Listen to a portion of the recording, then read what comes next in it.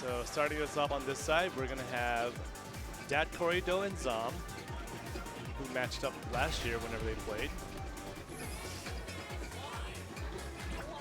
And so we have Dat Corrido on player 1 side. And Zom is on player 2 side. They're about to do their warm-up song, and then they're gonna play their set.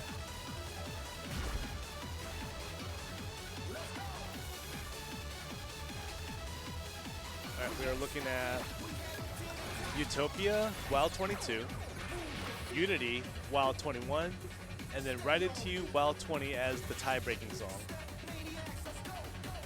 I know for Zom just got to the venue not that long ago, so this will be his first time playing on this cab this year. I believe this was the setup used last year for Storm. And I see Taekwondo Boy and Poyo X drawing. Taekwondo Boy is 12 years old and made an appearance at Winter Ball. Just, you know, really upcoming player. You love to see the young talent coming up. And Poyo X is a very storied DDR player. I think they got top 8 of the Big Deal 4, actually. They're also part of the Upbeat group, so just really elite DDR player. All right, so let's get into Zom and Corey's warm-up.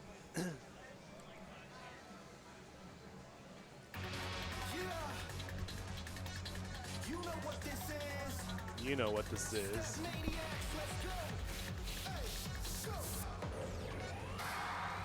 Yeah, it's very important when you're using your warm-up songs to use enough energy to like get a feel for the pads, but not so much where you like feel burned out for your actual set. It's very interesting that when you play either at the arcade or the comfort home, you can play a lot more songs consecutively, but in a tournament environment, one set feels super draining. And I think that's partially because of the mental aspect that goes into an actual match too. Like there's no huge stakes involved when you're playing like a match with their opponent. Like it's very good vibes around here. Everyone's very friendly and supportive, you know. When matches conclude, people are not like throwing chairs at each other and whatnot. They're just like, you know, good game. And, you know, good luck with your next match for the most part, you know. It's really nice community we fostered over here.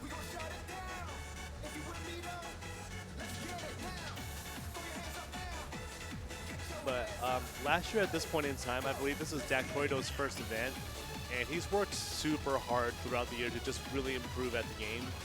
He's gone to several events too in the last year. I know he was at Fight and Red October, which Zom was also present at the same events. This year, Dat Corrido was also at Winter Ball that was held in August in Atlantic City. That's where we kind of really talk a lot too about like his goals of the game. Wow. And look at it, that warm-up is really close. Only 1,000 points off.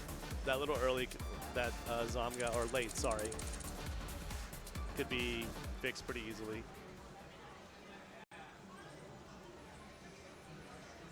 But Zom, he's from the Houston area. He is typically one of my commentators whenever I run an event. And he plays on an all-in-one cabinet with Generation 3 pads. So he plays on load cells. Oh wow, the songs are next to each other. Yeah, but he plays on load cells typically, so playing on like a Gen 5 pads it's always an adjustment for him to get used to both the different screen and also the pads. Just because like load 3 pads have a little more bounce to them compared to like your typical Gen 5 pads. Although with the rubber corner mod, that's really helped a lot with that. All right, kicking off the first match of CO24, we have Utopia.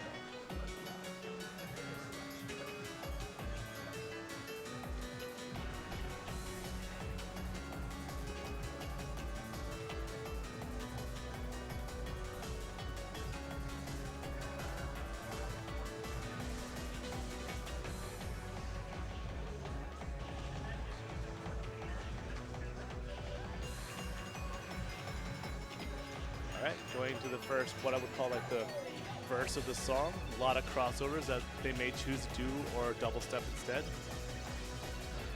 And you have some lines to avoid as you're doing the crossover as well. So foot placement is a really important skill set to have in the song.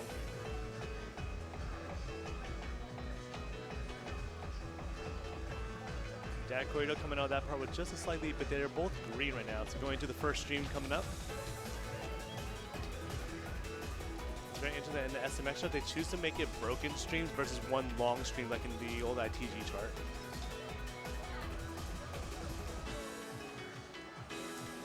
Still within about 1,000 points of each other, going to the second half of the song.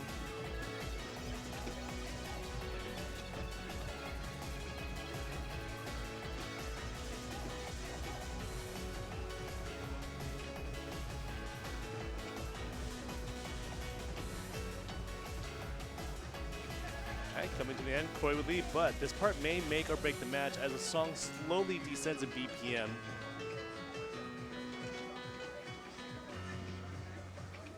Oh my goodness.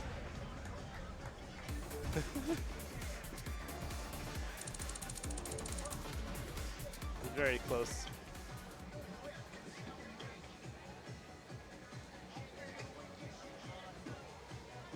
But hey, it's not over yet. We're going to Zom's Protect next, Unity.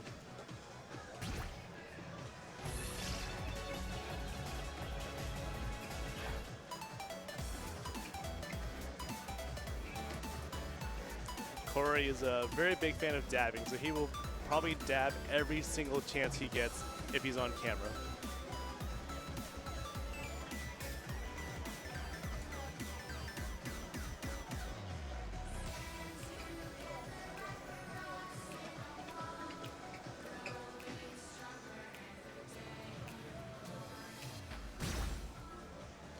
Update the match score actually. Alright, player take a quick breather before they get into song number 2, Unity. This one's a bit of a chiptune-y song. It's got a lot of 12th note gallops in it, or if you see on the screen, they'll be indicated with purple notes.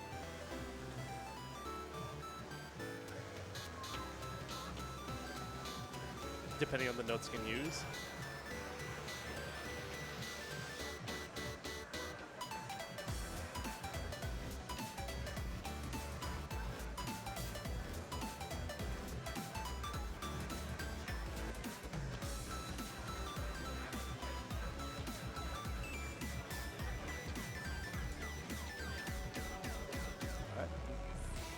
Going to the slowdown, that corridor is holding a full combo.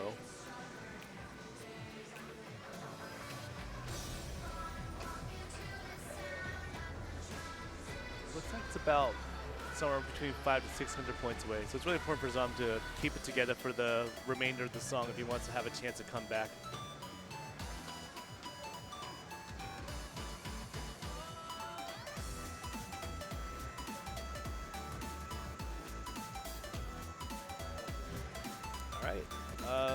The lead has traded over to Zom, so he's looking a little more comfortable in this section of the song. He's got to keep it clean. He wants to go to a song 3, though.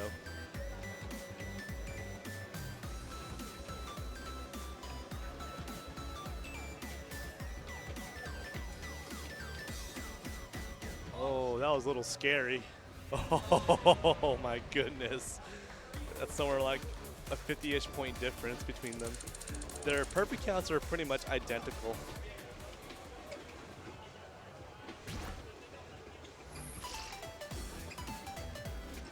We love these close matches. A 1-to-1 going to right into you. This is a level 20, but don't be mistaken, this has a little bit of a higher BPM than your typical level 20 in the game. And then for me personally, whenever I play this chart, there's a note at the beginning of the chart where you're holding a freeze arrow and you have to start on the up arrow with the other foot to resolve it, I think. If you don't start the right arrow, the up arrow with the right foot, I think you are mispositioned. It's coming up right now. Yep, so that one, if you don't start on your right foot, then you'll be mispositioned for the little 16th burst that comes up.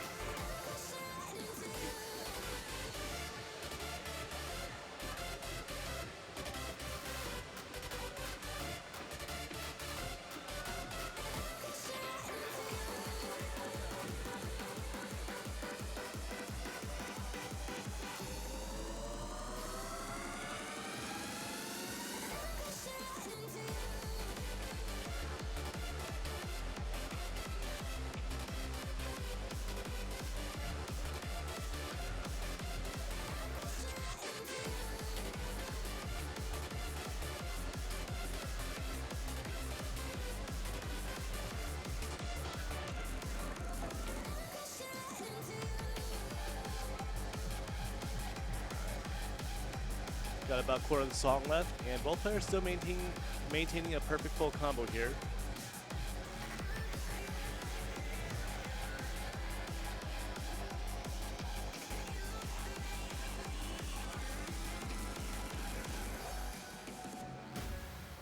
And Corey closing it out with a 99K.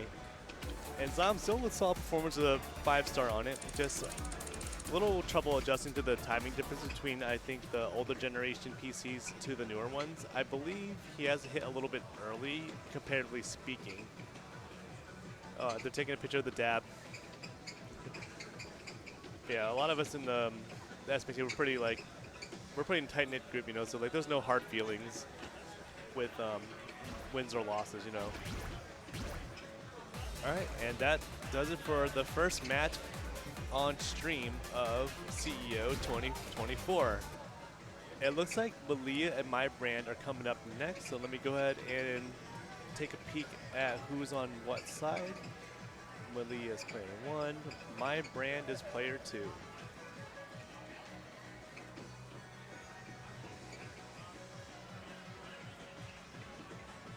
And I should be receiving a card draw from MCAT shortly. But let me go ahead and introduce the players before they get started here. All right. I believe they're actually both in the Carolinas area. I don't know particularly where. I know there's a North and South Carolina. But they both have a background in multiple rhythm games. My Brand mainly plays ITG, and Malia plays a little bit of everything. So it's really hard to kind of pinpoint what she plays, but she's been playing for a while. These two players, at the last 2 tournaments I've run, which were Byte 5 and Byte 6 in 2022 and 2023, they matched up at those events as well because they were seated super close to each other. And yesterday they played in the same ITG pool, and here they are again for a 4th time that I'm aware of at the same event. So these two players are just so evenly matched that they just keep finding the ways to match up with each other. Malia just came off of a 2nd place finish in the women's non-binary division last night. Really solid performance by her. And then My Brand has been primarily focusing on ITL, so it's a little bit of adjustment to go back and forth a bit, but he's got really solid timing on some of the easier charts. His main struggle, I think, is kind of related for a lot of players who come from a 4-panel background. It's just that he has very tight form. So he'll hit a lot of non-yellows just from like playing too flat-footed. It's like my favorite thing to take like selfies with the players I play with. Like I just love having that as like a memory so much. And it's such a nice icebreaker too when you're meeting people for the first time. Like, hey, you have a match that's memorable.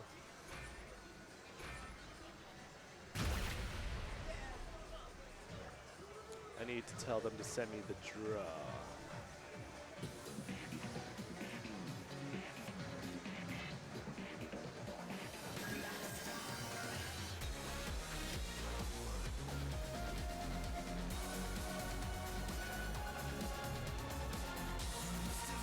I'll be right back.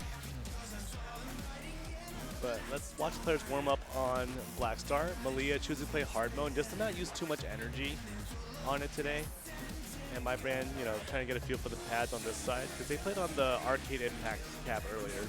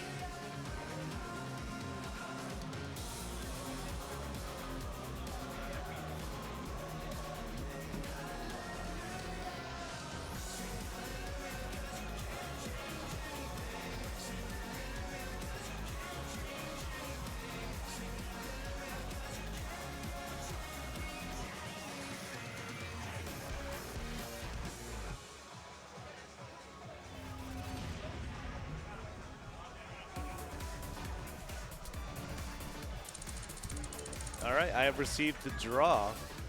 Solid warm-up by both players. Nice purposeful combo by my brand. Looks like he started off a little bit late, but adjusted after the initial opening. Malia with showing off her solid timing with a Hex Star. And let's get into it. We're gonna start with Never Gonna Make, a classic DDR chart, level 21 here. Oh, what's interesting about the SMX term is we have hard mode 19s and 20s also available in the pool. So you might see something like Accelerate or like the other side, the level 20s for them. Really great charts. I'm assuming Crispy710 is referring to Taekwondo boy Alexander. Yeah, how's it going? Good to have you in the stream. Definitely will let Malia know that you said hi. But yeah, it's going to song number 1 for Malia versus my brand.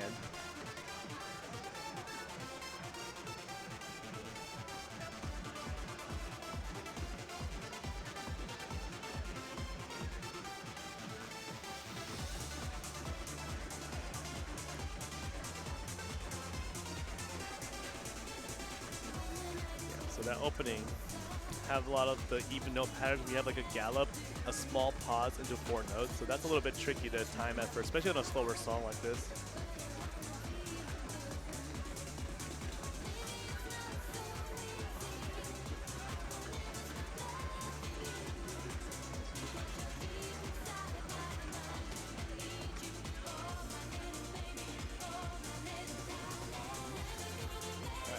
So going to the chorus here, looks like my brand's trailing by only about 200 points, and actually the lead just traded. Oh no, I'm sorry I jinxed that. But that center panel pattern snuck up on him right there. So that's where Malia's familiarity with the game really comes in as an advantage.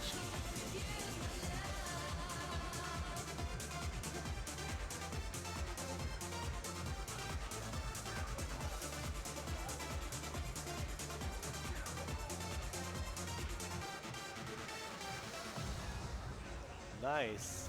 About 130 points off from each other. Yeah, my brand had really solid time, but just, you know, not as familiar with that StepManiaX as Malia is, so just picked up a couple non-yellows. Very fixable mistakes on his end, so he could definitely adjust. But it's a little bit tough when you lose your own Protect, and then your next song is your opponent's preference. So they're going to Music is Moving Hard 19. And this is where like the knowledge check comes in, because you know, normally a song like Music is Moving is only accessible in the level 23 range when it comes available. But because of the addition of hard plus charts, we have a lot more 19s and 20s in the pool now, having those added to the game. So it adds like a really diverse element to the game, similar to how DDR uses difficult charts in the game. So like in DDR, you'll have songs like Valkyrie Dimension, Endymion available to play. This chart I have actually played, and it's honestly one of the best hard pluses in the whole game. Like I highly recommend giving the hard pluses a play, even if it's not your typical, like if you play like primarily wild mode, definitely give the hard pluses like the peak. They're really comfortable charts to play. Just really nice middle ground if you don't feel like using all of your energy. Yeah, it's very light version of the wild chart. A lot less tech in it, a lot less stamina intensive, but still like highlights the main parts of the zone, a lot of like the gallops in it. Really good 8-note patterns.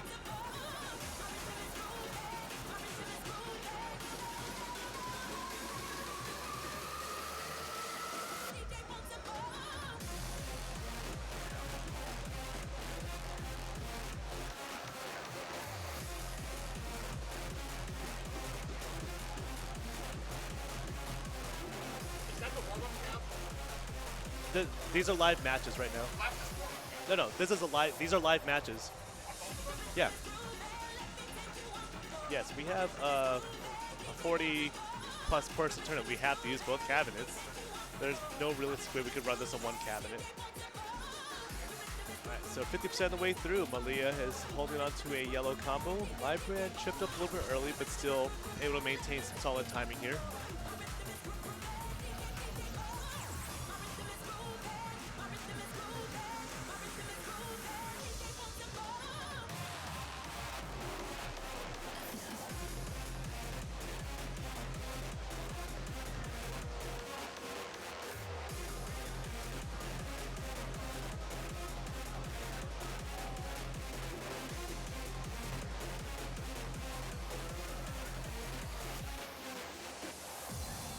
Wow, very nice performance by both players.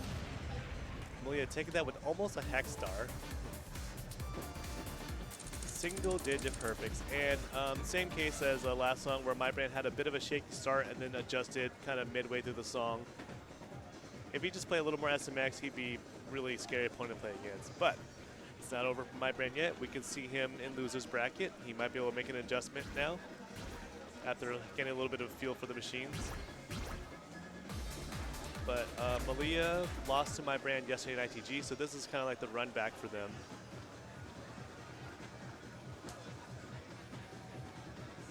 So I'm going to go ahead and reset the score, and let's see who's up next.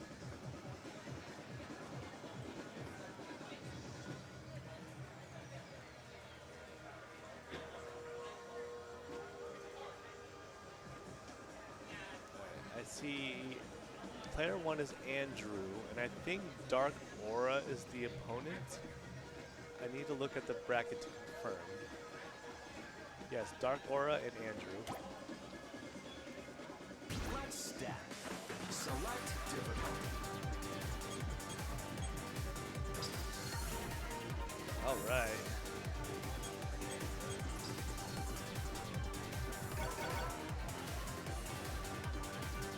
Unfortunately, I don't know a lot about either player, so we're going to do our best to figure out on the fly what their strengths and weaknesses are, or what their other games they might be in as well.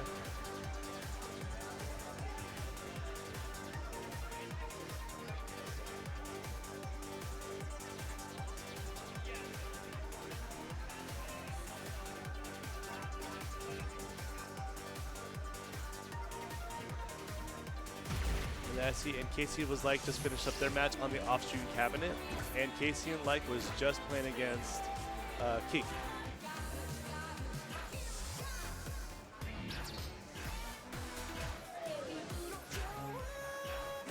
I need to take a picture of everyone just crowded around Taekwondo board right now.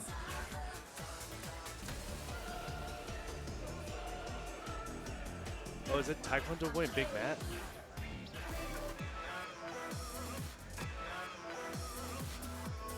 Yes, Taekwondo boy and Big Man, losers bracket.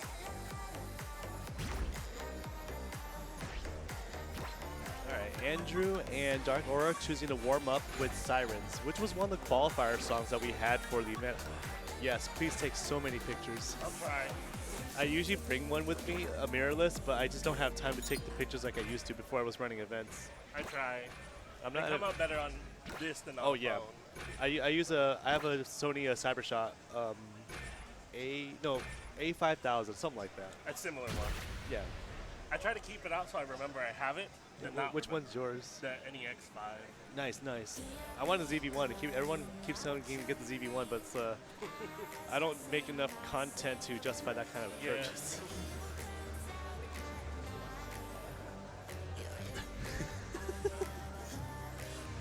Alright, I just asked, okay, oh my goodness. So, we got the draw here. So they're warming up with Sirens, which was the middle qualifier of our event, which for those who were not attending, we had 5 songs that players could choose from, and they chose 2 songs to play, and their best scores of their adjacent qualifiers were what was counted, because it didn't make sense to have players like, you know, playing level 24s to play like the 19 if it's not going to show up in their draw. But yeah, so it looks like they're playing Sirens and Closer to Heaven, which were 2 songs featured in our qualifiers.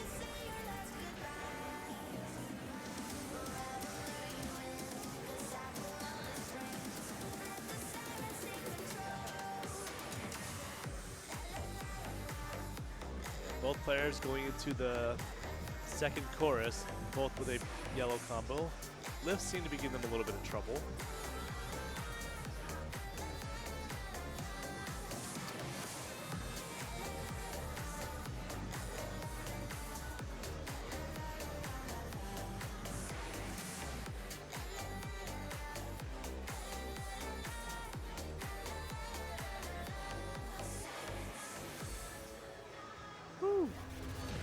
Nice performance by Andrew there, getting the 98 on Sirens. And then Dark Aura with a perfect full combo, just a little bit of trouble adjusting to the, I think, the machine a little bit. think he needs to step just a tad bit earlier, and he should be pretty solid. All right, but we're going to Closer to Heaven. I think a lot of us are kind of tired of hearing the song, who have grinded it out. But this song is musically one of my favorites in the game. It's really cool having a trance on the game. You see Andrew there just jamming out a little bit to the song. This song was featured in Pump It Up Pro 2. The difficulty range, let me look that up because I don't know offhand. Since I am not part of this bracket, I didn't look it up for myself. But yeah, starting off with Closer to Heaven. Let me get the Google Doc ready and pull it up after. I want to say it's 19 to 23.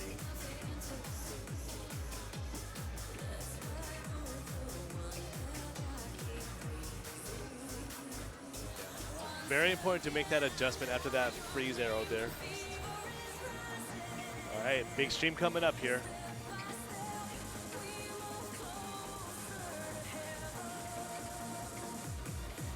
All right, both players still making a full combo after that, and then choosing to double step the mine pit section. And we have a 270 coming up here before the second half of the song comes up. Down arrow, don't hit the mine. Nice.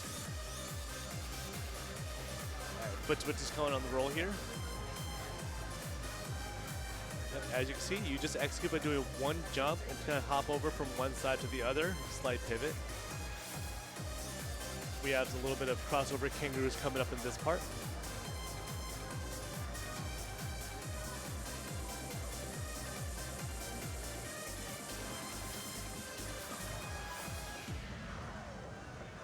Both players full combo it.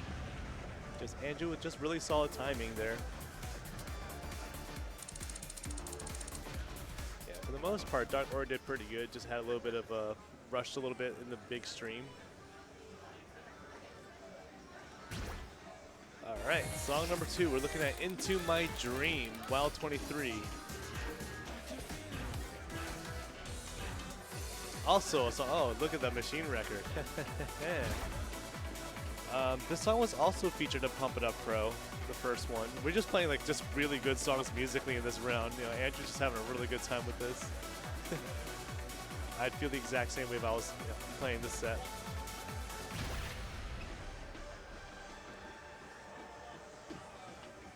All right, starting off round 2 here.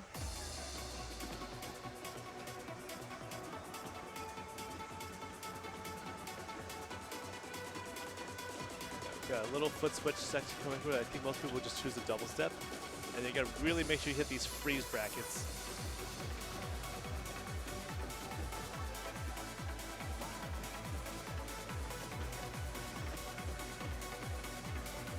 And then although this song is typically considered one of the easier 23s in the game, you have to really watch your foot placement. There's a lot of center notes in this that can easily do what's called fat foot, where you step on 2 arrows by accident and get them early.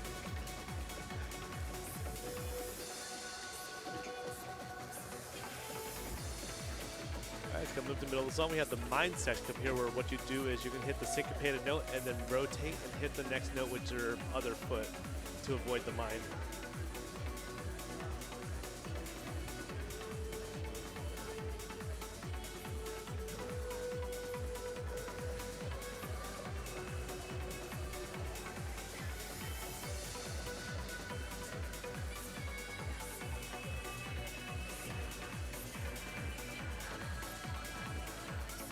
Alright, and we have a bunch of kangaroos coming in here, the groups of 3 note 16ths.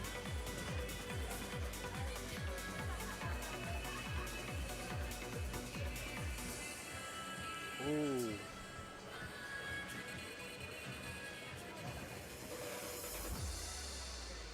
And Andrew takes song number 2 over Dark Aura. Very fun set there. Solid performances by both players. And that's it for their match. I'm trying to get a look at who's coming up next. But in the meantime, let's take a look at the difficulty ranges for this round. Yeah, so I am correct. The mid bracket starts off hard wild 19 to wild 24. I think the 23 and 24s are grouped together at a 15% rate of appearance. Well, actually, I can just show this right now, can't I? While we're waiting for matches to come up.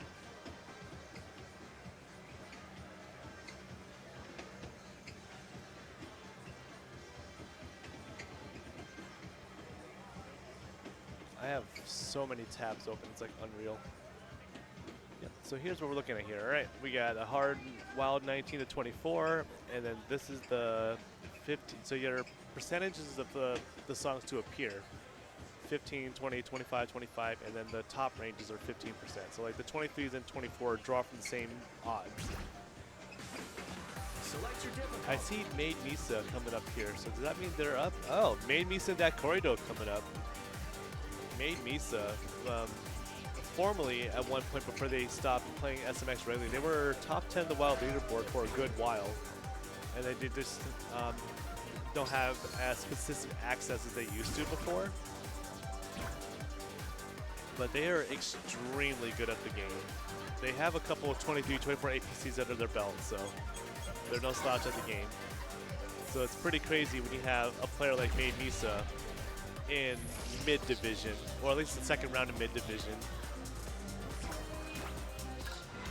But this is they were telling me before we started that this is their first tournament that they've been to, so they're really excited to participate and just like kind of show up what they could do. And also they want to show off their outfit too, so it's really cool, like being on camera, you get to show off like different outfit check, you know.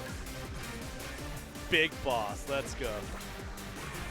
Big Boss is gonna be like the new anthem for like the StepManiaX community. This song is just so much fun. Oh look, I have the machine record of that too.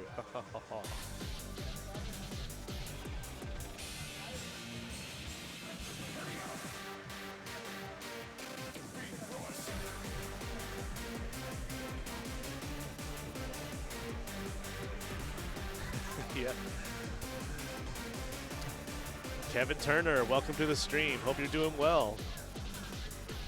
If you're watching at this exact moment, did you make the video for this song?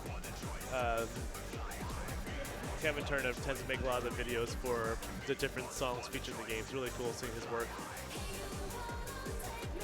It's probably awesome just seeing your work like in like a commercial game being seen and played by so many people around the world. That is epic. DM Ashura. DM Ashura was a really legendary music artist. I don't know what they're too much about them, but I know they have Delta Max and DDR, and in Pump It Up Pro they had a couple songs as well too.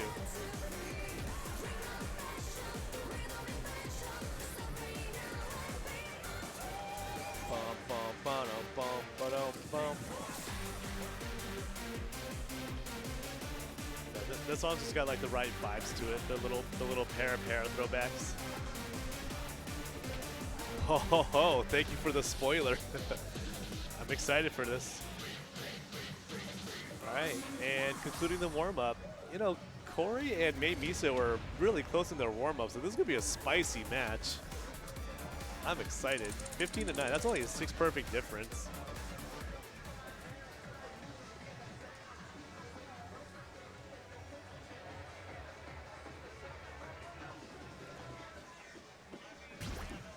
Let's look at the card draw. I was too busy geeking over the fact that one of the content creators for SMX is in the chat right now. It's always awesome seeing like the devs in the chat just supporting the different events that we run here. It's all community run too, you know. A lot of us, we don't have any affiliation with StepManiaX. We just are passionate fans of the game. Surf. Oh goodness. So we have very polarizing draw here. Okay. So we're starting out with Surf, which is a pretty chill 22. The biggest, I think, memorable point of the song is you have some gallops that use the center note a lot, so you have to really watch your footwork to like not hit earlies on the centers. And then you're going to Far Out, which came out in the May update. Really, pretty tough 22. We'll talk about that when we get to it. And then Be My Hero Hard 19. So it really slows down, comes up down to a timing battle. We go down to Be My Hero.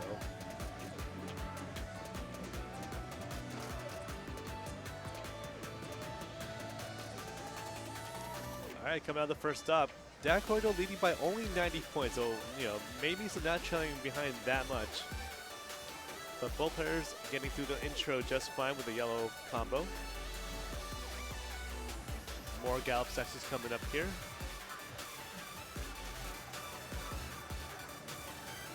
Comparatively speaking, this part of the chart is not as difficult as the intro with the patterning. You're not as likely to strike 2 panels by accident on it. We're about to see the same pattern coming up again with the center notes you got to watch out for.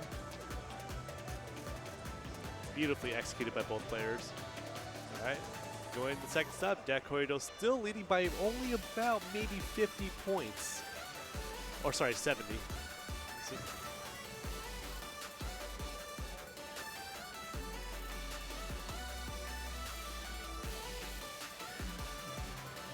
this is tense. It's so close.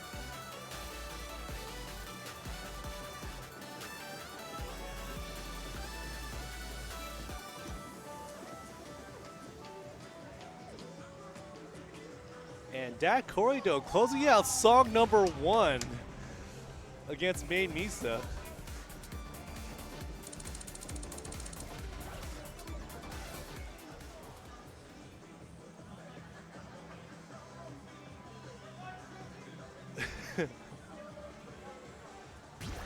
All right, but now we're going to Far Out, which I believe, just from the scores I've seen on the leaderboards, this song favors Main Misa a lot more. They're much more adept at the harder content in compared to Dak Corrido. But Dak Corrido's been working really hard to get up there. But we'll see if this one showcases Main Misa's skill set a lot better. Or just make an adjustment. Although I do have to say, playing a 24 in your first match is pretty rough. Especially basically just playing 2 songs leading up to with 1 warm-up.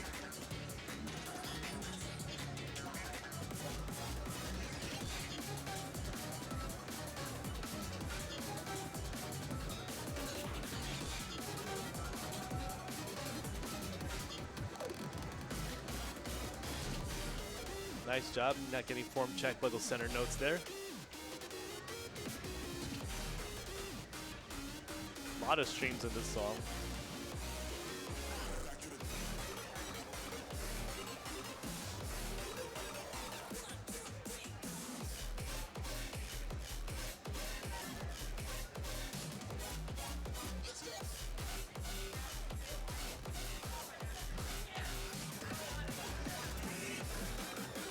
All right, going into the stop here. Main Misa holding on to a lead here. Oh, that's a pretty tough stop here because it starts on the 8th note. So you have to be really precise with your ghost stepping to time it properly. So with Dak Corrido still holding a gold combo, he has the potential to come back on this one if he does his long run really well. One more.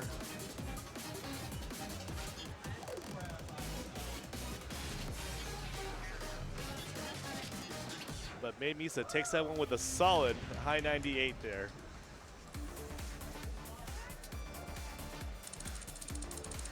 Yeah, it's pretty tough to just play that first thing in the morning. It's only 11:46 in the morning right now. They had a round 1 bye just because they seeded, I think, number 12 overall. So it's a pretty tough song to just play right out the gate. I can't emphasize that enough. All right, now we're playing Be a Hero, Hard 19. So what's going to be really interesting is I don't know if either of these players really play hard mode. So you can see that Main Misa has chosen to reduce the reading speed in order to recognize the patterns more in advance. Just because, especially when you're used to like the other difficulty charts, different rhythms are sometimes steps. So you're expecting more, and there's like not in the hard plus charts. So that could throw some players off. So this is going to come down to a timing battle, I feel.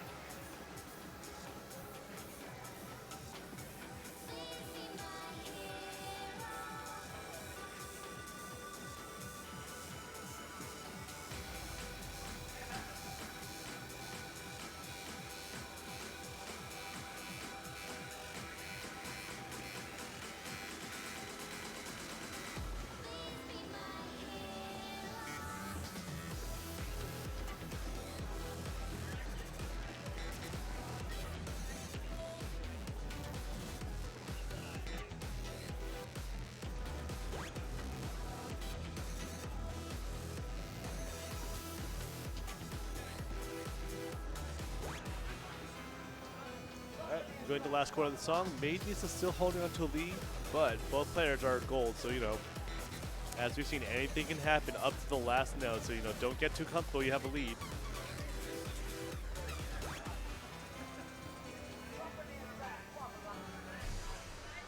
Woo! Only a 200-point difference. Super close match between them. That could have gone either way. 10-4. Just really strong timing by Made Nisa. And really good call from them to choose to lower their speed mod just to make sure they don't get chipped up by any patterns. But you see them after the match loss, they just take a picture together,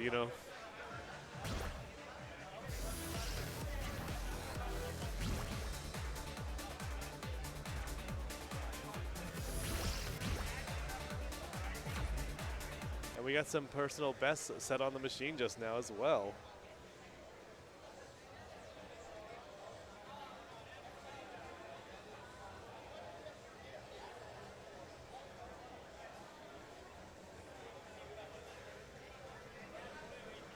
I'm just looking around the venue right now. It looks like every tournament's running full steam ahead here.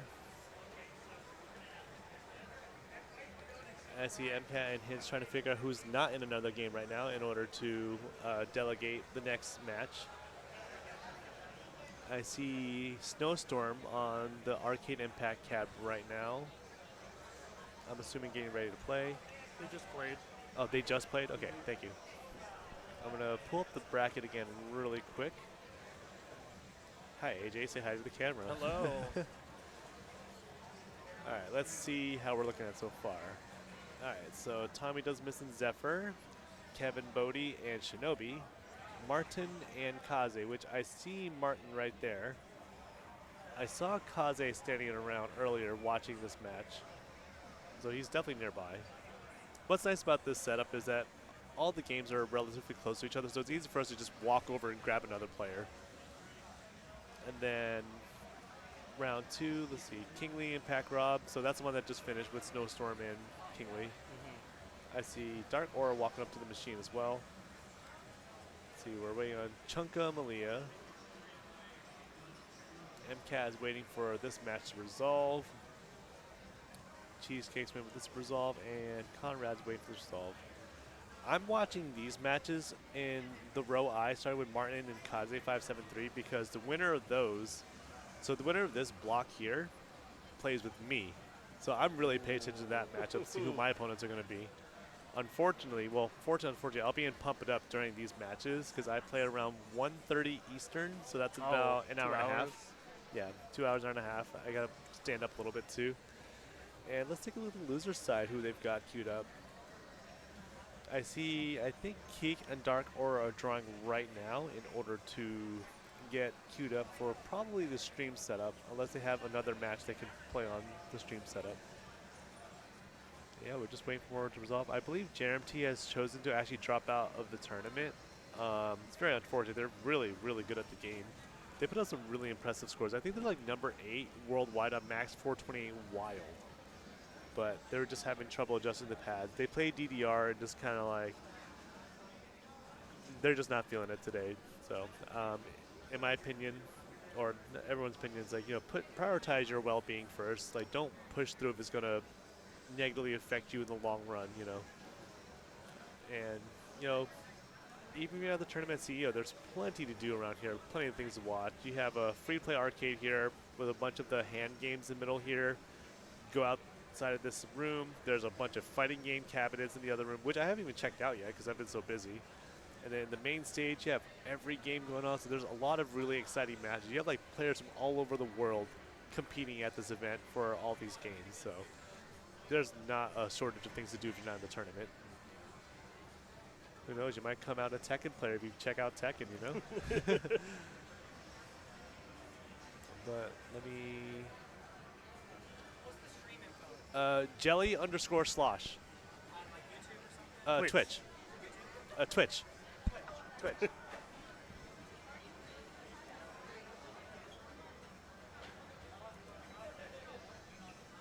Not everybody is friends with me on social media or sees any things I post. I should post in the StepManiaX player group. That's what I forgot to do. All right, let me do that while we are preparing for the next match. But I see Keek and Dark Aura coming up now. I just need to see who's on what side before I send this off. This is losers round 1.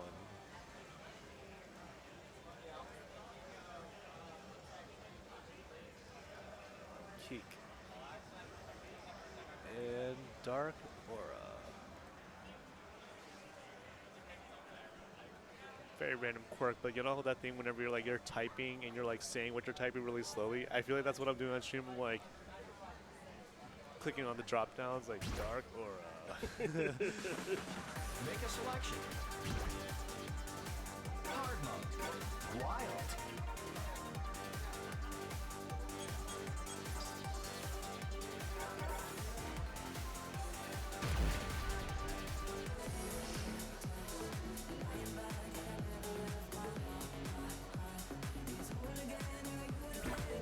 Somebody tagged me on Facebook. They had to realize that you cannot message a TO on Facebook during the event. Like, we will not read any of your messages. This is like my first time I picked up my phone today since the event has started. All right. I don't know what the protocol is right now. I think the original plan was to have the players do a half-song warm-up, but if we're a little bit bottlenecked, they might be able to afford to play the full song instead. But that's something we're just kind of trying out. We're like a little bit of a balance between like, oh no, we can't do warm-ups because it's taking up too much time around the tournament. So like, let's do a half song so people can kind of get a short feel for it. With StepManiaX, really cool features. You can just drag on the screen to exit, quick exit, and then it doesn't really like, you're not sitting through like a lot of menu animations to get back to the song selection screen. Oh shit, I shared the wrong post. Oh my goodness. How do I unshare? How do I unshare a post?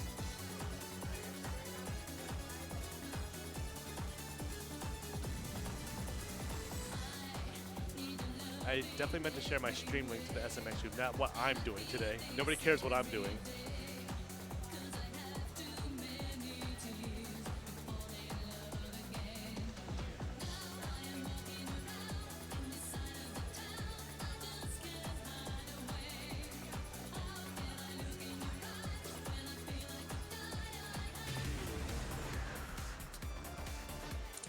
Yeah, so doing the half warm-up thing that we were talking about, just to like, since these players have already played today, they're trying not to use too much energy while they're playing.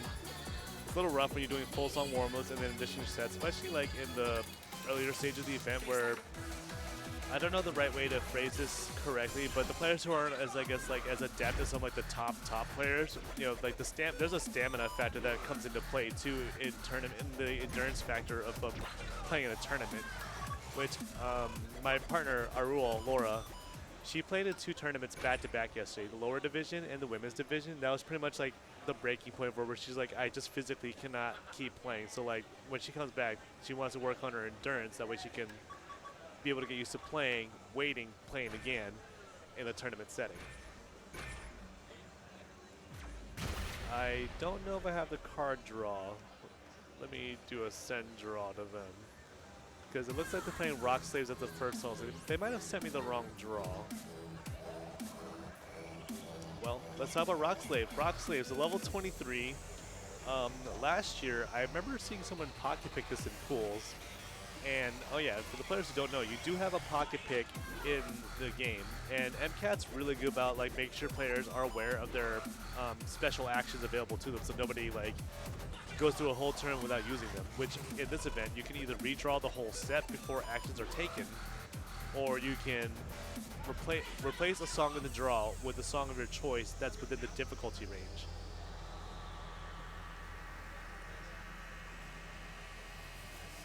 Alright, Dark Aura with a slight lead going to the middle of the song. I'm still missing the draw.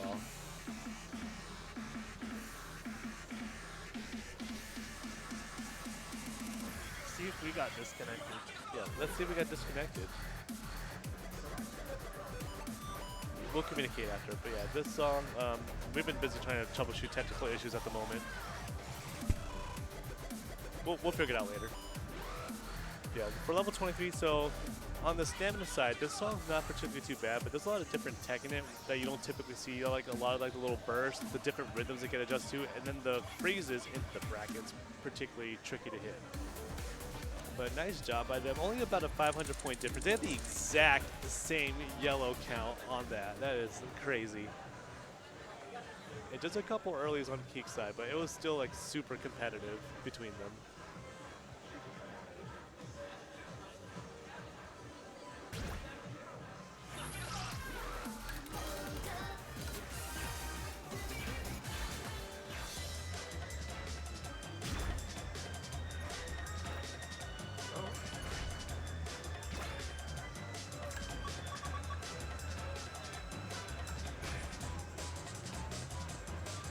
That is very interesting. So I have the correct draw, but I don't have the right songs. Oh, because there's a pocket pick. That's why I am confused. So we just don't see the corrected actions. Oh, I see, I see. Okay, so Age of Lane is one of the songs in this. This one's a really tricky 21. This one starts off pretty aggressively with I think a short 16th note run. And just a lot of just tricky rhythms in general. And what makes that one particularly hard is you're going from left to right to open with. So it's a little bit harder to like ascend versus descend because you have at least gravity on your way for the second two runs.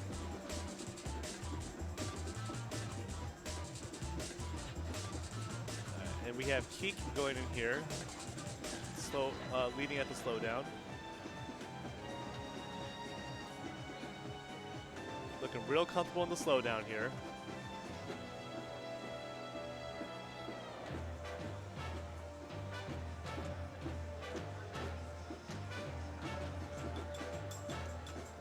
Keek showing some sharp familiarity with this one and the gallops. And as you see indicated by the beat bars, the yellow note indicates there's a speed change coming up. So in this case, the song went back to its original BPM, so this arrow just went a lot faster.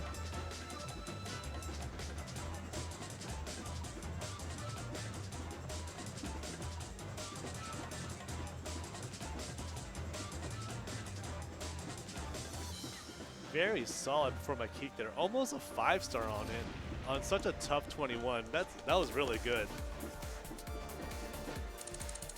Woo, only too early. So that's very easy to clean up too for them.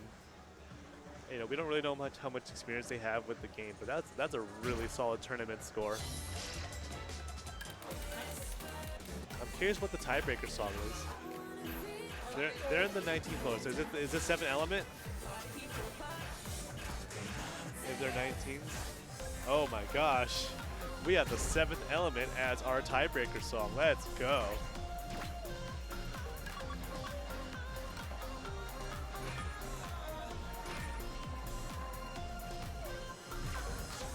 At Red October, we played the song. Everyone did that little like tongue roll thing that Vitas does in the song.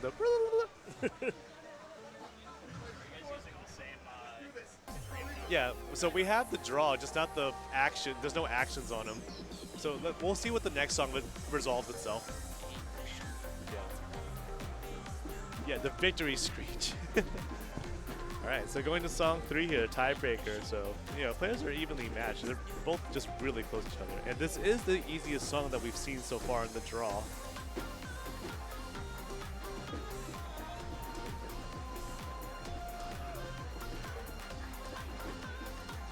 It's very important doing the rolls that you don't overcompensate and then mess up the next note. As long as you hit it at straight 16ths, it naturally resolves the correct foot onto the upcoming quarter note. But I see the lead flickering back and forth between them, so they're literally a razor thin margin between each other. Yep, see, just a couple straight earlies there. Flip the lead right away. So if Keek picks up a couple, then it's going to go back to Dark Aura's side. Oh, the form check up, center up. You got to really be on your toes on that or just be off the center panel.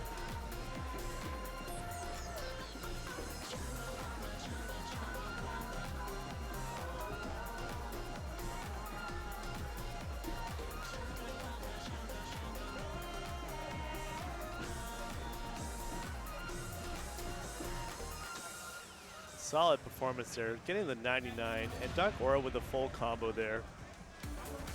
Both of them got a 5-star threshold there.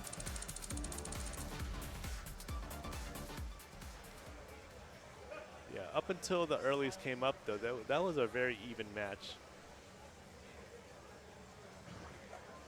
And unfortunately for Dark Aura, that does end their run for StepManiaX.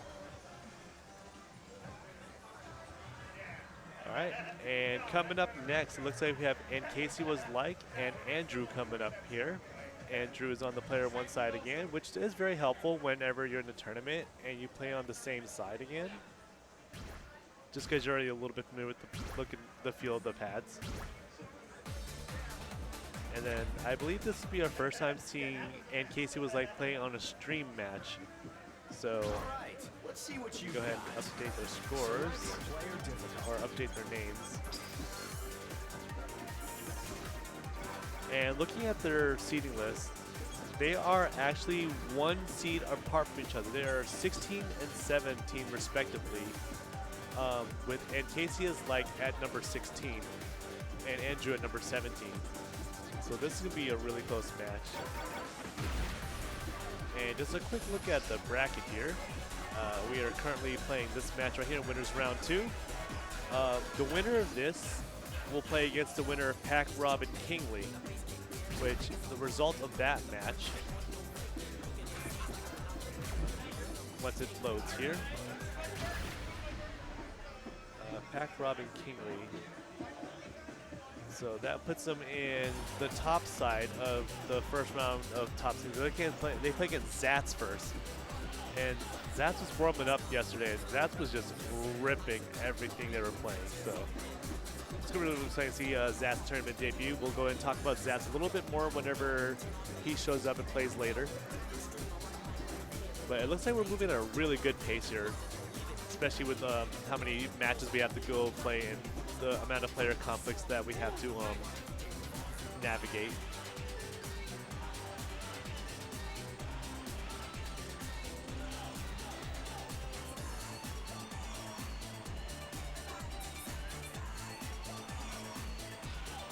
You play at 1, right? What's up? You play at 1 over there, right? 1:30-ish. I have a solid hour and a half, so I'll be good.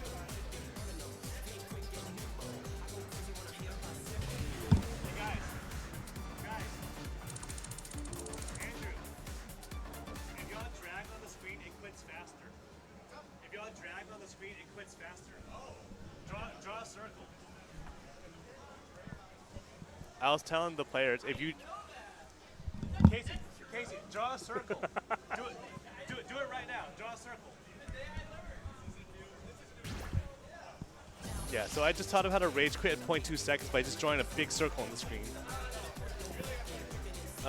Zephyr, the TO of Red October, they choose to draw a Z, like their name, to give it up to him. Because I found when I drag in a straight line, I run out of screen spaces. I play on player 2 side typically, so from that edge, I can't reach it.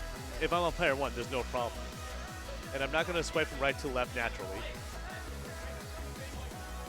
All right, so card draw has been received. We're going faster. This is one of the earlier charts in the game, I believe. This is a Wild 22 with a pretty tricky slowdown. Move It, Groove It is going to be a really exciting one to see. That one was featured in Pump It Up Pro. It's got a lot of tricky stuff in the song we get there. And Bad Revenge. We'll talk about that when we get there. Bad Revenge G. Yep, but going to song 1, we're going faster. Starts off pretty straightforward, into a drill, into a slowdown. Both players did pick up something in there, but it's okay. Plenty of song left to go. The slowdown is going to be one of the biggest make or break points in the song.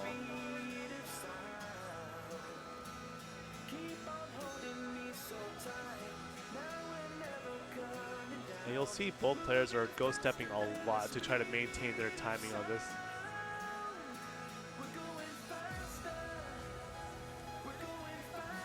Andrew really making sure to step back on the back panels to avoid the mines. Ooh, nice slowdown finisher by Casey.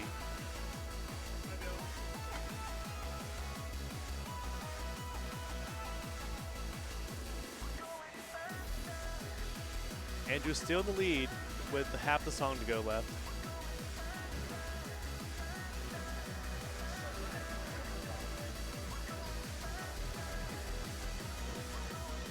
These patterns are a lot more comfortable when you're coming from a 4-panel background. A lot of like just nice bursty streams.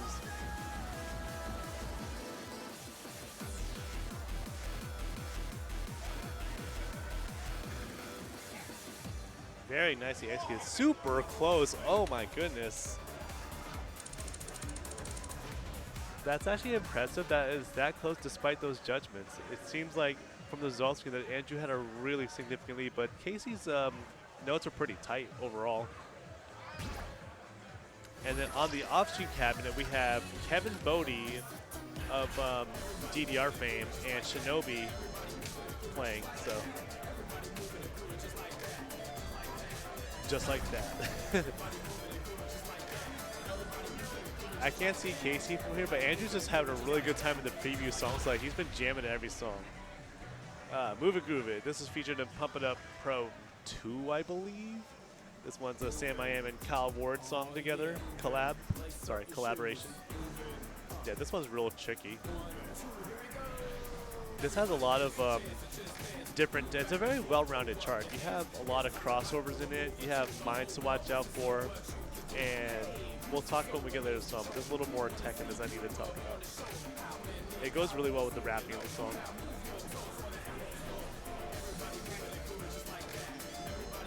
And these crossovers, if you choose them, will make you double pivot. And then you can see both players choosing to execute it differently. One person's choosing to do the crossovers, one person's choosing to double step it.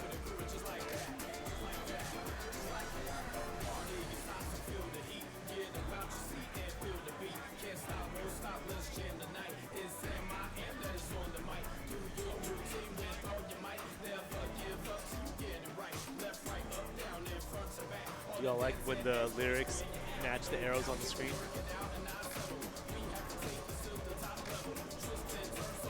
A nice thing about the mind tip mechanic is you can step on it as long as you release right away.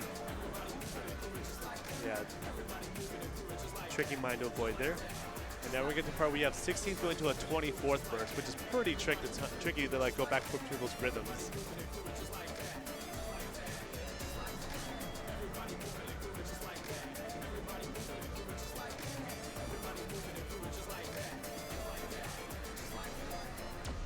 Another close one by them. Great match, great match. Y'all have been saved from Bad Revenge G. I actually like the song a lot.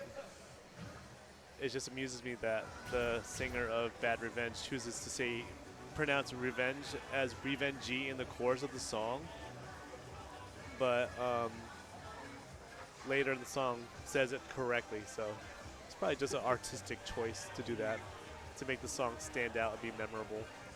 As this is me speaking as an uninformed person with music.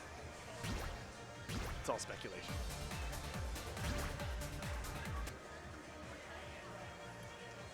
Bad Revenge. Oh, we have How We Win in the draw. Let's go. Shout out to the How We Winners, the other anthem. So we have Martin and Kaze coming up here. So I just need to see who's on screen. I see Martin on player one side and Kaze 573 on the right side.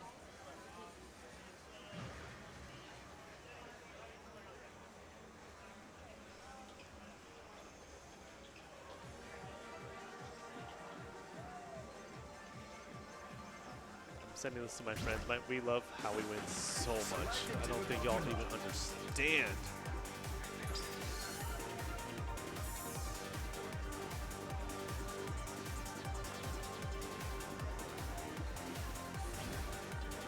Easy mode. Wild mode.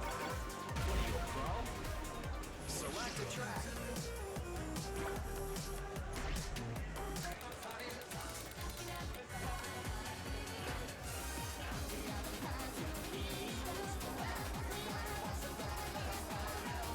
I'm literally texting my friends How We Win showed up in the draw.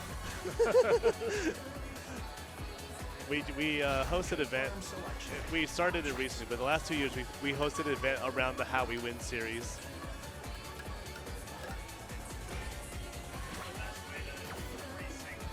Oh no, it's good. Yeah, it was just that one song. It just had it just didn't have the actions. It had the names and everything correct. We don't know why, but we're good. Yeah. All right, so we have Martin and Kaze playing. I don't know how much Kaze's actually played this game. I don't know if he even has an account. Yeah, it says the so on his it says the login. As you can see at the bottom, the options menu.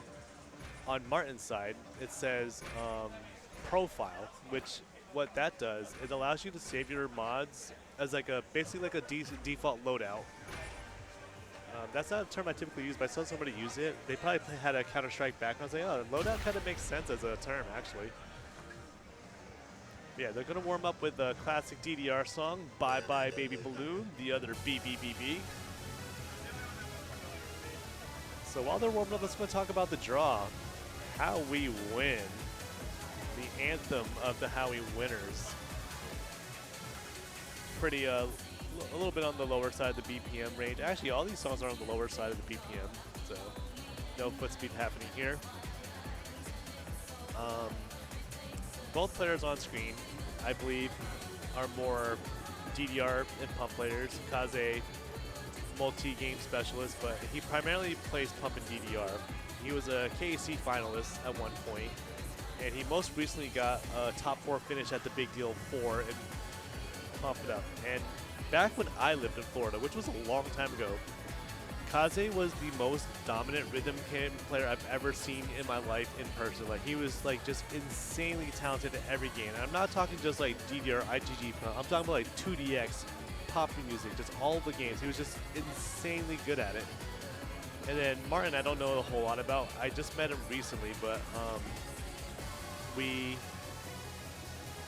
kind of we didn't live in the same area at the same time, but he's in the Gainesville area, Gainesville, Florida. So I used to go to the University of Florida a lot for Marvel vs. Capcom tournaments. So like that's where I used to go a lot to an event called Gatorland. Basically like a gaming event held by the University of Florida. Really cool seeing it expand.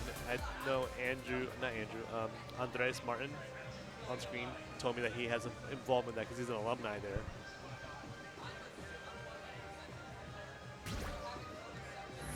Yeah, he had an insane DDR run at the Big Deal, so we have two really like strong DDR players on screen right now here with us.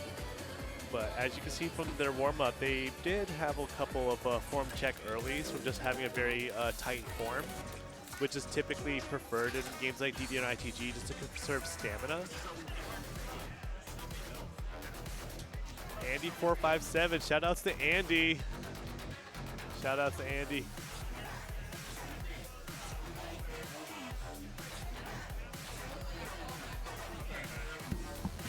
Shoutouts to Andy.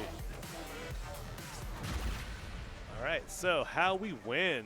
Let's see if somebody wins today. Yes. So the big thing is these two players are going to have to be prepared for the stop at the beginning, which if you step straight 8th notes, it resolves perfectly. As expected for a sight read. But that's okay, they can still recover from that.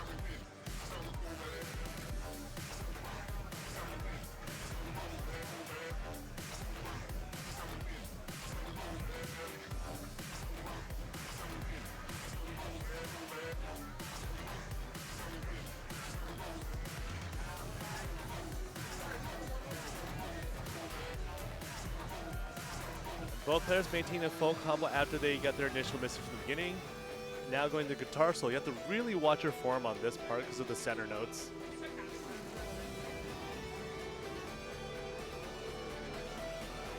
Costly miss by Martin there.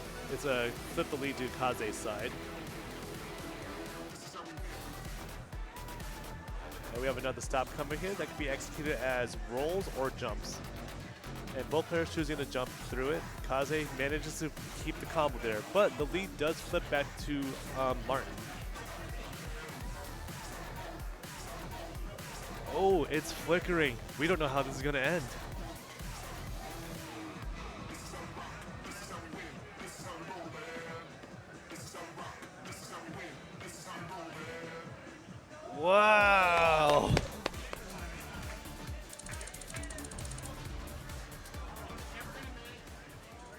That was insane. That was maybe a 70-ish point difference for them. And what really hurt Kaze, well, for both of them, just not knowing the BPM changes in the songs. Like the two lates that he got in both the intro and the middle roll section just really hurt him. Because despite getting the full combo, he still managed to pick up some extra lates. And joining me on the mic is Zom. Yo, Hello. did you guys see that hype match? Holy crap. That was crazy. You know, I was talking It earlier. was like going back and forth. I was like, oh my god. I love seeing players who don't play SMX try to sight read songs too. 'Cause Yeah. yeah, two guys are just really good at DDR, trying to figure out like the BPM changes. Like if they both knew the BPM changes, they would have been much better. But they both were picking up lates and misses on them. It's amusing. Right, and they were like center buttons. Anytime it's like right up center, You're gonna hit you that know, flat yeah, foot. you, Yeah. you gotta watch that Yeah. technique. Yes. So now What's we up, DJ have, Pandaga? we have Martin up 1-0 against Kaze. We're going to think thousand thoughts. Kaze's protect. I don't think he probably doesn't know the song. He just probably picked the lowest difficulty song in the draw is what I would imagine he did. Right. Or maybe he knows the music artist. Who knows? But Yeah, I mean, Avik is, they've got a lot of songs in the game. I love the tech of this one. Like the center button stuff. yeah, and this one has some really, really tricky rhythms to kind of parse out. Especially, I'm assuming they're both sight reading this. Right. Oh yes, I would love to see them play Sweet Roll, especially if they've played ITG in the past, and they're gonna be like, "What the Yeah. heck is this?" Yeah, they're like, oh, it's gonna be flams. It's Yeah. not flams. Oh, it's flickering. It's halfway into so the song. close, dude. Yeah, Now I lo- here's the center buttons. I love whenever it plays this specific tone. It looks It like does the center Kaze's button. slightly ahead. That center right there is really important. You start that center on the right foot, or else you're gonna kind of mess it up or have to kind of bracket it. Oh my gosh, it's so close. Oh.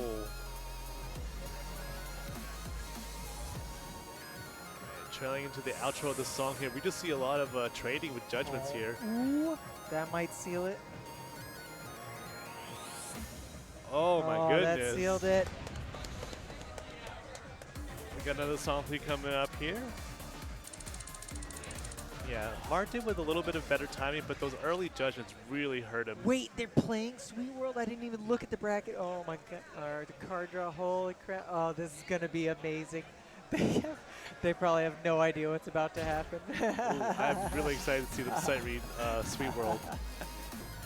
Can they figure out the tech before it's too late? Yeah, there's a good chance they're just going to jump a bunch of times. Yeah, they're just going to like but- slap it. What's nice about this camera angle is we can see their facial reactions as it's going to happen. So I Right, want to yeah. see if they react mid-game, or they're going to probably turn to each other after the song and be like, what the heck was that? Ooh, do they know the tech of going into the read speed to look at the notes, to look at the pattern, you know, the options? They probably don't. Or they probably haven't considered that as like a strategy to consider using. Let's see. Oh, they're just hitting the button. Oh? They're just changing note skins. Oh, but he could have looked. He could have looked. Move your mic away just a little bit. Okay. All right, that should be good. Oh, boy. All right, tiebreaker song of Martin versus Kaze. They have won they've won their respective protects now, so now we're going to the neutral song. I know Kaze played ITG back in the day, so he definitely knows the song. But do they know the middle buttons? They're jumping. Just jumping. Yep, they're just jumping. It's a valid strategy. As long as you stay in the 8th note timing window, you can still resolve it perfectly. Oh, but middle button the streams? streams are going to be really tough. Yeah.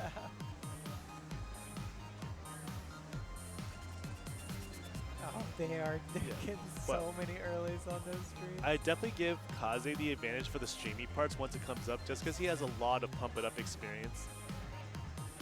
That's the miss. That's the miss you get when you're just stumping. It's hard because it's hard to hit every panel, every 8th note, you know? Yeah, Martin's doing a pretty good job with this, though. That just really makes sure his foot placement on the bracketing is really good for the rolls. Here's a big stream coming up here. Oh, the middle button stream. Ooh, it looks like Martin knows to toe it, Tiptoe. but ooh, got some misses. Ooh. The Oh, lift. and to the lift. Dude, this is such a good jump. There's a lot of SMX tech here to watch out for. This is one of my favorite counter pick songs. You know, with pocket picks being available in the tournament, this is a good one to pick if you're really unsure what to pick against someone that's not familiar with the game. Yeah. Oh, J Bean.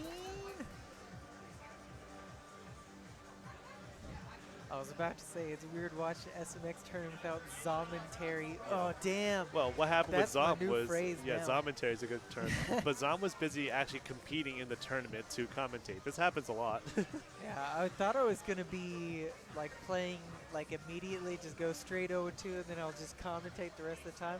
But my first match is against Dak Corrido, the opening match of the tournament. That's right. The very first match was against Dak Corrido, and now my second match is against the loser of Shinobi versus Kevbo. Or no, it's against the winner of Shinobi versus Kevbo. Actually, they're facing Cheesecake. Wait, did So they already play? Yeah, so the loser of Cheesecake and Kempo is your opponent. Alright, so loser of Cheesecake versus Kevbo. Yeah. Oh, my stream deck wasn't working, by the way. It was really inconvenient for me. Right. It worked before my flight, and then I came here, plugged it in. It's like not recognizing it at all. It's just not. So It could be the USB port. No, right? I tested. I had everything exactly the same. Like I tested everything precisely. It's like okay. Did you try a different? Sometimes you gotta Yeah, plug it in. I did. Because I always have computer problems. I am so cursed. Yeah, but I tried to name them a little more intuitive. One with commentary. Oh, I should probably switch this camera again. There we go. I had it without us whenever we were doing free play. So we no Right. card draw, with the With card card draw. draw. Yeah, and you know Nice, it should be nice. intuitive. Nice. I got my shirt.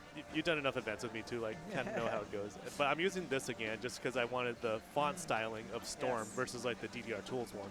Right. Nice. Very nice. But yeah, it looks like we have Malia on deck here. So let me see who Malia's opponent is. Chunka. Oh my goodness. Ooh boy. If y'all gonna don't be know who spicy. Chunka is, this is going to be a really interesting match because Chunka is the #1 seed of the ITG tournament at Storm. What the heck? Yeah, and I think they actually won ITL. Yeah, Holy so. crap. But they have very limited SMX experience. Right. So that's really what we're interesting. We're like, how much of the fundamentals show up? Right. Yeah, that's when it's like Let's that. get It's all about that card draw. Yeah. So it looks like Malia's actually opted to use a pocket pick against Chunka on the winner's side. So Going for maybe, recovery. That's an interesting pick. Okay. and then Oh, Chunka, I see Chunka Chunka's Protect Utopia. Utopia because he's like, oh, I played the I played ITG, you know. ITG, I know that one. And But then, it's not if you're quite not the aware, same chart. Chunka has an ITG Dedicab. Oh yeah, Yeah. nice. Oh, let me update the name. Sorry, production. Player 1 is Malia. Player 2 is Mr. Chunka.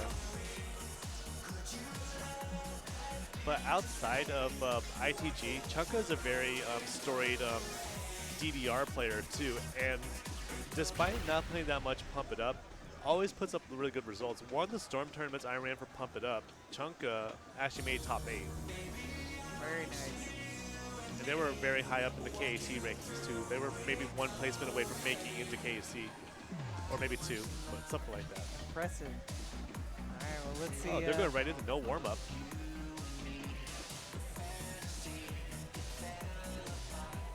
They're both at great timing, clearly. However, Chunka bleeds first, so Malia with a slightly going to chorus one of the song with the APC currently. It could be that Malia has a APC on this song. Yeah. Did you see that Malia chose to twist her body around the freeze arrows instead of just double stepping it? She did a full wide turn. I mean, you know, different people have different techniques. Whatever keeps your timing, you know, especially on an easier song like this, you can do whatever thing is most comfortable for you. Yeah. Like I've heard a lot of people say that double stepping easier stuff is better for their timing. Personally, I actually think that for me, crossovers, like actually doing the crossovers helps my timing. By the way, they're flickering right now, so this could end in so any close. direction. Yeah. Oh, for Malia's sake, she wants to win her pocket pick. Oh no! Oh.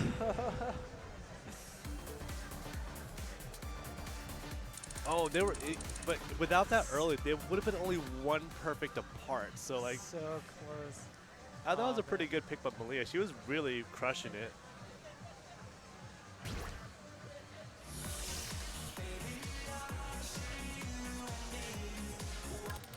But that's okay though. Going to song 2, we have Chunka's Protect Utopia. As we talked about earlier, this is featured in ITG back in the day, so typically you'll see the players who come from the other games, they'll kind of look for songs that they recognize and just go up like, I know that song, I don't know the chart, but I can figure it out.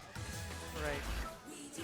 And I do think the SMX chart for Utopia is easier than the ITG chart. Oh yeah, because you played it in your first match instead Corridor, so one of the things I highlighted that it doesn't have a long extended stream. Instead, they're more a little bit broken down, and just a lot of like little crossovers that you have to watch out for mines for instead. Yes, the mines can really get you if you don't do the crossovers. Because a lot of people want to double step it, but because of the mines, you know, they'll get some Unless you double step really wide. Right. But going to song 2, let's see if Malia can take this to song 3 and come back from this one. Just because you either pocket pick or protect a song doesn't mean you're guaranteed to win it. Right. It definitely increases your odds of winning it, but you just never know. I mean, it really depends on, you know, your skill set versus the other player's skill set. That's what it comes down to. And so, Malia getting a miss on that hold there. Fortunately, dropping a hold is not the most detrimental thing to your score, but I in think a it was a tournament miss setting, on the head. Oh, on head. Oh, that's She hurt. might have been holding down the note already. And it looks like Chunka started Are we doing adjusting. the crossovers?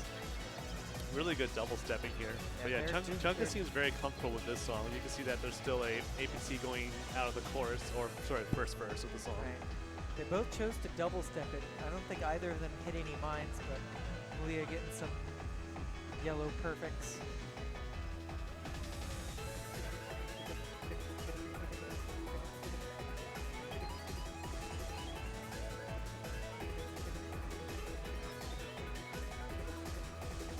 All right, both players comfortably comboed through that. Very nice.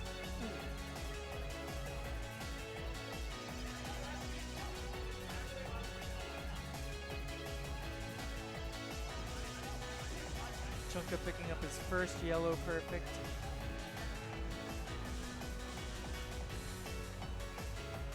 The potential make or break of the song, the The slowdown. slowdown. But Chunka's got such a lead that.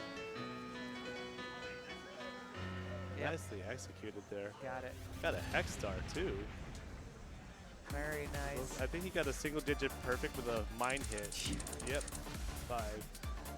That's a hex star with a mine. That's crazy. Yeah, it's kind of the scores you expect from someone that's just so like high level at another game that they are able to translate that skill set over. Once they get adjusted to the game, of course, you know. Yeah. That second song looked a lot more comfortable for them compared to the first one. Yeah. I mean, there's not too much like SMX specific tech in Utopia. Besides like mine pits and stuff. All right, so as we close out that match, let's take a look at who is coming up next. Trying to see who's kind of walking up to the machine.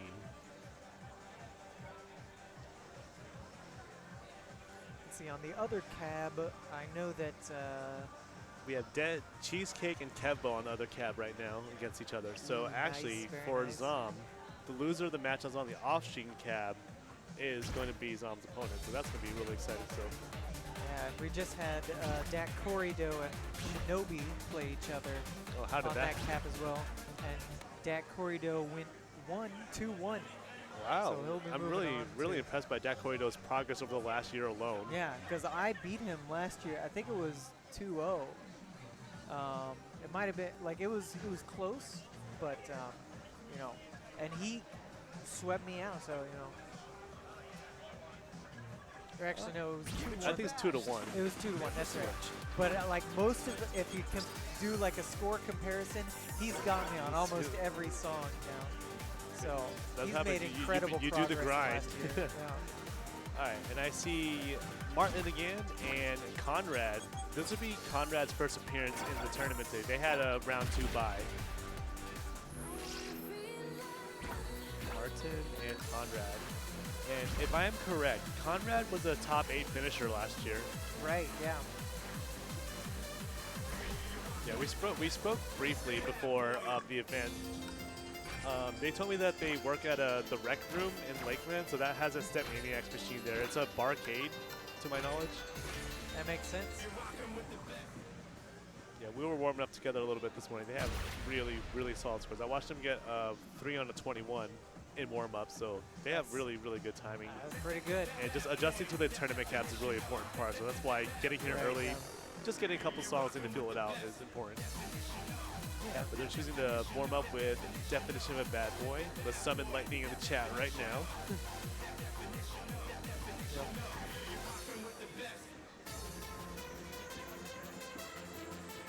Rec room.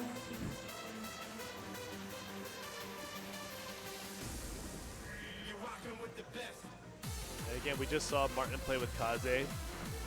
Less experienced StepManiaX, but you know, like we saw with Chunka, just strong four panel fundamental, so we can see if this being his second match, he can maybe got more used to the setup.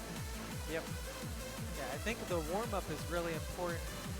You want to make sure that you have not just like your timing down, because obviously every cab is a little bit different in terms of timing, but also your sensitivity, because every cab is also very different in terms of like, you know, how much pressure you need to activate the notes. Yeah, I think the general consensus is this pad is just slightly less sensitive than the Arcade Impact cabinet, but also they have different PCs as well, so you have to kind of like, you have 2 variables to factor in for. Right, yeah. Which, like, the layman's term of it, the way I describe it, one runs 720p, one runs a 1080p. There's more to it than just simply that, but that's just the easiest way to describe the, wow, only a 100-point difference in the warm-up. I would say compared to what I saw in the Martin Kaze matchup, this looks a lot more refined in comparison. Like, that was only a 1 perfect difference. Yeah. Just, All right, so going into Dream of You, which ooh, starting off with a 22 for your first match of the day. this has very interesting rhythms. I think I would have liked to see. I definitely think, I see Hard Fast Disco in the draw. I definitely would have vetoed that in the draw if I saw it this early in the bracket. Halloween Screen's a pretty rough one to time too, so I think this is probably the best scenario for them. Yeah, and Halloween Scream has all kinds of crazy rhythms.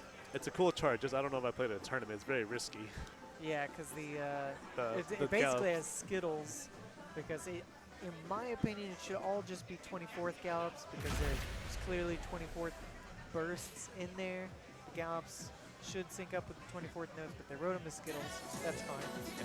All right. Similar to this chart, actually. Yeah, there's a This couple one- of teal notes in this chart too. Yeah. After the, You really got to get your timing down. So let's see if this pays off for Conrad. here it comes. So you got a little stream into the teal notes right there. So it's really important to just adjust your footing slightly to account for that. Right. Yeah, you got to be able to go back and forth between the 16ths and the teal notes. Like, you got to be able to like quickly adjust your like mental timing for it. Yeah, and it looks like the Mind Pits just played a visual trick of Martin. Right. Yeah.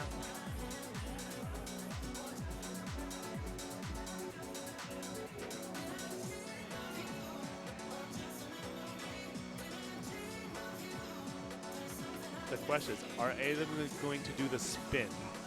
I doubt it, but you have a quarter note spin coming up here that goes clockwise. Nobody does the spin in tournament. But even then though, double stepping that and maintaining the middle freeze could be tricky too. So it could throw some people off to just double step it too. Right. Some of us hit them just as jumps, but if you're a more experienced player.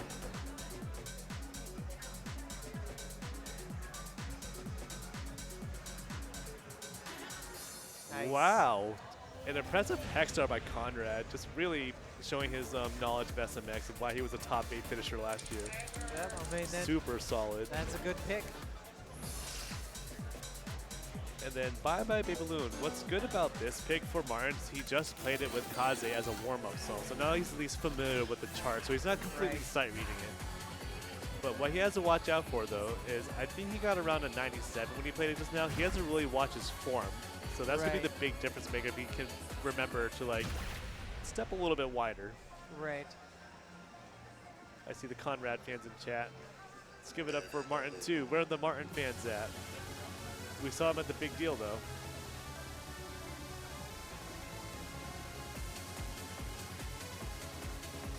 Ooh, the early from Conrad.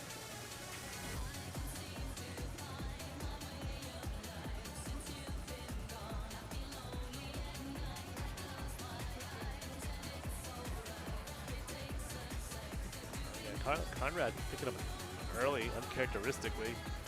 Yeah, it was one of those random center buttons at the beginning. It's one of the hard puzzles we play on a higher scroll speed on a lower difficulty chart. Oh, Martin getting a miss on that trading middle. leads here. Now this is the one where every time there's a center, you have to do a foot switch. I actually didn't know that. Oh, I see. Actually- I see. I think it's like in between every like gap of the phrase. Yeah, it looks like a foot switch on it. Yeah. Despite the miss, Martin's not that far behind Conrad just because of the early. This part is like, this always trips me up because it doesn't, I'm not sure if it's like foot switches or something, but No, this part you have to do like more of a 270 gallop. oh, I'm not doing that. Woo, that that was was nice. super close. Very Much closer nice. compared to the first song. But Conrad takes it. Just getting Yeah, that early see, right at just the beginning. the perfect count are so close. He did so much better than his Super close, warm-up yeah. run too. Right. It's just, you know, the lack of familiar with SMX just really hurts. I actually got to do my card draw against All right, whoever just lost between Kevbo and Cheesecake. good luck. Thank you. Ooh, that is. I don't have a mute switch on this, so it's just whenever that microphone hits stuff, it just like gives you ear piercing sounds. Yeah, my big mixer is a little hard to travel with. Yeah, I see Martin reflecting on his matches, kind of like, it is what it is. But I believe he's in loser's bracket still, so he's not out of the tournament quite yet. He plays against Keek next time he's up. And it looks like Kevbo was the winner of the Cheesecake versus the Kevo matchup. Alright, I'm watching the draws right now. It looks like we might have Pac, Rob, and Kingley coming up next here. I see them directly ahead of me. I wish I had a camera that could display what the players are seeing, so you can see like their facial reactions or like the amount of thought that goes into their decision making for the card draws. Yeah, Pac Rob is really scary. He, as you can see, he's number 9 seed overall, so he was just outside the top 8 cutoff. Pac Rob is probably one of the best DDR players in the U.S., maybe even the world even. He had a solid showing. I think he got 3rd at Eclipse recently. I don't remember how he did at the Big Deal exactly, but he won the Big Deal 3, and I always remember that. Or was it the Big Deal 2? He won the Big Deal 2. So he's just a really, really good 4-panel player. Kind of plays a little bit of everything. He was a top 4 finisher at ITG at Eclipse as well.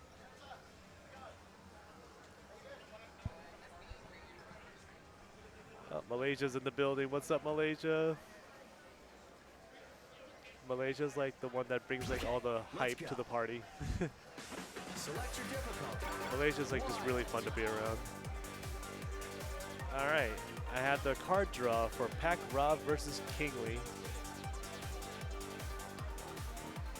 We are looking at Saber Dance, Liberar Vita, and Joanna as the tiebreaker.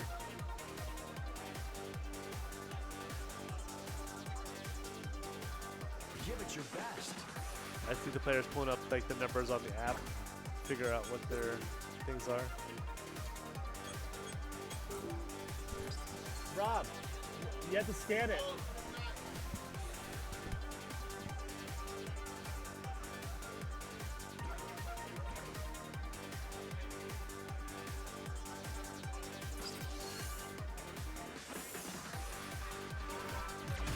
I don't know when I yell like that if that hurts the mic too.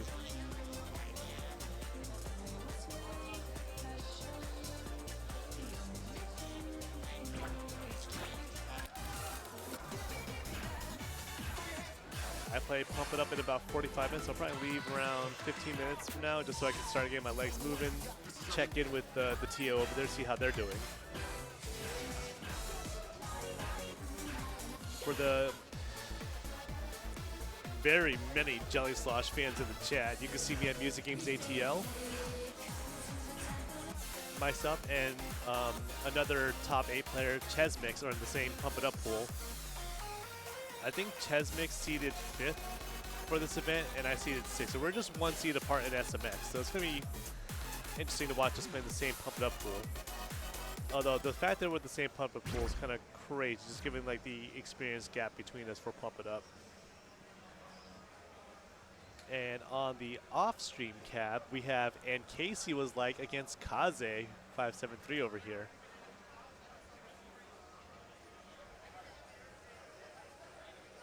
Alright, players are going to be warming up with Turbo, Monster Cat song in the game.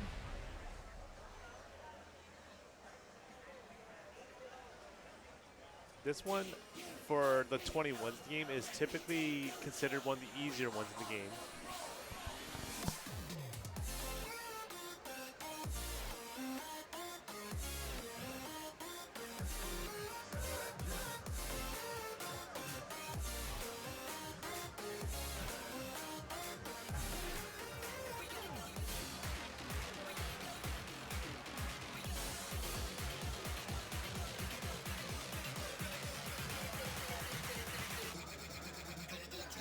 So I feel like this is the defining feature of the chart. You just have like the rolls. You just hit them as quarter note jumps the whole time, and make sure you just hit the last note that comes out of it normally. But it's just really on time as long as you just step quarter notes. RBO.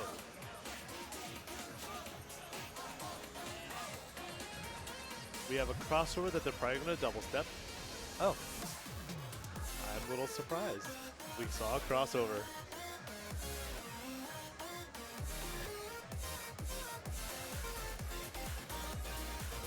I also just realized Kingley plays on really small arrows. Like, I think they actually even played smaller than like the typical small arrows. That second one's a little bit harder because it goes into a up-down jump instead of just like a center note, or like a low note. And here, the hardest part of the song, you have like the little 4-note hit into the mines. Woo! Like the leg lift. Nice hacks by Pac Rob. And going into song number 1, Saber Dance. Looks like Pac Rob has opted to be the first protect, or maybe it was the second veto, and then Kingley chose the second protect. Is probably what happened. It's kind of like your preference. Do you think it's more value would be the second protect or the second veto? You know, you have your trade-offs here and there with each decision.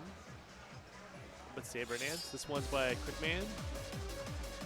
It's a remix of a classical song that I'm not quite sure offhand what the name of it is.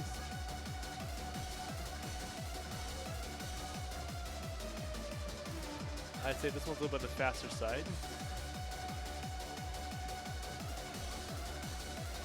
But for the most part, this is a relatively straightforward 22, just a little fast.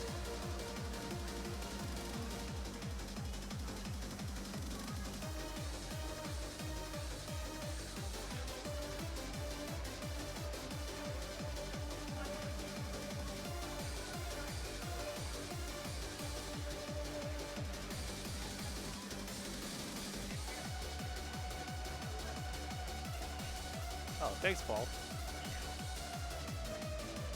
Yeah, a little bit tricky there with the center panels to watch out for.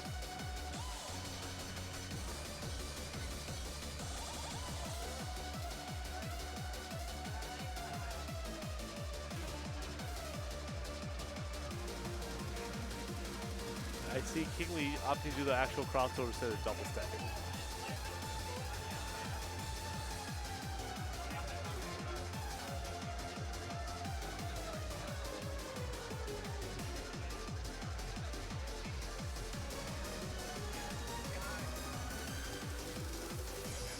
And Pack Rob taking someone, but Kingley not too far behind. Makes you wonder if Kingley didn't strike that early, how much closer that could have been. Because despite it being a 17 perfect difference, it was still a pretty close score. And it looks like it was just in the intro of the song too, because you have a cold start under the song, so it's could be a little jarring just to go right into it, immediately to a 60-note run with no sort of lead up into it. Liver Arvita as the second song. This is probably in the whole game one of my favorite charts. This is a very SMX specific chart where you have a lot of very tricky rhythms and you have a lot of center notes to watch out for. So if you have a very flat foot playstyle, you are in danger of getting earlies. So it's very important you make sure you step your foot out wide enough or on your toes a little bit. As you can see, Pack Rob immediately starts off with what we call the form check early. So this is a really strong pick against Pack Rob, it seems like.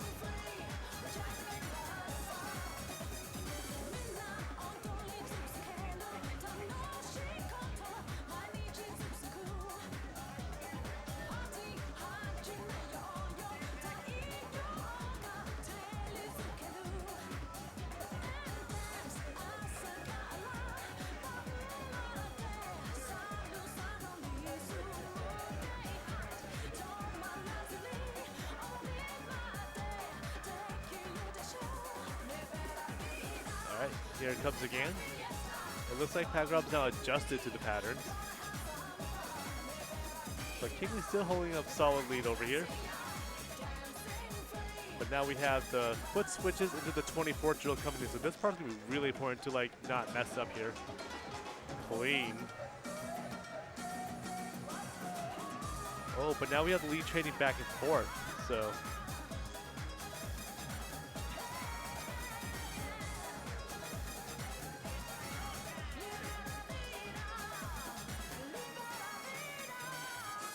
Kingley taking that one, but only 70 points. Oh my goodness. Real nice job by Kingley for taking that one back. A clean 16 perfect full combo. Rob with a single digit perfect and the typical I'm good at 4-panel games, but I just hit other judgments kind of distribution. Woo! This is close. So yeah, that's pretty much against someone like Pack Rob. Your win condition is to just make sure you full combo the song clean.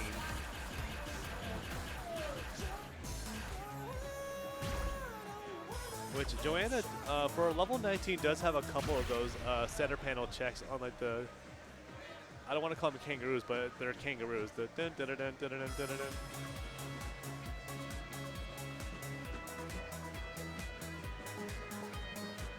This is going to be a little bit of a timing battle as well, too.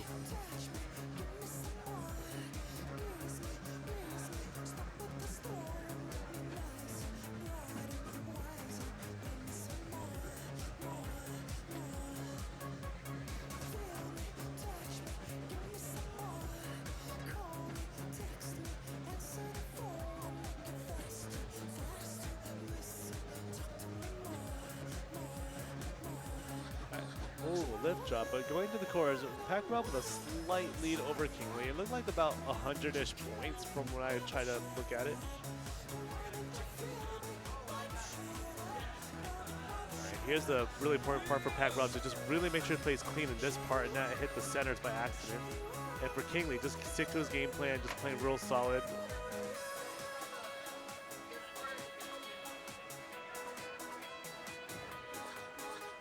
Second chorus coming up here.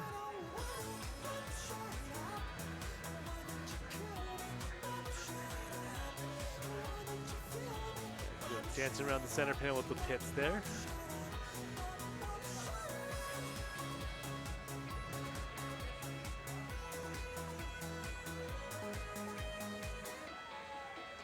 Another really close match between them. Very nice X by Pack Rob. Looks like he's adjusted to the center panel. Wow, only 3 perfect. Like, if you're back Rob's opponent, I don't suggest trying to beat him in timing. His timing is just so naturally good at the game. Like, it's always incredible seeing like people who have good timing in other games just bring it to this game. It looks like they need Pack Rob and IGG as well. I see them hovering over there.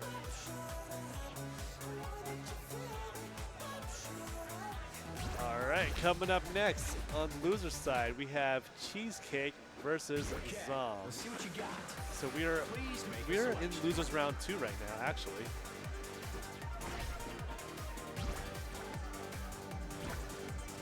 I see Cheesecake queuing up on player 1 side, so let's go ahead and drop Zom on player 2.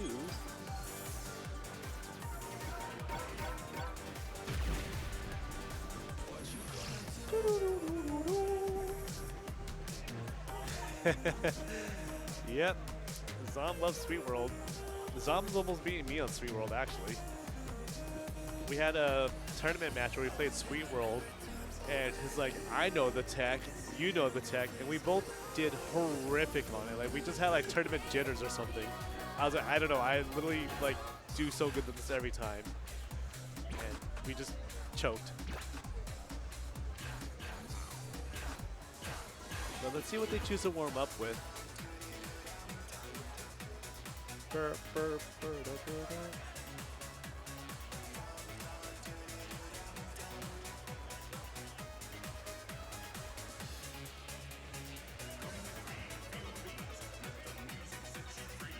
looks like they might be choosing to play Dynamo as the warm-up if they don't move it around.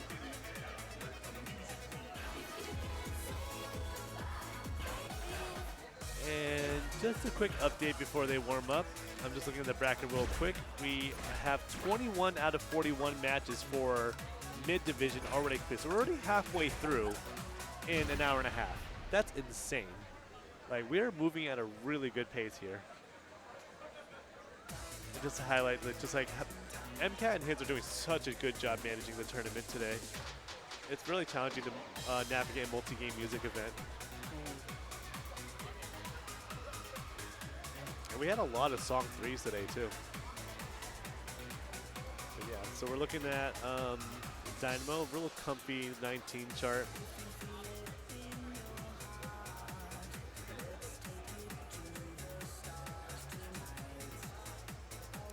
Cheesecake timing is really solid.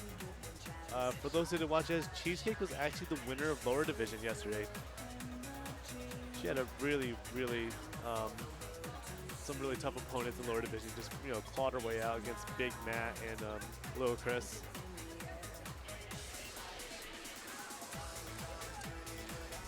All right, they got through about half the song. Nice. Again, just to kind of get the legs moving a little bit without taking up too much tournament time. But Cheesecake only had 1 perfect up to the point that we had to stop the warm-up, so her timing looks really solid. So we're going to, I think I like that sound now, the first song. This one's got some really tricky galps in it. If you hear song, yeah, that's gonna be really like the defining feature of this chart right there.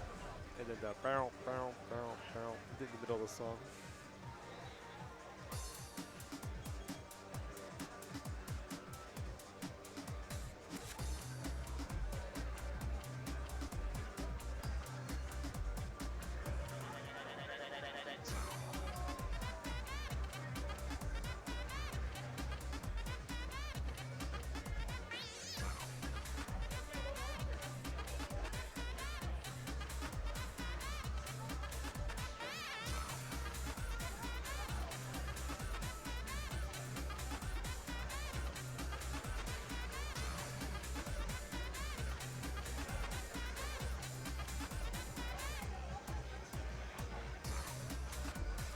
Very nicely done. Both players still maintaining the yellow combo going to the halfway point of the song right now.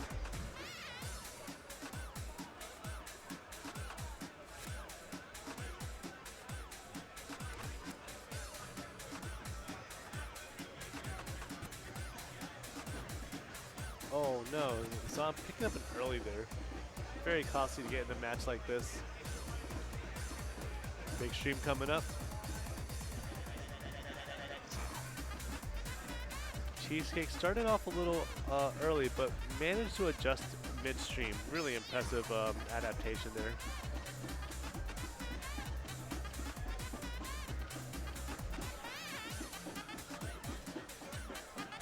Don't hit the mines. Very nice. About a 1,000 point difference there. The yellow cats are not that far off from this, so this is going to be a very, very spicy match here. Now let's see how Cheesecake handles some of the harder content in the game. And then we have Sweet Roll coming up here. And really just depends if she knows how to execute the tech on the song or not.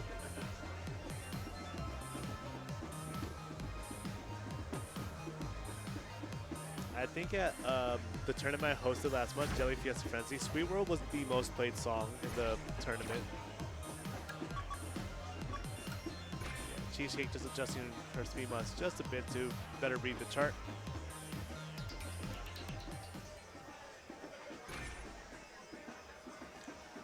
And now to better actually describe the Sweet World tech, because I think you'll see Zom go ahead and execute it here. Think about it, the arrow as letters, all right? You're going to do A, B, C, D, C, B, A, which, the way I describe it, you go back the way you came. So you go up and go down. It's a really interesting way to use rolls in this game. So the way that's indicated visually is you'll see a note that does not have a roll attached to it, and that's how you know when you start going back the way, like going the reverse order.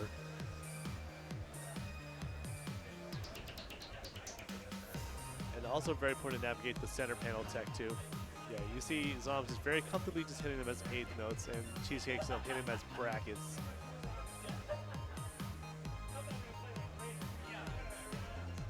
Yeah, so what's really important for the players is to just be very mindful of the number of counts that each roll needs to be hit to resolve.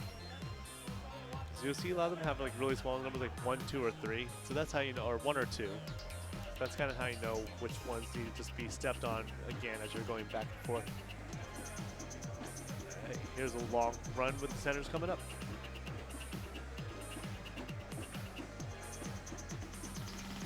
Zom looking real comfortable there. Did pick up a miss at the end of the stream though.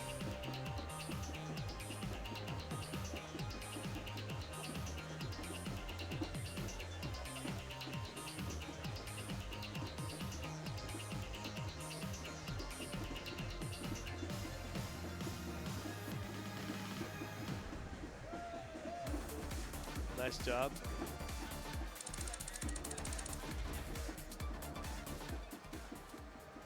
Cheesecake managing to get that 4-star threshold on there. I would probably predict that coming from the lower division, this might be at the edge of her comfort range, given that we weren't playing songs as difficult in the lower division of the tournament. I see Zom explaining the tech to her right now so that she is better prepared for the future. Which, it's always helpful whenever you play against certain players. Just, you know, if someone's executing it, just ask them, like, hey, how do you do this?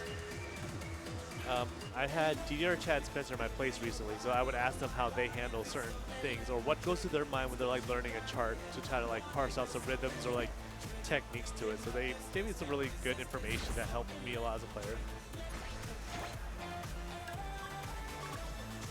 And now we're looking at Electric here. This one's a pretty tricky chart too towards the end of the song. This chart's kind of weird where like the opening's a little tough and then the middle is kind of like much easier and then the end gets really hard. It really escalates in difficulty. But this one has a lot of very SMX specific patterns in it. So you have to really, really watch your foot placement to not hit the centers, which I feel like I'm repeating that a lot in this event. But that really is the name of the game when you're playing SMX in a competitive event.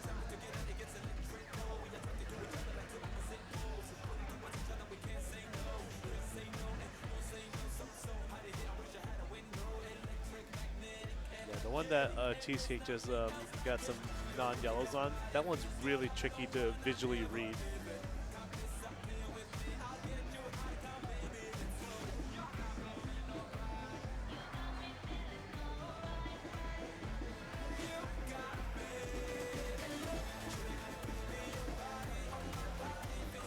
This part's really cool with the step, freeze, step, step while avoiding the mines. Really, really nice patterning here.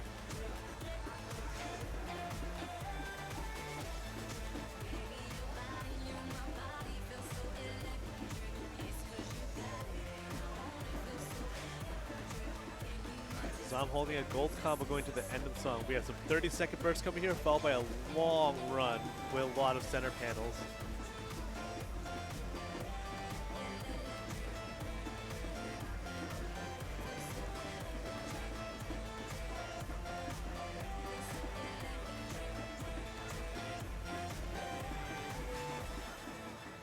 Oh, the lead change!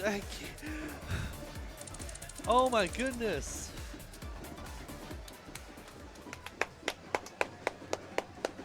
That's what I said. It's never over till it's over. That one on paper, I felt like favored Zom, just given his SMX experience, but you know, Cheesecake didn't give up, held it together, and just executed in. Took that one back right at the very end. I didn't even realize the lead changed until that happened. Like, it's crazy. Keep going. Good job, Cheesecake.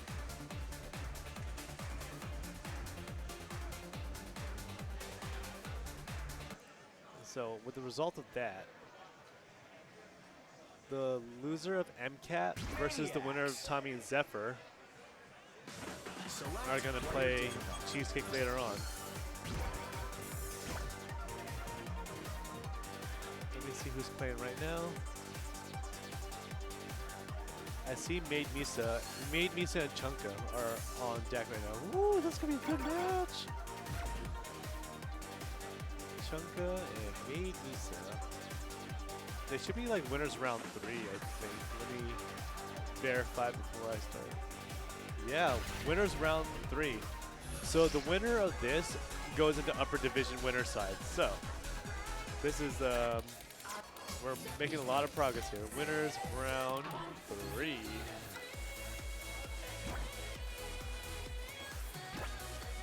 And I'm just curious who their potential matchup is going to be.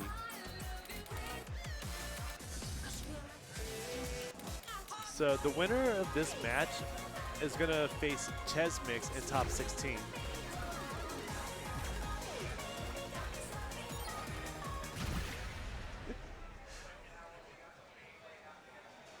There you go. All right, so we have the draw now. We are warming up with Nori Nori Nori. But it looks like Made Misa has chosen Crazy Loop.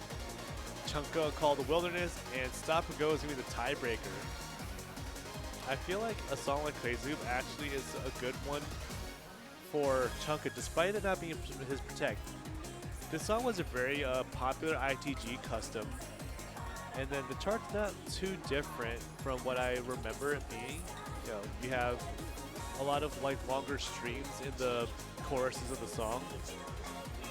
Call the Wilderness, I think, is actually a pretty tricky 22. It's a really high BPM. Yeah, some really fast bursts, some really tough mines to avoid. And Stop and Go's got 11 games. It's going to be a really interesting set. I think it's going to go to a 3-song set for sure.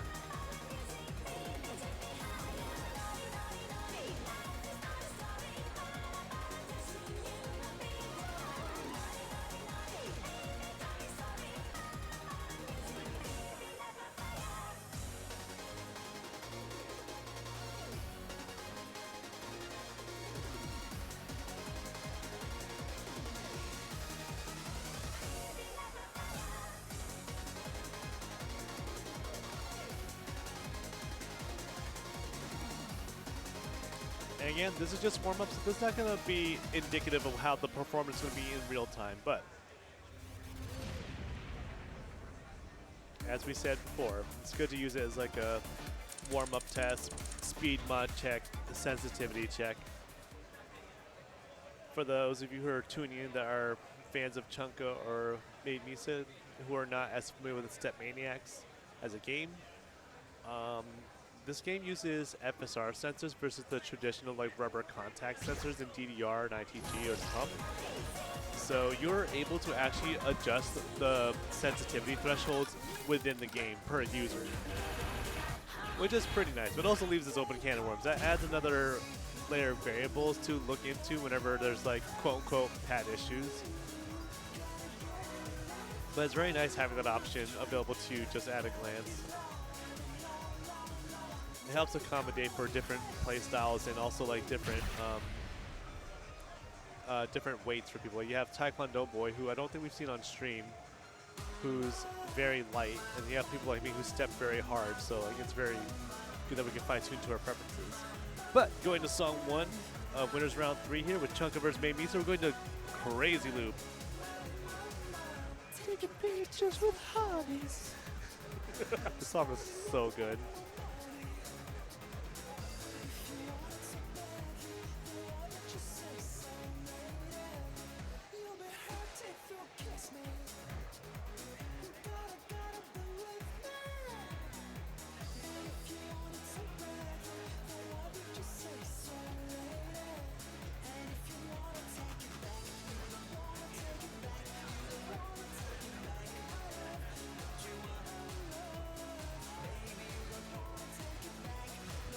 Alright, going to the chorus of the song with the long runs here. Chunka with a slight lead over Made Misa.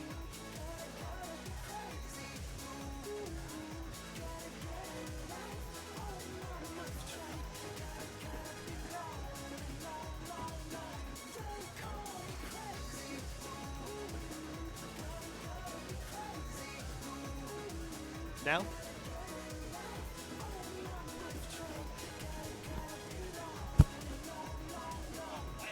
Wait, I was like, do you get one for Emily? I should do that too. Staff food is available for us. I will look up food soon. Wow. Won by Chunka. That's just amazing.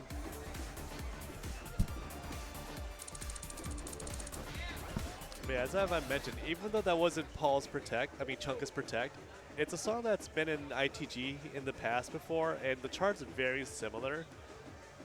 And given that this is his second match now, he's gotten a little more familiar with the game. As we saw in his first match, by the second second official song, he was just doing a lot better when he was playing against Malia.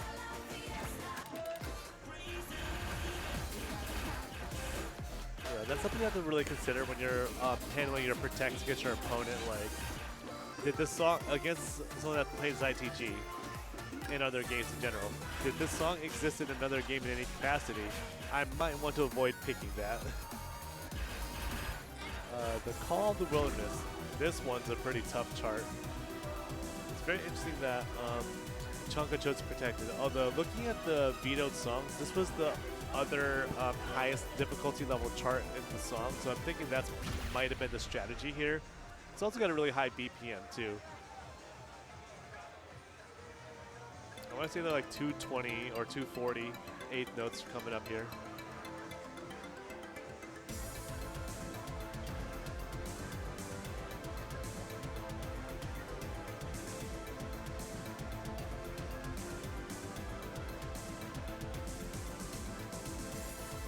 Very nice crossovers by Chunka there.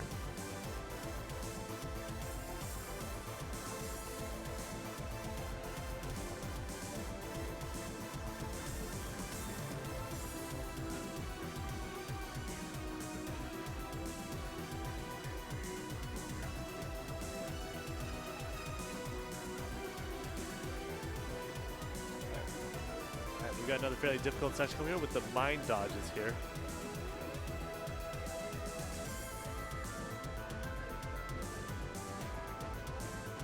Fortunately, if you just step the chart as intended, you'll naturally avoid the mines. And then as the song starts to get later in the song, you start to add more difficulty, a little 16th burst into it, and sometimes, I think there's some jacks in the song too.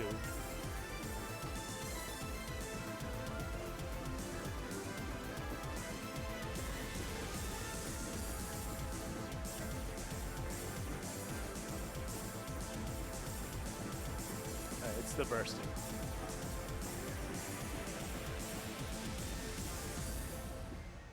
Wow, beautifully played by Chunka. He looked real comfortable. He might actually know that chart. Only 4. Oh my goodness.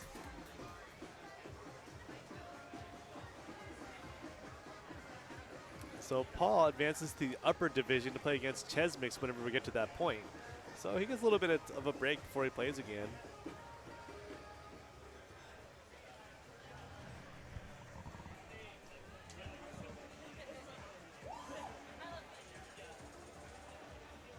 I'm gonna ask him. Paul.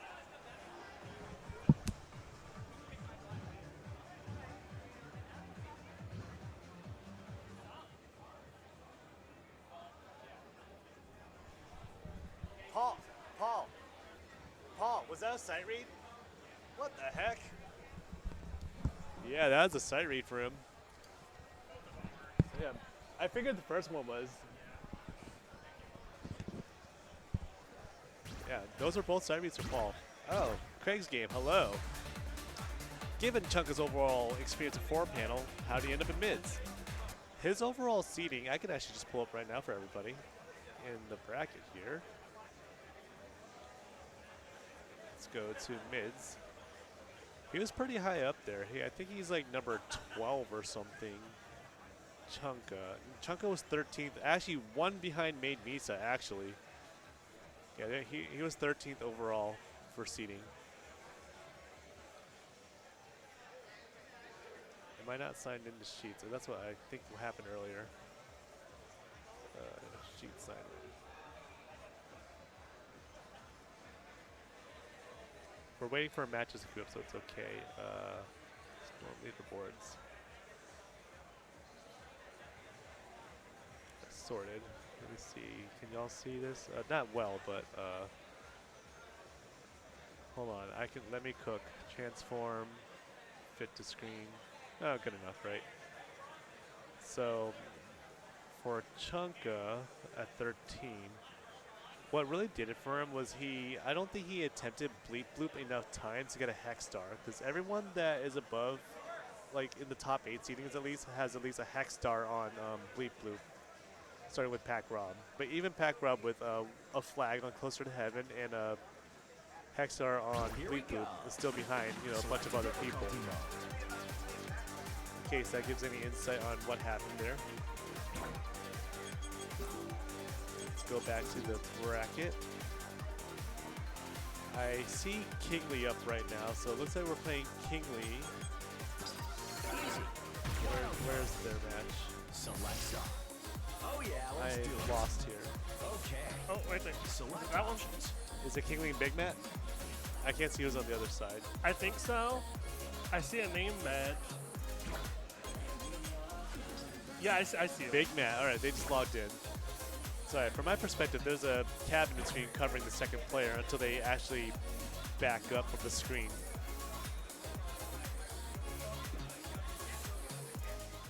But I know Spencer and Chunka were playing the qualifiers together on Thursday for a bit, and Spencer got the double APC on the qualifiers while they were together, so it just depends how much effort he put in. He's like, Paul's definitely capable of getting it if he just played the game more.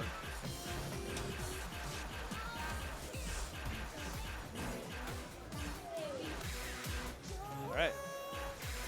Woo!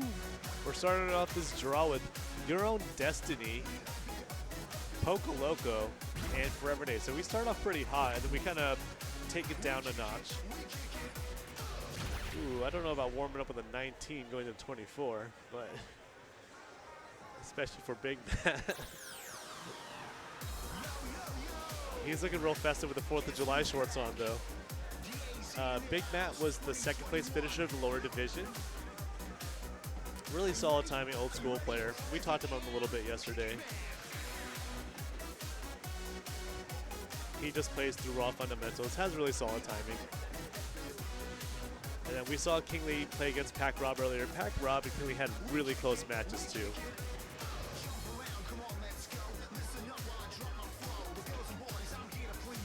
And then I actually need to step out, get ready for Pump It Up. So I'm gonna hold on, let the commentary be empty for a little bit. I have AJ's who will run the names on the stream and everything while I get ready for Pump It Up. Wish all the competitors good luck. I'll be back to check on in a second. And again, for the Jelly Slosh fans, y'all can see me at Music Games ATL.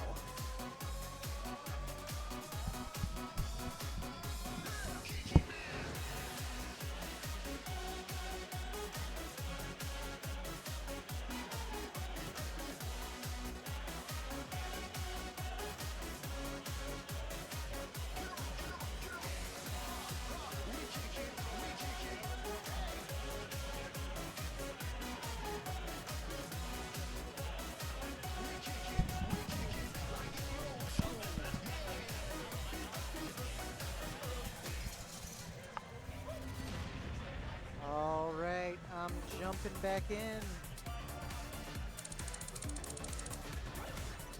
How's it going, everybody? All right, let's see what we've got. Got Big Matt versus Kingley. They just did their warm-up on Kick It Man. Assumedly, that's a warm-up. Yeah.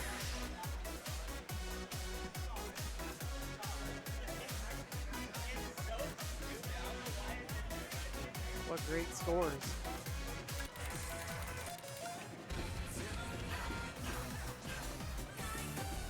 All right, jumping into Your Own Destiny. Quite the tough chart. Starting with a 24 on this draw.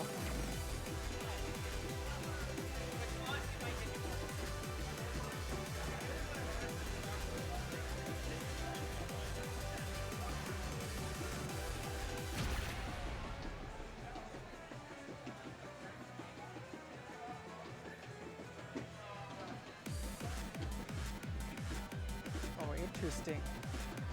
Kingley plays with no beat bars.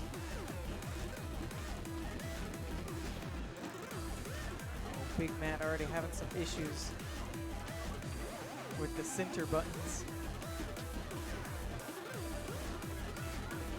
So many earlies and the lifts.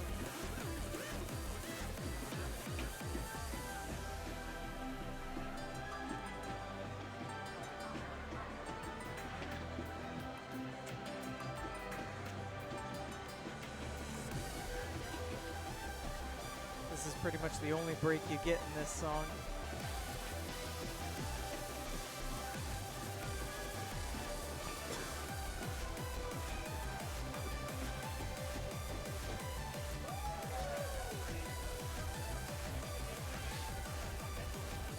Alright, now it's back into tough rhythms. That center buttons.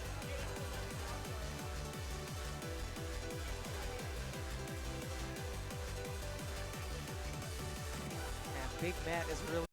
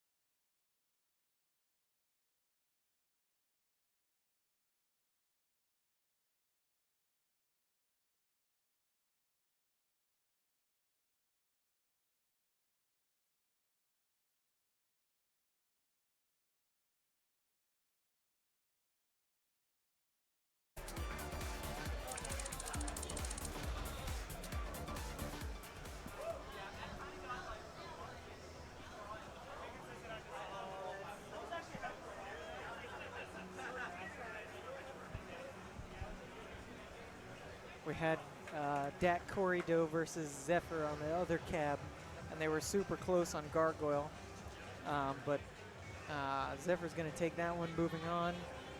In addition, Big Matt also moving down to losers, not out yet, I don't think. I think they're up there.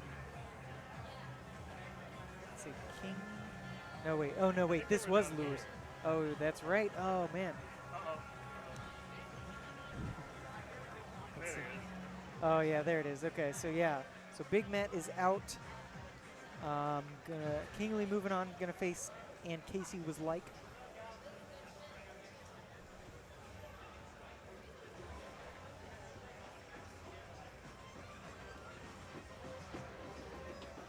Oh wait, actually, Dak Corrido versus Zephyr. I think it's going on to song 3. Let's see, scroll down a bit. Yeah, there it is. Yeah, they're 1-1. Their last song is sounds like Electro Asia.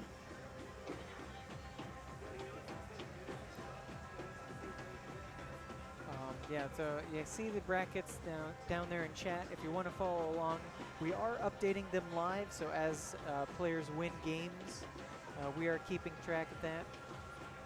So you can kind of follow along at home if you want. I think our next players.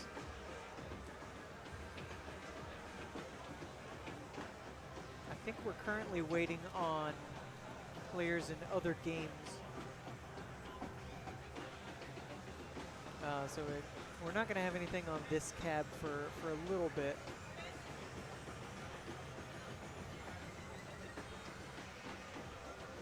A lot of people are also eating lunch. So, I mean, we got like 4 or 5 different game brackets. We got ITG, DDR, SMX, Pump It Up, oh, and Dance Rush Stardom. So.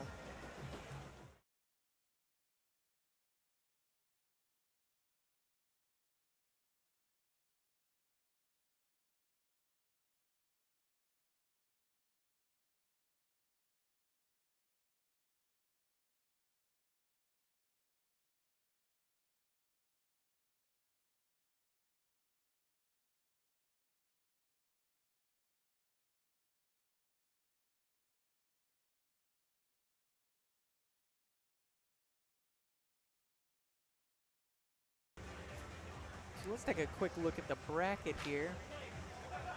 Let's see, Dak Corrido is going to face the loser of V, which is something from the winner's bracket. Looks like that's going to be Conrad versus Pollux. Or Pollo X.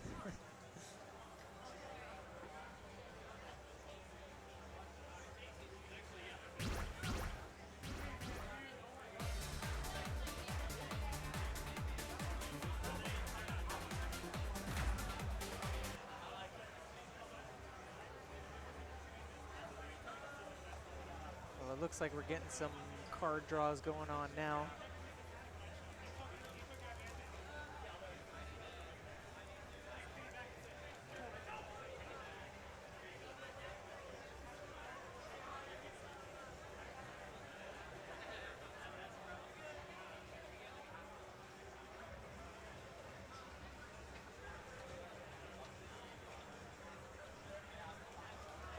So it looks like it's going to be Martin versus Keek. This one over there, that's AF.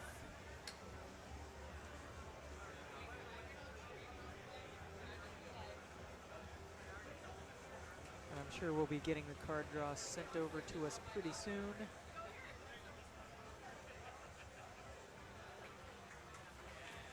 Looks like Malaysia Jamison gonna do a warm-up or something. Maybe just a twirl. She's just doing a twirl, all right.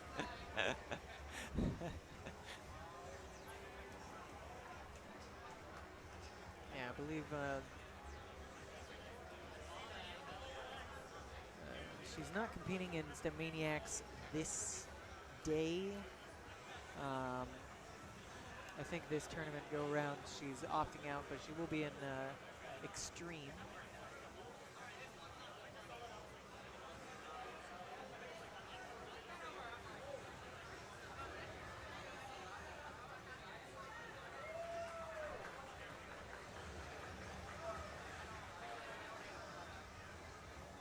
It's one of our TO's hints, or assistant TOs. Hints doing card draw with MCAT, the primary TO.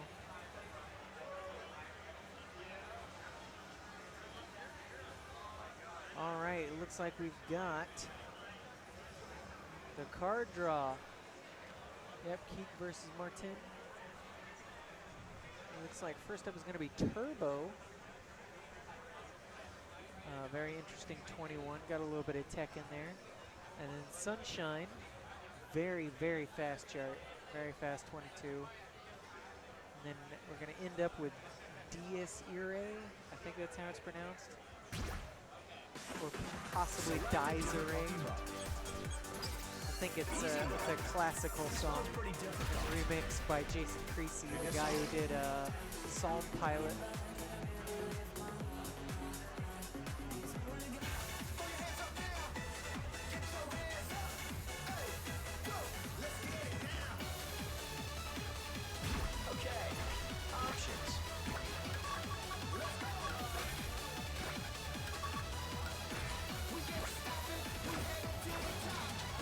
Both players manually entering their settings. Oh, that's a great selection. They're logged in, right? Do they not know how to save? Get ready. You know what this I hope they have their sensitivity set right. Oh, actually, Keek is not logged in. Could be that he's mostly here for other rhythm games and he's just trying out StepManiaX. Ooh, getting them early middle buttons. 100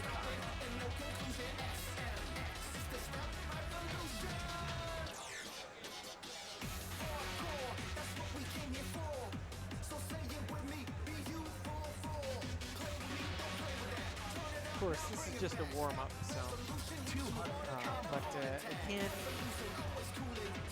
help you out. Remember, figure out your settings will probably be different. Both the sensitivity and the like the read speed is different per cab.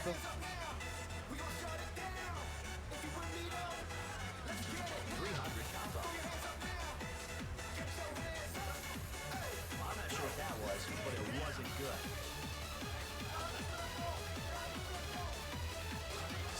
Figuring out how to touch the touchscreen to end the song. Try again. You can do it. The 2-star announcer guy is so encouraging.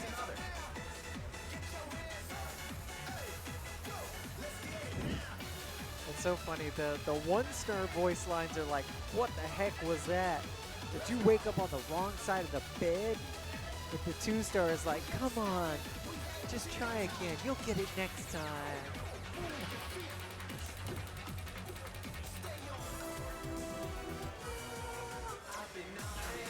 I wish the Call of Wilderness was in the draw, but nope. Turbo's up first. Classic song by Tokyo Machine. Confirm your selection. Options.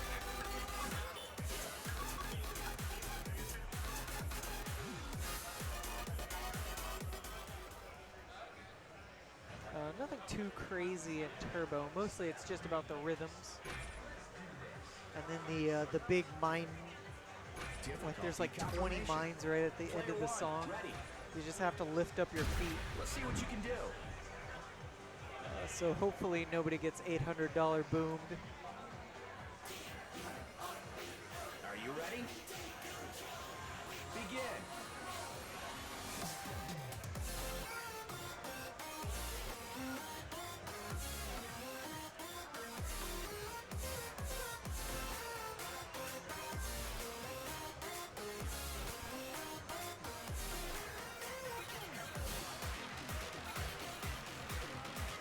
Martin picking up his first yellow perfect. Those middle buttons. He gotta watch his form, man.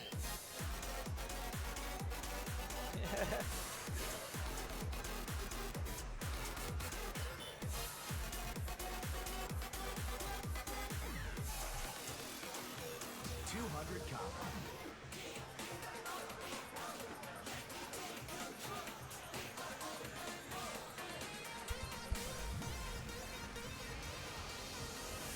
Geek actually ahead despite the earlies, because Martin also picked up some earlies. 300 combo. Can they hold it out till the end of the song?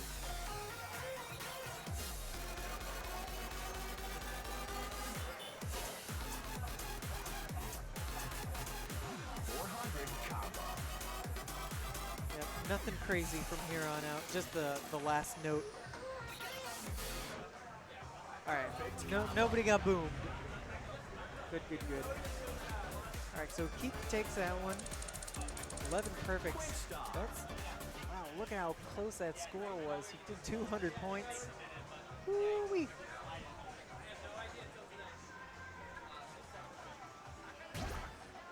Reselect music.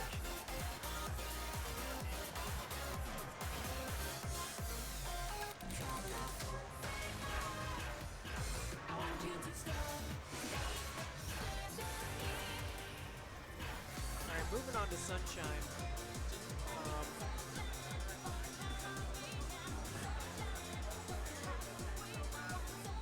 This song is super fast. I believe this was in the proposed ITG3 song list, but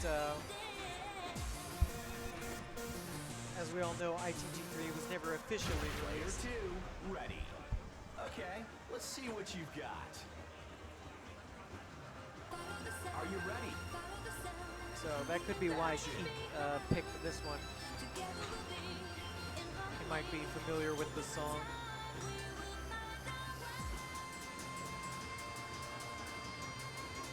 I always get tripped up by this song's rhythms. It just goes so fast. 100 combo.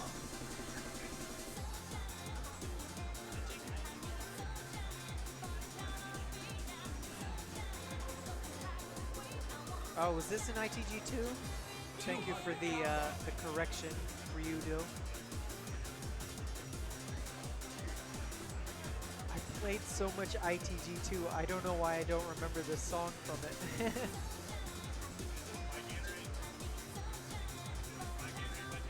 300 combo.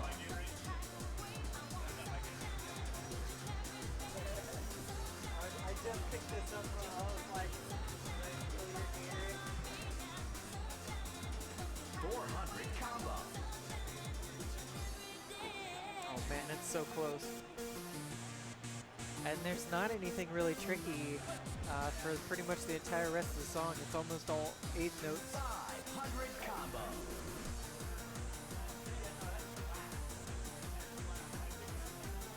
I think these are all jacks. They're not foot switches. And Keek takes it. Oh my god. Holy crap. I was like 40 points or something. Yes. 30 that points. Was great. Oh man. I think that's the set, right? Yep. Are you sure you want to 2-0 in quit? favor of Keek.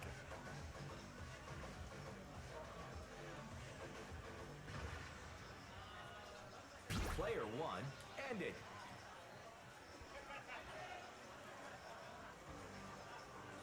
Sad. I wanted to hear DSE Ray. Yeah, it is a good song, but that's what we have YouTube for, right? I have uploaded every single song in the game, the SMX cut. So if you want to hear the SMX cut of any song, just find my YouTube channel, Zom585.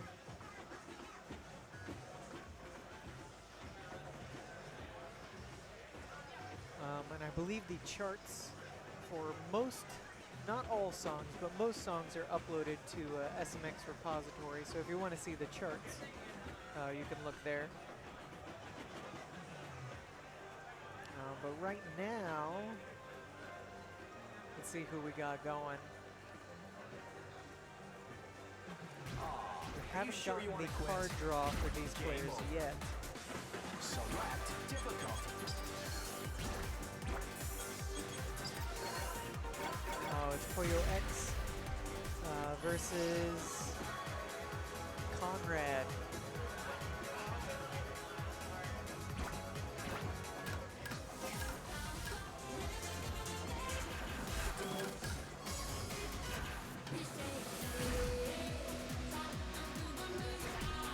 All right. So this is deep in the winner's bracket. Let's go!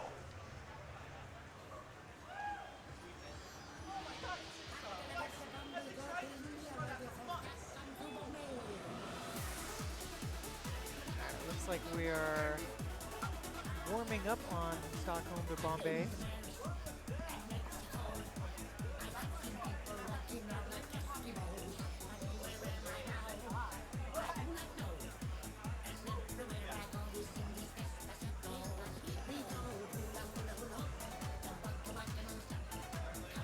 All right, nice, fun little Dr. Bombay song. Don't think too hard about the racial implications of a Swedish man singing Desi songs.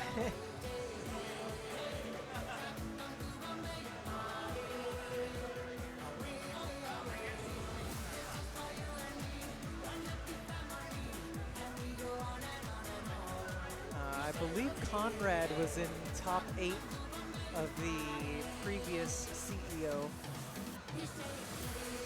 So hopefully we'll see a good showing from him.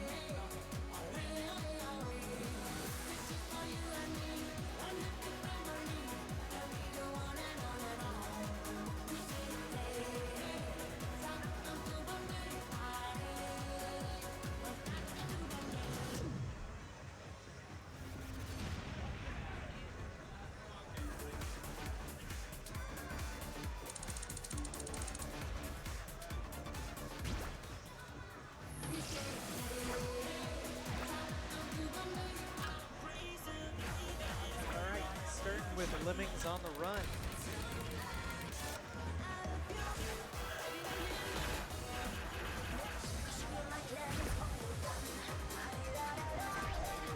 All right, so here's the question. Do the players know about the, can they handle the towers? In the full chart, this song is all crossovers. Or at least the chorus is. The chorus is just like a big giant crossover back and forth across the pad. But in the wild chart, it's all towers, which it can be very tricky tech, depending on how good your timing is. Because if you get one yellow perfect, you're gonna get like 5 yellow perfects.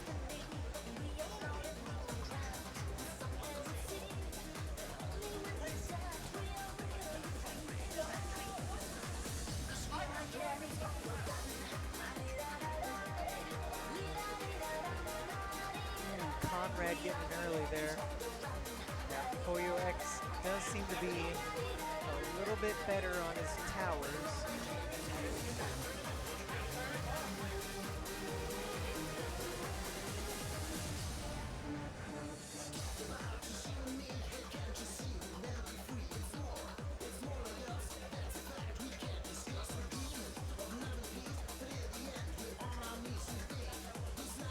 Few hundred points separate these players, which still definitely within late range.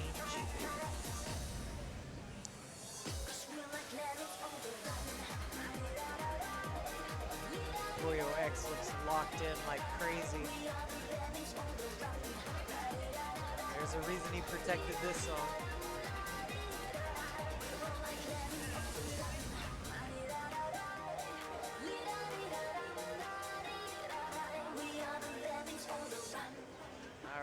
Great choice.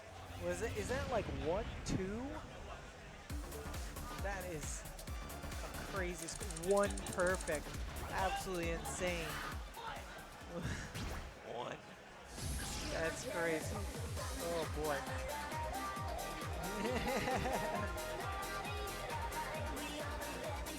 Tower's the same thing as drills. Yeah, yeah. I guess I should use, it depends on, you know, what your, everybody's got different terminology for stuff, but yeah. Drills, towers, whatever you want to call them. The same two notes back and forth, and PoyoX got those on lock. But Aereo is a very different chart, very fast, all about them bursts, and it's got some like weird jump tech.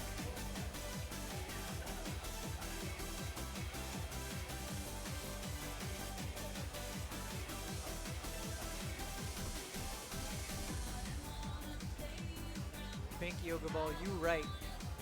That was nutty. I mean, one perfect in tournament is always impressive.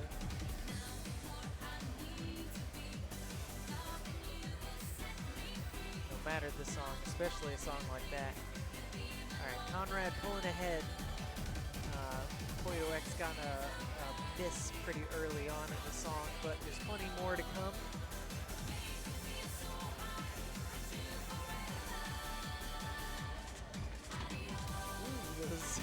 Those mines and that jump always trips you up just a little bit.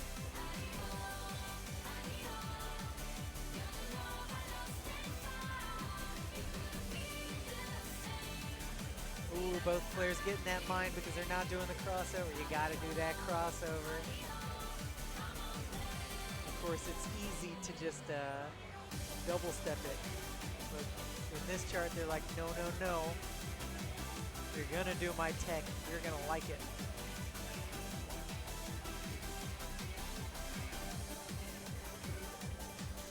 Disney lawsuit intensifies. All right, Conrad clapping back. Very close scores, very nice.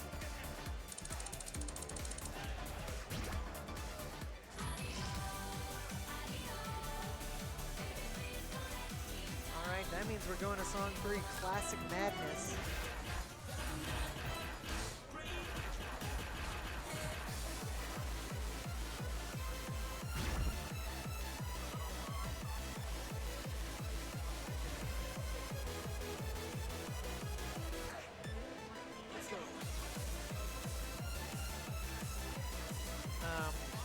I probably haven't played this chart more than like 5 times since it came out back in like 2021. I'm not a huge fan of Fracas and Darwin, but this one do be a bop.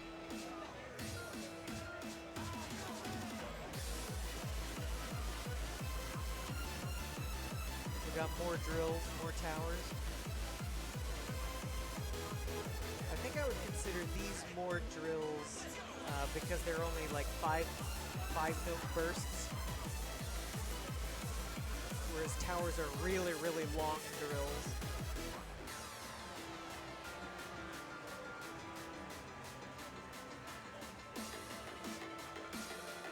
Both players just locked in on that timing so far. Ooh, got him early from PoyoX. That 24th burst didn't trip either of them up.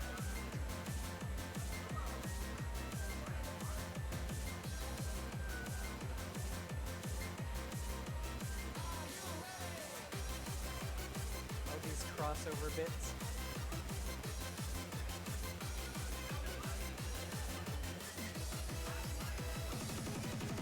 Nice.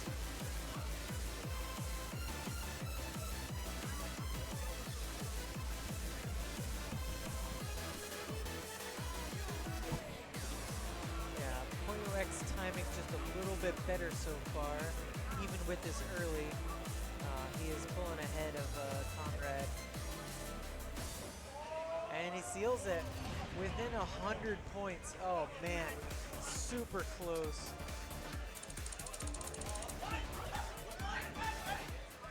Super.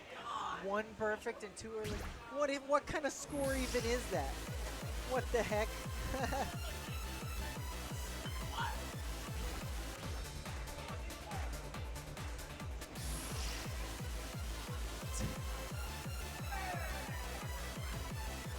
PoyoX moving on. And I believe that's on the winner's side, right? Let's take a quick look at the bracket here. Yep, that's winners. So that means PoyoX is moving on to top 16, which I believe is happening later today once this bracket is finished. And then top 8 will be tomorrow. So be sure to tune in for that. But right now, looks like we've got ATB and who is that? Oh, and it's Keek. Yes, ATB and Keek are looking like they're doing their draw right now.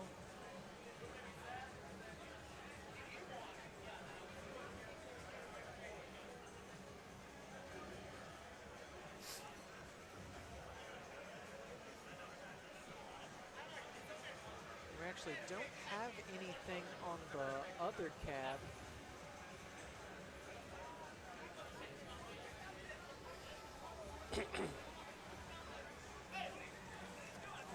When is top 16? It really depends on when this bracket is finished, but it looks like it's going to be probably another hour or so, I'd say. That's just my estimate. Somewhere around 3 to 4 p.m. Whatever time zone this is, Eastern time, at least. But yeah, it really depends on, you know, there's a lot of players that are participating in a bunch of tournaments. We got Pump It Up, we got DDR, both Ace and Extreme, ITG, and Dance Rush Stardom. So we got stuff all over the place. You can see this last song, Who Won Classic Madness? It was PoyoX. He took it over Conrad. He's moving on to top 16. Conrad not out, just knocked down into losers. We'll see this match a little bit later. But right now we got ATV versus Keek. And we just got sent the card draw. We got Flying High, Never Gonna Make, and Right Into You. Looks like we've got a relatively lower difficulty spread here. Though of course Flying High is, one might consider that a little bit harder of a 21.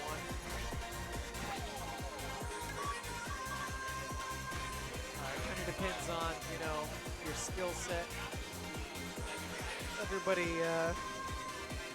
is good at different things, so we'll, you know, moving on is very similar to Never Gonna Make.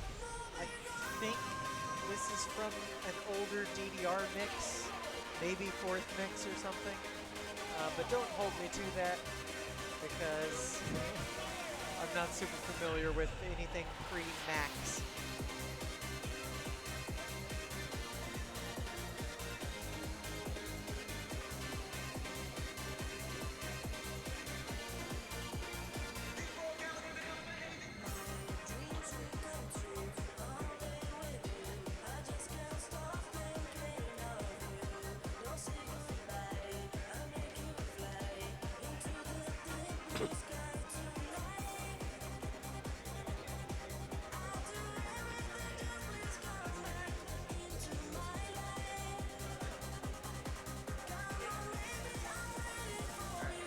Halfway mark, and it was pretty close, so it looks like this is going to be a good set. ATB doing a little bit better in terms of like keeping his timing tight, but it really depends on, you know, if Keek drifts one way or the other, or if he keeps it locked in. So.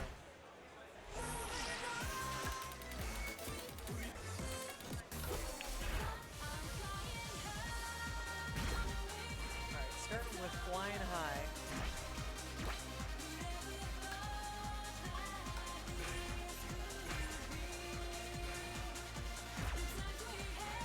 Remember, this is losers, so whoever loses this one is out of the tournament. no pressure there.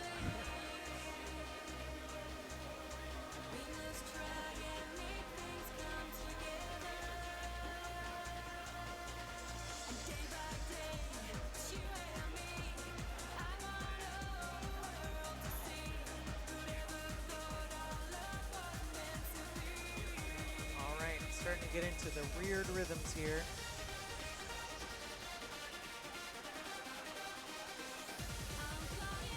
Streams.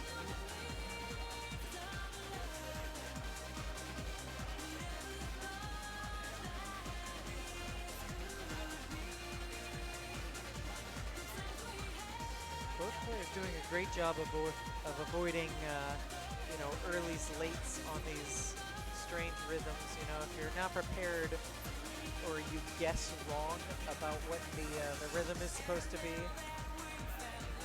you know, that can really throw a wrench into your plans. But both players doing very well on it so far. ATB just doing a little bit better.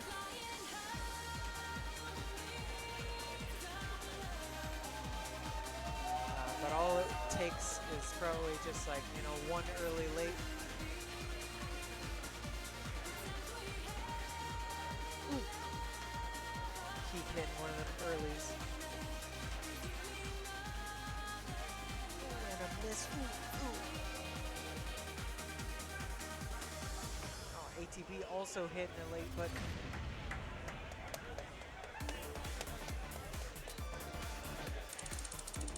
Early, but still taking it solidly. 5 perfects. What an amazing, that is some amazing timing. And that was on Heat's Protect. So he's gonna have an uphill battle on Never Gonna Make, which is ATB's Protect.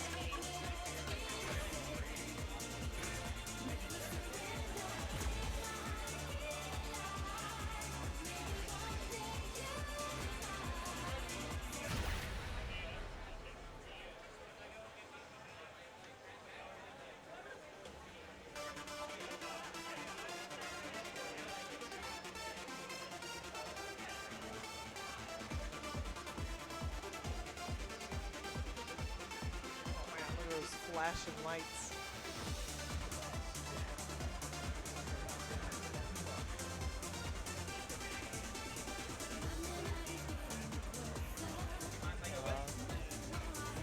This is a Eurobeat song, pretty similar to you know, the previous song, Flying High, and Moving On, the one they played as the warm-up. So getting some perfects in early. Right now he's just really hoping that ATB gets a big miss on some random note coming up. That's not happening so far.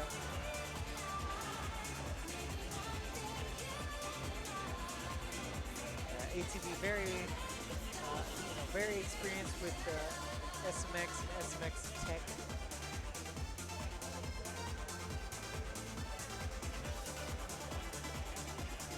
Having played in a lot of various tournaments, and at least more so than Keek. Very nice, incredible score from ATB. Good score from Keek as well. I mean, 13 perfect's not bad. Just got some of that, the middle button tech issues, and that'll get you. You can't just come over from another game and be like, you know, SMX is easier than ITG, easier than DDR, so I'm gonna win this one no problem. That's just not how it works.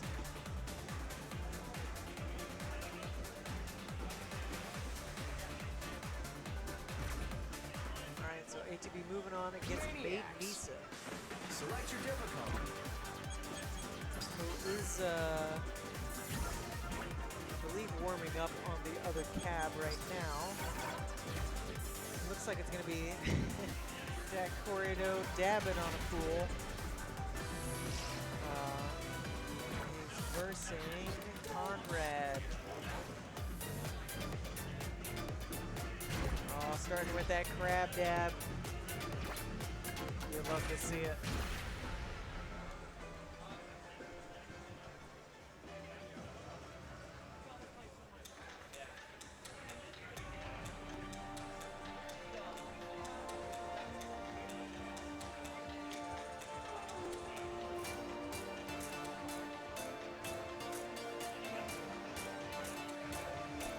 Both players opting to no bar it.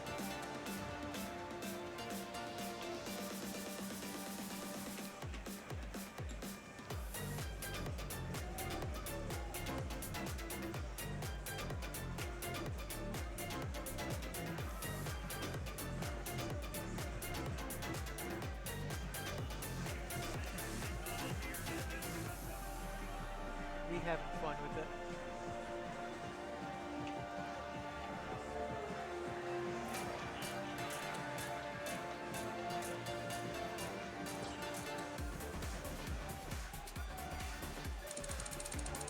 Nice little warm up. Alright, so starting with Midnight Train.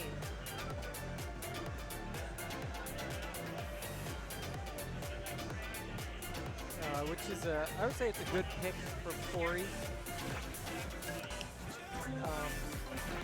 Because it does have some,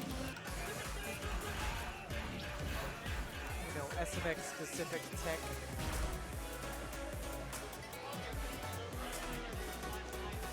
I think it's kind of like right in his wheelhouse of something, just like a little bit harder, but nothing too crazy. No slowdowns.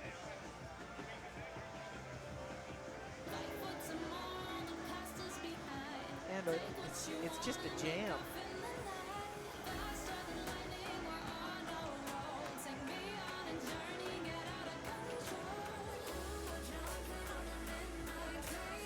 Both players starting with a few yellow perfects.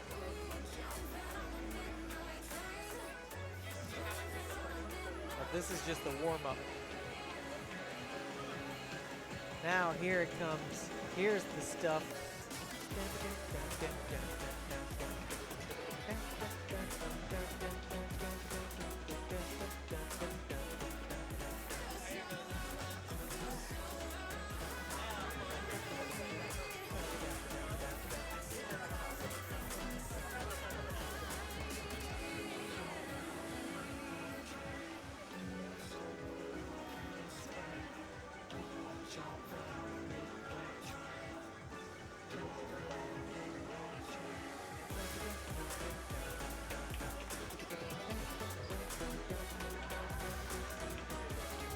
Yeah, Conrad pulling ahead though, getting a few non-perfects.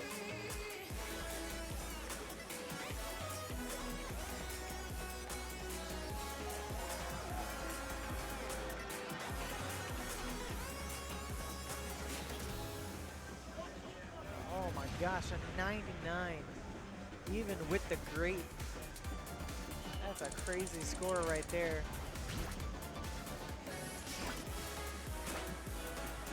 That was on Corey's Protect. Ooh. Now we're going to Bandito. Though I don't know if this is,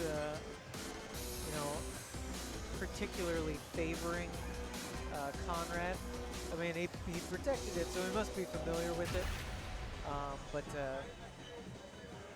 I'd say this one is still anybody's game.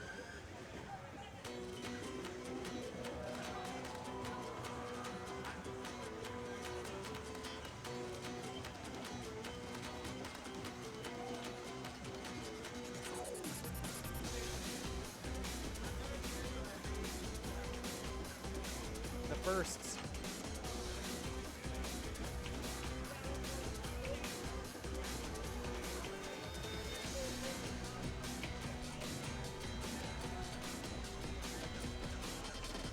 Ooh, the bursts. Ooh. They really got Corey. You gotta know those are coming. And the lifts.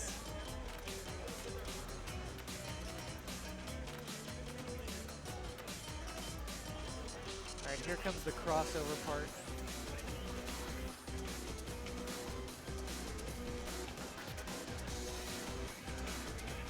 Both players opting double step. Oh wait, Corey actually did the crossover there. Yeah, this part is tough if you don't do the crossovers. Yeah, he's trying to do them. Conrad opting to double step the whole thing, but still getting, which is pretty crazy.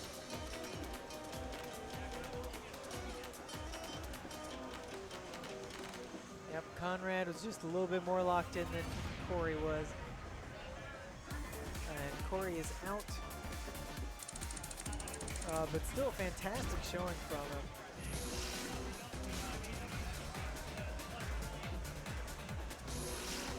Conrad moving on.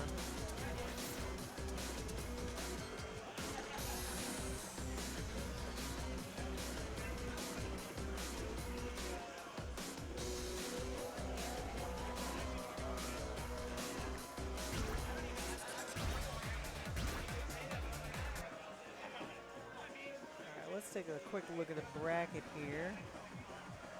All right, so Conrad is actually moving on to top 16. Fantastic. Let's see, who we got next? Looks like it's probably going to be Pakrov versus Andrew.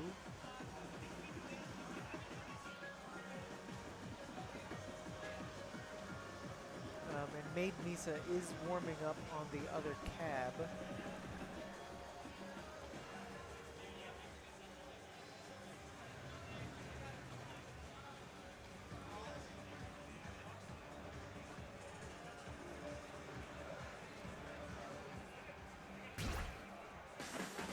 Select player difficulty. All right. Pakrov and Andrew, let's go.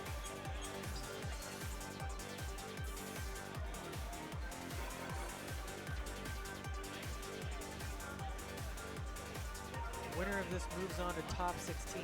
Loser will go to head into the losers bracket.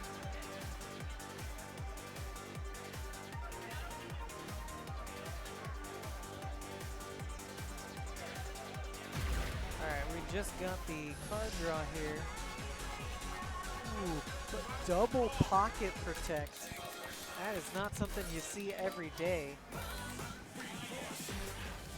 Starting with Big Blue Bouncy Ball, which this has, I believe this is the only song in the game with the tech that I've heard referred to as rockets, which is where the BPM shoots up really, really high.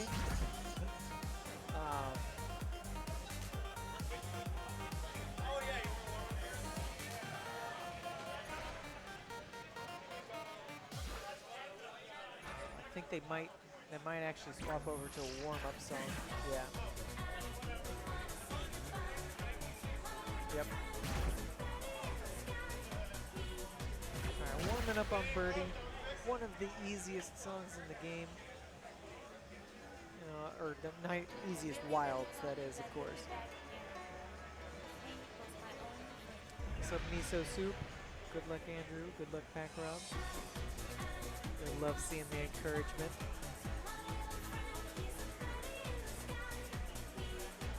This is kind of always my problem with this chart, or with this song in general, is that it's so hard to time like the first like 2 notes because there isn't any drums.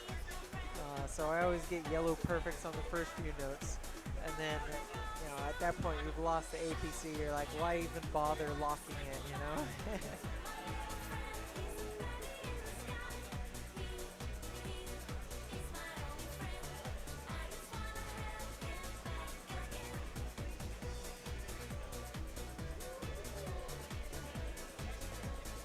Both players doing a pretty good job of nailing the timing after that. But ooh, with this slowdown though, can they stick with it? They did. Very nice.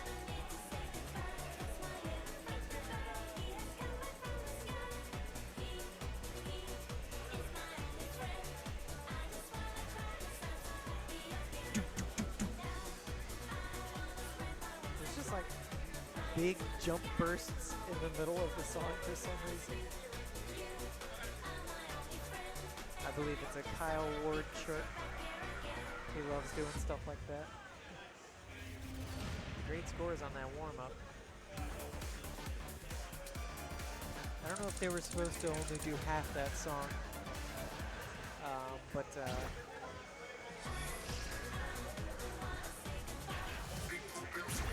all right, moving on to Big Blue Bouncy Ball. This is Andrew's Protect. So it seems like he might be confident in the rocket tech. Let's see if that pays out for him.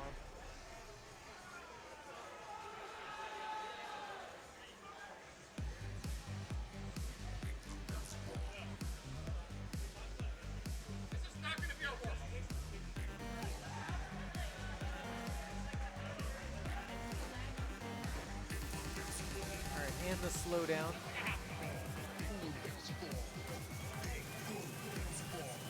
Andrew's taking a hit on that slowdown.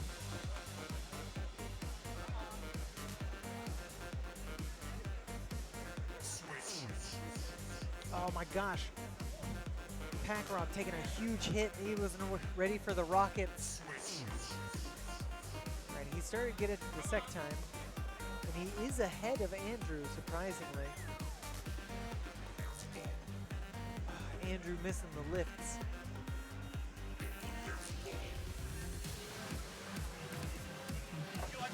Oh, Packrob not ready for that slowdown.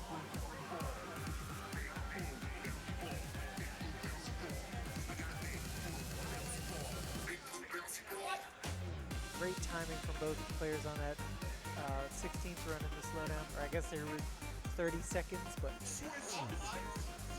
all right, they both got it that time. Now they're ready for the rockets.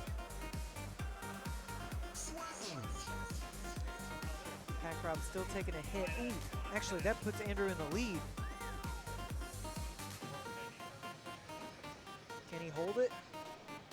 Oh my gosh, so close, holy crap. That switch, yep.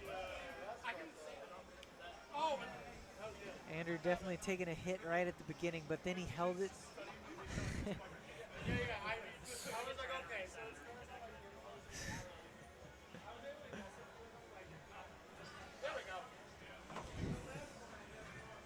Neither of them got it clean, but we got there. Almost super close to the 5 stars from both players.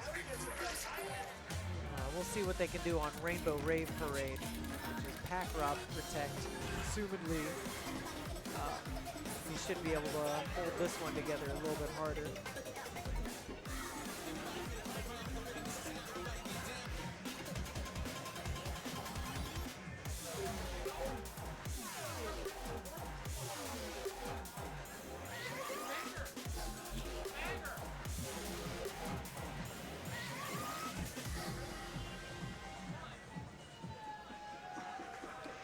And if you want to follow along at home, the ATV versus Made Misa set is being played on the other cab. You won't be able to see the individual games, but you will get to see the results updated live.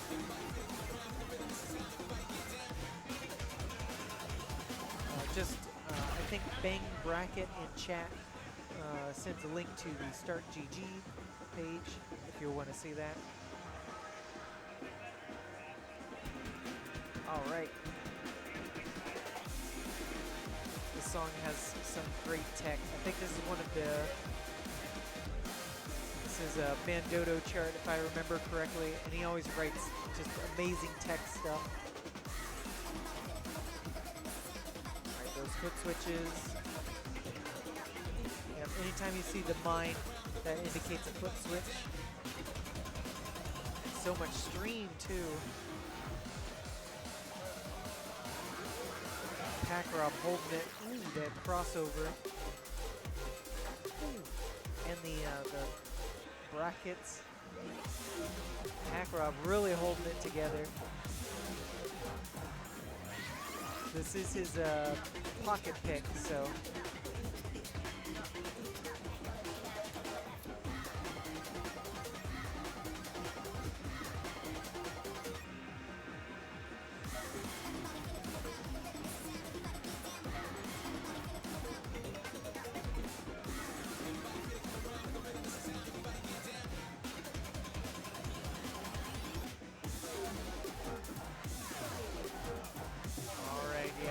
Rob is about a couple thousand points ahead. I'm pretty sure that's gonna seal it. What's up, old human? What's up, fellow steppers?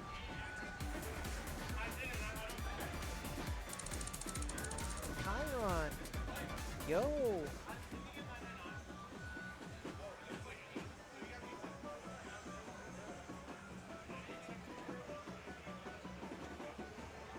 Nice X, yeah. That is a fantastic score on that 24. All right, so we're moving on to Charlene. This one is really tough for a 22. It has their kangaroo bursts, but they're jacks in between them with a whole bunch of mines that just kind of like mentally throw you off. It's very similar to the original OG. The players singing the song. I mean, it's a classic erotic track, Missing Heart.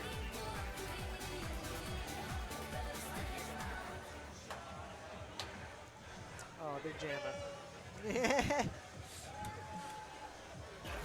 You can see them singing it in the player cam. They changed the song just so they could hear it again.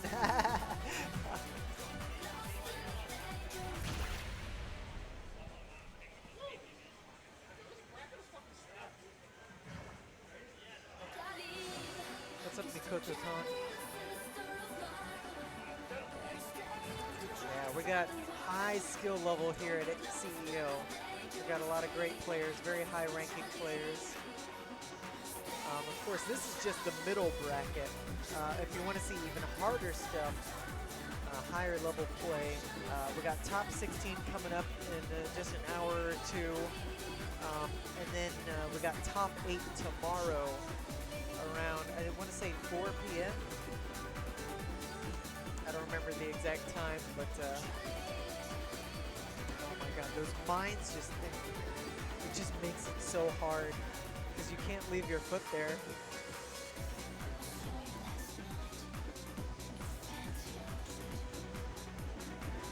Oh my gosh, these players doing a fantastic job, dude.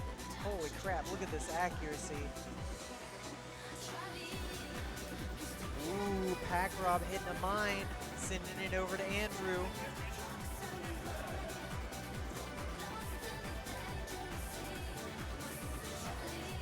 Hitting another one. It's so hard. Like, these players are making it look easy, but and these step jumps. Oh my god, it's just so hard, dude. It doesn't look that hard, but when you're playing it, you're like, oh my god, this is so energy draining. Oh man. Oh, Andrew takes it. Super close, within 80 points.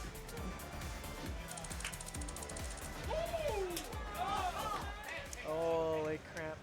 4-11. Late in a miss and a couple mines. Oh my gosh. Oh, so close.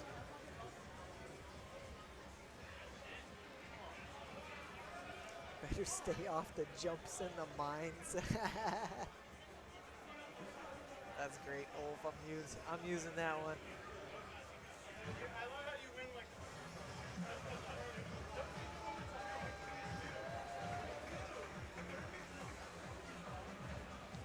So Andrew moving on to top 16. Pack-Rob not out, just knocked down into losers. Let's see what we're going on with. Let's see. Looks like I think the match between Maid Misa and ATB just finished. Oh. What is going on? All right. Uh-oh, hold on. Mid? Alright, there we go. We're just finding the right bracket for y'all. There we go. Yes, here we go. We have ATB took it over, made Misa 2-0. He's moving on to top 16 uppers. And on the losers side, made Misa out, unfortunately, but great showing from her. let's see, what do we have up next? Let's see, there's a good chance that, let's see, Tommy Doesn't Miss might be in one of the other various games. We have so many other games going on right now. We got Dance Rush Stardom, we got DDR Ace and Extreme Pump It Up and ITG all happening right now. So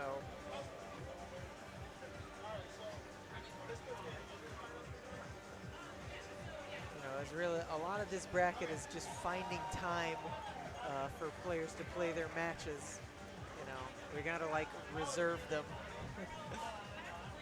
But yeah, it looks like it's gonna be MCAT versus Tommy Doesn't Miss. Then looks like MCAT might be warming up right now. Yeah, because Tommy Doesn't Miss will already be warmed up because he is coming from some other game somewhere. Please make a selection.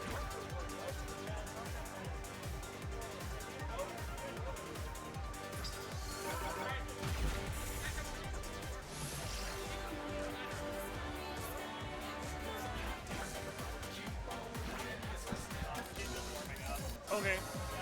We're blocked in some comments over by the area. He just got here. All right, looks like Tommy Doesn't Miss just showed up. MCAT warming up on Big Boss.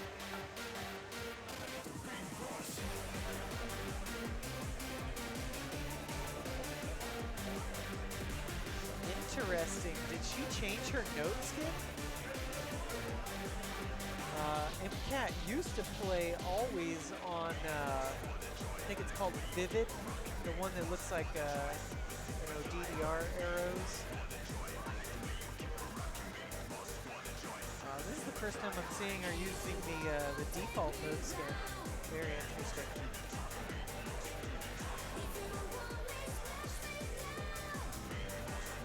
Rip Prism, yeah. Oh, this is Vivid, yeah, okay, yeah, you're right.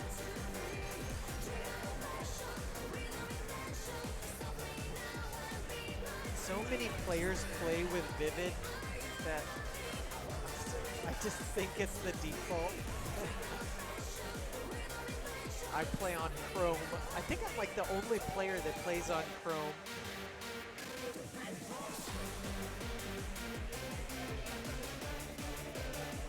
Which might explain why I'm the only one that has trouble with center buttons. Center button reds look very similar to mines.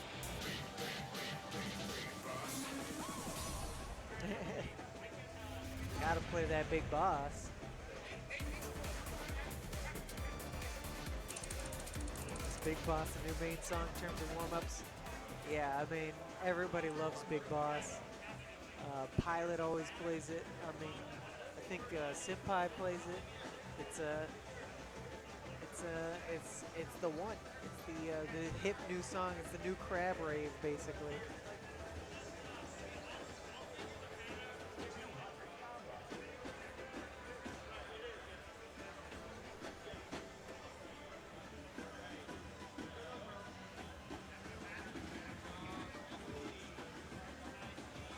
The boss has been bigged.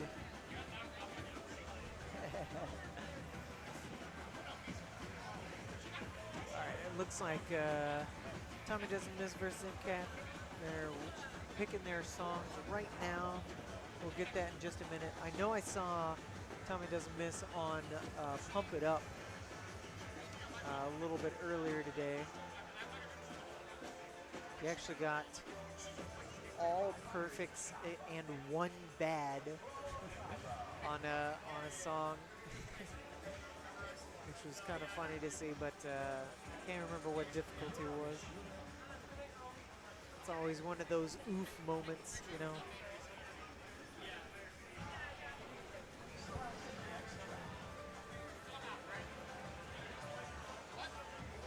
Big Boss is to the 21 folder what Crab Rave is for the 1 folder. Is it just the one that everyone always plays? average if you can save goodbye fan versus average big boss enjoyer. We need this meme.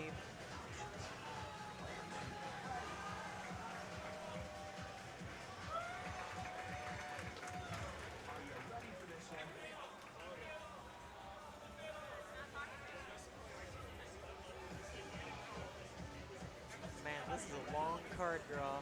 There must be some intense decisions going on.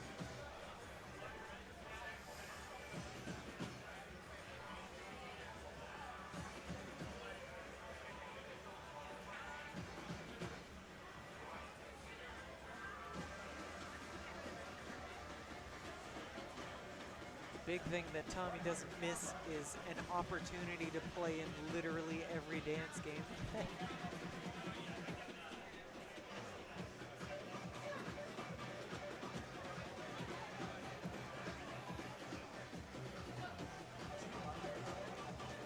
Uh-oh.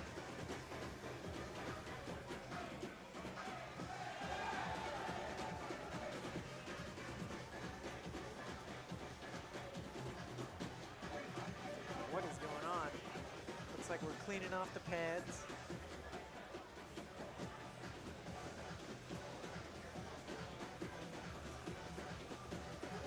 Hence just making it shiny and new.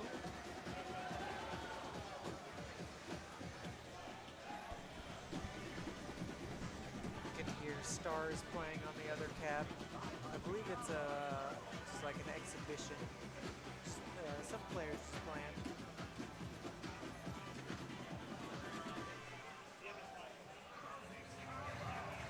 If I remember correctly, Maid Misa is already out. So.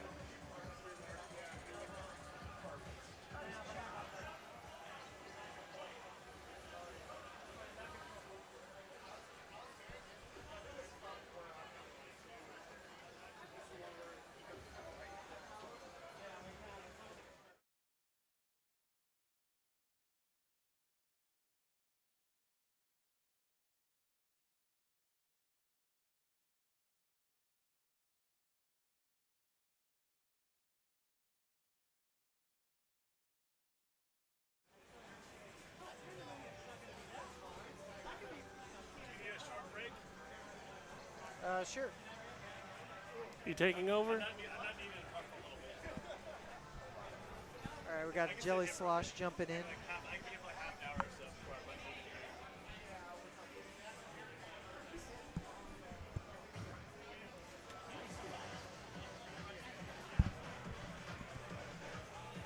Hello, this is Jelly Slosh back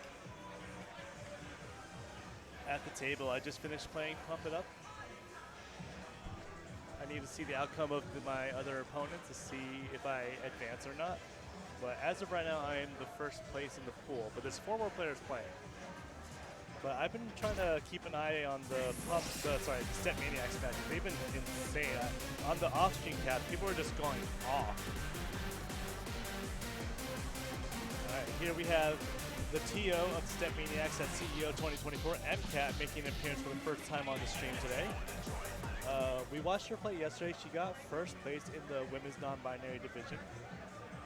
I also apologize if she's already been introduced. But she's going to go against Tommy Doesn't Miss, very prolific ITG player. Also had a really strong showing at the Guac events. I think Tommy got second at the first Guac that StepManiaX was featured, and then last year, Guac 7, Tommy got third place in StepManiaX. So pretty solid showing at the local events in Massachusetts area, or the New England area, I think. I don't know exactly where Game Underground is located. I believe it's Massachusetts. But we just saw MCAT warm up on Big Boss. I don't know if Tommy feels like he needs help. He just finished playing ITG.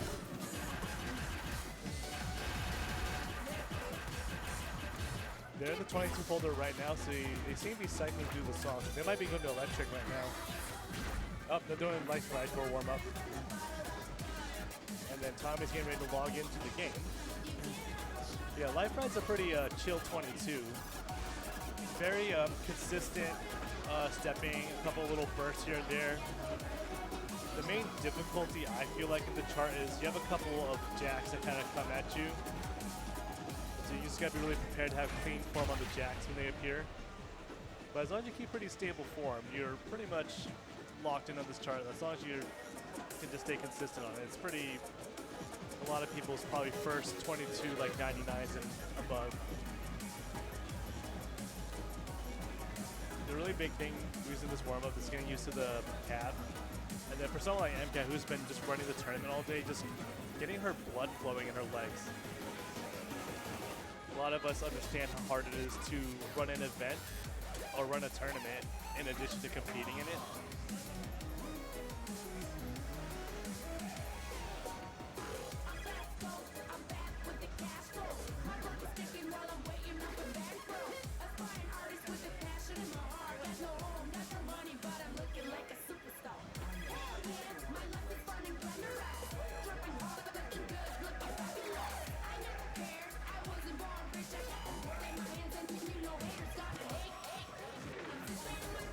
Looks like after her initial misses, she started to adjust to the player one side.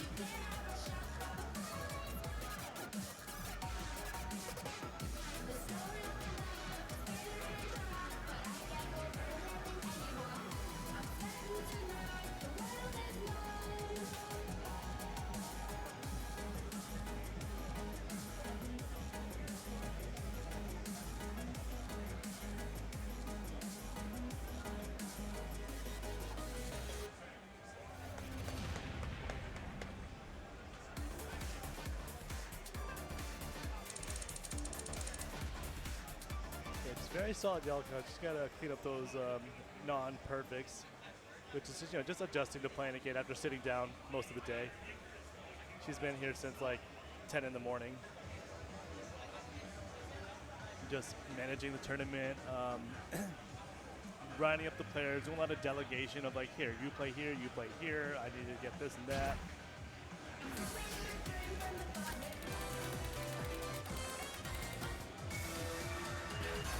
In addition to this tournament, she's also organizing the whole event, Midsummer Melody, that's coming up in Michigan next month. So, on top of TOing CEO, she's got that on the back of her mind as well. But starting off with the card draw, we have Electric, which has shown up a couple times so far.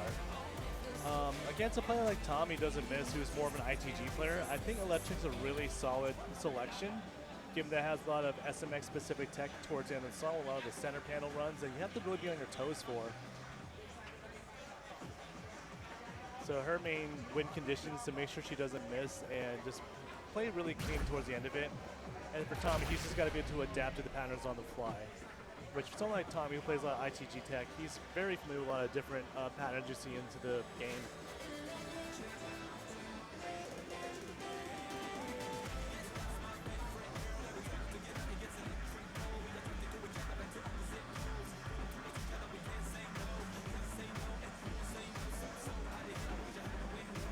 Yeah, some of these upcoming patterns are really hard, the ones that have you dance around the up, center, and down notes. If your form's not too tight, you might get what's called a held miss, where you're holding onto a panel already and then stepping on it without releasing the panel previously, which is really commonly done when you're holding like the up and center at the same time. Yeah, and that's the kind of thing that MCAT was looking for, just to trip up Tommy on like patterns like that. Again, the chorus with the 1 foot mine hit, or 1 foot eights, dodging the mines.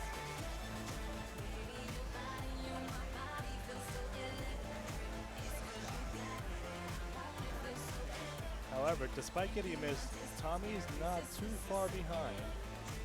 This here is what's going to really make or break the song. So just really make sure you execute on these center panel runs. You have what's called a Scooby coming up.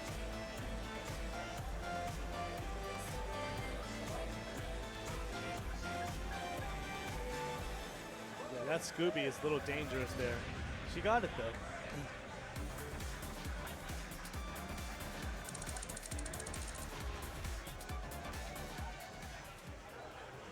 Nice job by MCAT there. And now for Tommy's win condition, he's picked Glowy in the Night. And I don't know how much he knows this chart. For someone that's very well versed in ITG tech, this one's got a lot of foot switches in it. So Tommy should be a lot more comfortable on a song like this versus one that has a lot of center panel streaming on it. Although I will say, there's one center switch towards the end of Glowing in the Night that is really tricky to read visually. It's one of those ones, if you start it on the wrong foot, you're just going to completely miss it.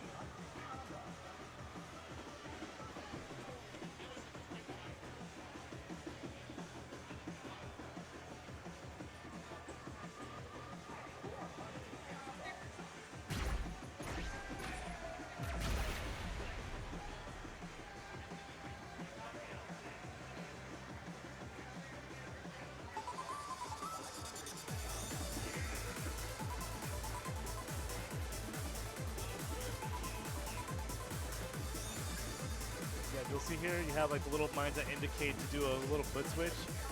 There is some criticism from the community that the mines come up a little bit later than what you typically see in like ITG tech, where by the time the pattern has come up, the mine is there. By the time the mine appears, you've already passed the tech. But I understand from the chartist perspective that they choose to do that so you can reduce the risk of accidental triggers on them. But yep, as we see here, Tommy's got a bit of a lead going into the foot switch section of the song. Alright, so we got a little bit of a chill section here before it picks up again with the foot switches.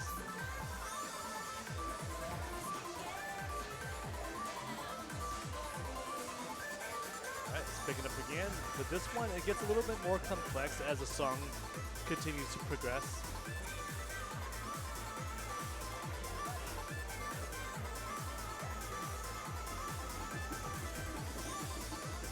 The center panel one that I referenced earlier is going to come up here soon. Oh, they are trading leads.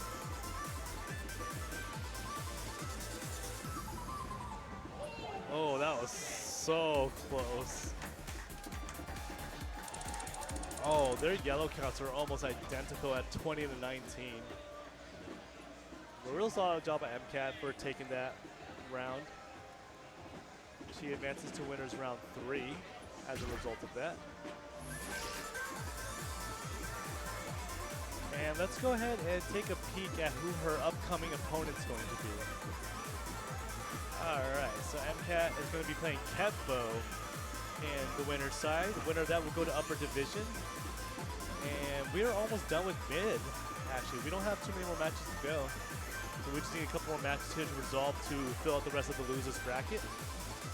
And losers match, we have Tommy Doesn't Miss versus My Brand, probably on deck. I can see My Brand standing behind Tommy right now, getting ready to head over to the card draw area, just to start making progress on the AH side of the bracket. This is just due to Tommy having just a really solid performance on ITG, just kind of being needed at other places at the time.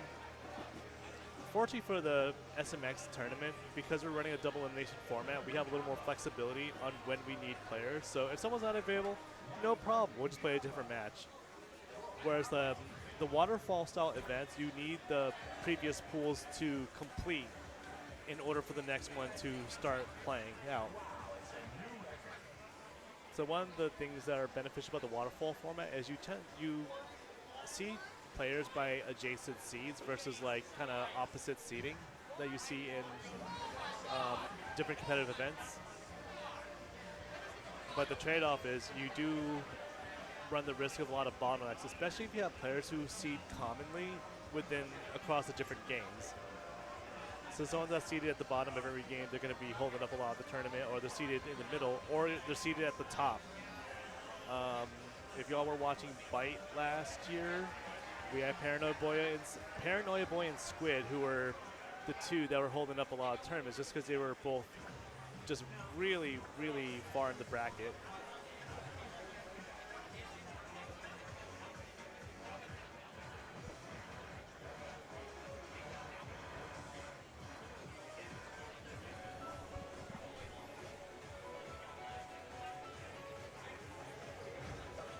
Let's take a look at the bracket. I want to see what's been filled out so far. Can you go ahead and go to the uppers section just so I can see what's been filled out already and see our potential matchups?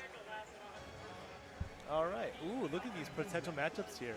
Some of this kind of surprised me a little bit from what was projected. So, in the round one, let's go ahead and get rid of show projected for now. So, winners round one of top 16, or the upper division as we have called it. You've got Andrew, Chunka, Poyo, who have advanced so far. And then for MCAT, it's MCAT. The winner of MCAT and Kevbo will advance to play Caveman, which will fill out our top 16, which is the top 12 winner side of the entire tournament. And then coming in from the loser side, our 4 players that advance in the losers division, we have Main Misa and Conrad so far. And then again, we just need a little more of the tournament to advance for us to see who's going up there. Let's go ahead and switch back to lower divisions and see who we have potentially available that could advance on that side of the event.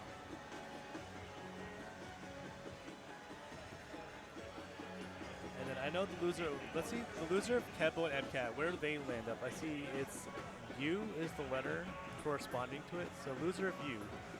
So the loser of MCAT and Kebo will pay Kingly to get into top 16 losers side, which Kingly played off-chain. We just had a phenomenal run. Like, I don't know if the commentators were able to talk about, but Kingly dropped a Hex Star onto 24, busted out, and one perfect on everybody got a dance 22, which is a pretty tricky 22 with a lot of the center panel twisting. So that's gonna be a really tough matchup for whoever ends up there.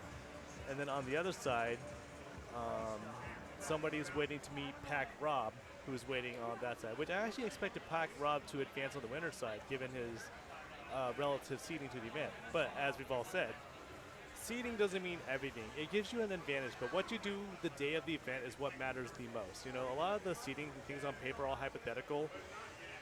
At the end of the day, in games like dance games, and even the fighting games, anybody could beat anybody. Like, you just never know how people could perform a particular day. So even though you see like seed number differences, they're not monumentally huge in the mid-level division.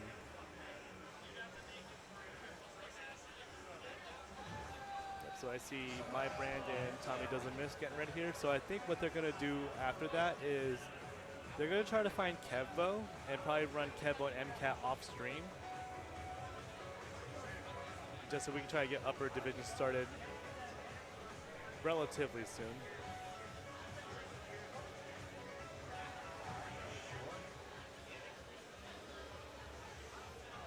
It looks like Pump It Up has concluded the first round, so I'm actually going to step off for just a quick second just to see the outcome of that, to see if I've advanced or not. And then Zom will be, I just want to give Zom a quick break before I'm unavailable again. You know, just a team effort to make sure nobody feels burnt out from running the event.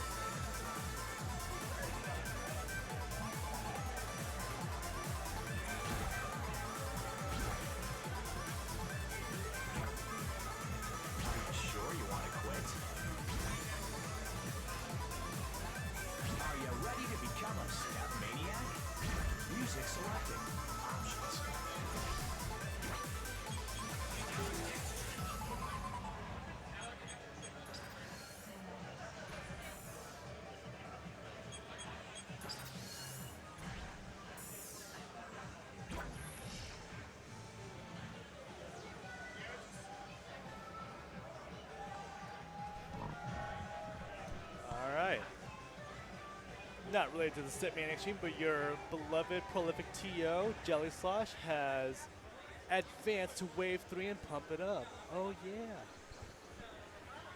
All right, now we have my brand and Tommy Doesn't Miss getting ready to play here. Both players have opted to use their pocket pick, which is typically what you want to do when you have your back against the wall in a tournament setting. My band has chosen Kalinka, which is basically like the Tetris song. And then we have Dystopia 2077, which if you watch Guac 6, I believe it was, Tommy Doesn't Miss was in grand finals against Water Salad, the Bite 5 champion. And this was Tommy's pocket pick as Water Salad. That was his one song he was able to take off Water Salad, just because Dystopia 2077 is one that really, how do I say it? This is, if you play ITG Tech, this is one that feels very comfortable for you. And also, Dystopia 2077 is also a song that's also in ITL, despite it being a different chart.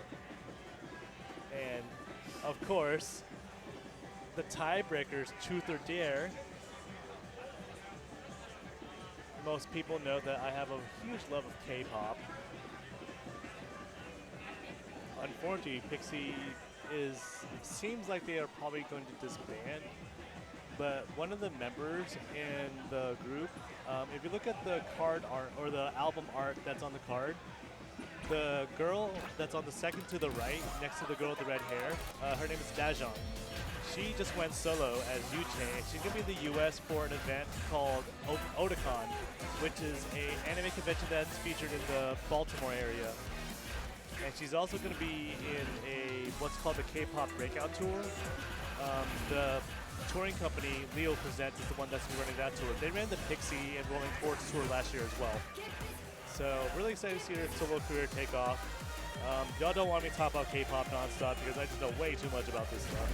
So let's go on to the actual match. Alright, so both players are going to be choosing to warm up with Forever and Day. This is a pretty chill level 22. This is like a D&B style chart, drum and bass, where you have like a lot of like the step jump, da da da da da da da da kind of patterning.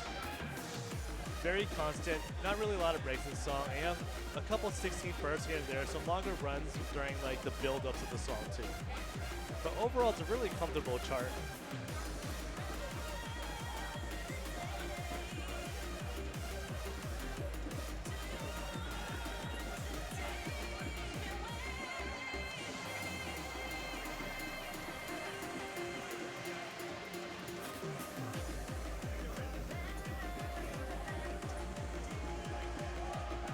Very comfy eighth note patterns that you can choose to double step or crossover. And then there's the D&B steps that reference the da-da-da jump. This is a little 16th bursting. Here's one of the longer streams you'll see in the song. Just like a little bit of build up as the song gets more intense. You'll see a lot more notes coming in here. Very clean form by Tommy there.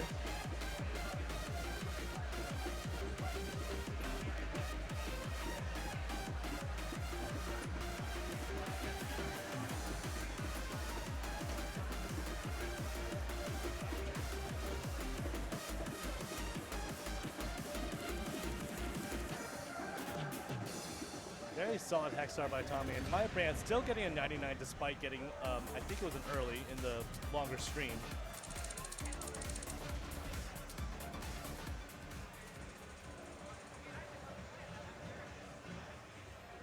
All right. Warm-ups out of the way. We are going to be looking at Kalinka as the first song of the match. And in the meantime,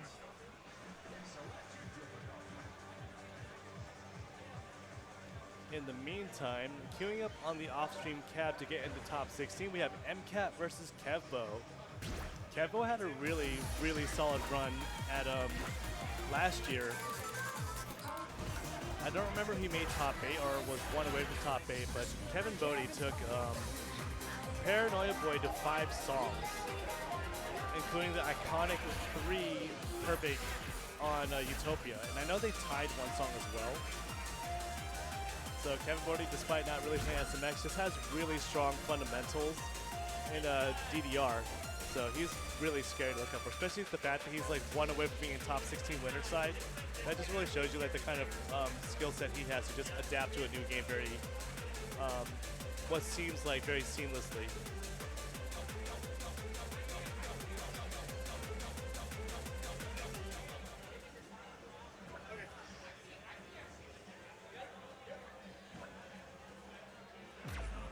All right, going into song 1 of My Brand versus Tommy Doesn't Miss here. Here we go.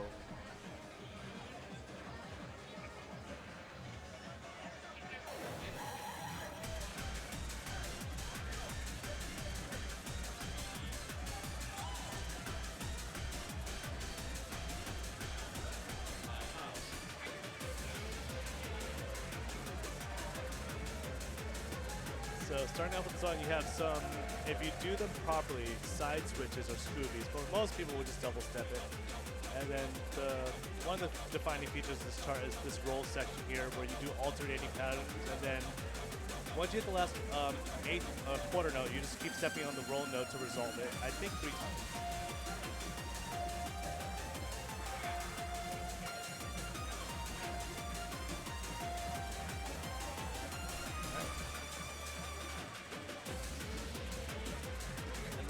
As you get to the second half of the song, you see a lot of very similar patterns, just a couple more gallops added to it, instead of being straight 8 notes.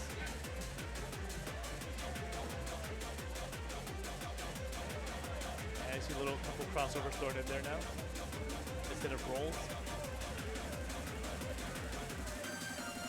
Oh, and the lead is traded back to My Brand.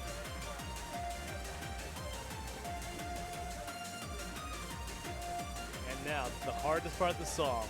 The long pause. Remember the SpongeBob technique. Step on your right foot and don't forget it.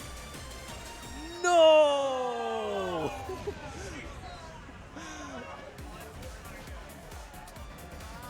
Oh my goodness. Oh my gosh. You hate to see that happen. Especially on your pocket pick.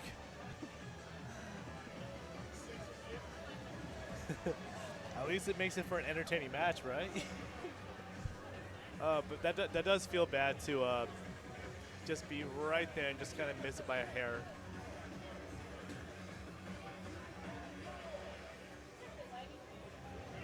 But that's okay. You know what the pro gamer move to do is? Win your opponent's pocket pick or protect. That's the pro gamer move. Back in League of Legends, we would call it like Korean strats, where we would say something like that. I joked around at a local ITG event that just win your opponent's pick, but then what happens when you both win each other's pick? And then, you know, Patrick me, I don't know, I didn't expect to get this far. But that's really hype.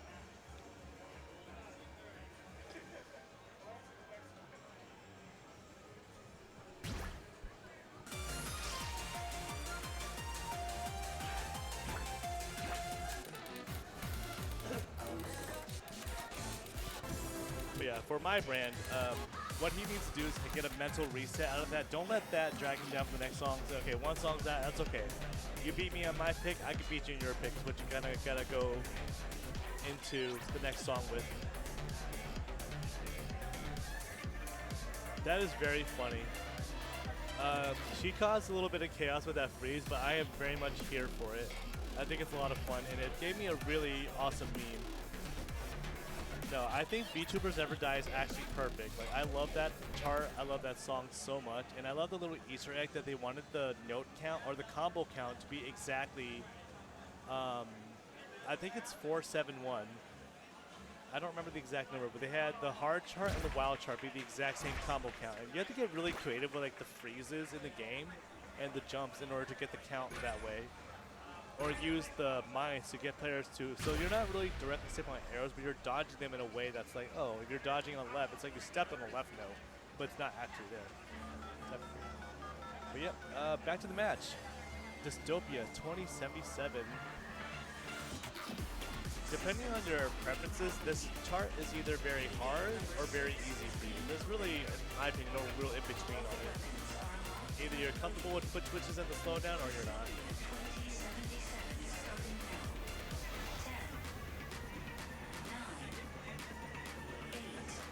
with the freezes right there, what you can actually do is I think you can actually start them with the same foot that you hit the freeze with to properly resolve it. All right, foot switch section coming up here.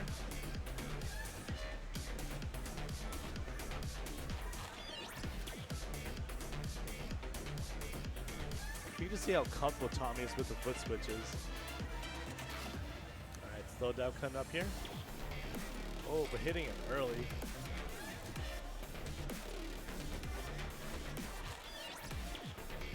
And then you have these drill coming here. You hit them exactly the same as the 24s at the beginning of the song.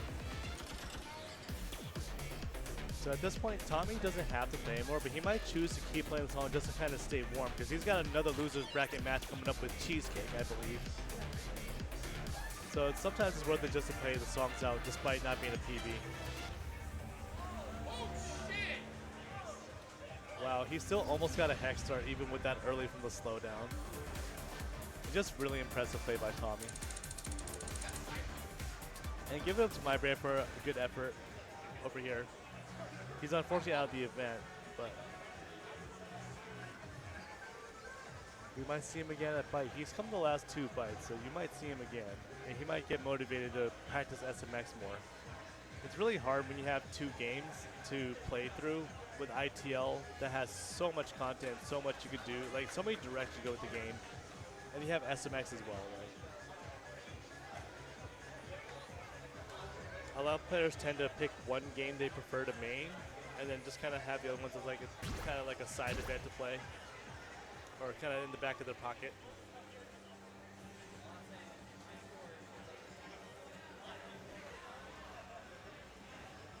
And then it looks like MCAT and Kevo had to restart the arcade impact machine. Just because it was just lagging a little bit. It's a bit of an older model, I believe. So. Oh no. He has to play again. He has to play again. At least he's warm. But what I imagine will happen is if he needs a break, they'll let Cheesecake warm up by themselves just because they were waiting a while for time to be available from ITL. Because typically when you don't have those long gaps, a half-song warm-up is actually pretty reasonable. But when it's been a couple hours, I'd say, you definitely want like more than a half-song warm-up.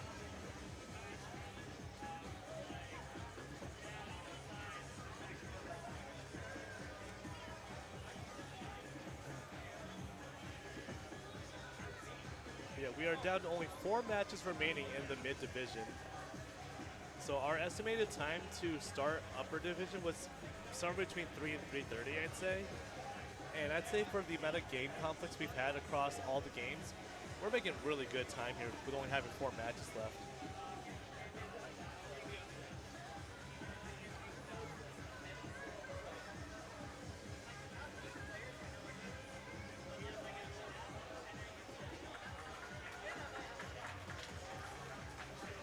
So currently, Cheesecake and Tommy Doesn't Miss are drawing their song. Is this losers round 2 or 3? It's 3. Yeah, losers round 3. Let's go ahead and just update down the scoreboard really quick. Thank you. Wow, you're crushing this, by the way. Thank you so much for handling this. Trying to make it easy for you to understand.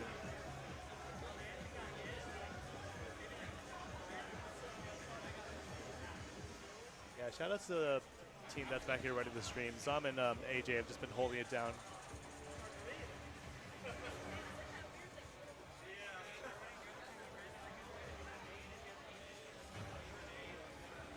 Yeah, once Zom is done taking a break, I'm going to get up myself and get prepped for, I think I'm going to pump it up again very soon.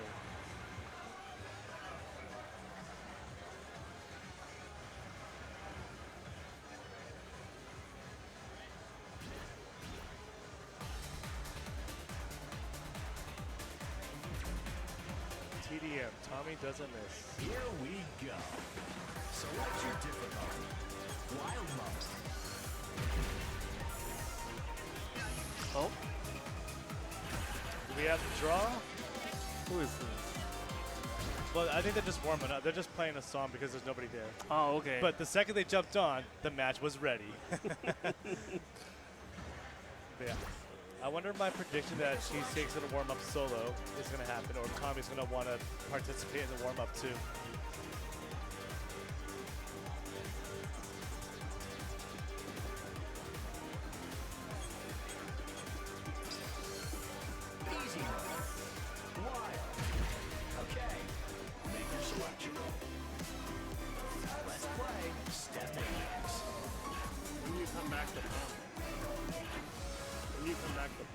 I don't know exactly. Whenever this pool is done, I'll check it. I'm gonna step off for a little bit. You're good. I'll come back, alright?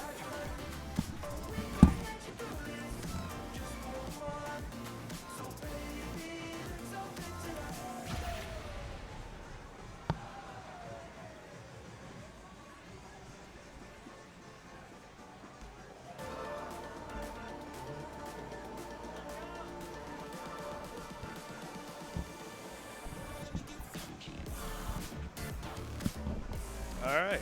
I just received the drop for Cheesecake, and Tommy doesn't miss. So while they warm up with Orbit, let's go ahead and take a look at what they've got here. Cheesecake has opted to protect Do It Like That. This song's super fun.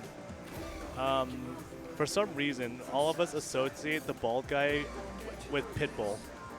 He's not Pitbull in any way. In fact, I don't think he's even credited in the song at all, in the title. And then Tommy has protected Land of the Rising Sun, which was featured in one of the ITG games. I want to say it was either ITG 1 or ITG 2, but I don't know specifically which one. And then Bandito as the tiebreaker, which will be pretty volatile as a chart. For one of the 21s in Bandito, there's a lot of the 30-second burst. So if you're not prepared for that, it could really throw you off the first time it comes up.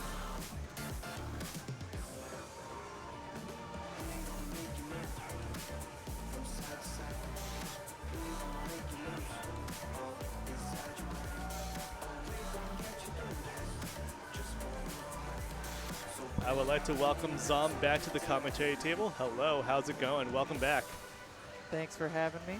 Yes, we've had some very exciting matches in both cabs today. It's very unfortunate that I don't have the hardware to stream both cabs properly.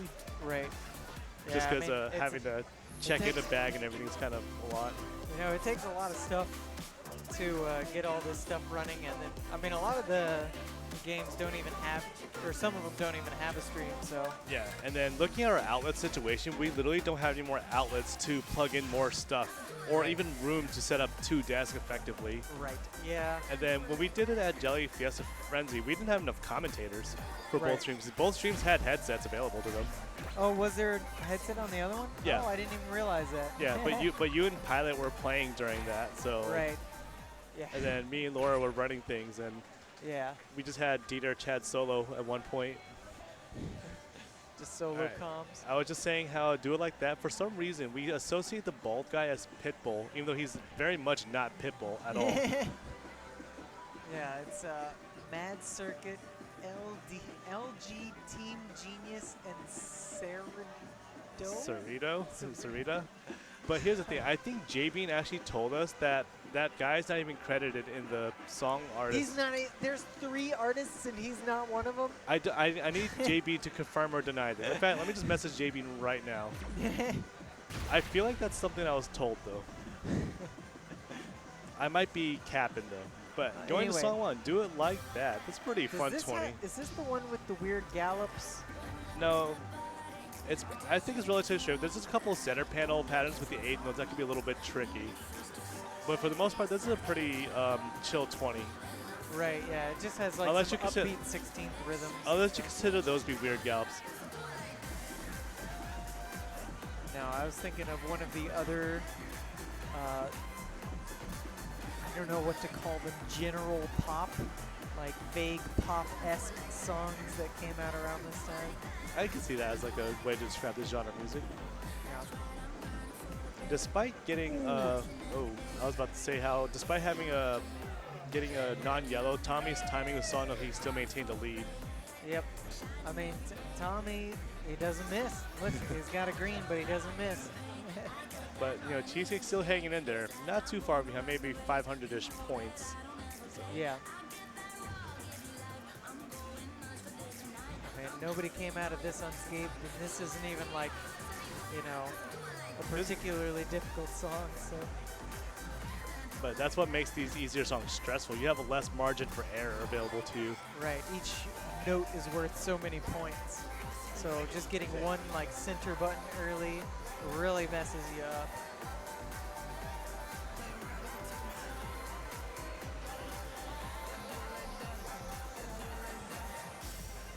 Wow. Oh my gosh.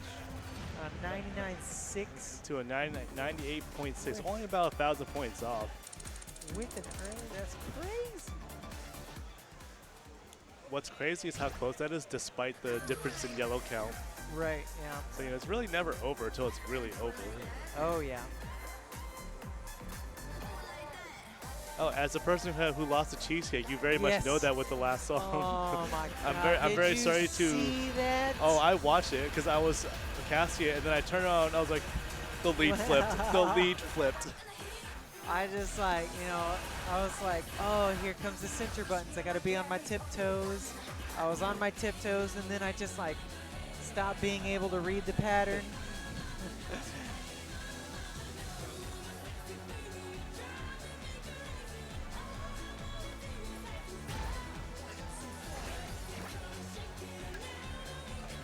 I just texted J-Bean about the Do It Like That fun fact to see if he happens to respond. He's probably really busy as usual, Oh, yeah. making I mean- content for the game. I'm just kidding. It was in chat earlier, Yeah. so he might stop by again. We can ask him. Let's see, Land of the Rising Sun, pretty straightforward. I think this song actually has foot switches. It was one of the first songs with foot switches in the game. I think that's why it's a 21, because it's not particularly difficult, but does have a little bit of interesting tech. Yeah, and what's really interesting, like the down foot switches are not even marked. Right. And I think in the ITG chart from like 2004 was it like that too. So they had foot Right. switches way back. They were ahead of their time with this chart. Yep. Y'all don't know how the J-Bean content process goes. Step 1, I don't want to do this. Step 2, a few hours later, done. Yeah, that sounds about right. J-Bean is very prolific in terms of content creation. Speaking of prolific, look at it. Let me not say what I want to say. So we'll just let the game speak for itself right now. It looks like the players are doing the foot switches as double steps. Yeah, both of them are. But I mean, whatever tech works. It's not marked with mines, so it is not forced. Yep, You can't avoid the commentator curse once you've implied it. I thought it.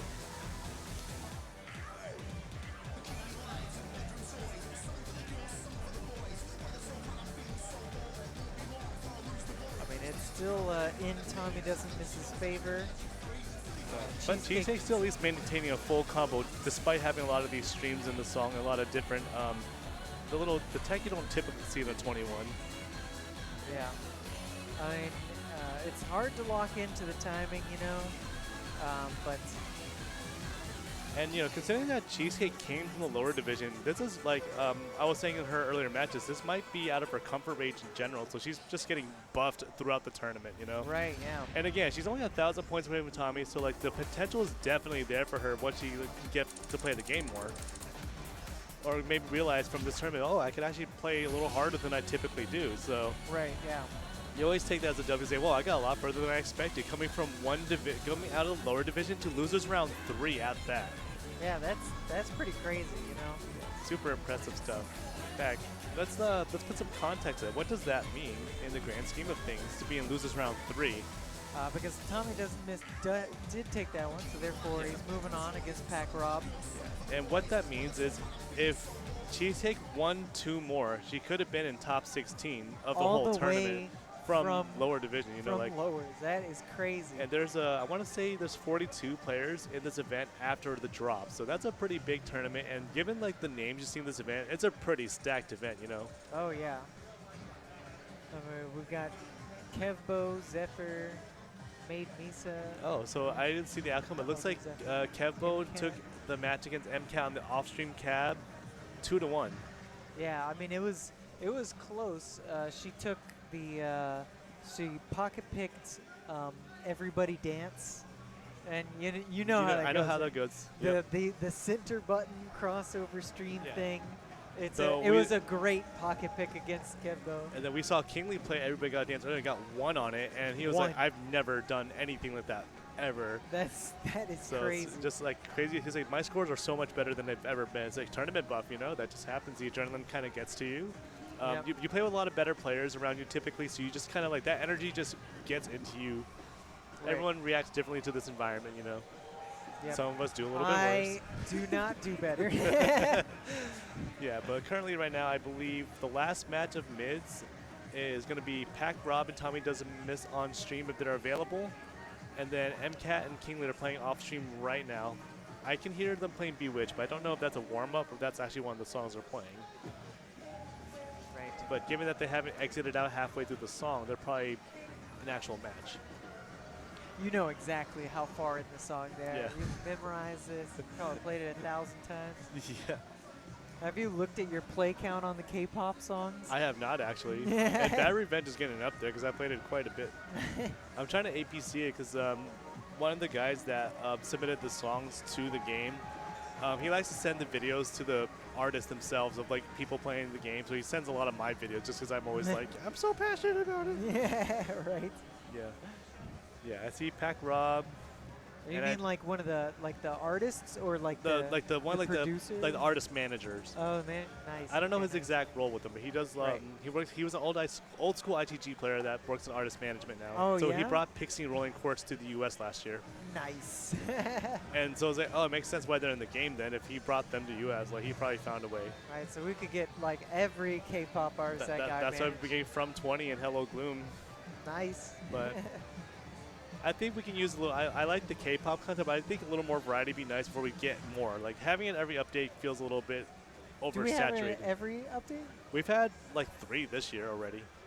We've had But it's Fearless. June. That's No, that's like we've had 5 songs. Fearless, right. Truth or Dare, Uh-huh. Beat It, Yeah. Heaven, Oh Earth. yeah, yeah. Yeah, That's and, right, because we got Bad the Revenge. From 20 and Hello Gloom. Yeah, Hello Gloom on the same update. That's right. Yeah, yeah. yeah. And we got Truth or Dare rolling and the Fearless on the same update. Right, but those are like, I mean, the Rolling Chord song is very different. It's very you know? much a rock song. I don't know if I would consider that K-pop. It's not. It's very much like K-rock, you know. Right. Yeah. Yeah. Here, you can see our pretty faces here for now. Hello. Yeah, lighting is a little bit rough back here, so a little blurry than I would like us to be. Plus, this is a 720p webcam, not a 1080, because these things are expansive. But if you go to the FGC room, they have like full blown out like camcorders, like studio cameras for everything. Like if you have time to look at the fighting game area, if you haven't already, just look at their setup. Like they have like nice studio box lights for everything. I think like, it might just be out of focus. yeah, we actually tried to switch that. Like this is the one of the Logitech ones that like doesn't it save does the the settings. auto focus. Yeah, or so we had whatever. to do that, and then you change this.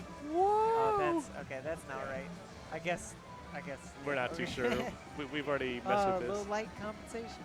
I mean, we don't have like studio lights or anything. Yeah. You know what? It's fine. I'm leaving it alone. We're doing our best here.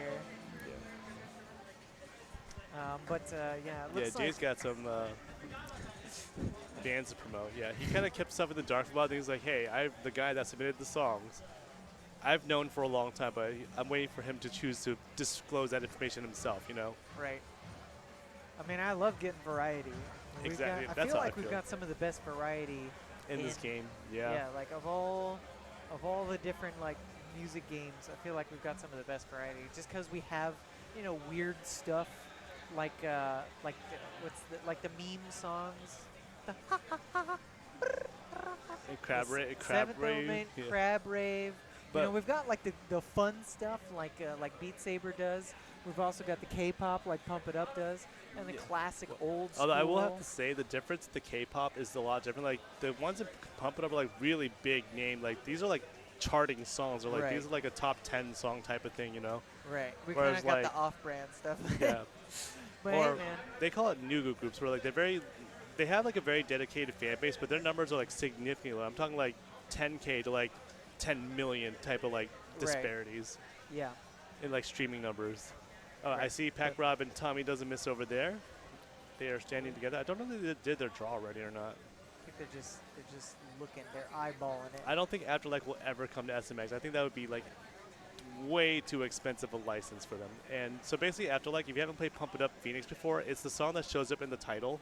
Oh. Like when you log into every credit, Right. so every time you log into the game, it's what's after every single time you log in. Well, now it's Queen Card, but because they just had an update for Phoenix to like a version 2, Oh yeah. so now it's blue instead of red. Oh. A year later. That doesn't make sense Oh. because Phoenixes are red. Yeah. I mean, if anybody's seen the DDR, what is it called, DDR World update, you know, that really clashes with the gold cabs. It's like lime and chocolate, basically. So Alright. the flavors don't really mix, but you know.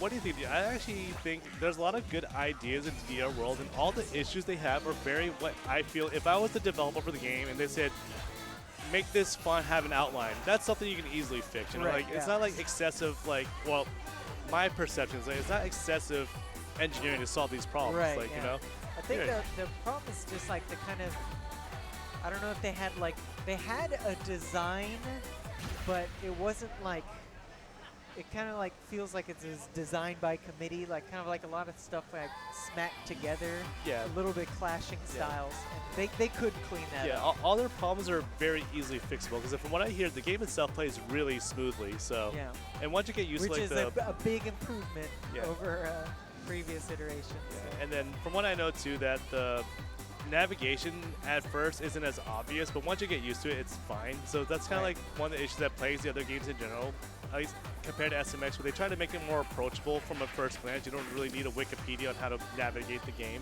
Right. Whereas like on I mean, DDR, they're working on it, Yeah. but they're still not quite getting there. You know, I really think SMX, we knocked it out of the park in terms of the user experience. yeah, and then it's a really difficult thing to balance too, like the hardcore crowd and like the casual crowd, the middle Right. crowd, and the ones who are like, I played the game, but I don't want any, or I don't care to associate with the community whatsoever, which is perfectly fine to do. Right. Like you just want to do your own thing, whatever's fun for you. Play my 3 songs and then get on my merry way, you know? Right. I think one of the biggest problems though is that they knocked out all of the scores if you didn't migrate to A3, Oh yeah, which yeah. Dave and Buster's didn't even have A3, did Yeah, it? and then Right? It was only at round 1. We don't even have a round 1 in yes, Houston. we're supposed to get 2 next year. So, but another One thing day too, we like might with, have it, but that happens with Pump from version to version 2. They don't have a database for all the scores. yeah. So that sucks for a lot of people who grinded. And then, Woo! Look at that warm up. It's a 22-point difference in the warm up. This is gonna be a hot set to get in the top 16. This is a losers match too. oh man. So let's look at the card draw. Oh, bounce. My baby mama on Russian roulette. Looks like they knocked out Dr. M and Life Ride. I'm sad about that. I love Life Ride. But, Dr. M, I think, makes sense to drop. I would drop Dr. M too, probably. Even though it was, I think it was a The Byte 6 qualifier, yeah. But I never got a good score on it. It's just so hard. I definitely like the execution of the qualifiers for this set a lot more. Just Yeah. having the adjacent qualifiers versus play everything just seems to make more sense so that you're not playing stuff that you're not going to see in your draws. Right, and that allows people to like nicely slot themselves into Yeah. where they're most comfortable. And as you can see from the matches we've had, the matches are just a lot closer in general because of the way we've arranged it. Yeah, it's nice. I might have to play Pump again. But AJ is coming back though. All right, yep. So hint just came up, confirmed that this is the last match of mids. So pretty good. And like I said, we're aiming to be done between 3 to 3:30 for mids. We're at 3:20, starting the last match. Perfect. Right on time for a multi-game event. It's Hell impressive. yeah. All right, Bounce, one of the DLC songs. This chart is pretty, I always forget this is DLC. yeah. For some reason, I like associate this song with Big Blue Bouncy Ball. Yeah. Despite they be different artists too, they sound very Yeah. similar. But this part for 90 has a lot of brackets coming up, and not even just ones that are connected to center. You have some corner Well, brackets okay. coming up. Sometimes it's brackets, but sometimes it's jumps, Yeah. right? Like those are jumps. And so if you're in the mindset of, oh, every time there's 2 notes, I'm gonna bracket it, And then, then the you up, get must and then the up and down comes yeah. up. You're like, and then you're like, oh no. I've like lost a good score on this song so many times because of that. nice job shifting back to the 12th notes from Pac Rob here. Now, can they time this like empty section where there's basically no drums going on. And also, not get cut off guard by like the up center jump. That's really impressive by both of them so far. I think they read on the same speed, actually. Yeah, they're doing crazy, dude. The scores are great.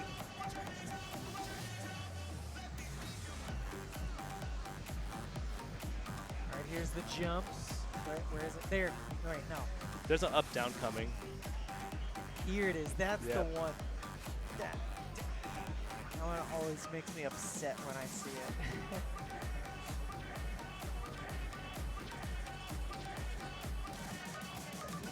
No way. Nice transition No by Rob. Is that the first way. APC of the tournament?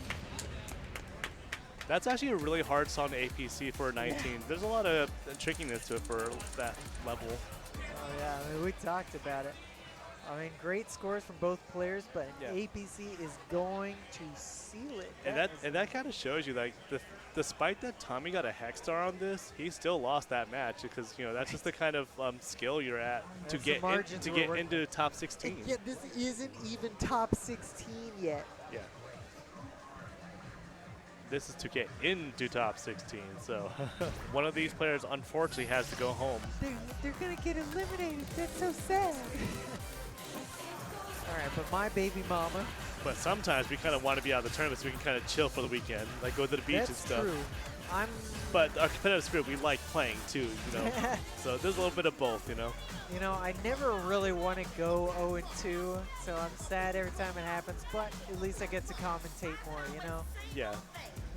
I tell the story how you were supposed to commentate mild division at Red October. You kept winning matches, and you're like, Patrick meme, I didn't expect to get this far, you know.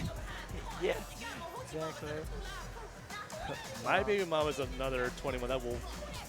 If you This don't know one- the chart, this one could really throw you off. Yeah, this one's got some weird tech. I'm trying to. You I have some of play it those, like- so few, or like say it so rarely that I don't even remember what it is. It's got some of the fat foot runs where you like left, down, center, right, Right. where you can easily fat foot that. If you hit Yeah. like, if you hit the down arrow with your right foot perfectly flat, your toe taps the edge of the center Right, and could you get possibly it trigger early, either right. a early or held miss. And you have some foot switches that just kind of come at you. That Right. dun, Yeah. dun, dun, dun, I think dun. it's like center, right, left. Center, right, yeah. left, or something like that. But who that is?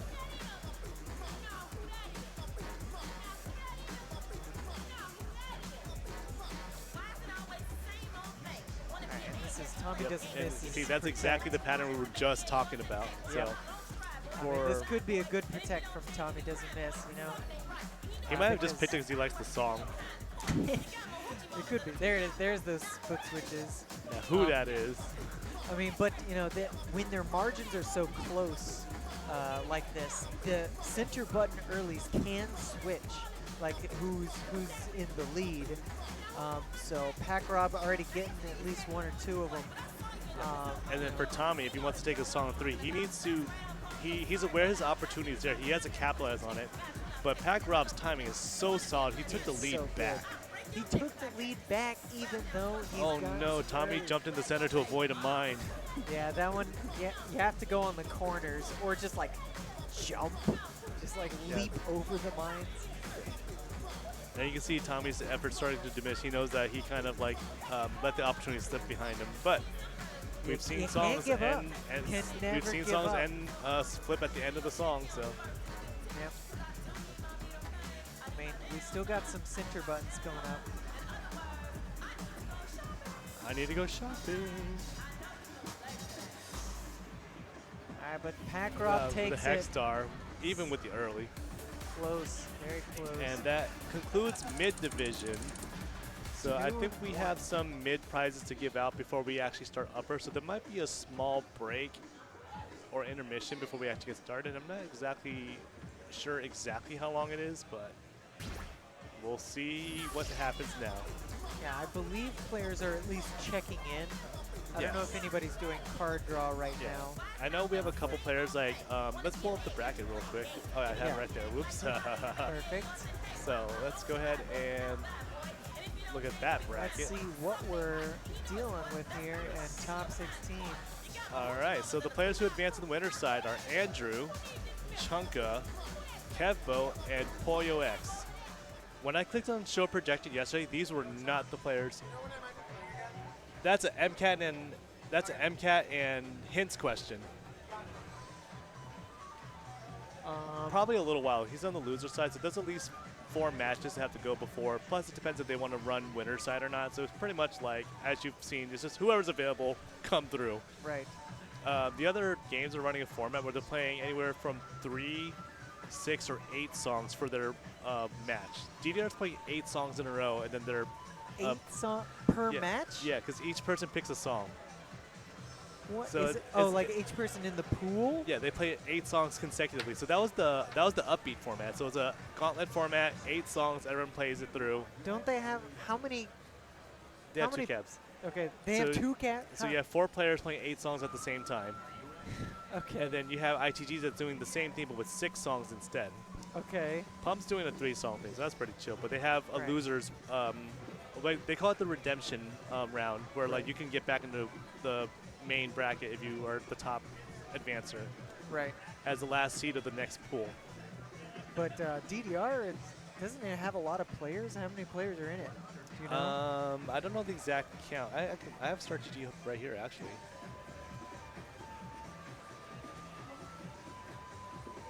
Because that seems like a lot of players playing a lot of songs. Oh, they have that format. Okay, I can't see some of these things, so I have to add 8. Steven put it somewhere else. I can find it somewhere else. I have another location for it. I just have to get on my phone. I was just trying to be lazy. ITG actually has, so I think in terms of player count, it's I think DDR, ITG, SMX, and Pump are in order of entrant counts. Oh, really? We have more than Pump? Yeah. That's SMX moving up in the world. Which is pretty crazy. Like usually SMX has been historically known to be like one of the lower entry counts, but that's because the TOs like to have less entrants so that we're not overwhelmed. Right. Knowing the situation where like, multiple games, it takes I mean, longer does to find it like? players. Do we usually like hit a cap? Or We hit cap and then people just dropped the event. okay. Because I see. Byte last year was capped at 48, and then like a bunch of people dropped. Like Dante decided he just wanted to focus on the streaming, which I think for his well-being, he preferred that very much. Yeah, yeah. He was like, I really like doing that instead of actually playing. Because Dante's Right. one that will make a deep run in the tournament, so he's got a lot to manage if he's competing Right. and streaming, because he cares Yeah. about his stream a lot too. Yeah. Also, And he just can- he I hit partner think recently, so really he good. he kind of have like the tournament nerves.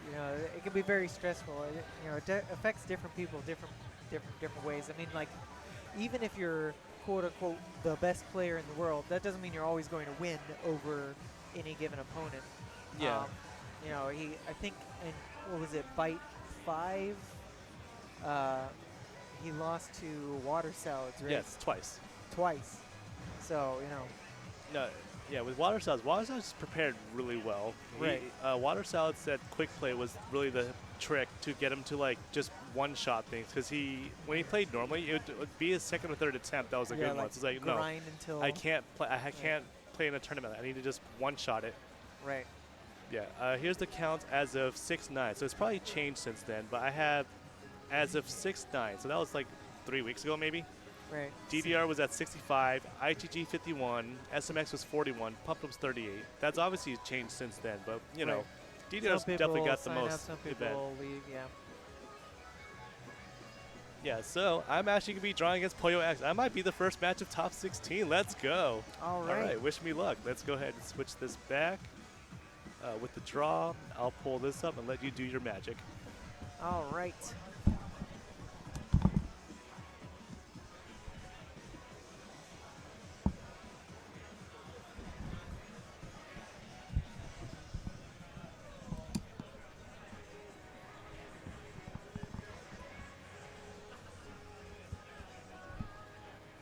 All right.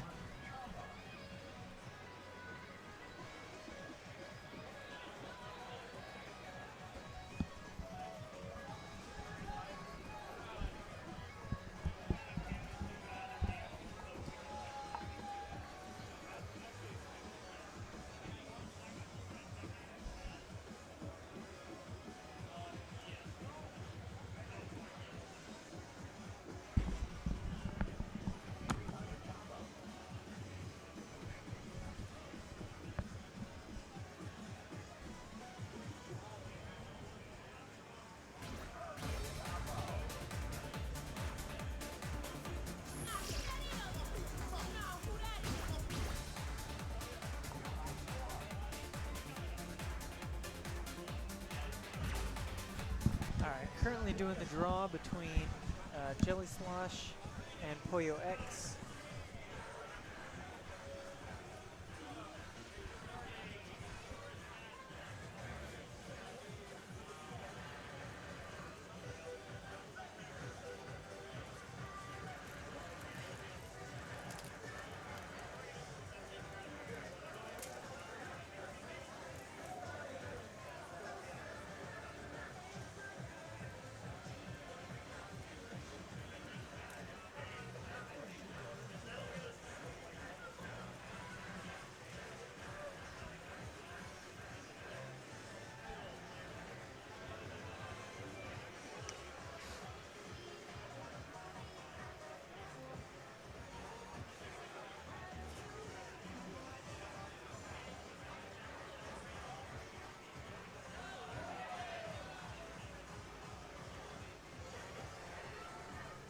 Just waiting on the draw for top 16 now.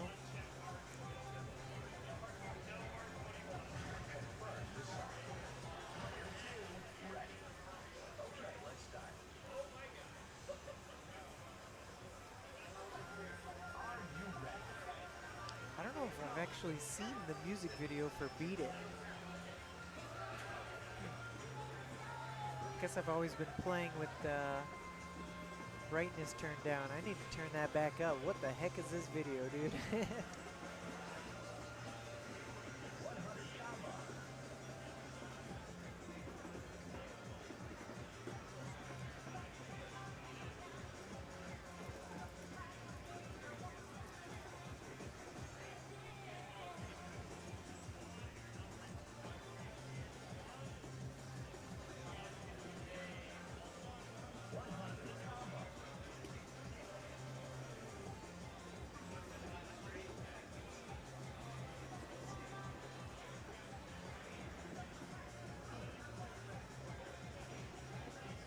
Alright, looks like we got the draw between Jelly Slosh and Pollo X.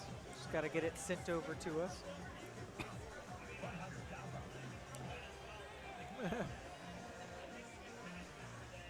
He's sending it. There it is. Alright, we got Flight. Oh boy. Flight of the Bone. We're starting off spicy, dude. Holy crap. What a set. What a set to start top 16. My God. Select a difficulty mode.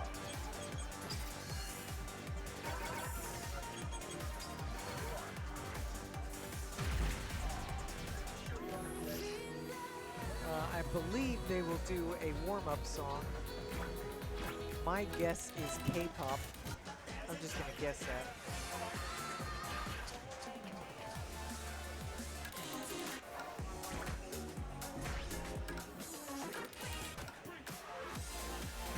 Oh, maybe not.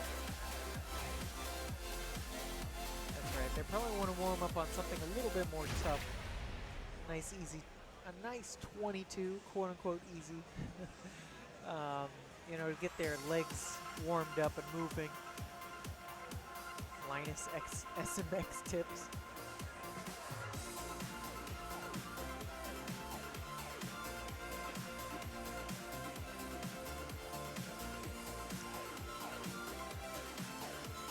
Because we're going to start, after this warm-up, we're going to start with Flight of the Bumblebee. Oh my God.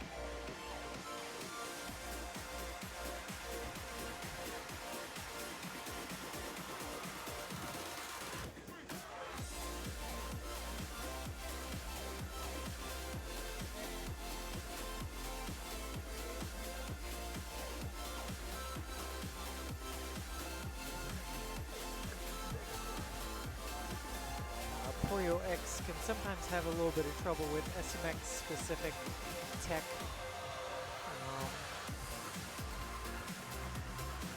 Looks like Jelly Slosh actually missed one of the rolls. He didn't push the button enough times.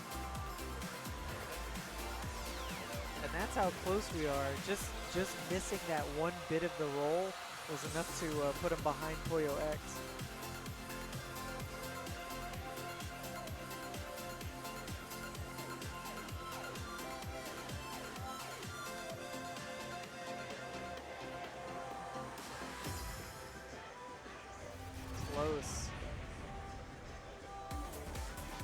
X almost getting a Hex Star.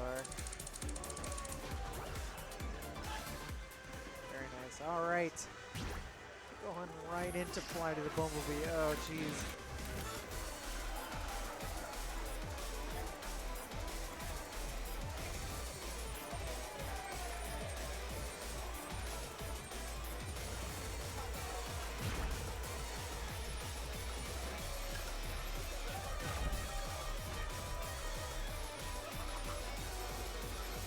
This is one of those level 25s that most players are like, you know what?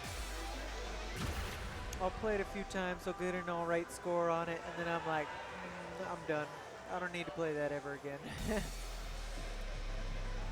But here it is in tournament right now. There's a lot of jumps right at the beginning. And if you want to get good timing, you know, you'll put all of your effort into, you know, making sure that you keep the 8th note rhythm going.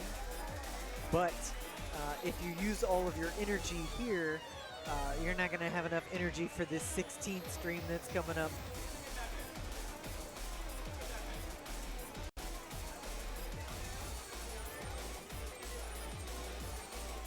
And of course, it's mostly towers, so it doesn't involve a terrible, huge amount of movement. But it is still very draining, and you got to be paying attention to those center buttons. Let's go, Jelly. Laura, you're here. What the heck?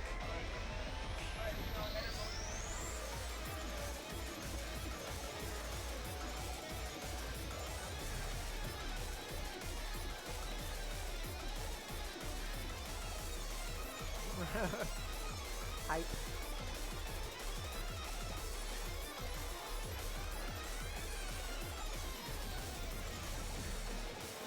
I think Jelly Slosh just had the better timing here. I think Pollo X was hoping that he could outlast and exhaust Jelly Slosh into getting some misses, which he got a few. A few early lates and misses, some change, but Pollo X ended up getting more. So, game 1 goes to Jelly. On Pollo X's Protect. That's going to be tough. VTubers Never Die is a little bit easier. I'd say one of the easier 23s.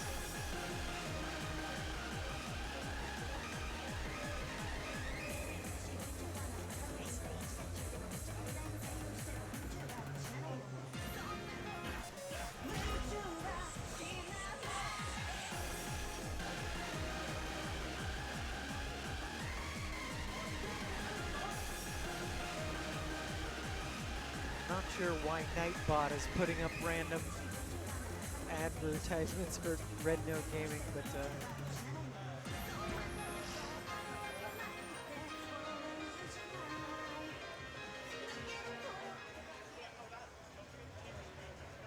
looks like Jelly is actually giving suggestions to Pollo X. Giving him some tips about reading charts that you haven't played yet. You can use the options preview to get a little sneak peek. But as I said, VTubers Never Die, not particularly difficult for a 23. It doesn't have a whole lot of tech, just mostly some bursts at a relatively fast speed. And of course, a bunch of mines, so many mines. They're pretty much throughout the entire song.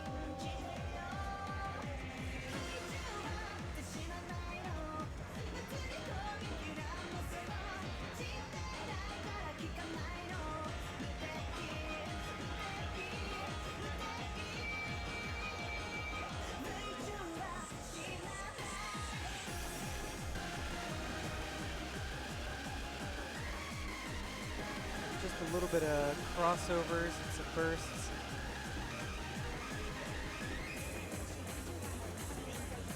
Mines might trip you up, but both players doing a pretty good job.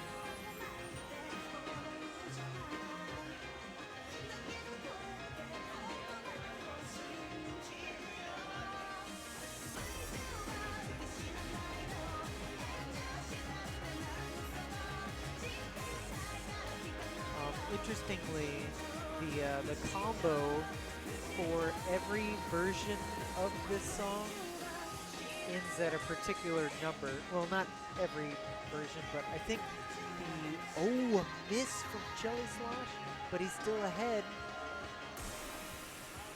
Flam.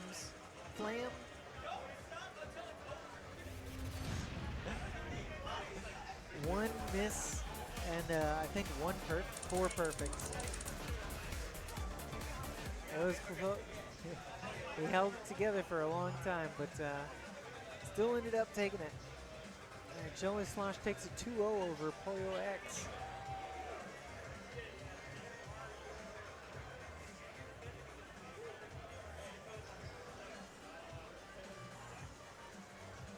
You can hear Dolphin Talk being played on the other cab. It looks like it's Spencer versus Maid Misa, which is probably one of the other matches that's happening right now. Let's take a look at the bracket real quick. Let's see. Oh no, I guess Spencer might just be warming up. Huh? Yeah, because Spencer, where is the mouse? I don't know where the mice went. What the heck? What? Wait, click on something down here. What the heck? Huh? Alright. Alright, our mouse is gone somehow. Can you pull this back? Oh. Oh. I don't know. So let me see if I can pull that back up. Alright, back. All right, Okay. Okay. It's a miracle. So this just got done. I think they're just playing. Yeah. Spencer's warming up. I think this is the first bit of SMX he's played today. He might have been playing in ITG or DDR or one of the other various games. There's so many games going on right now.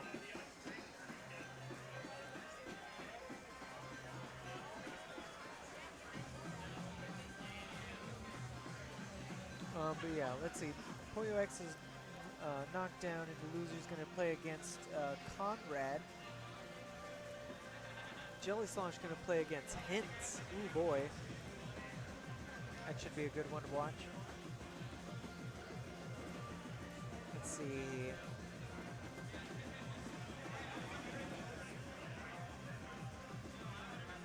Can't see if there's anybody drawing at the moment. It looks like we don't have anybody drawing. But it could be, next up might be Ches. Ches Mix versus... Sorry. Let's see, Ches Mix versus Chunka. Oh, right, yes. Chunka coming from the low, or the mid bracket.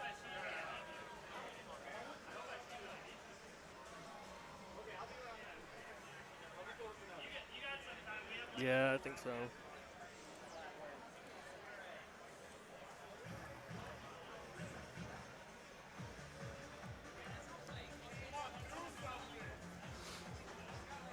Oh, they're playing on the other cab. Oh, okay.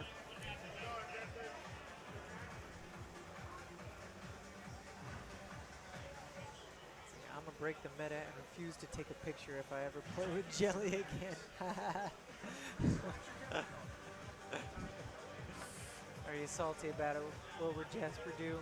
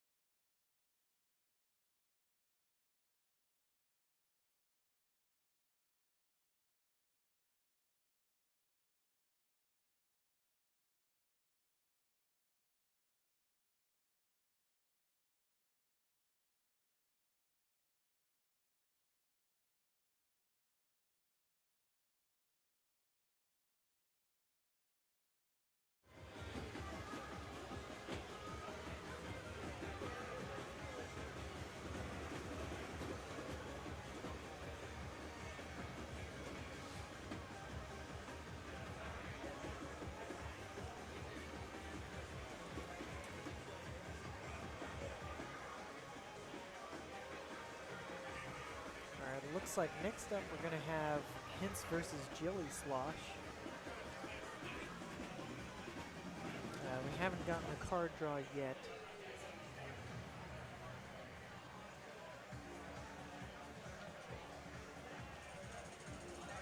We've got Chunka versus Ches on the other cab at the moment. If you want to see how that's going, you can go to start.gg/CEO 2024. There's some other stuff in it. Just push bang bracket in chat.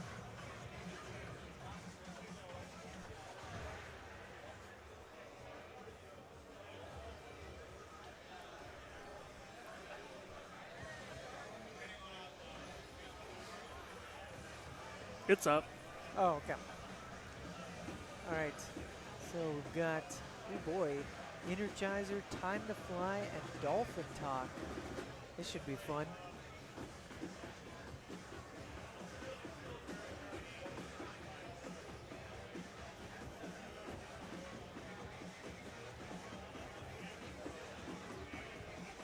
Let's begin. Select your difficulty.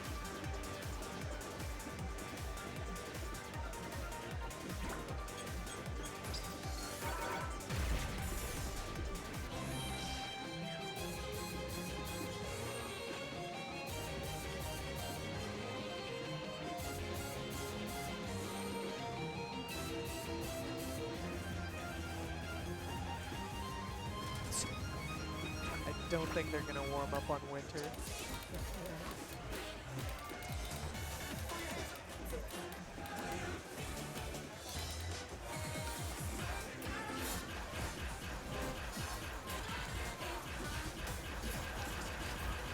Summer ban, always understandable. Yeah, even if I was confident that I could get a higher score on Summer than my opponent, I don't think I would ever pick Summer in a tournament. And because you got to remember, these players are going to play assuming that they win. You know, they're going to keep playing, you know, in rounds against other people's, and the card draws will get harder and harder as they go on. Potted time. So you don't want to use up all of your energy, you know, trying to exert yourself for a good score against an opponent.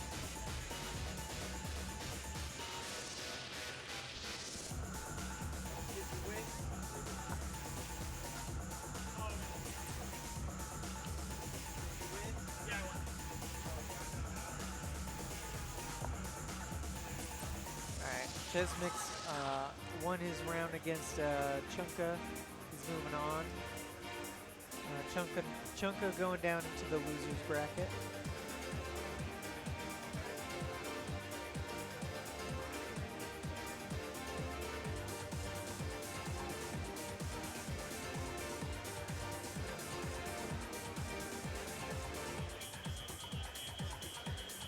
Party time.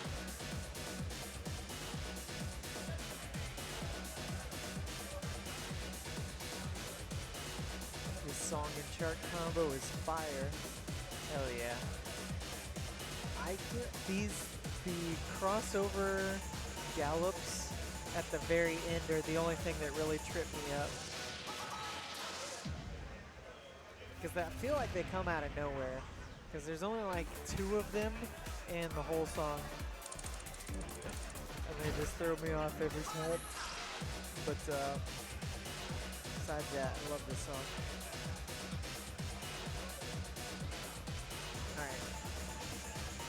I think Jelly Slosh is talking to Kevbo right now. I don't know if Hints might get 2 warm-up songs because it is he's been TOing for the first, you know, however many hours we've been here. Let's see, it's 4 p.m. We started at 11, so what's that, 5 hours in a row, you know?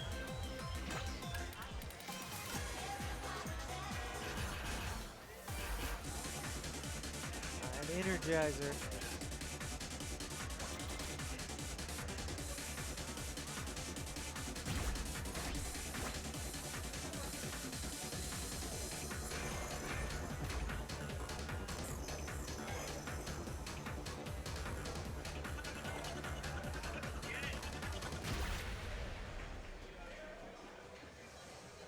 This is Hintz's Protect against Jelly Slosh, so look at those beat bars.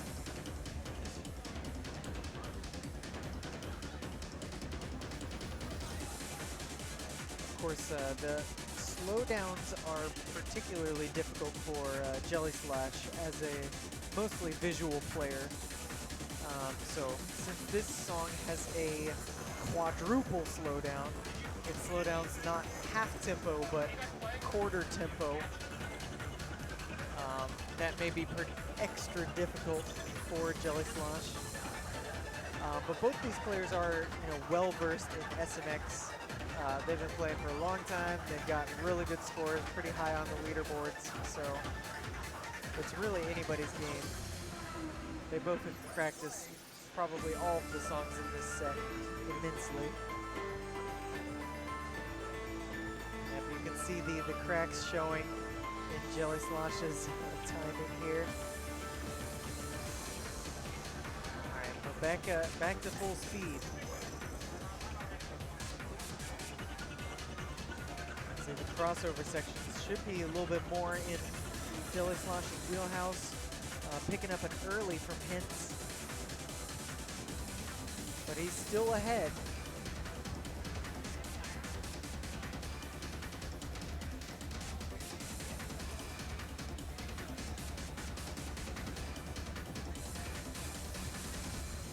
Ooh, close. Yep, Hintz is taking that one. It is his Protect, so it's a good Protect.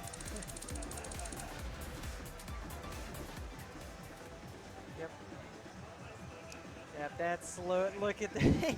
You can see on the graph visually where the slowdown is on Jelly Slosh's side. Did Ches and Chunka already played? Yes, they played on the off-stream cab.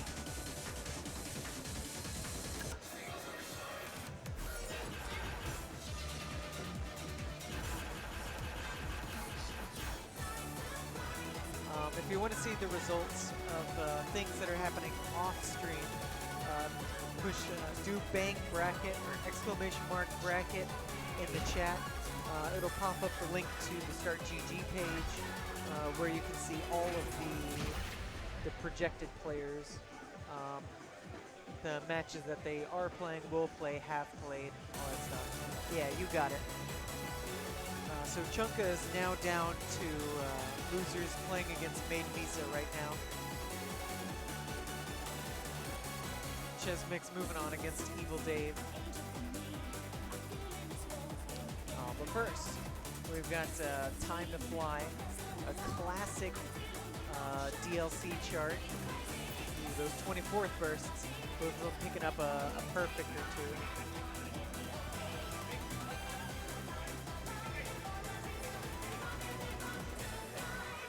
Bursts though. And here's the foot switches.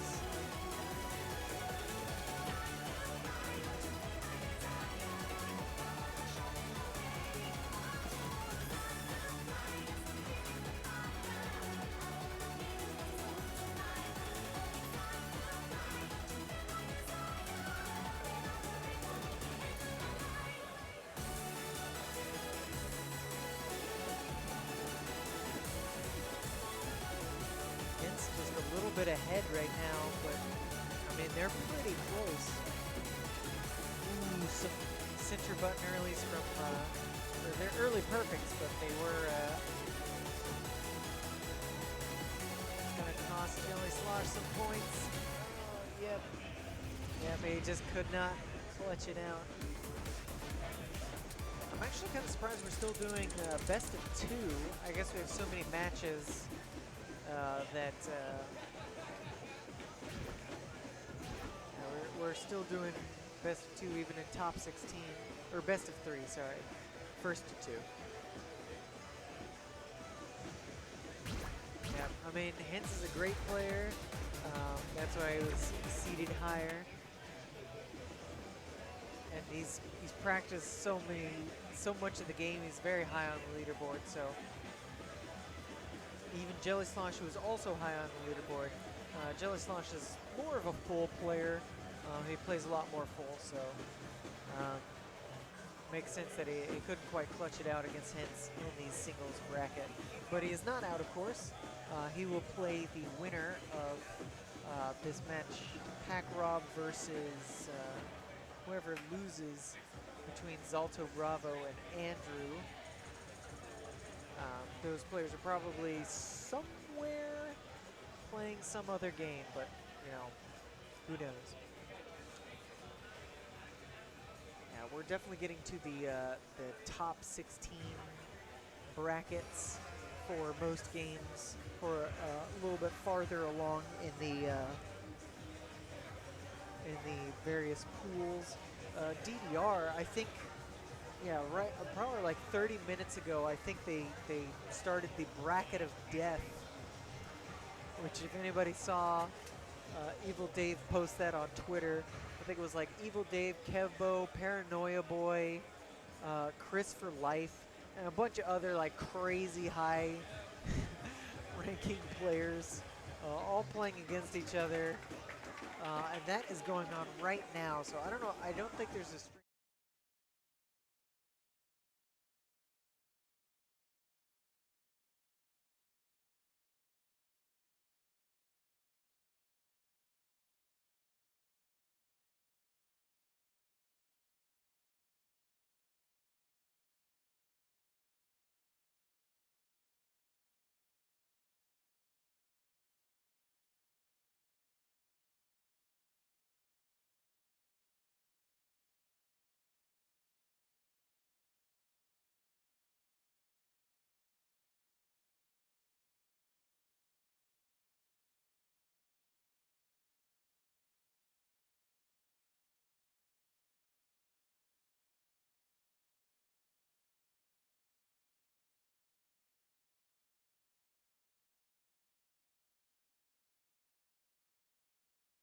Looks like they might be playing right now.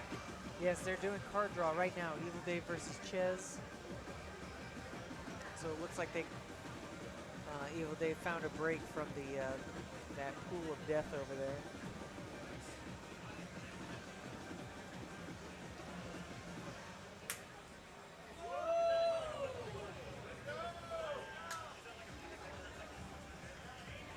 All right, it sounds like Made Misa versus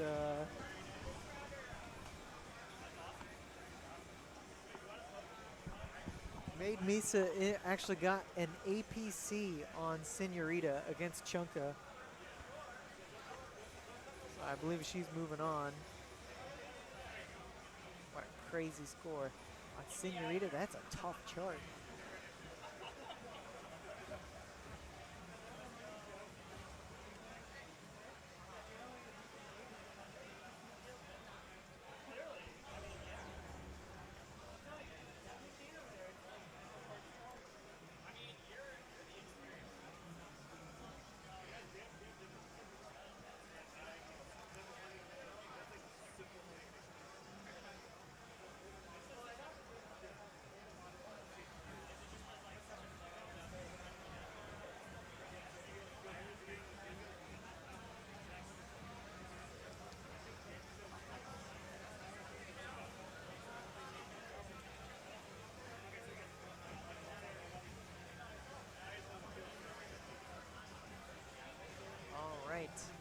Looks like Ches and Evil Dave have picked their songs. We're just waiting on the card draw to be sent over to us. They're taking pictures of it right now, so it's got to be finalized. And they will be playing on the stream cab. I believe Evil Dave will get at least one warm-up to adjust over. Of course, he's been playing, so is Ches, pretty much all day. But, you know, when you swap from Pump It Up to SMX, from DDR to SMX, you need a little bit of warm-up. You need to adjust to the different timings of the cabs and sensitivity of the arrows and all that stuff. Along with how you got to move your body. You know, like Pump, it's all about brackets. You know, trying to figure out how to push the buttons any way you can. SMX, you got to do the tech.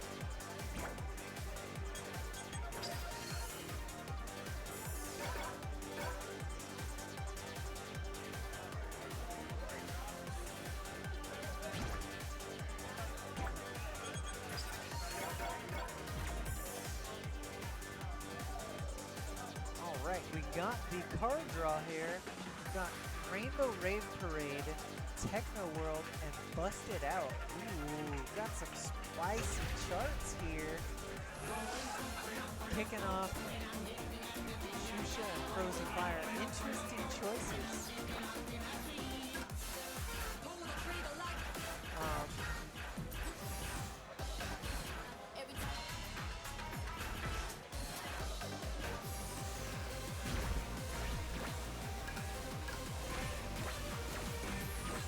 Alright, they're gonna warm up on what you're gonna do. That's a fun one.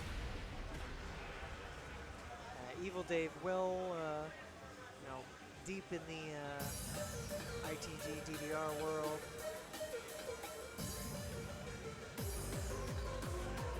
So this being the menu song for ITG3, you know. Gotta throw it back to that.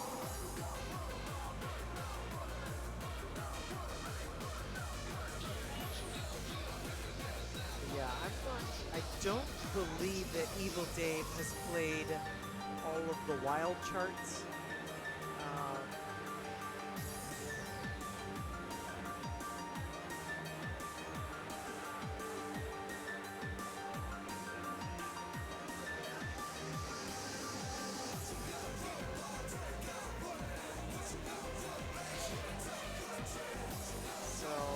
His picks might just be based on, you know, what feels right at the time. What's a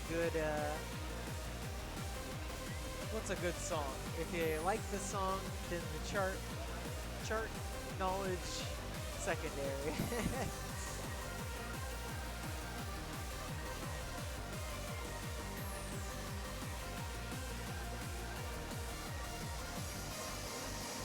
Pretty sure Evil Dave has not played all the charts in the game. Chesmix is very highly ranked on the wild leaderboards. Lots of grinding from him, so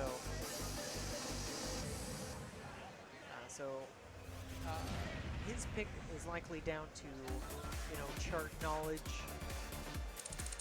It's interesting that Evil Dave picked.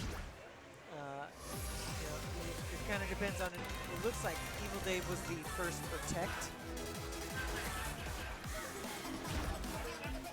So he protected first. Interesting that he picked Rainbow Rave Parade instead of Shusha. If I was going for, I'm just a, you know, a higher level player, I have like better timing, I would go for the more timing based one, rather than the, you know, SMX specific tech one.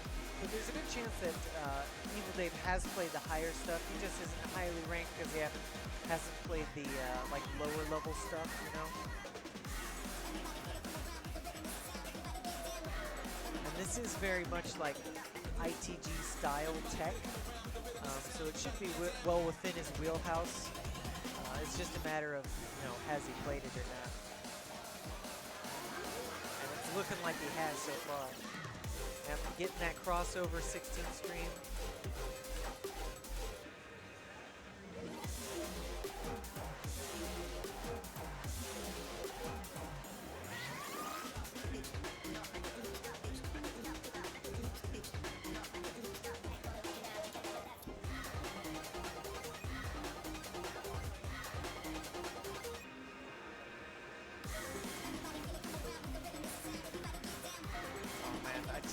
This chart. Yeah, everything just flows so well. Shoutouts to Mandodo.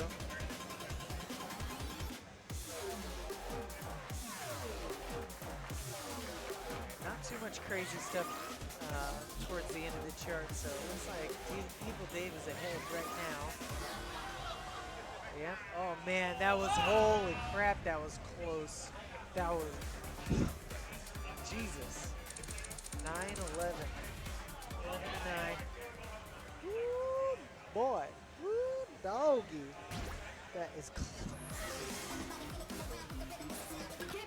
Probably just like one window away.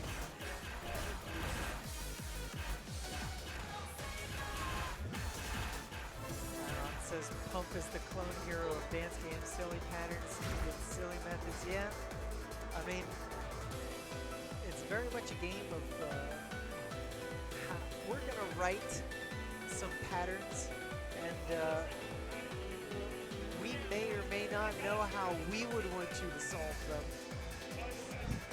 But if you can find a technique that works better, that's on you.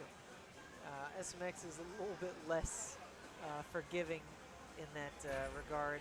It's very much a, you know, like there might be a specific type of tech, like a foot switch, and it's got a mine. And if you don't do the foot switch, you're going to hit the mine. You can't just double step it, you know.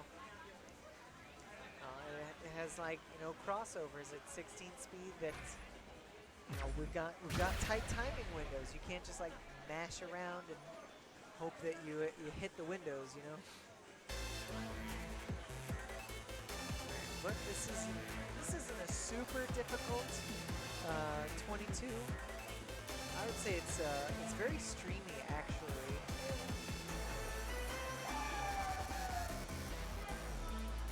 Ches loves streamy stuff, so that's probably why he protected it.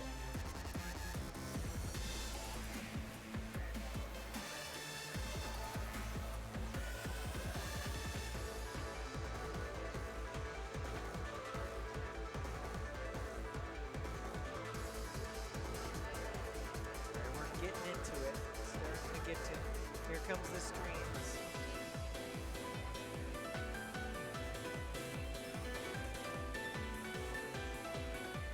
Alright, here we go.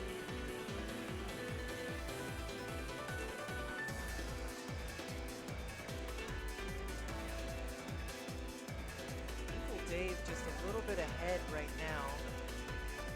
But it's really a question of can he hold it all the way to the end?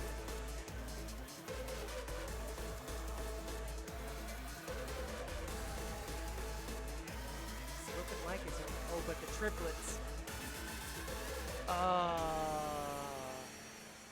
Ches hitting the middle button on that triplet.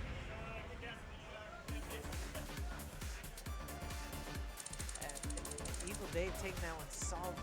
4 perfects is crazy. And he was like looking at the preview window before in the options menu before the song started. That's crazy. It sounds like he's probably never played this song. Sight read, getting that score, that's insane. I can't confirm that's a sight read, but either way, 4 perfects is an amazing score for that song. So Evil Dave advances on to the semifinals.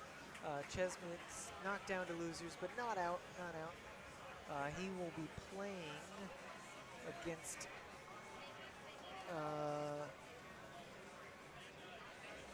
oh man, It's too far. We got so many matches to play. We still got to find Caveman and Kevbo, which are probably in that DDR bracket of death. The pool of death. We got Zavo Bravo and Andrew, which are almost certainly playing some game, probably ITG somewhere, but who knows? So at this point, we have no idea who's playing who. Take a shot every time a song is lost on a center panel early. Yep, I mean those center panels are rough, but that's high-level SMX for you. You know, if you want to get the scores that you need to stay in the game, and in top 16, you can't be getting those center panel earlies. But I think really. Ches lost that game on timing. Even if he hadn't gotten the center panel, he still would have lost it 8-4. Of course, there are sub windows in there, but we can all see. Look, I mean, just look at that graph. Evil Dave was tight.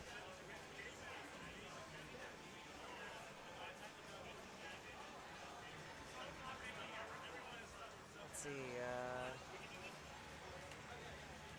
I don't know if anybody's drawing songs right now.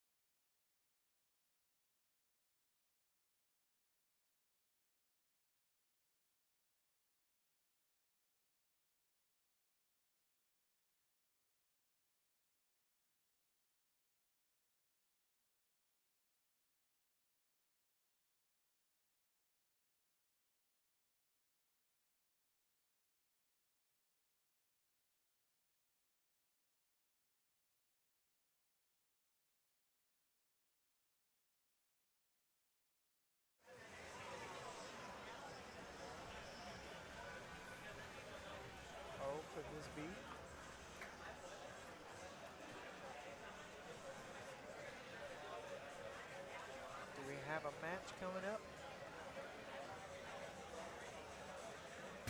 Salto Bravo versus Andrew.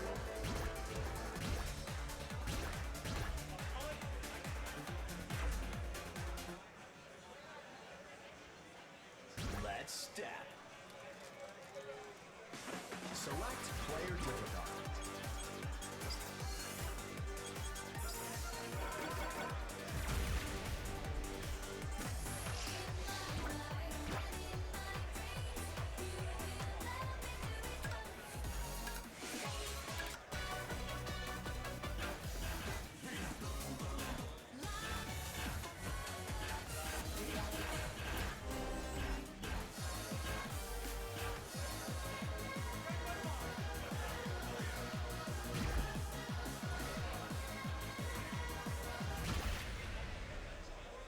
Warming up on Elysium. Classic Scott Brown track.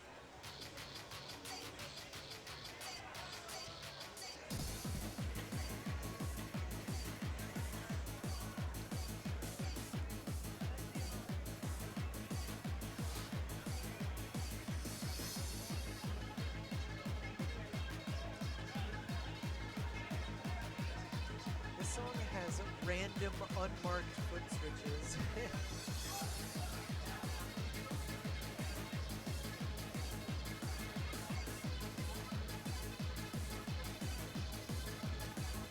Like that. Most of the time they're on the center panel, but not always. Like there was another one that was not on the center panel.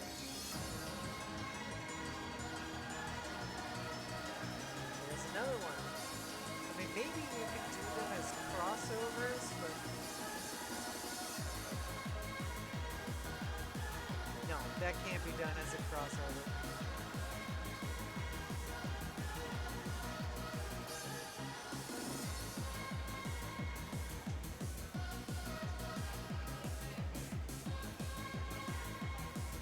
Rec Room.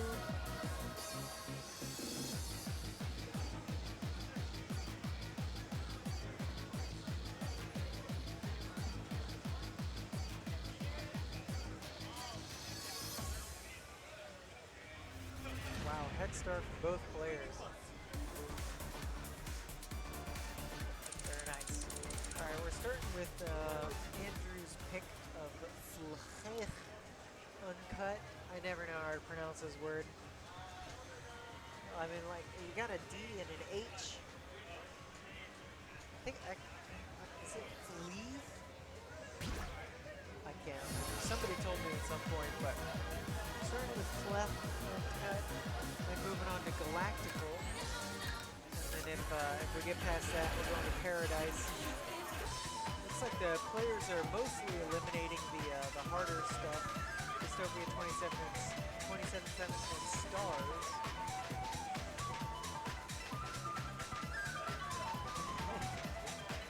Andrew jamming out. They might have just picked songs that they like.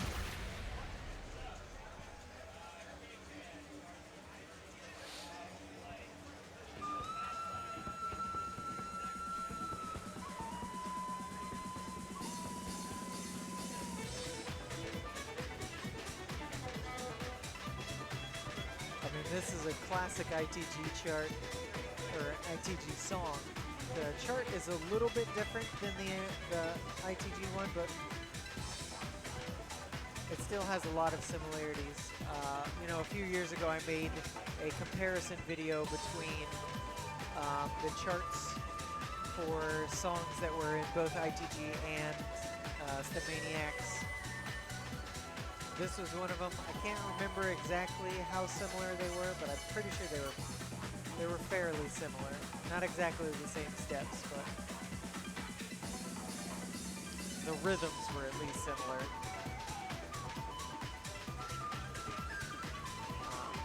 This is a very streamy chart for being a 21. Of course, it's one of the earlier charts. We don't have too many streamy charts now in StepManiaX. Not like this, where it's just kind of like a dump of 16 notes.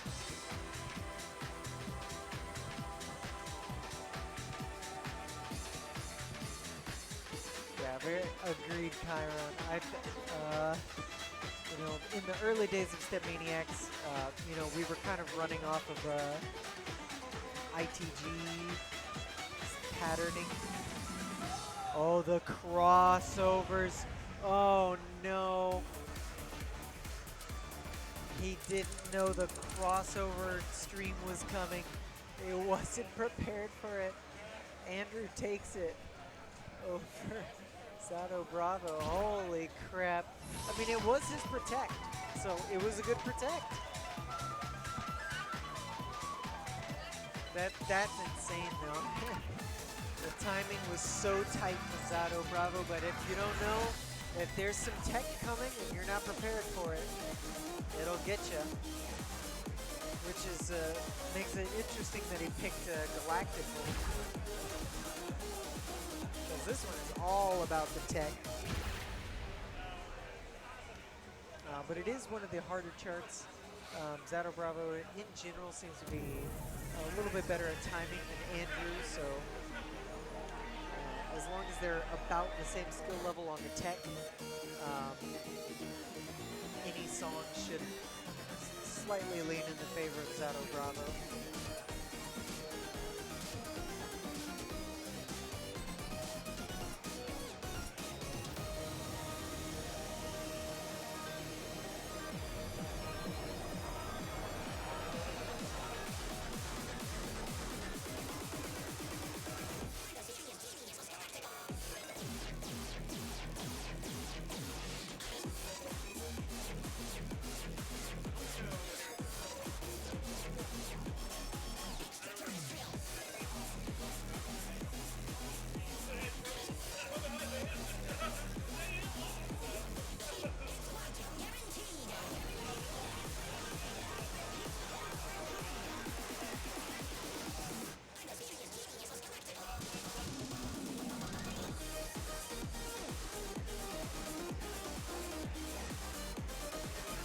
Andrew getting a little bit tripped up on some of his tech. There's a lot of it, so.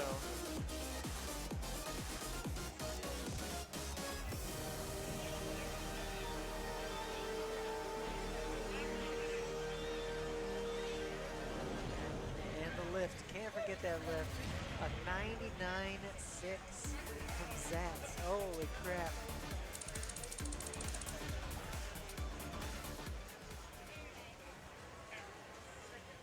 That is a nutso score.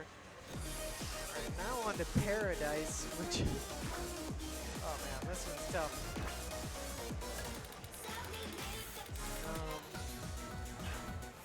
I wouldn't say it's the hardest 24, but the 24th bursts definitely set it apart.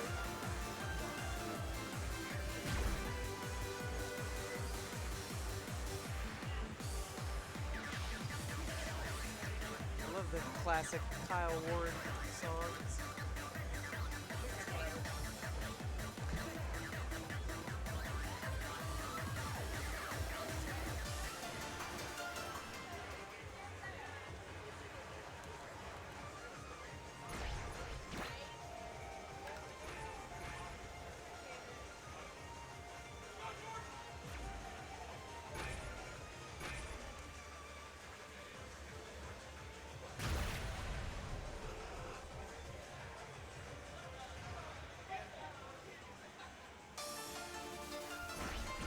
All right, getting into it. What the heck was that? I think somebody touched the screen for a second.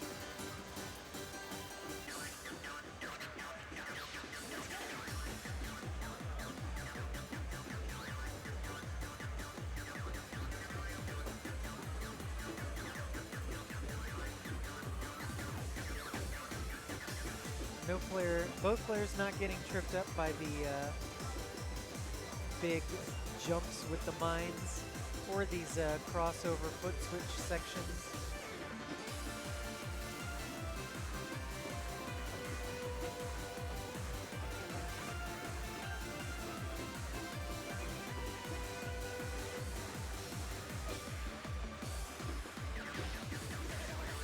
All right, but here comes the Widowmaker. This next part coming up is what's going to seal the deal most likely. The 24th burst. Andrew taking a big hit there. Zant's keeping his gold combo.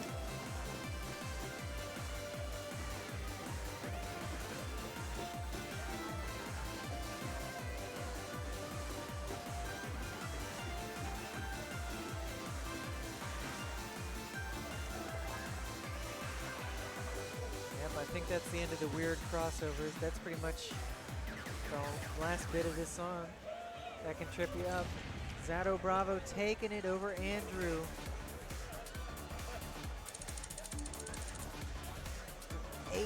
8 is absolutely nuts. A 6-star on this song. That's crazy.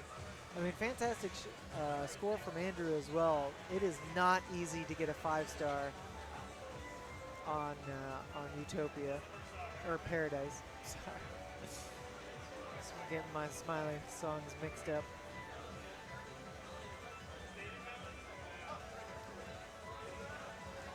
All right, on it, Kevbo and Caveman actually playing on the off-stream cab. It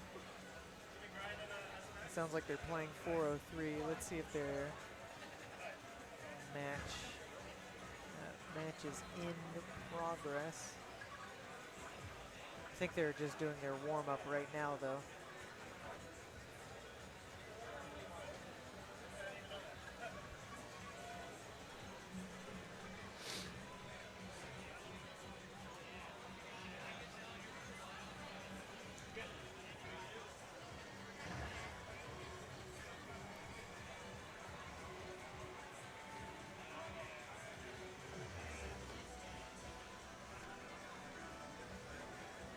All right, and Andrew, great showing, but does go down into losers, not out.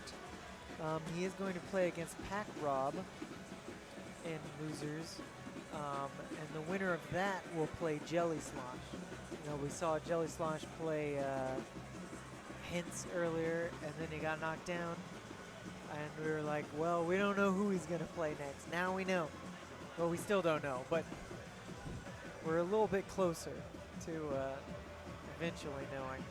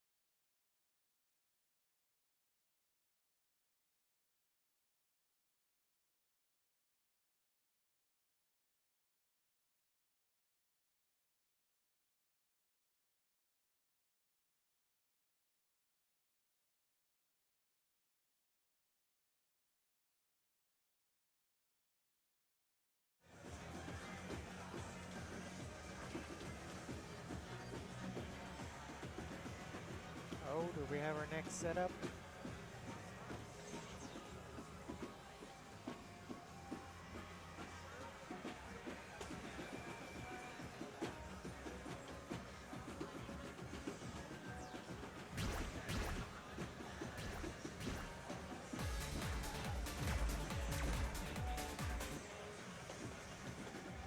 Come on, let's play StepManiaX. Select a difficulty mode.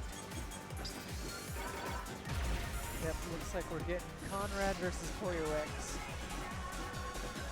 We're getting the card draw now. Oh man, we're starting with Gargoyle.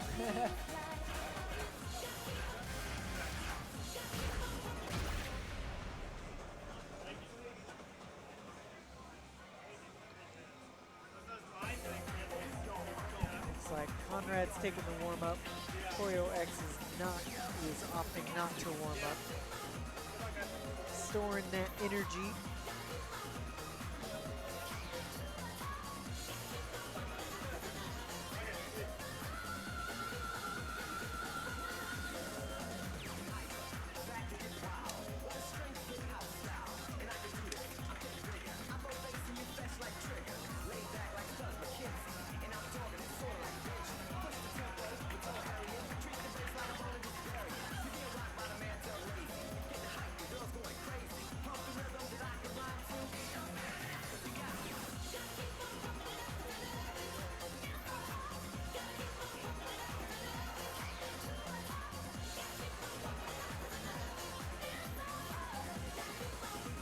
He's done his half-song warm-up.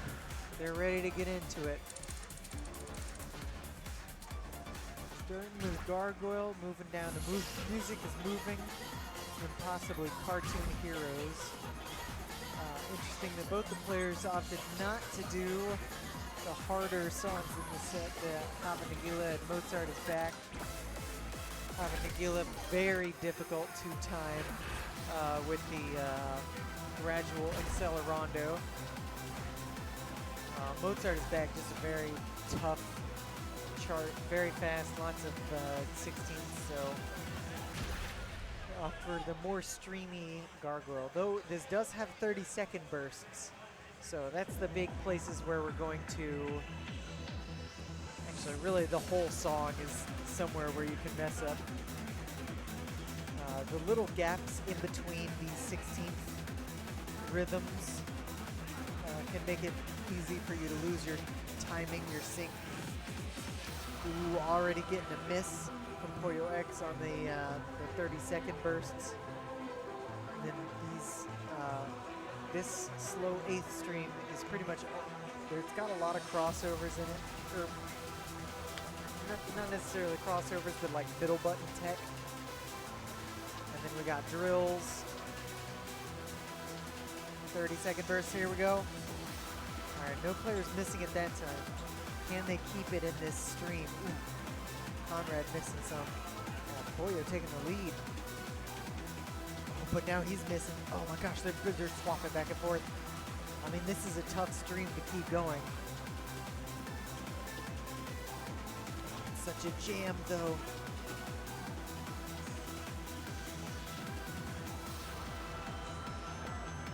And this has a bunch of crossovers, which you can double step, but you have to be like prepared for that 30-second burst afterwards. Make sure you're on the right foot. Looks like Conrad's just ahead just by a little bit, but can he keep the timing into the end? Oh my God. And they both missed the lift. Oh my God. They don't even want to look at that score. They're like, get this off my screen. Oh my God. Is that PoyoX? I think PoyoX took that one. Oh my God. We're not going to talk about it. We're moving on. We're moving on. Oh boy.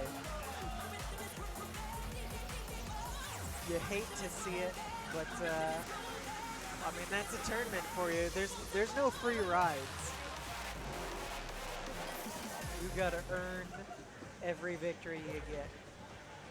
You can never give up. It's never time to give up. Unless you run out of life. But, music is moving a little bit easier than the last song.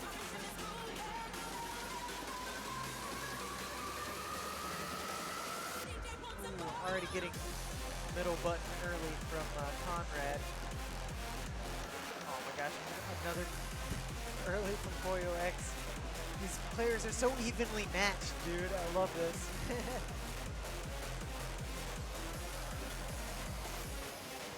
Gosh, another middle button.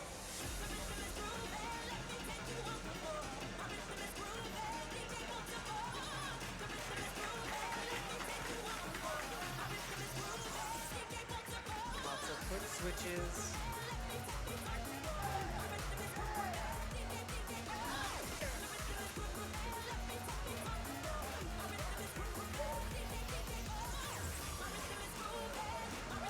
I think these are technically spins of some sort.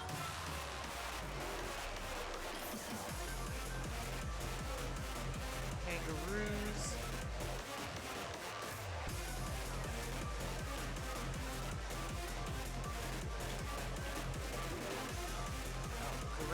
Great from both players on that screen.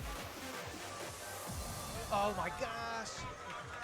Pollo X missing, getting the late on that center, but okay, so it's 1-1. They did full combo, both of them. All right, moving on to Cartoon Heroes. Definitely the easiest song of this card draw, but that doesn't mean it's easy.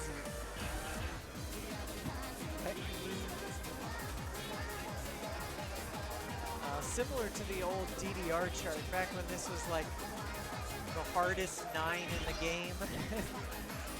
It's got a lot of step jumps, a lot of like 16th bursts that just like, jump back and forth between different stuff.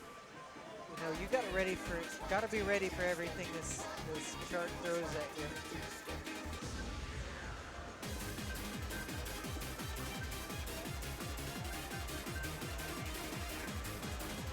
Oh my gosh, Conrad already flubbing it up. That seems to be the story of this match between these two players. So you can't get in your head about it. You can't ever give up. You just gotta keep moving on. And that's easier said than done. In my match, I missed one note, and then I could not read the pattern anymore.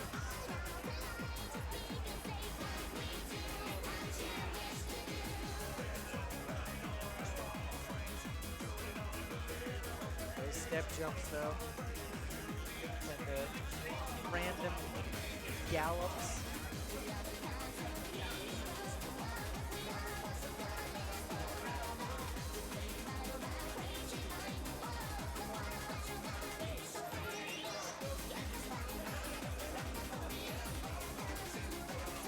Pollo X pulling ahead, or I guess he's been ahead most of the time, but he's got the lead, and he takes it 99-9. That is crazy.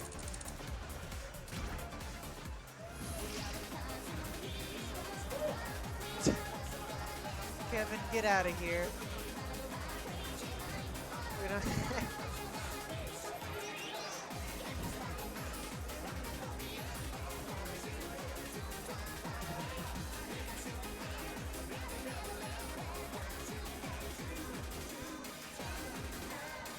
So Pollo X moving on. Conrad out, but made it to top 16. It is no joke. Rhyme Watch Patrol. It looks like Kevbo versus.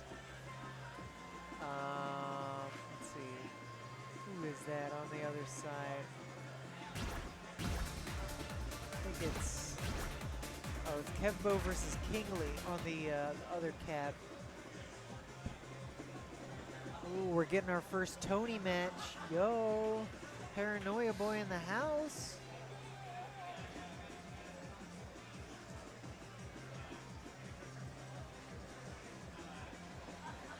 Alright, we're getting the card draw here. Oh boy, starting off with critical hit. You know Paranoia Boy is gonna like slap the hardest, whatever the hardest song of the draw is. He's like, that's mine.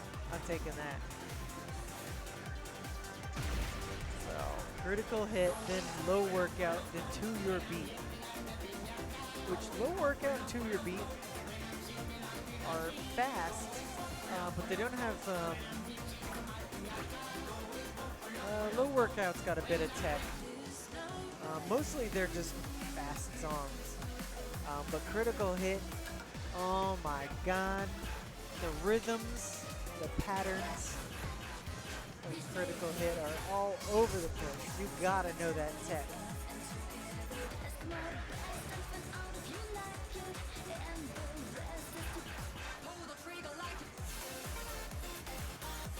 But we definitely get at least a full warm-up. This is Paranoia Boy's first StepManiaX song of the day.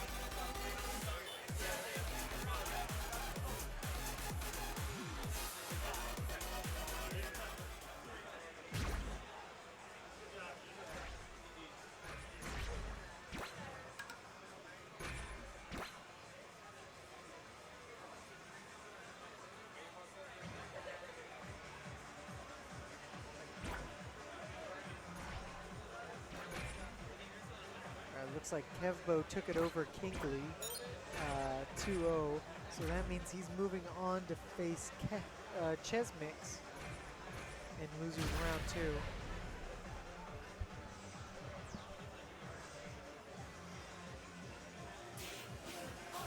Let's go Zato. Zato Bravo against Paranoia Boy.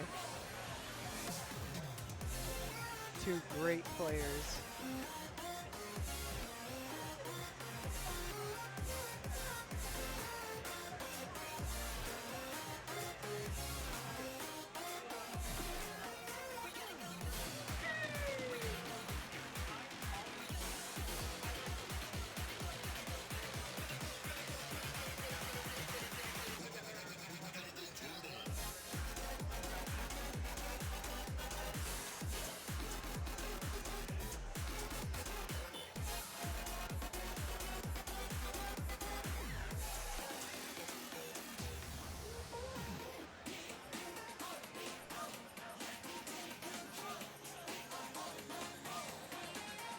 Looks like Paranoia Boy is still adjusting his timing to this cab. Obviously, this is well below the skill level that Paranoia Boy typically plays at.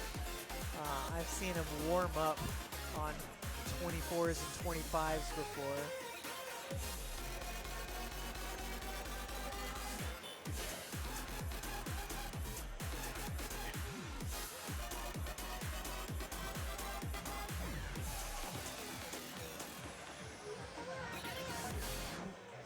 Nobody got boomed.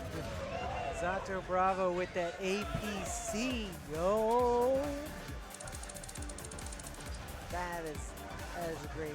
I think we've actually seen turbo APCs in warm-ups before, actually. Not in this tournament, but at the Jelly's Fiesta Frenzy, I believe somebody got a turbo APC in warm-up.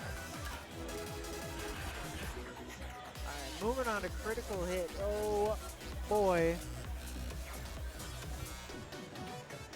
I don't think I'm going to be able to keep up with just how much tech is going to be coming at you in this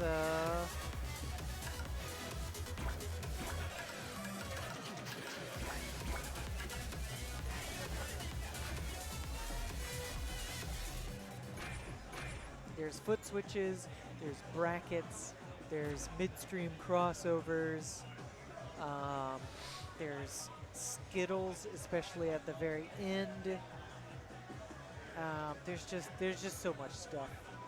Basically, any kind of tech or rhythm that exists, we've probably got it in critical hit.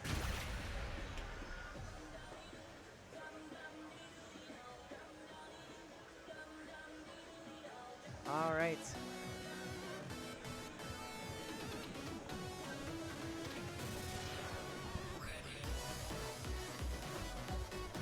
Paranoia Boy starting with some yellow perfects.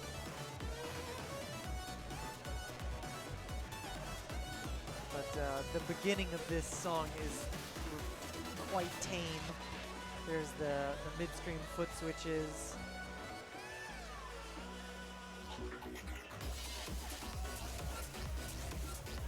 There's the brackets.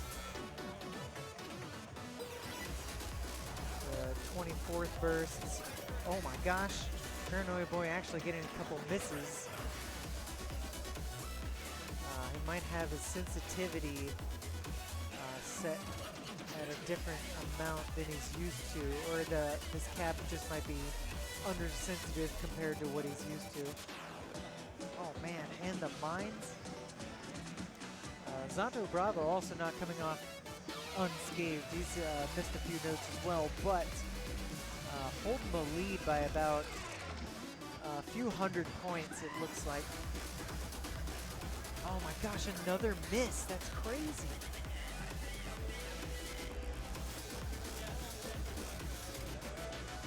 All right, here's the Skittles.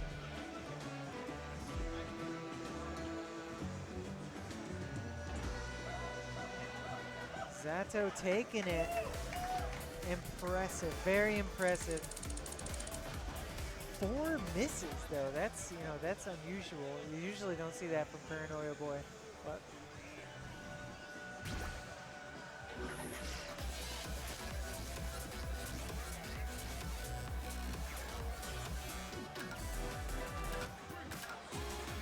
I mean, he did very well in the warm-up song. Didn't get any misses from that, so.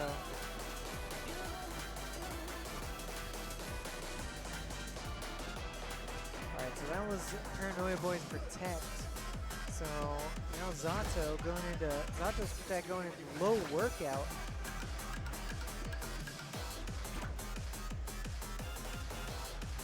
If he can take this over Paranoia Boy, skip straight to the 2-0, that would be, honestly, that would be a pretty big upset, I think. Of course, Zato was in the top 8 seed, so it's not like it would be impossible or completely out of the blue or anything. But, you know, Paranoia Boy has won several StepManiaX tournaments. Not just ranked highly. I mean, ranked highly on the app in wild leaderboards. And, you know, just he plays the game a lot, you know. He's gotten APCs on like Arsene's Bazaar, just absolutely crazy stuff. So if Zato can keep it together, then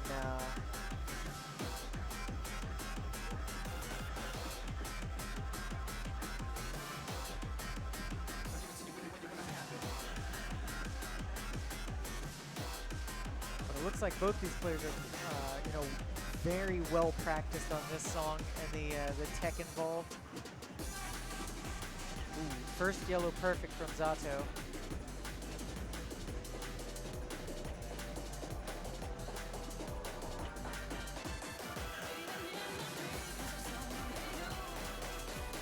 Oh, we got a yellow perfect from Tony. That evens it up. It was the same window.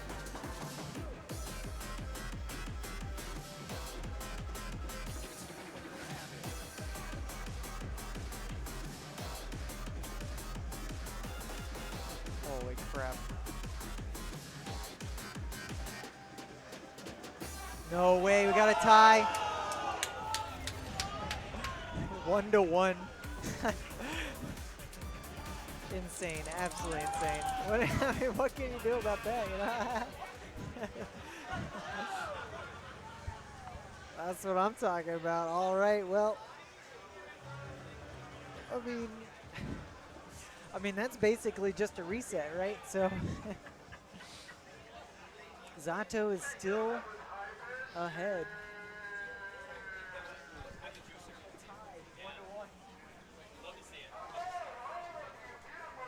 Oh my God, we're doing the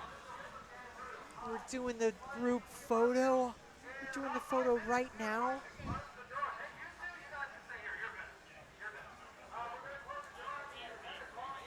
Okay. Do we get to play the last song, please? I mean, we gotta at least figure out what happens here.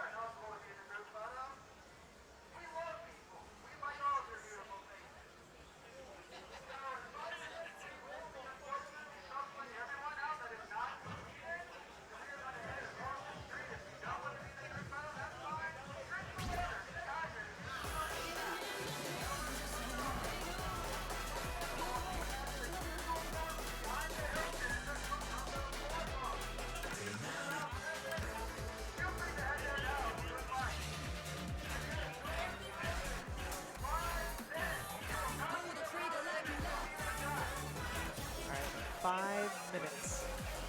All right, so hopefully this set will be over in the next 5 minutes. But if Paranoia Boy takes this song, that means they're gonna have to draw another song. So welcome, Pilot. Yes, you did pick a good time to check in on the stream. I mean, any set with Paranoia Boy is always gonna be a spicy one.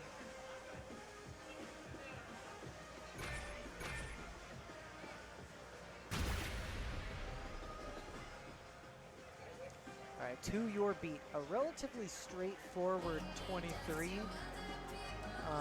It is pretty fast, but there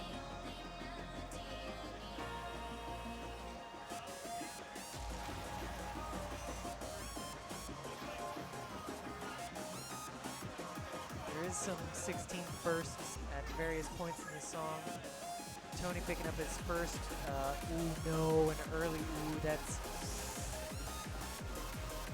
you know, there's more middle buttons coming up, so that does not spell the end of this set, but that's, you definitely don't want to see that if you're Tony.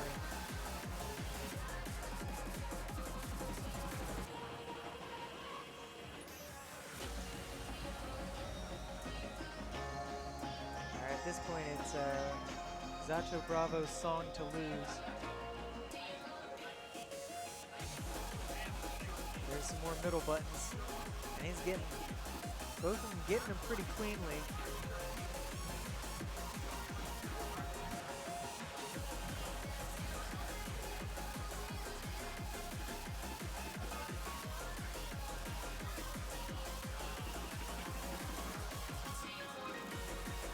Oh my gosh, another yellow perfect from Paranoia Boy. Yo, Sato Bravo picking up an APC against Paranoia Boy to knock him into losers. Audio low for anybody? Are you referring to the cab audio or the overall audio? I think we can increase the volume of the mixer, but let's wait for some feedback. Does anybody else feel like the audio is a little bit low?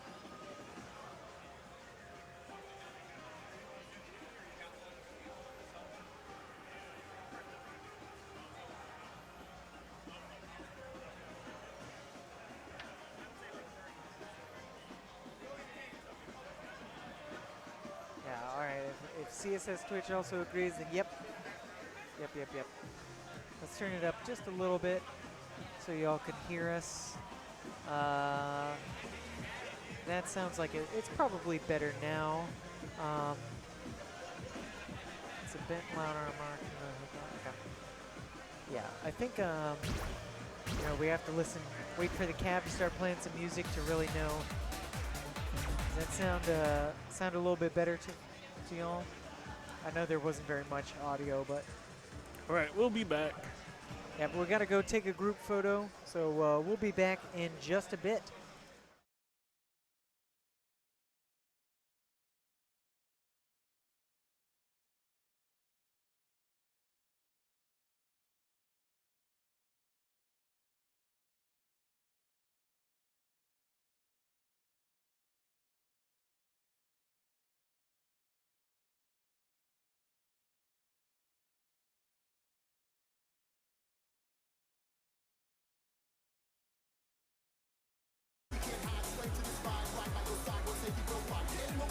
Hello, Rhythm Gamers.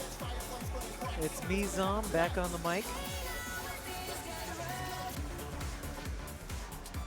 It looks like we're actually getting a card draw right now. Let me pop over to the bracket. It looks like we're doing the... which one is it? I think it's actually Paranoia Boy versus Koyo X.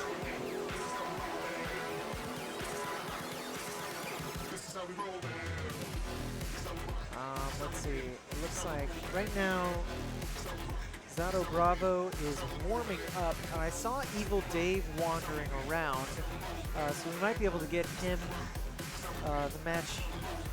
his match in. Spencer and Caveman might be a little bit harder because they're probably in other rhythm games, but there's a good chance that they might already be up to top 8 in the other games, which for most games, top 8 is happening tomorrow.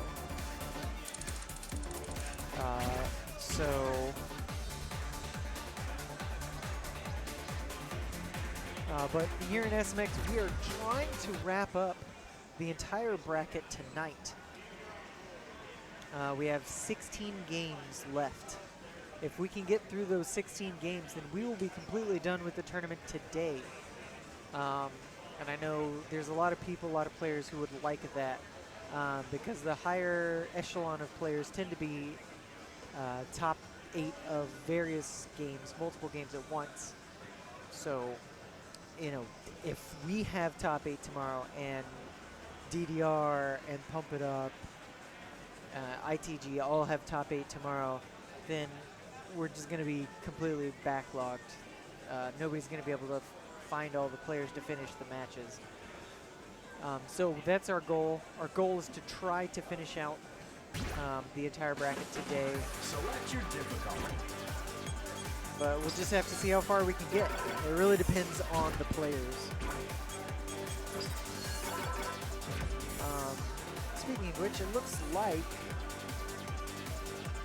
we are going into this match. Let me bring up the tools. We do have, let's see, this would be losers round 2.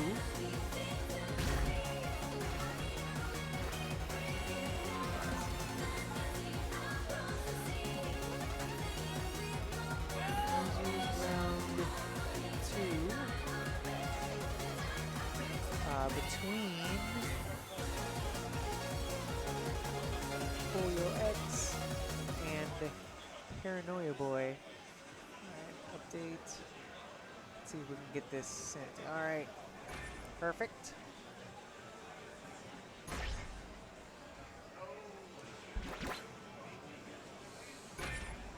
Oh wait, no. Yes, okay. The player names are correct. The card draw is not updated. That's the previous card draw from Paranoia Boy and Zato. Looks like they're warming up on Fantasy, probably.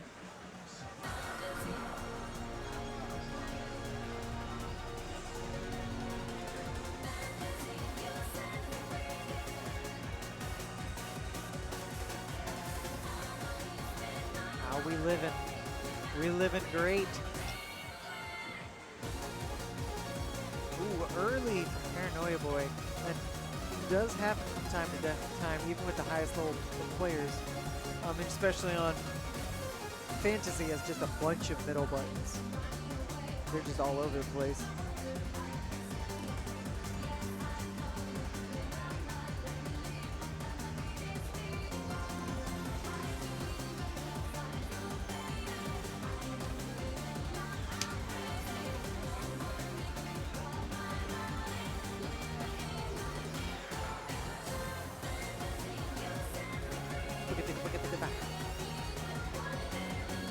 Paranoia Boy holding the lead by about 1,000 points, I want to say.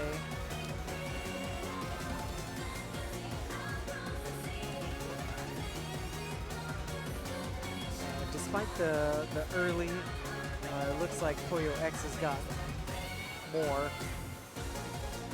non-perfects. And they just keep stacking up.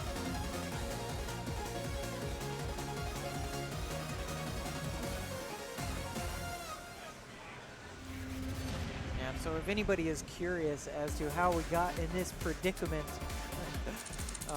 Katya just posted the bracket, or the link to the bracket. Basically, Paranoia Boy faced off against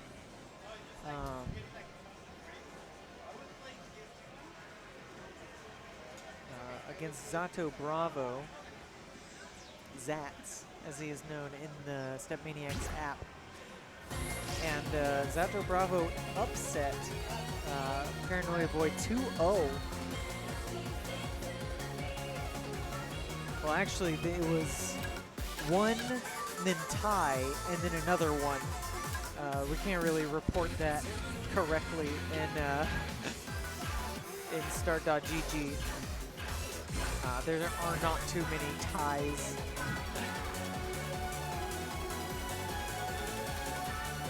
But yeah, so that is how Paranoia Boy got into loser's bracket.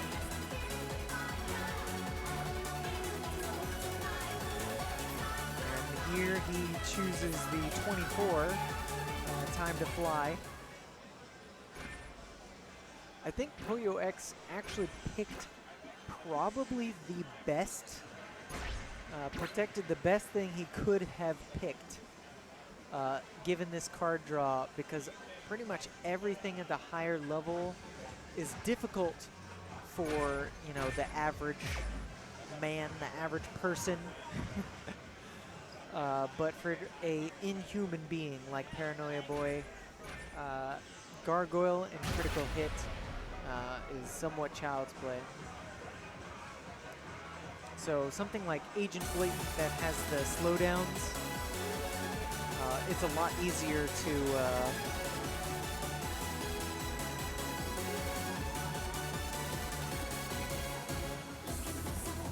possibly take advantage of any mistakes that Paranoia Boy ends up making. Oh my gosh.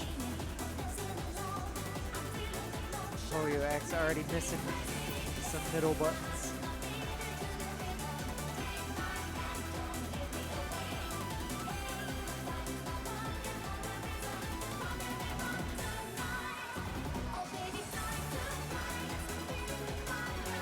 Foot switches.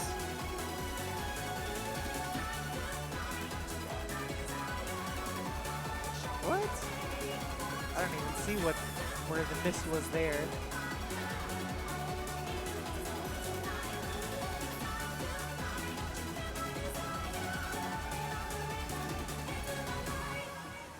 So many 24th bursts.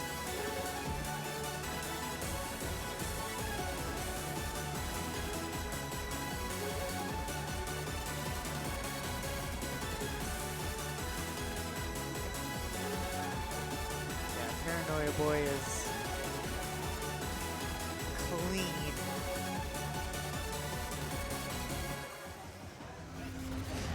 $99.9 just about.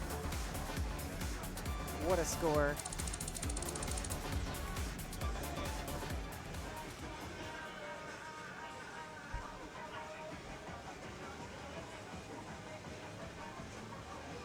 But Agent Blatant, you know, it's a tricky chart. It's got some, I'd say, very awkward bits in the slowdown. It goes very fast, and the 16th bursts are no joke. I would definitely say if I were to rate this chart today, I would bump it up to a 22.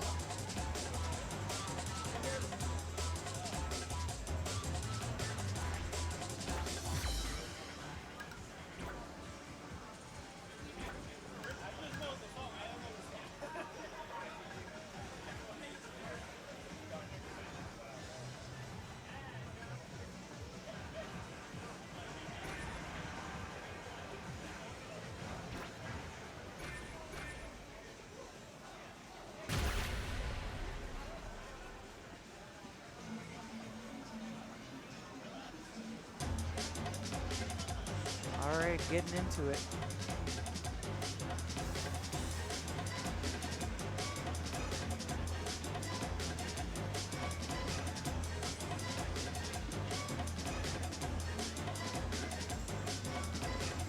Ours, Tony and losers already. You gotta know this tournament stack, absolutely.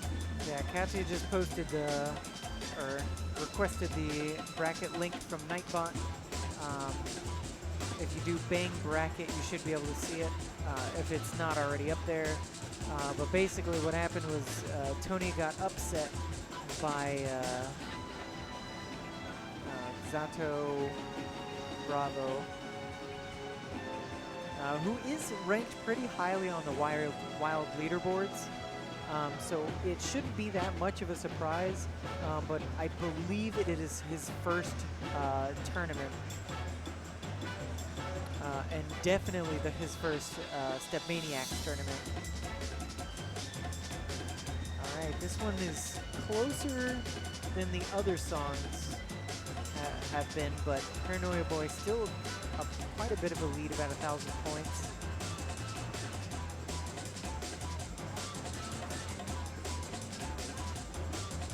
Yeah, mostly I feel bad for Paranoia Boy's opponents. Yeah, just about 1,000 points ahead.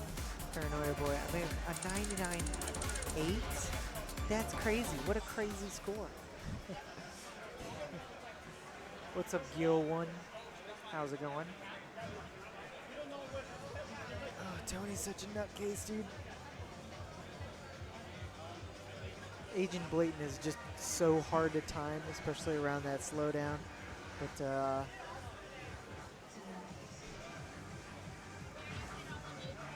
I mean, both players doing a fantastic job. 98.8 is even still a very good score on this song. But Paranoia Boy will take that over Pollo X, who is eliminated out of the tournament at, I want to say, let's see, 1, 2, 3, 4. Wait, no, 1, 2, 3. 4, yeah, 5, 7.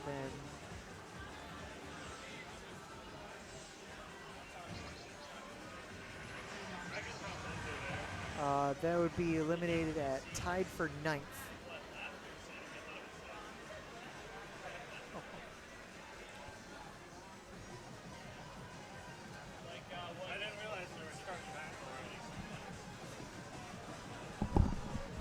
Yeah, but it was a bit of a surprise that we were resuming the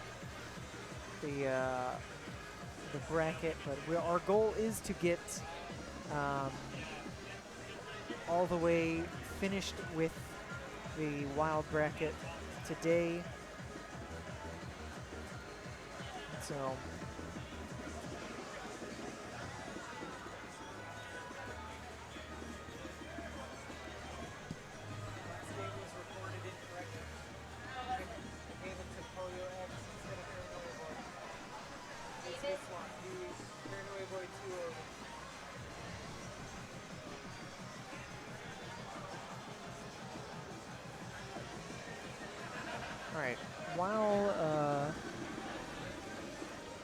Hints is doing a bit of pad maintenance, just making sure that everything is clean and clear.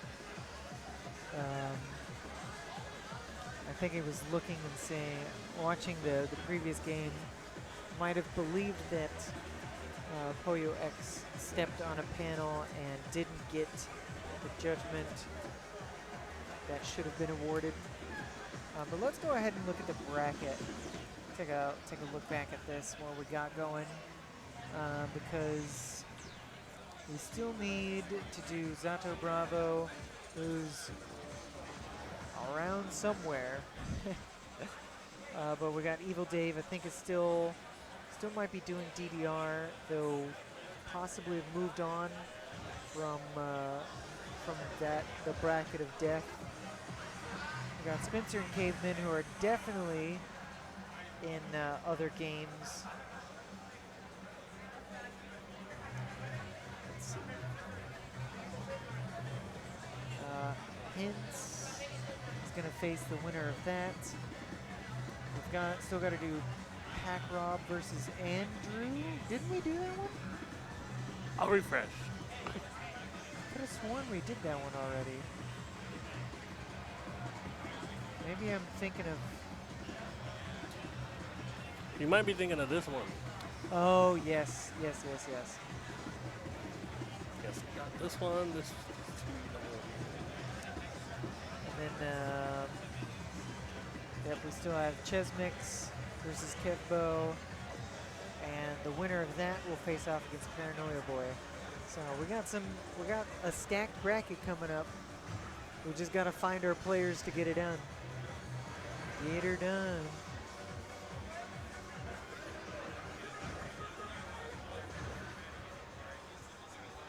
We've got Spencer warming up on the side cab. Unfortunately, we do not have a stream for the other cab, but if a game is being played on there, we will let you know. You can also follow along on start.gg.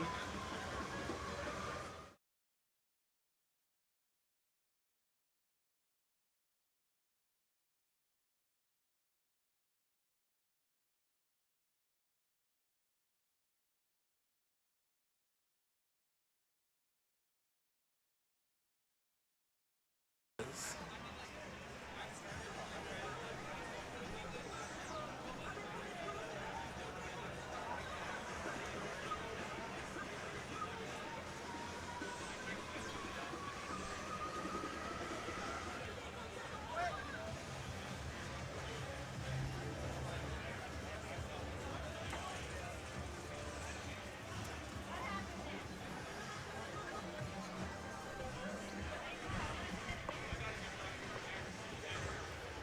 I think Spencer was going for an APC or something. Who's playing next? That is a good question, Pink Yoga Ball.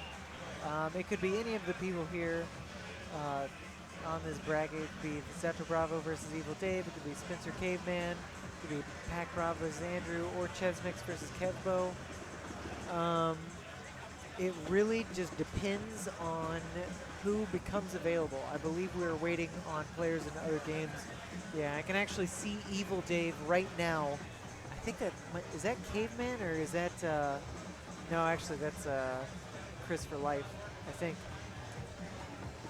Or somebody. Playing on DDR Extreme right now.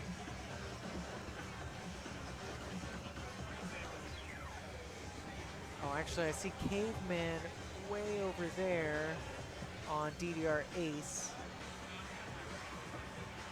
And Ches. I think I see Chesmix over there as well.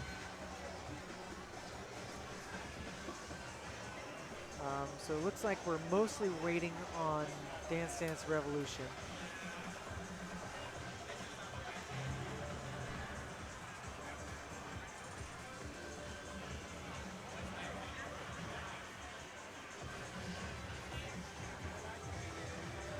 And of course, we're taking this time to fine-tune the pads. Hints is well versed in pad maintenance, being a cab owner of a 5th gen StepManiaX machine at home. You know, that it's just one of those things that you got to do. You always got to fine-tune it to make sure that it works for various weights and sensitivities.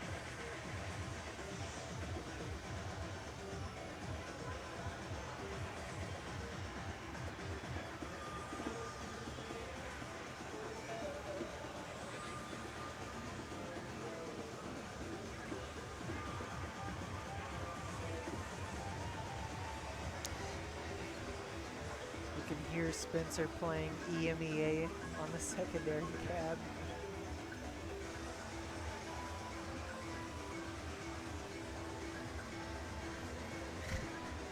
You can see him shaking his head. He must be getting things that aren't perfect.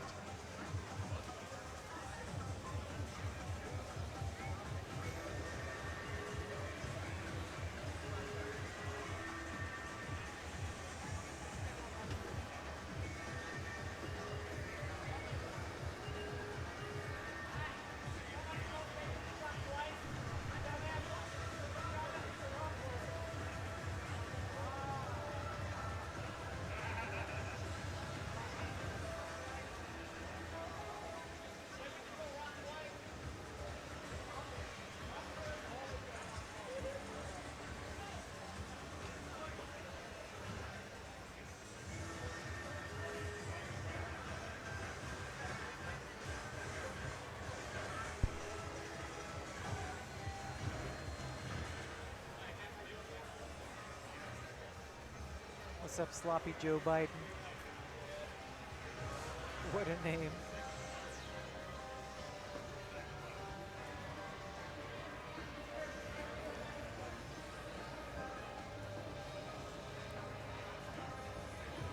Yeah, if we want to see any of these other games that are happening at CEO, I mean, there's a lot of content happening at the Daytona Ocean Center Convention. It is bumping over here. We got so many games. So you can check out the strike.gg link to see, maybe you're interested in some Melee, some, or Ultimate or Tekken. Mario, we have Mario Kart 8, what the heck? We got all kinds of tournaments going on. So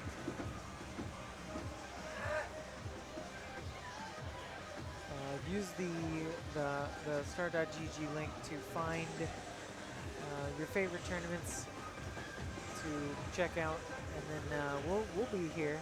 Don't worry, we're not going anywhere. We're probably going to be doing this for the next at least 2 or 3 hours, I want to say. We do have, I want to say 14, 15 more matches to play.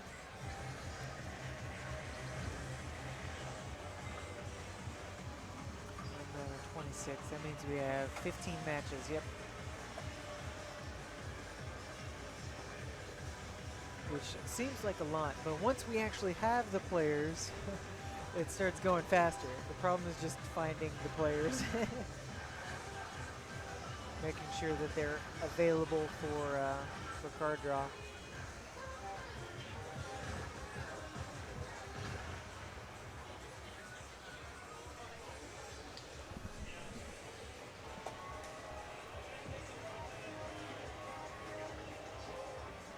Looks like Made Misa and Spencer are just doing some exhibition. Doing some Shiawase on the second cab. I see Evil Dave. Evil Dave is available, and I just saw Caveman walking by.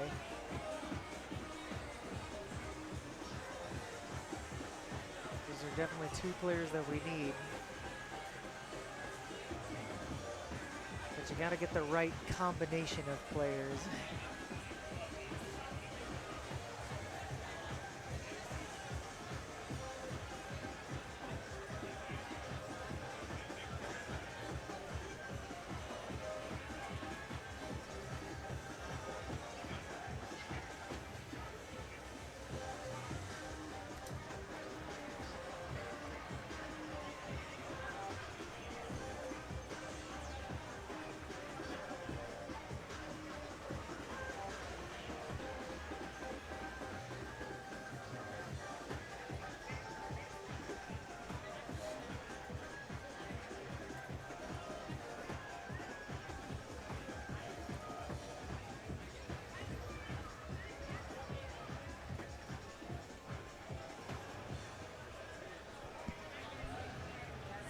down is brutal. I've missed it every single time. That rhythm is just it's all over the place.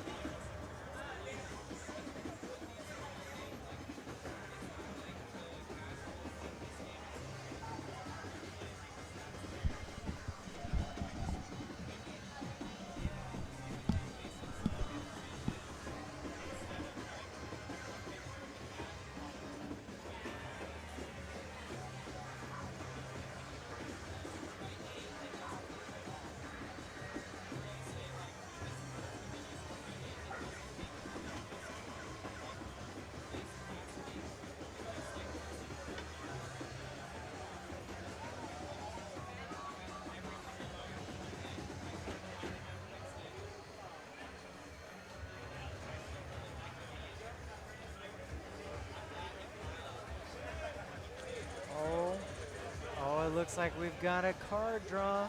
It's going to be Kevbo versus Chesmix coming up. So let's see which one this is. Down there towards the bottom. So the winner of this will be taking on Paranoia Boy. And the loser will be out. Ooh, man, between Kevbo and Chesmix, that's... You don't want to see either of those players going, but they got, you know, they've got to go at some point.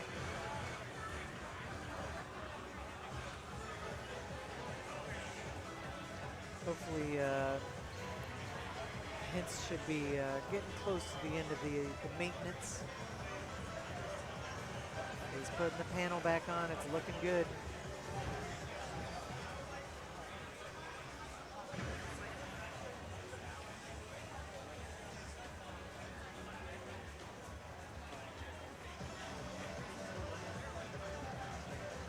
Oh, now I'm taking it back off.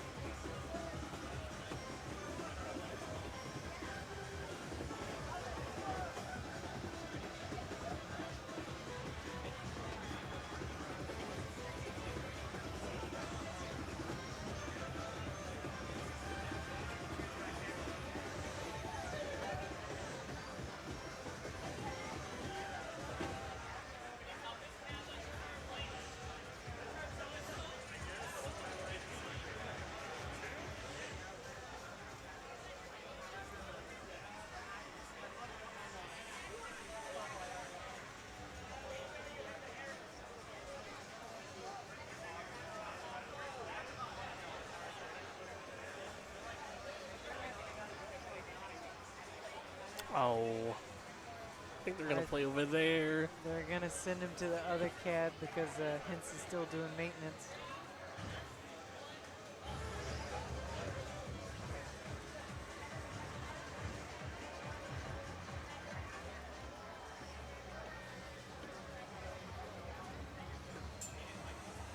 Yep, they're playing over there. Yep. Unfortunate, we're not going to get to see the Kevbo versus Ches match.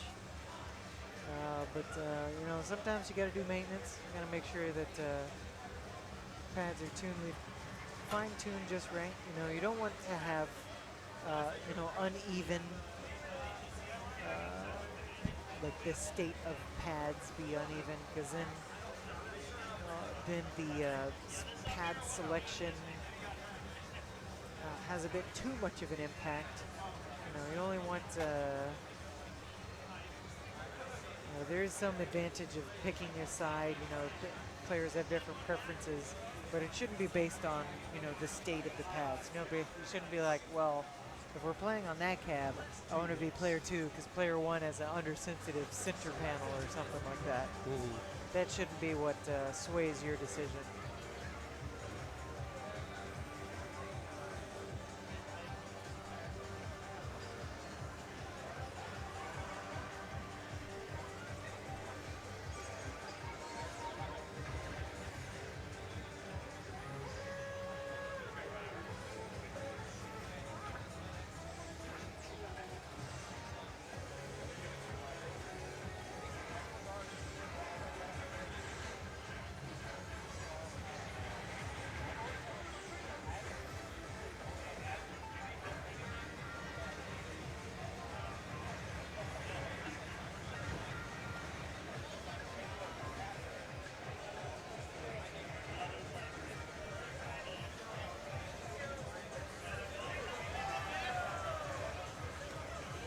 Settings.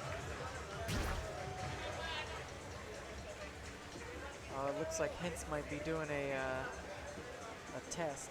If this goes well, then we can expect to see the next match played on the stream cab.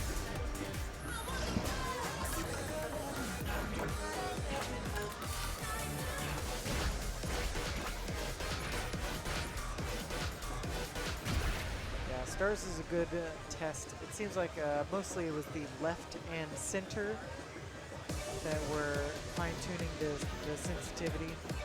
Stars has a bunch of brackets, like center brackets. So if this maintenance was successful, then we shouldn't be seeing misses.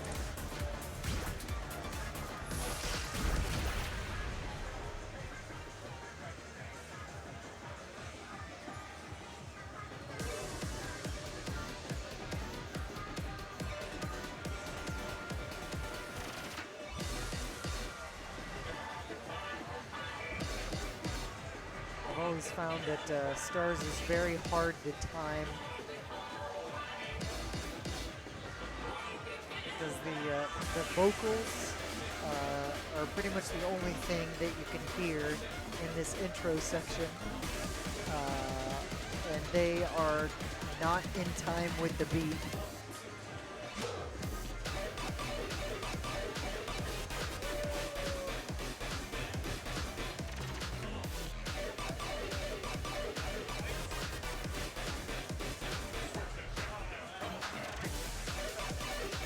I mean, we've got a full perfect combo at the very least so far.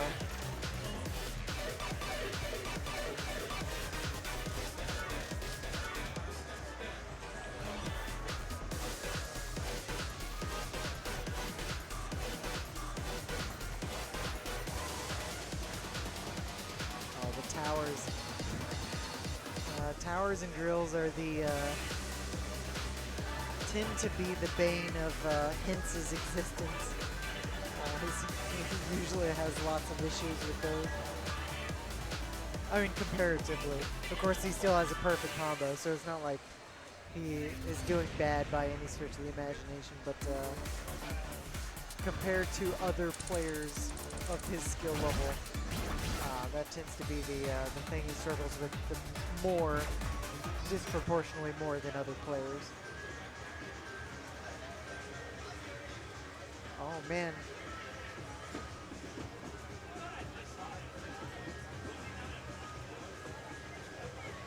Sounds like we've got Exotica going on the other cab. The match between Ches and Caveman. Or Kevbo, sorry.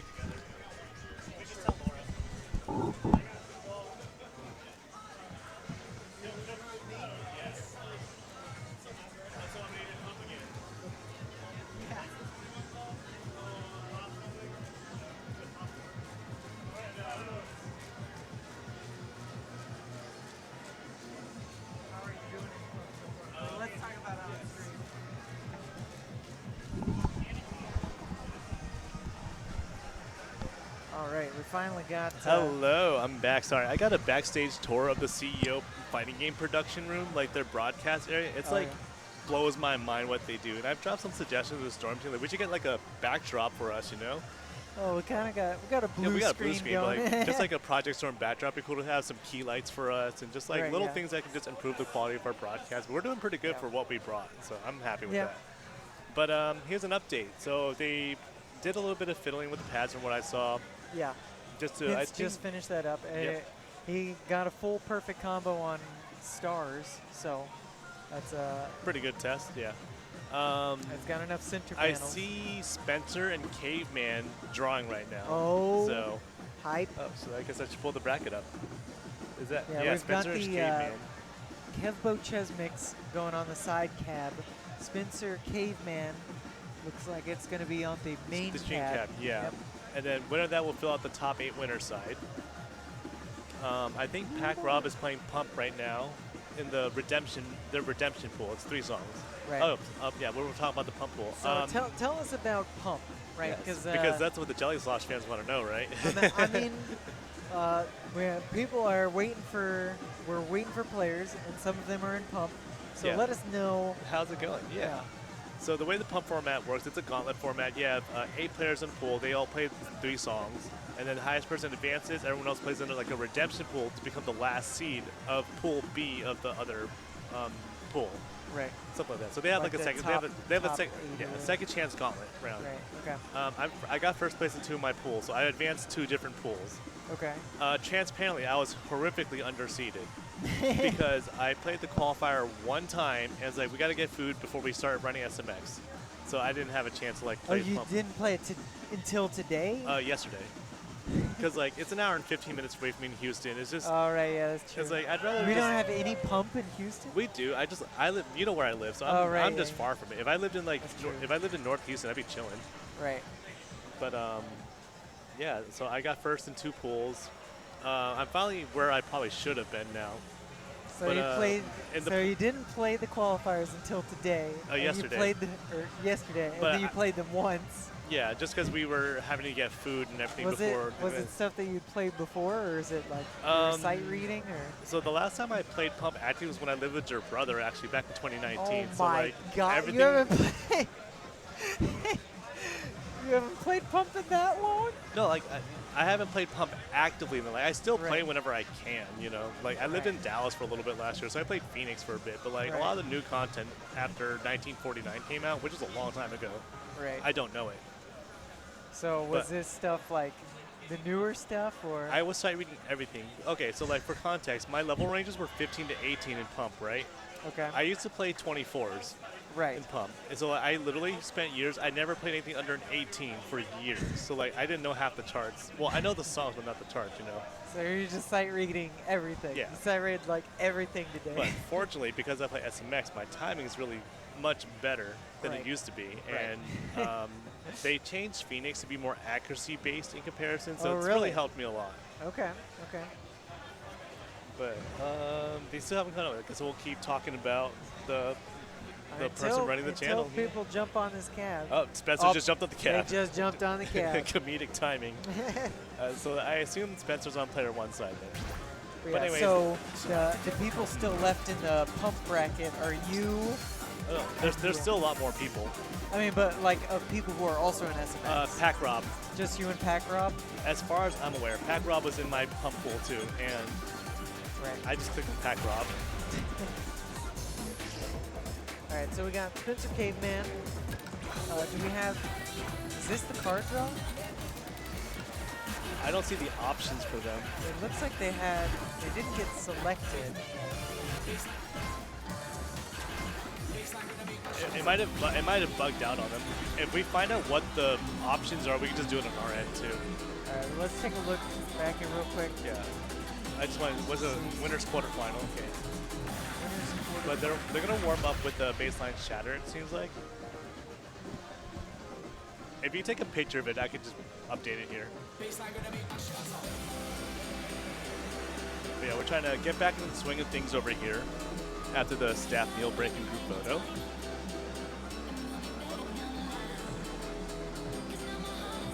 Yeah, Caveman, also known as Mark J. If you all familiar with Squid. Oh, I see. It didn't send. I think we got desynced somehow. Because that should, I watched her push the button. It should Yeah. be synced. Oh, if she just takes the picture of it, I could just do them manually on here. Okay. Yeah, is there anything we can push to make it resync? I think they just gotta send the next draw. Actually, Oh, send the next draw? we'll probably be in sync again. This happened earlier. Weird. What I Okay. just want them to do is just send me the picture, and I'll just do it on my end. Alright. Yeah. Zom's gonna get me the options.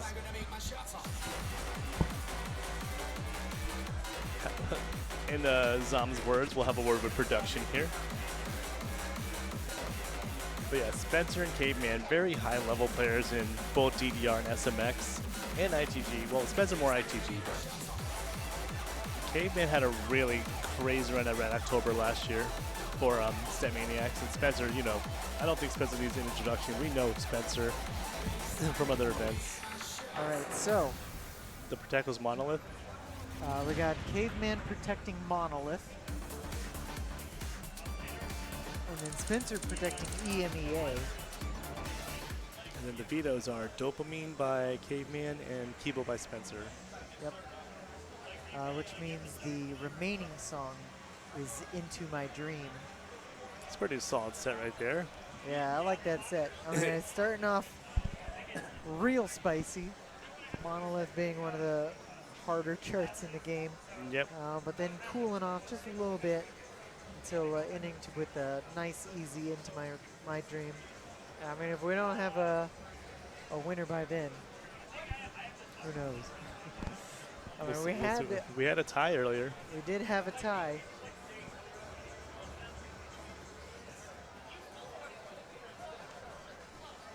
But we didn't end up needing to. Made Misa, draw an hello, extra how's song. it going?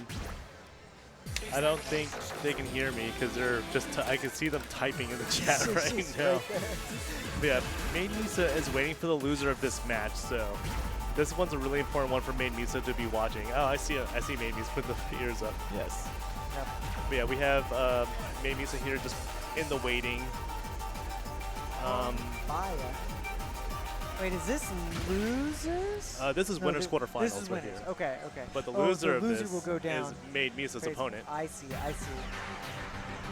All right, starting off with Monolith, one of the harder songs in the game. Depending on your skill set, this one's got a lot of the diggada, diggada, diggada. So if you're really good at Kangaroos. Yeah. That is what we call them here in SMX land. so if you're locked in with your kangaroos, then this is a really good song for you. But you know, it's a little rough starting this off right away. Caveman already picking up an uncharacteristic miss. I mean, this song is just so stamina draining because like most of the kangaroos, like the second note or the third note is not the same button as the first note. Yeah, there's Which- a lot of travel time. Yeah, Between you your- like have with to your feet. move around as you're bursting, and you don't really think about how much like extra energy that takes to do it until you play this chart and you're like, oh my gosh. And especially in the tournament environment, we have like one warm-up song if you're lucky. Right. Which we've been very fortunate to be able to have the flexibility to do warm-ups at this event. Right. But as you can see, as we're going to more, I guess a bit of a break of the song. Caveman's not too far behind. Yeah, I'm actually kind of surprised that Caveman picked this, protected it against. Oh, that was only a Spencer. 500-point difference. So Spencer's got to play really clean to maintain his lead, Yeah, which very- is what we're expecting to happen. But you know, we've seen a lot of things happen today. I mean, Caveman is the kind of player to protect max 428 bracket, so Whoa.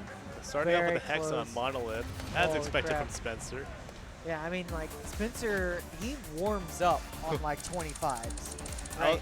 I was saying yesterday that I've noticed that Spencer uses Got the Rhythm as a warm-up frequently. So I don't know if that's Yeah. happened today so far, but I've noticed every time he uses Got the Rhythm. Spencer just has stamina for days. He just goes on, Lemonade. on. Lemonade. Yes, thank you. So But here's Yeah. the thing, Caveman got a 99 with only one miss. That's a really good That's- score that's too. an It's amazing just that at this level of play though, 99 is not going to cut it anymore. yeah, A lot of us would be happy to have a 99 on Monolith, just Yeah, on a that's, casual run. that's a pipe dream for me. Ooh, Emiya. Ooh, I but remember specifically watching Caveman play this at Red October. He ripped a Hexstar on this at Red October in his tournament match. So Actually, I watched Spencer play this just a few minutes ago, actually, on the side cab, and he was getting some non-perfects.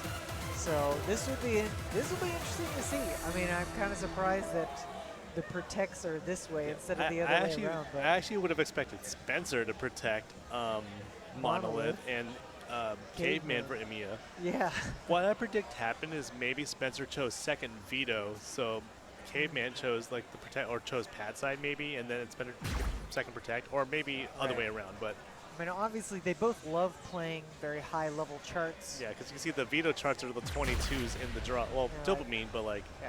They're like, get that easy stuff out of there. We Yeah. don't want to play that. We want to play hard stuff. But it's in both of their wheelhouses. Yep. So, right, this one starts off pretty hot. This one plays at around like a, if you quantize it at 16s, it's about 125, I want to say. right, like 16s, and then like the 30-second bursts at 125. It's real fast. That's pretty fast. Here might be the make or break point, the slowdown. Yep, it's the slowdowns are what get you. But both players handle it really well. We're looking on both sides. I think they're tied actually. Holy crap. Incredibly impressive for both of them to still have gold combos. Caveman slightly dragging on that crossover. Yep. I mean, you don't think about how fast it is until you like, if you compare this to what it would be at, you know, like half quantization with 16ths instead. You're like, I'm doing crossovers at 16ths? No thanks. Both players gain that transition back to the normal speed really well. Yeah, incredible that they still both have gold combos. Yeah, I think they're literally one perfect apart from each other. I just see so much flickering every now and then. All right, here's the mine part with the foot switches you gotta watch out for. It's not over yet. Oh my gosh. Spencer picked Oh up my 3 right God. there. Oh my, that's really stressful. Oh my gosh. Holy crap, and it's 70 points away. Oh, 5-7. What a great match. Oh, because Caveman also picked up yellows. Oh my god. I tell you, Oh. it's never over until every last note passes the song. You see that result screen. I mean, that last measure, there's just like silence yeah, right before those notes come in. I have to so, imagine Spencer's like eyes, like his heart probably started racing when he got the 3 lates. I mean, that's what happened to me in electric. You Yep. know, I missed one, and then I just like, I couldn't get back into it. I was like, oh no. My head just exploded. Malaysia Jameson giving us a shout out. Yeah, Malaysia's got a lot of energy. Very like brings the hype to the crowd kind of person. We love Malaysia very much. Oh yeah. And they're also a really good player. They just don't get to play SMX as much as they would like to. So like Right. if they actually got the opportunity to play, they would be scary. Because Yeah. they're still scary despite not playing the game. Right. Yeah, I think the only tournament they're in right now is Extreme Pro. Extreme Pro. Yeah. All right, I see Made Misa and Caveman walking up to the card draw area, so it looks like they're going to immediately draw after Caveman just had to play that pretty intense set. Now, I was talking to Made Misa Robin earlier, and they owned an older Dedicab at their game shop, so they're more Right. used to the Arcade Impact cabinet, which has the older PC model. Right. So they've been saying they have a little bit of trouble adjusting to the 1080p screen. Yes. That plays a little bit later or early. I don't forget what direction. I know on the Arcade Impact I have to play late, so I think this one's early, comparatively speaking. Comparatively. Yeah. So that's one of the things you have to be aware of as a tournament competitor. You have to just be able to adapt to setups really well. Right. And that's just a big part of tournaments in general is that you're not going to be playing on whatever cab, you know, you've been grinding all your scores on, you know. You got to be able to adjust. It happened to me in my tournament. I still found ways to lose on my own cab. These players are just too good. All right, I see your card draw. All right, for some reason we don't see the options. It's very strange. You think we just need to like restart something, or?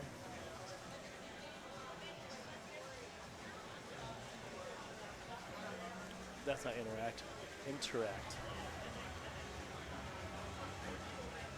We're connected to multiple things. Can we like restart the sync?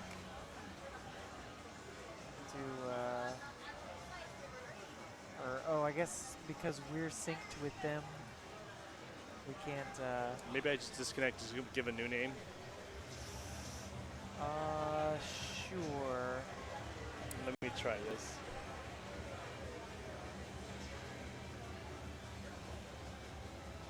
Listen, 8354.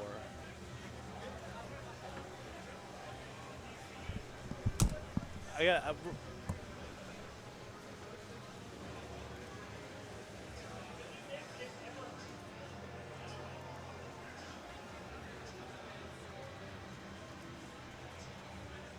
Made Misa making the appearance in cosplay.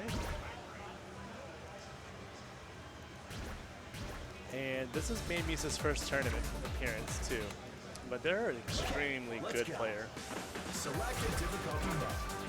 Hard.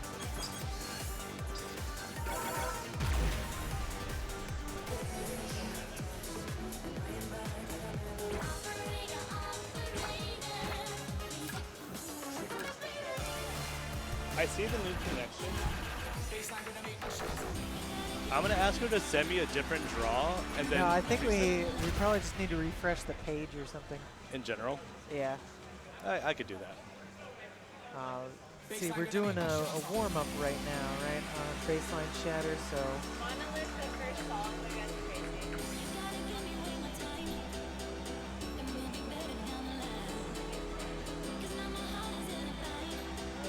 1940.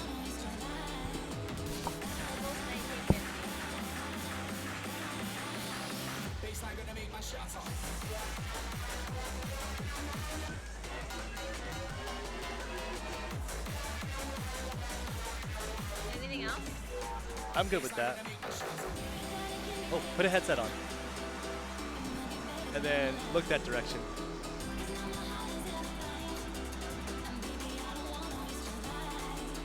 Now let's pretend to commentate. All right, so maybe so. Oh, I see it now.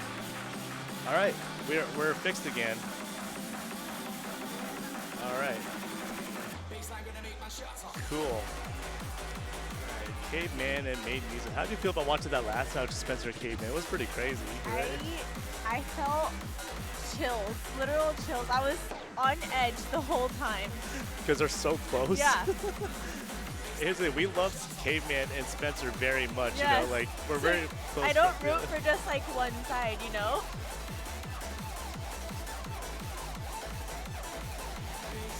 Yeah, I was telling the streamer that Made Misa was having a little bit of trouble adjusting to this cabinet compared to the other one. And they're very self-aware, like, what they need to do, but they're just, like, doing it in this exact moment's really hard for them. Yeah. Yeah, because like we were saying, they have to step earlier than what they're used to. They might. That makes me think they may play by ear if that's the case. Yeah, just the new PC versus old PC. You can really see the difference Yeah, because when they're next to each other. yeah, Made Misa whenever they were playing on the Arcade Impact cabinet, they were just destroying all the songs they were playing. They got 4 and Accelerate, and they APC to 23 on that Senorita. cabinet. Senorita. Yeah. Against Chunka. That was crazy. All right. Going to song number 1, we are going to start off with Become Astral. This one was Caveman's Protect. This one's a really, really tricky song.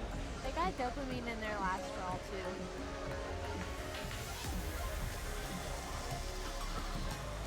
This one starts off pretty slow before it speeds up to a normal BPM. Really important to hit these brackets and avoid the lift at the same time. So you just shift your weight from one side to the other. Yeah, and Caveman already picking up an early, uncharacteristic, but you know, this song is pretty tricky. It's not a give me song, so there's a lot of opportunities to pick up earlys on this chart with the center panels.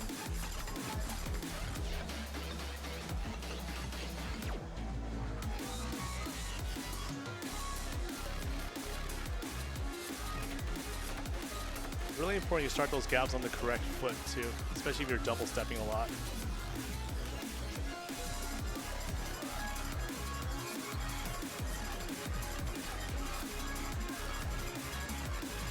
All right, going to the next slowdown. Let's see how they do it. Hit the bracket. Good job. All right. Oh, picking up a And late. now for the hardest part of the song, this 12th note section right here coming up. They're about 100 points apart, so still in the same close. And they've traded leads again.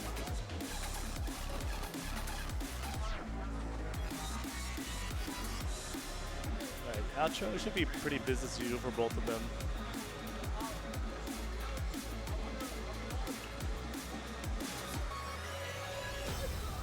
Oh, that was a late hit on the bracket too, but for Made Misa, winning Caveman's Protect was really important to maintain the momentum, especially when you're struggling on the tournament cab. It must feel pretty like motivating. It's okay, I got my opponent's win. We're going to song 2 of my preference, my pocket pick actually. They must be feeling pretty confident having that 1-0 buffer right I didn't now. realize it was a pocket pick. That's cool.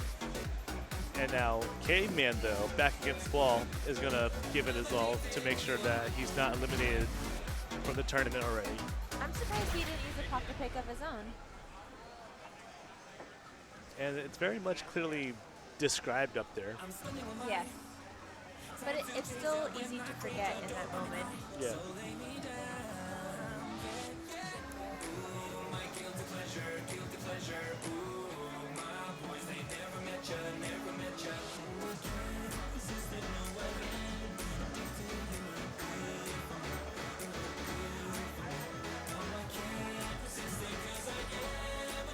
The tail notes are really, really tricky to time. Oh, that 30 seconds. They've traded leads like 4 times in the intro alone. So let's wait till we get to the foot switch sections with more of the colorful notes. They use the same note skin. Yes. I just think different arrow sizes. Yeah. But yeah, so far going to the main part of the song. Oh no. I would say Caveman had the lead until the foot switches came up.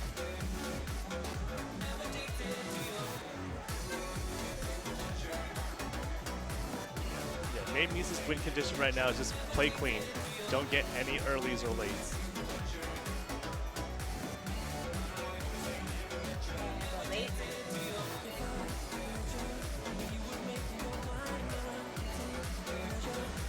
That one late made them trade places.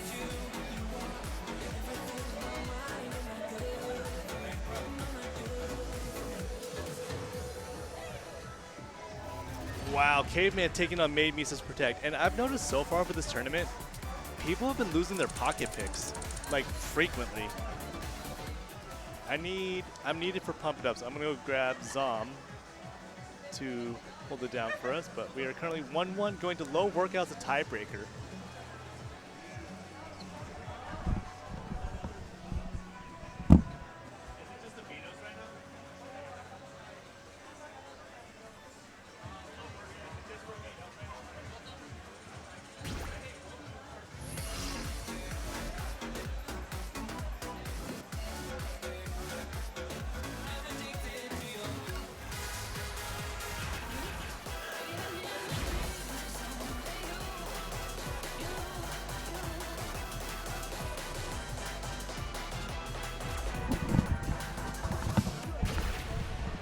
Just had to veto a song.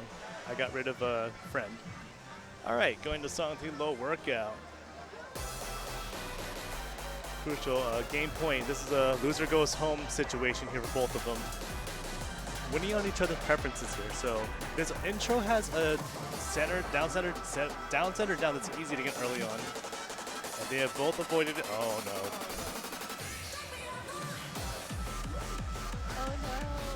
Yeah, this one does have a lot of triple steps on it, so they have to really make sure they angle their foot correctly to hit them. And you'll see a difference play where they choose either the double step or to cross over these 8th note patterns leading into the triple hits.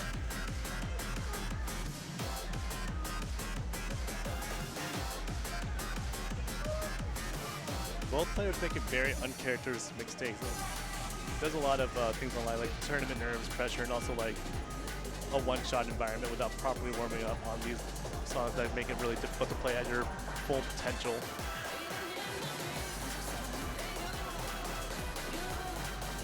Oh, this is so back and forth. Going to last verse here.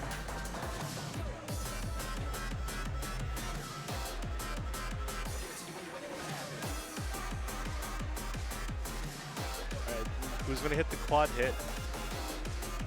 Made Misa with the combo. Oh, the lead traded right at the end.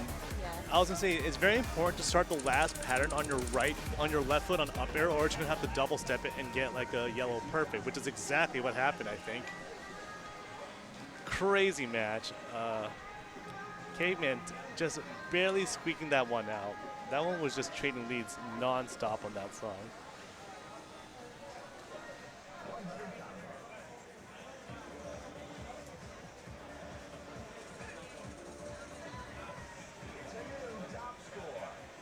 Maybe Misa should definitely be proud of their performance, though. They did really great making it this far into the tournament in such a stacked event, especially for their first one, too. Let me go ahead and display the bracket really quick.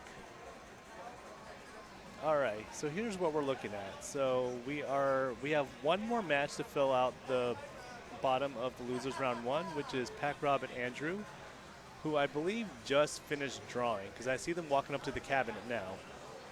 And the winner of this match plays against me. So I need to communicate with the Pump It Up TO to either have me play my match right now, or I play my SMX match first. I might play my Pump It Up match now since there's only 3 songs. I'll be right back. But in the meantime, we see Pac Rob on player 1 side. And we see Andrew third side. Both players are in losers bracket right now. Losers round 1. But yeah, Andrew sent Pac Rob to losers bracket on a song 3 situation. They played Charlene against each other, and Pac Rob just hit a bunch of mines. that gave Andrew the edge on that one. So this is potentially the run back for Pac Rob, or maybe Andrew has a momentum over him, just takes him out twice. We'll see what happens. Let's get started. Make a selection.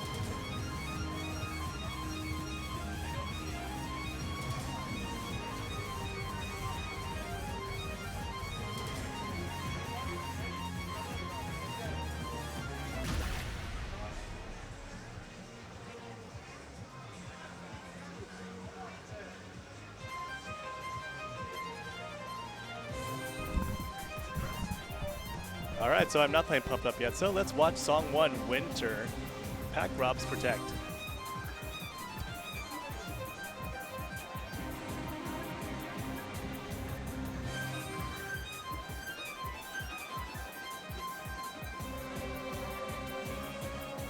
They're trading leads again. So let's see how they do this spin part right here, how well they double step it.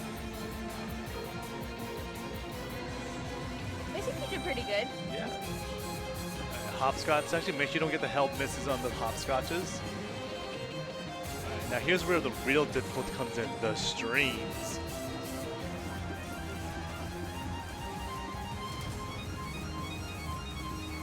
Yeah, really important thing, the gimmick on this chart is one arrow, one column is always closed off during the runs. The double pivot. Yeah, this song is a stamina drain. Yep.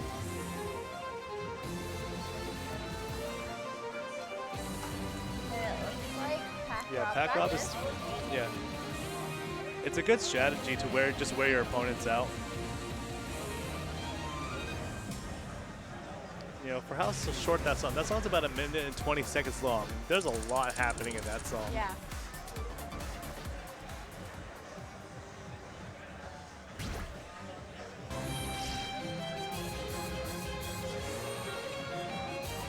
Pack Rob goes up 1-0. And now we're going to run away and Juice Protect. This one is one of the DLC charts and one of the trickier 21s in the game. It's notoriously known for having some really tricky center panel staircases where you go up and down the pad, but you're not really doing, some of it you're not doing crossovers, some you're doing like anchored crossovers. But this one just has a lot of like, you have to have really good footwork on this one to maintain a yellow combo on it. I see they also had Link Line and Beat It that they vetoed. Yeah. Looking at the draw preference, it looks like Pack Rob just protected the hardest song on the draw, and Andrew vetoed the hardest song that he was able to once the protects were done.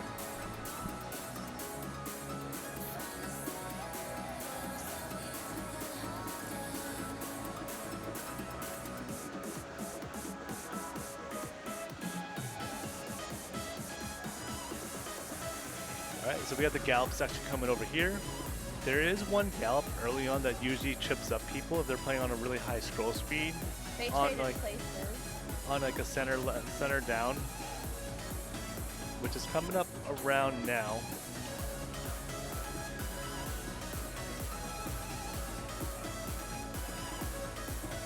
Oh, they both got it. That was the exact one I was talking about.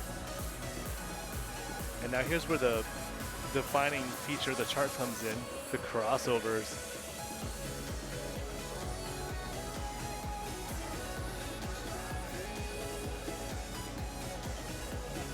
Alright, so now it's mirrored to the other side. And then here's the part I was talking about before the song started, where you run up and down the pad.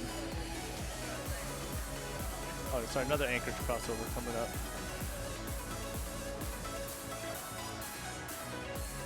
Pack Rob keeping the combo.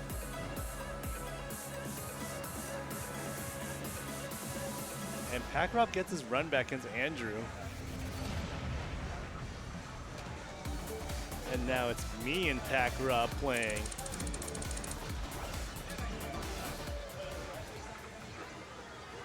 All right, wish me luck, folks.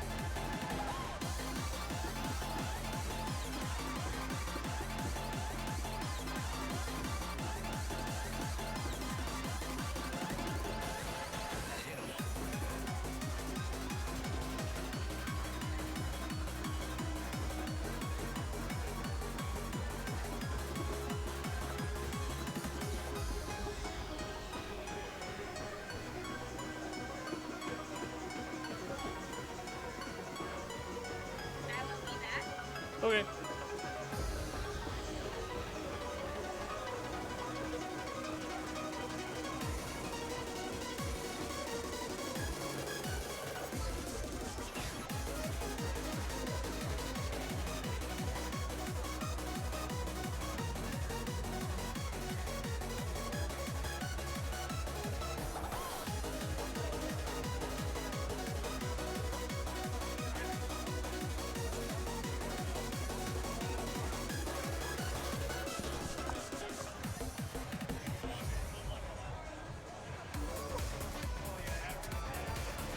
All right.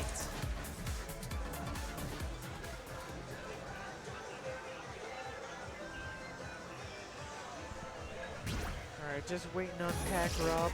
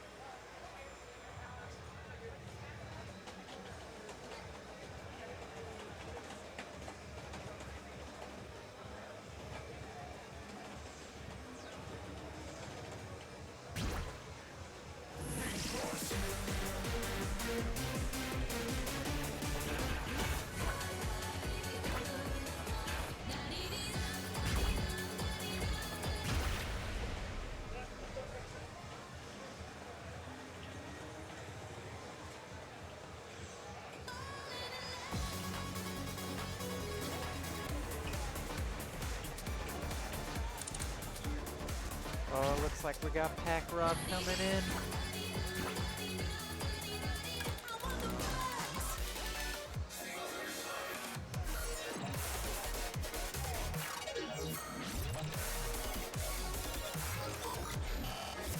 I'm gonna go check what the card draw is. It should be that one.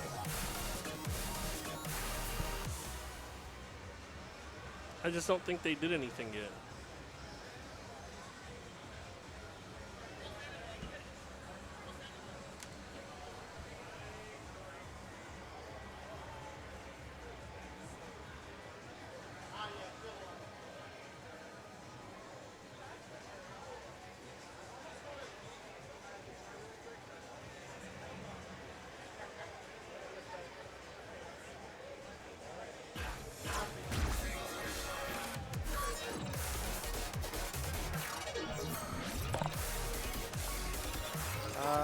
Alright, so for some reason our card draw app is not syncing correctly.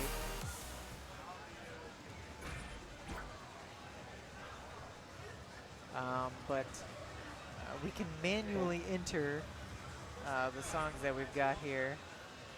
I'm not sure how to do that. Click on it and say Pocket Pick.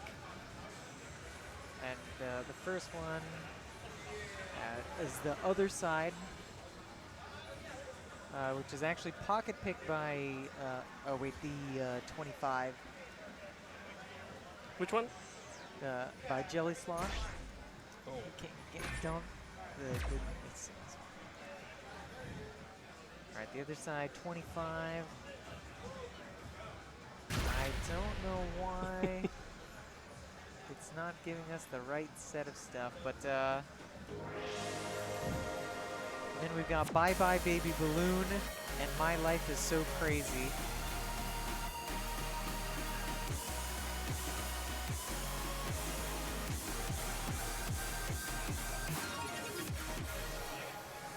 Okay. Ooh. That should be it. Oh, Or at least that one's I don't. correct. But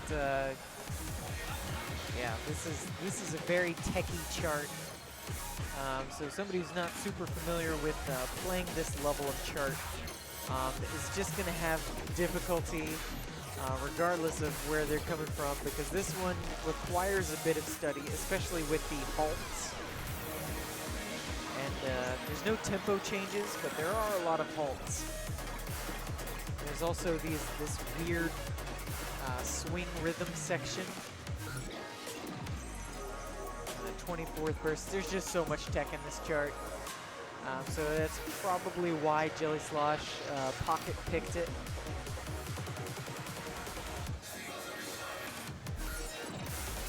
But that being said, he's not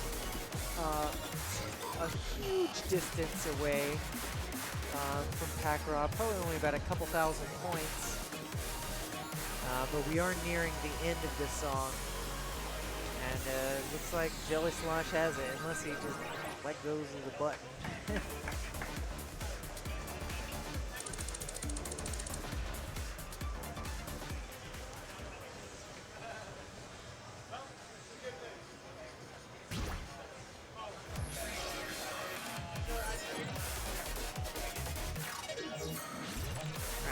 Up is Bye Bye Baby Balloon, picked by Pac-Rob.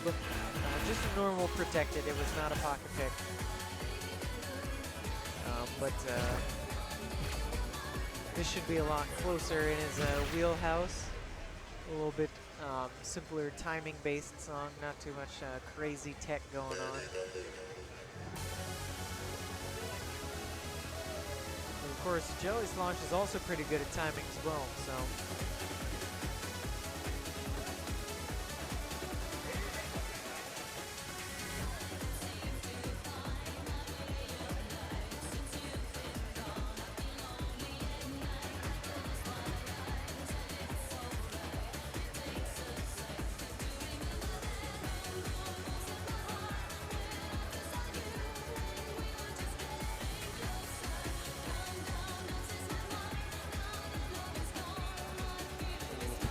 Missing that center button.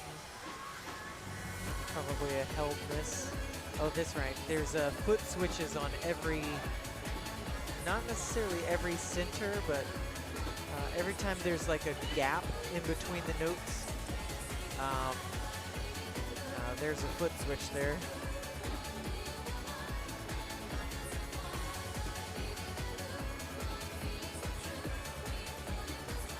Pac-Rob doing incredibly well on that tech.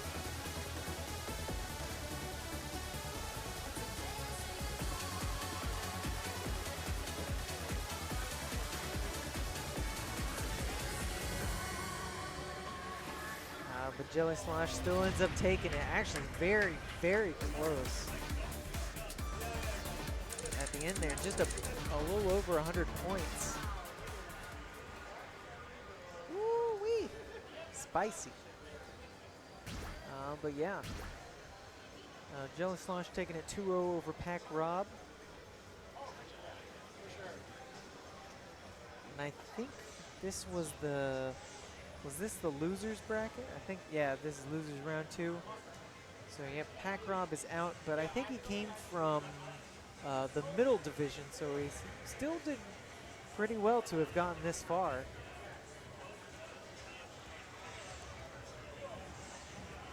Yep, so with that one done and dusted, now we're moving on. We've got 4 sets of players, and this is your top 8 right here.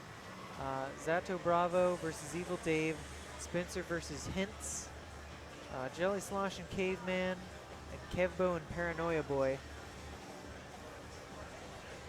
All very, very good players. Very, very high level rhythm game players in general.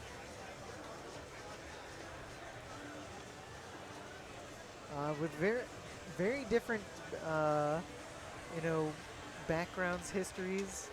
You know, Zato Bravo having never been to a dance game tournament before, at least not an SMX tournament. Evil Dave having experienced basically every rhythm game, but especially DDR. Kevbo being very experienced in DDR and other rhythm games, but It's time for StepManiaX. Select your difficulty. all right, and not only did we get the new draw, we got the selections. Nice, very nice.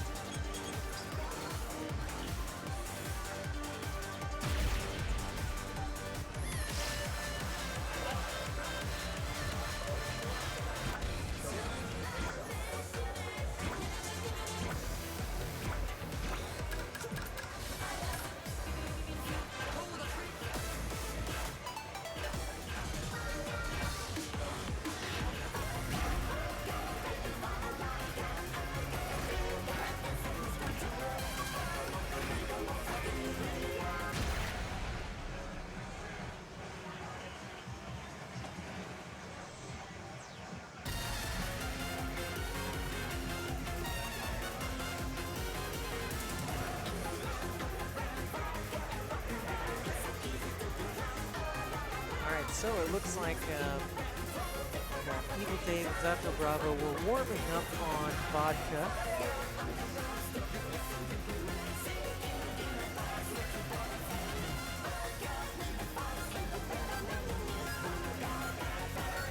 We got a lot of Zato fans in the chat.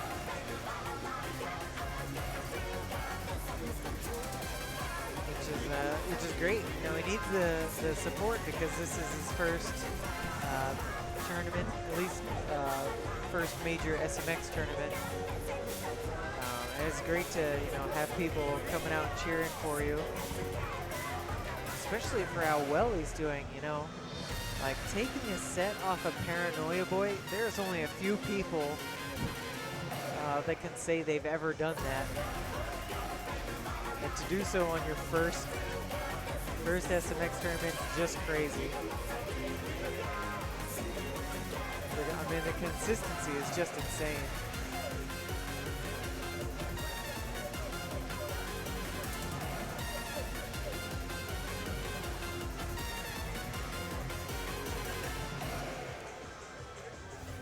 I mean, you can see it right here, 99.9 on the warm-up song.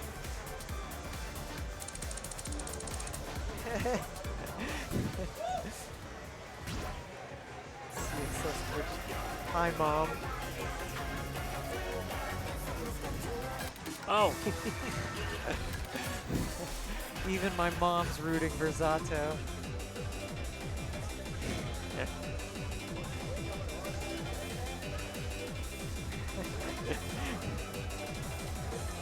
All right, starting off with Summer.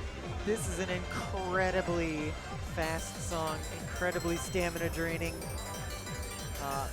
There's jump stream and 16th stream right at the very end of the song when most human beings would be out of gas.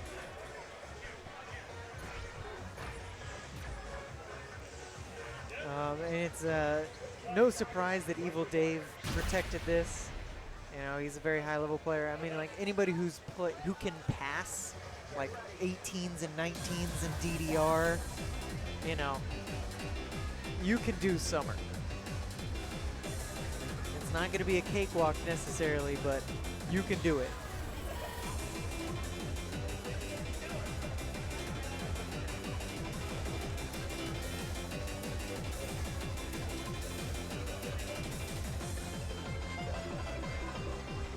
Everyone is so talented. Yeah, this chart itself is something that Most players have a hard time passing on a good day.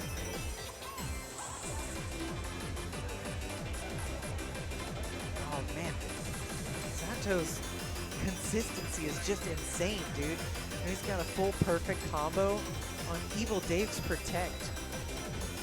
I mean, even Evil Dave missing some notes there.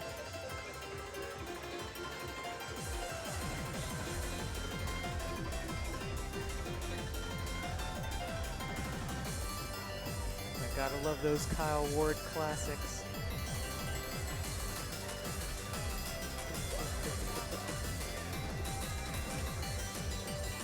Alright, we're about to come into the big death stream.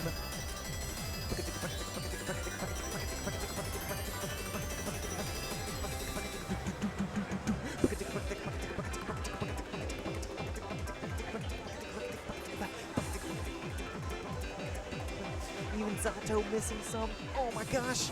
Oh my god, he ran out of stamina.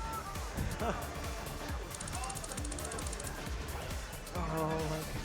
And that is why Evil Dave protected it. Because that, I mean, that can happen to anybody.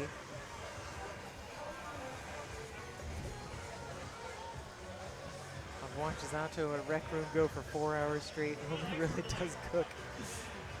Yeah. I mean, you've got to be able to go forever if you want to have consistency like that. But oh man, like, yeah, a lot of times we can watch these these pro gamers playing, and we look at them and we're like, wow, they're making it look easy, but they are pushing themselves to their own limits. You know, like I think this is one of the highest failing scores I've ever seen. A 96.6. That's a fail. I mean, he died probably the last measure of the song, and he had like a pretty much a full perfect combo up until that point. But he's on the floor, right? I mean, it is absolutely exhausting to play these extremely high-level charts, and to do so with such accuracy that you can beat the opponent you're playing against. But taking a little bit of a break, taking a step down just a little bit from a 25 to a 24. Stars is quite a bit easier than Summer is.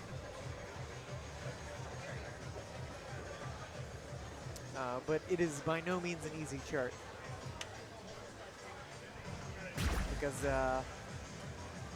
it's got foot switches, it's got brackets up the wazoo, and it's got quite a bit of 16th stream. Though the BPM is not super fast. I think it's like 140 or something.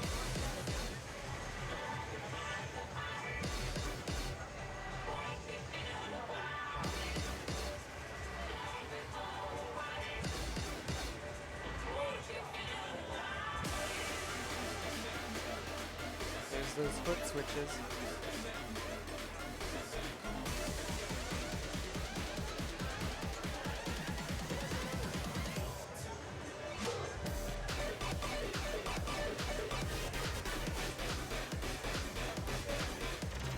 Both players getting the bracket tech.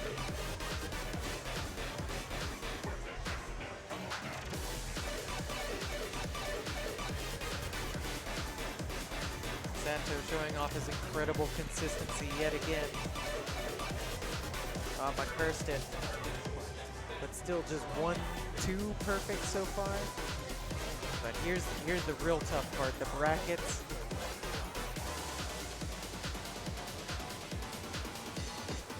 Oh my god. I think that was just stream lag. I think the actual cab did not have that lag spike.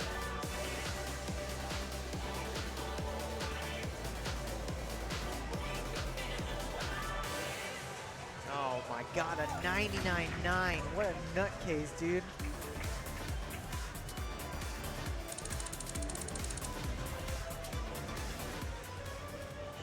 Three perfects.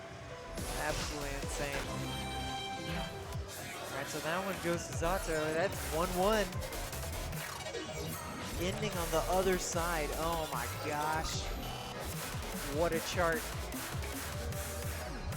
We got halts, we got foot switches, we got, I don't think there's any brackets, but there's swing note gallops. One might call them skittles. But this is going to be a great chart to end it on. We can see that both players a little bit nervous.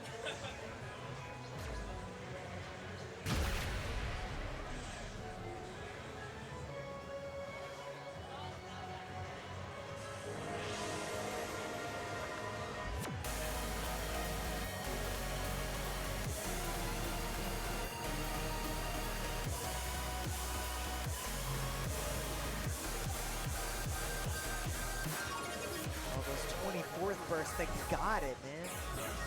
Just a few yellow perfects here and there. Ooh, the mine, Sato hitting it, but Evil Dave getting an early or something. Oh, Evil Dave hitting a mine. Oh my gosh, those 24th bursts. Oh my gosh, it's so close. They're both messing up.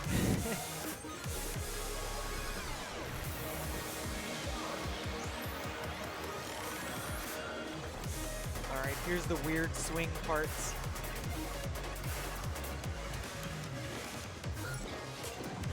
The 24th bursts, yep. And the foot switches.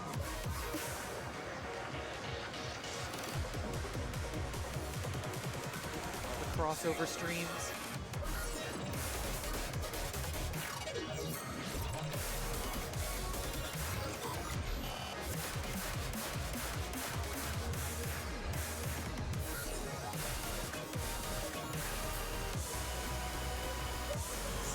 Looking up on top, and he's got it with a full combo.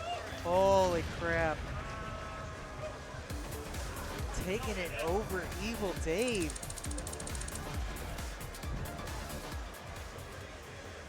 What a tough chart to end on, but congrats. Congrats to Zato. Moving on to winners finals.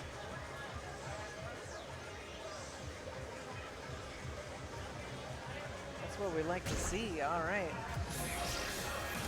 Looks like next up we're going to have Jellyflosh versus Caveman in losers round 3.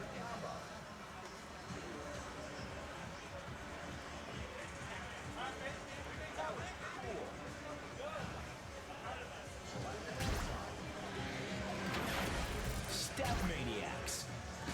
Select your They're drawing cards. easy mode.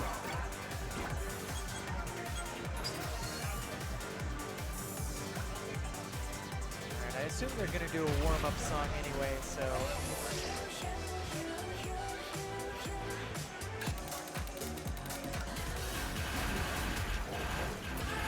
Yeah, anybody who didn't see it, didn't catch it, Zato actually knocked Paranoia Boy into losers.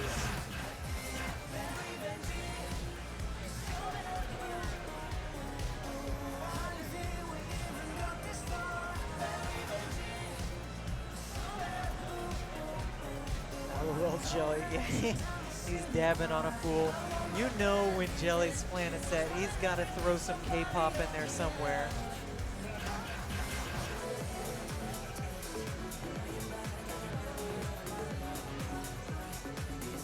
Are they not playing the K-pop? Come on. That was the other song, entire song. Yeah.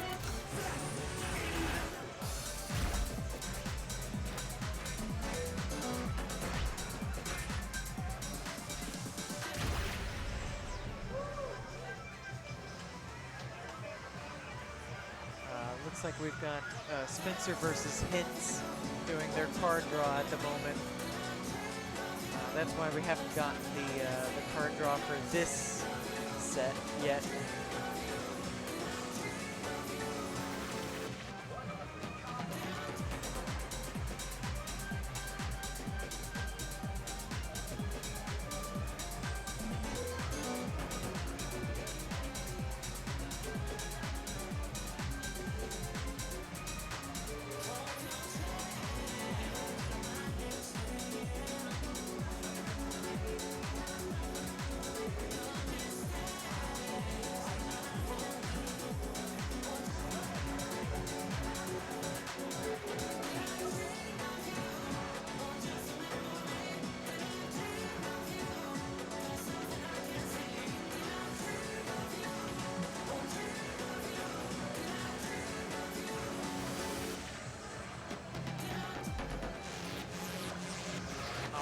Jelly Slosh actually doing the spins.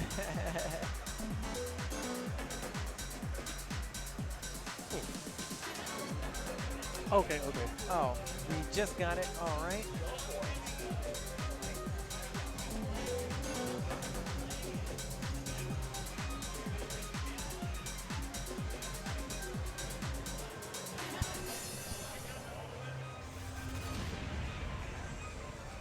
All right, so it looks like, oh my gosh, Caveman protected Winter. Who would do this?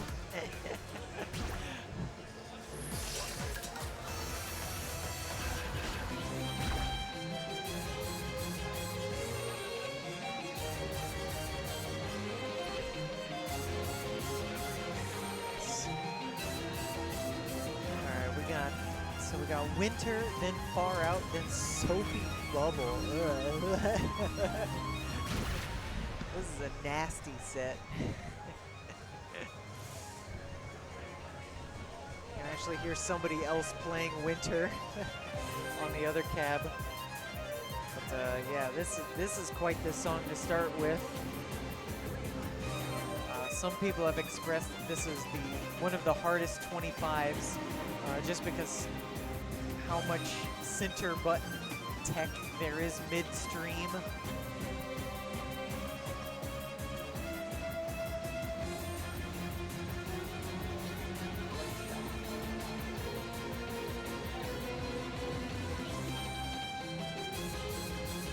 And the hopscotch.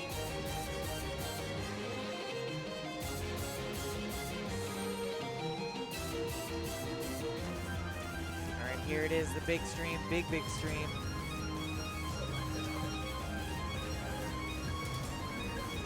Holy crap. Player's doing an incredible job so far.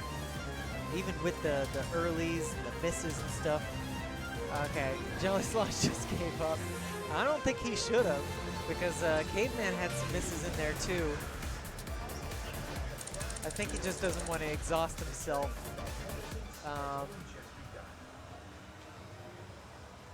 Yeah, it was close. I think if I was Jelly Slosh, I would have pushed through. You know, just to see. Anything can happen. You know, you don't want to give up too early. But I think he was like, you know what, this is Caveman's pick. He's probably practiced this a lot. He's probably already running out of steam a little bit because he had to play extra rounds of Pump It Up because he was seated too low.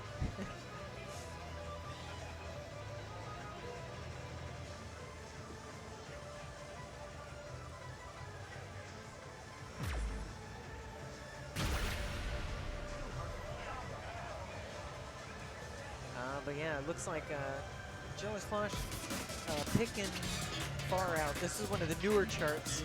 It's possible that Caveman hasn't played this one yet because it's so new.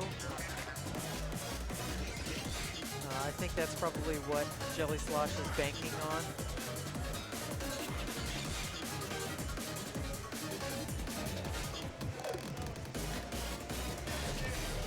And that center button tech is so rude.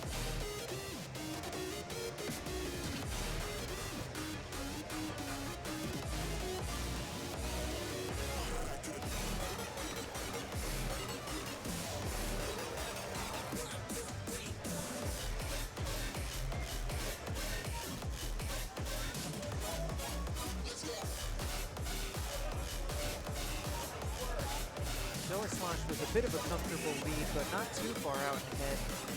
Ooh, you don't want to see those. Ooh, oh my gosh, in the towers, he lost it.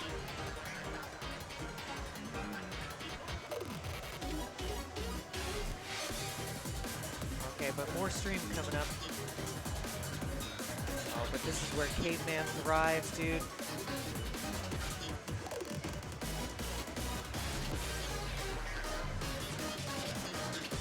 Oh my gosh, it was so close.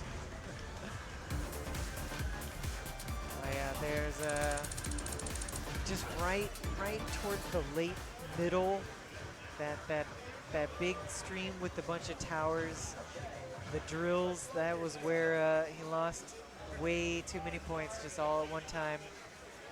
And gave it to Caveman. So yeah, Jelly Slosh out at 7th place, right? Yeah, out at 7th. Caveman moving on to top 5, or top 6. Next up, we're getting Kevbo versus Paranoia Boy. This one, ooh boy. Let's see what we've got here. Oh boy, look at this set. Why?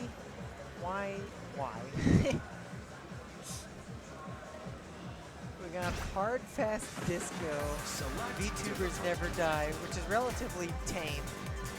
But then Go 60 Go, dude. Who doesn't eliminate Go 60 Go? I mean, I guess when you've got Personal Reality and Fly to the Bumblebee, dude. Oh my gosh, this. Do we only have 23 pluses? What's the difficulty range here?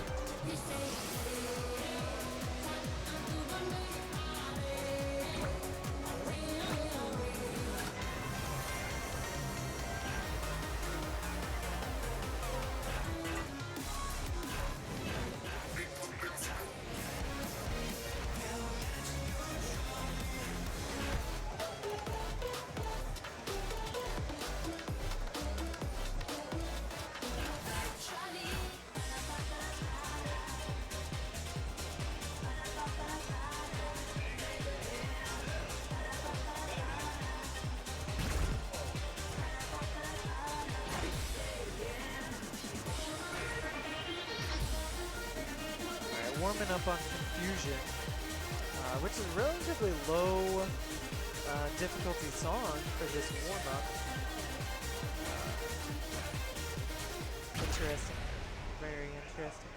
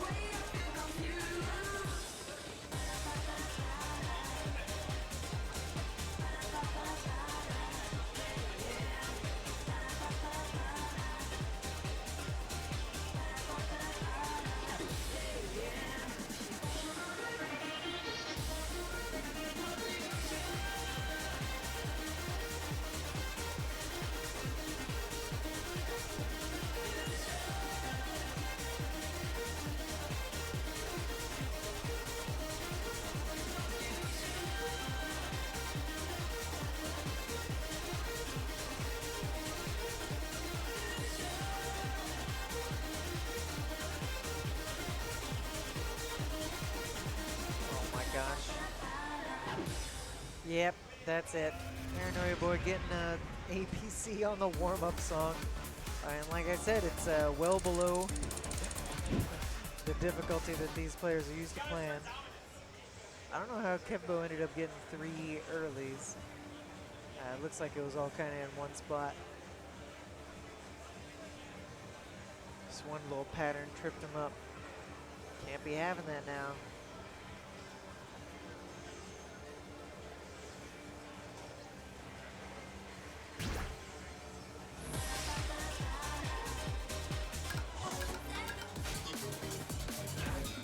Alright, so starting off with Hard Fast Disco.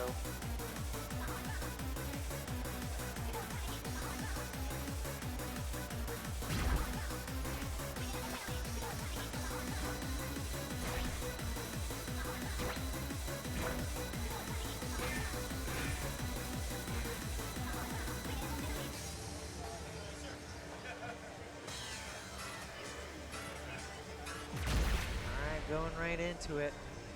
All right, so this is Paranoia Boys Protect.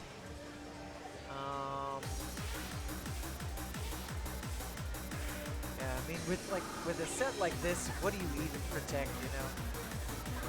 This one does have quite a few center buttons, so I mean, it makes sense a Paranoia Boy would pick this over Kevbo, because this is probably the most likely song out of the set for Kevbo to get just random center button earlies from just like lacking the form discipline from not playing quite as much SMX as other players who made the game.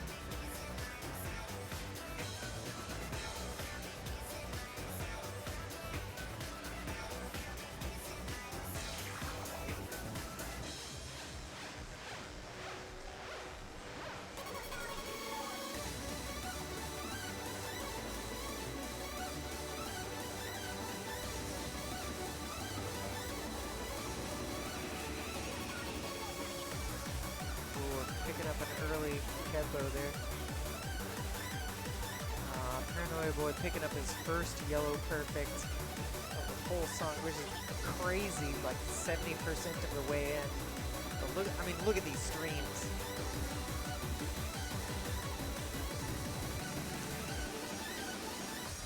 Oh my gosh, what is that, one?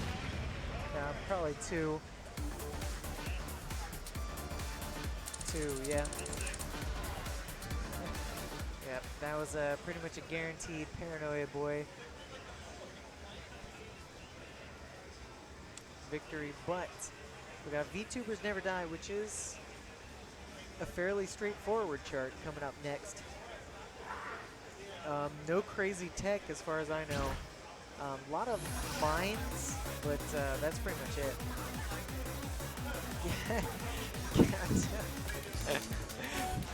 I know, can you imagine Kacha?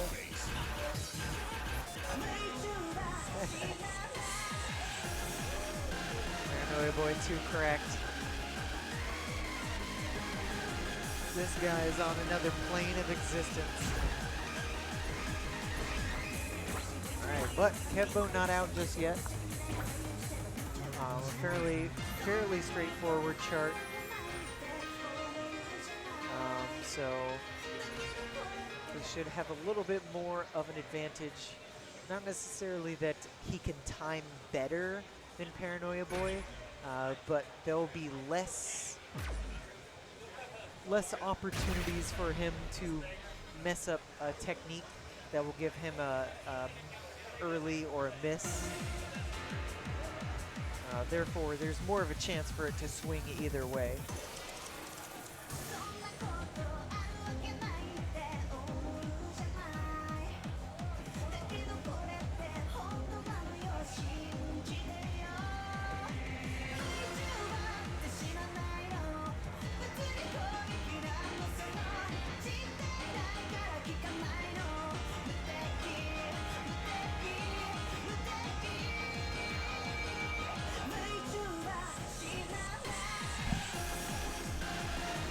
Yeah, you're right, Ryudo.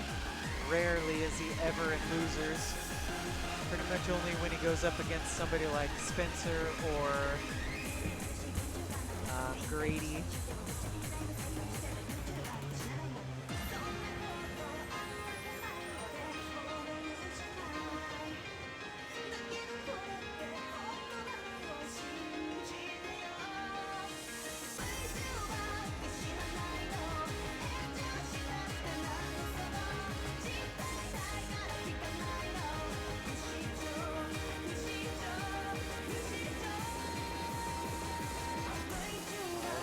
Triplets though. Giving a little bit of an issue to Kevbo. The flams. Both players picking up some perfects on the flams, but yeah, I think Kevbo's just gassed. He's been playing all day. He's been playing stuff like DDR, ITG. He's been all over the place. I think he's ready to be out. But still a great showing from him. Ends up tied for 7th.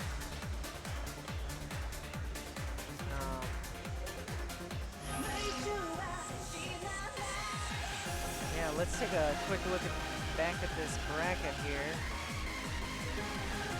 Alright, so now it looks like Hince and Spencer are coming up Please next. make a selection. Oh, my bad.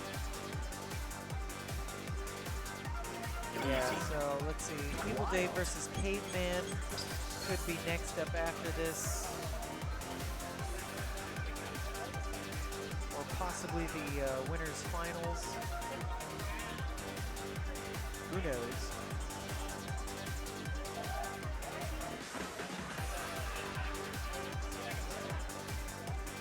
This is the winners semifinals. So the winner of this will move on to winners finals.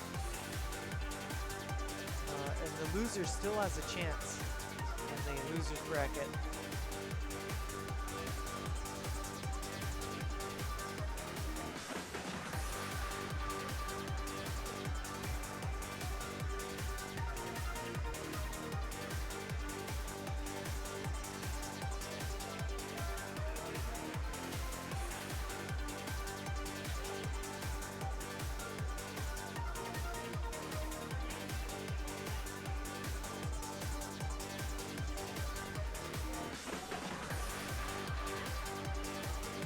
Alright, so we've got the card draw.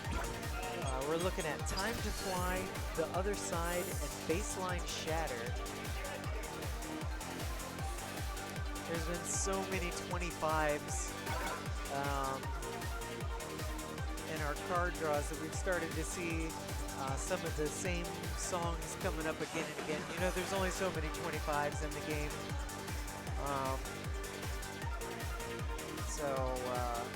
Sometimes you're going to get repeats like The Other Side, Critical Hit, etc.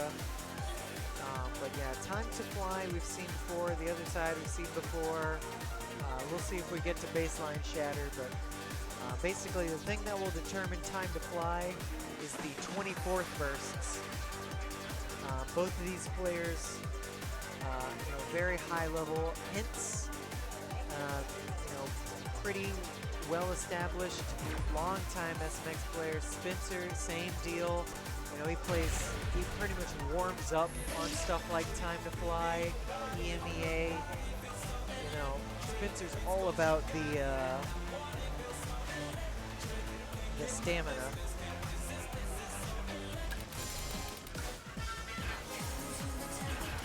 So I think Spencer seems to be picking based on his personal music preferences, I think.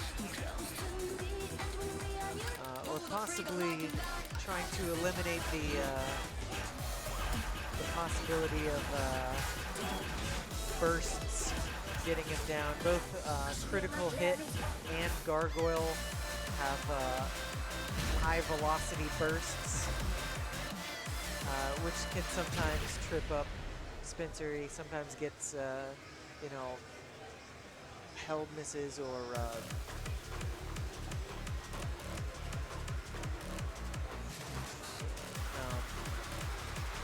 what are they called? Center button early, those kinds of things.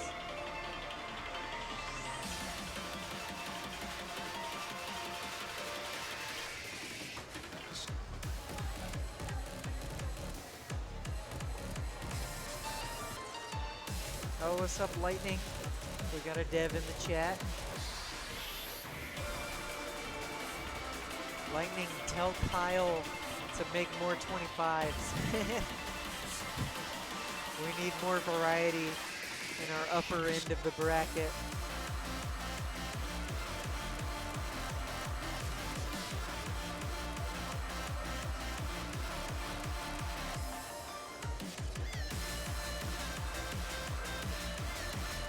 You know where to spam him. I wonder if we can submit a contact us form to Step Revolution, where we're just like, we need more higher end difficulty charts. Merch store, yes, actually merch store first. Merch store first, then higher difficulty charts.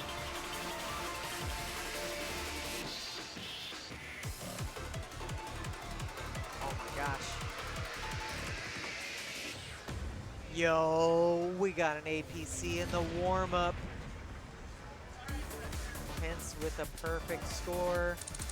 I mean, even Spencer only getting 2 perfects and a middle button early somewhere in there.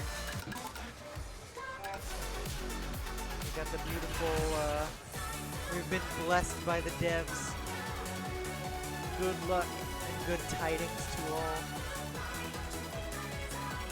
Oh, Rugard!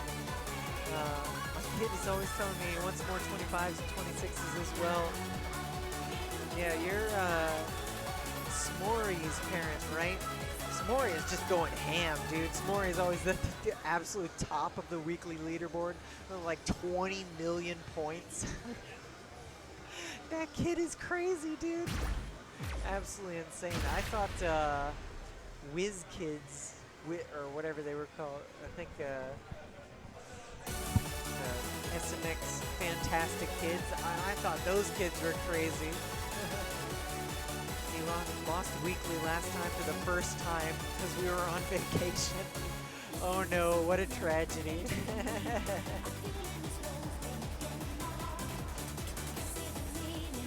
Alright, but getting into it, we got Time to Fly. It's all about these bursts.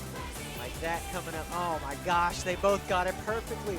What nutcases, dude. Oh man, but Spencer slapping those middle button earlies. You know, it's been the bane of his existence for the past several tournaments.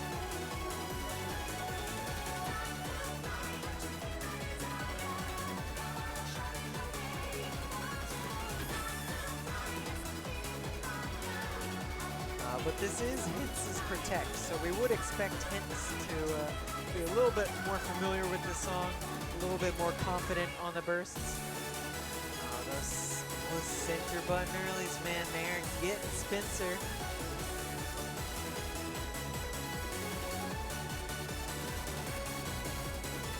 The crazy thing is he's getting the 24th bursts, but as soon as there's a center button, he's just like not prepared for it. Oh, wait. No way, dude. Spencer took it? Spencer took it at the very end. What the heck? How did it? 2 perfects. Oh my gosh. The late perfects that Hintz got at the very end of the song were enough to sway it in Spencer's favor. Oh my god. That's crazy. That's absolutely insane, dude.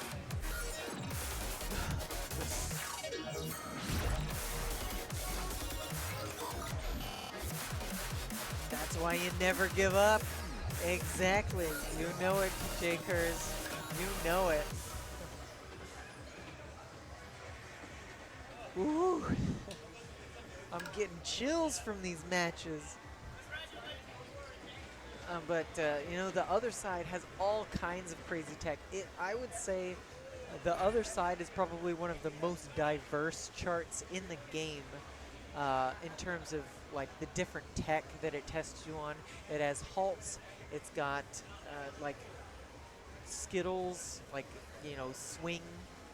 They're not even 20. I think they're like 96th gallop swings intermixed with 16ths. You have 16th runs, midstream crossovers, foot switches, brackets.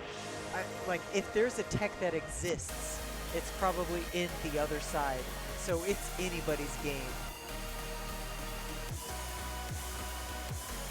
It's not over till the last note hits. 24th bursts. Ooh, Spencer ripping it a little bit early on those halts.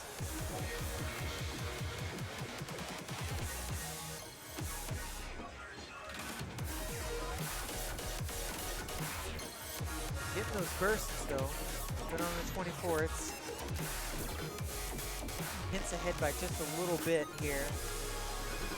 Yeah, less than 1,000 points, and probably only a few hundred points, honestly. Oh, here's the gallops. But you got to be able to switch back to 16ths. The 24ths. The foot switches.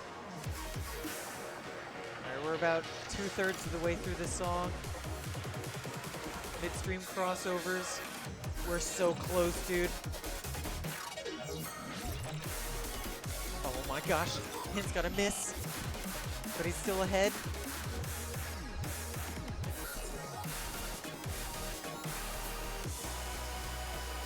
Oh my god, he got a...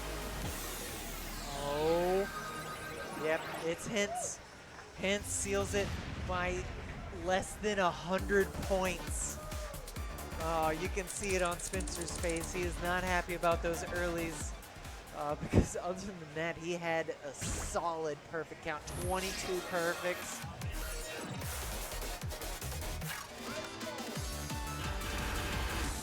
Oh, but yeah, but Spencer took it on Hintz's Protect. And Hintz took it on Spencer's Protect. Oh my gosh, it's down to the wire. It's down to baseline shatter.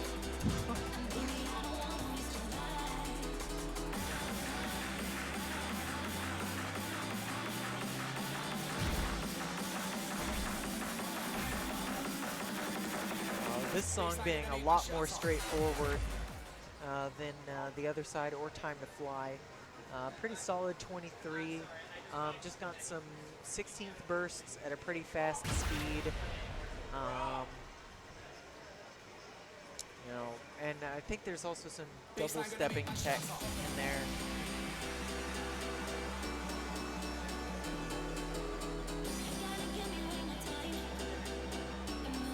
Crossovers for midstream.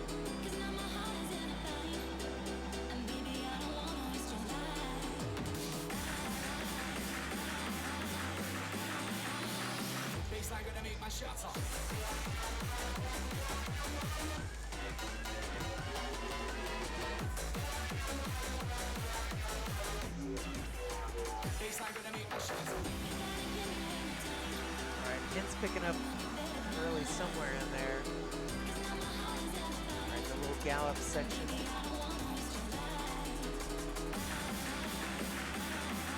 But there's plenty of middle buttons in this song.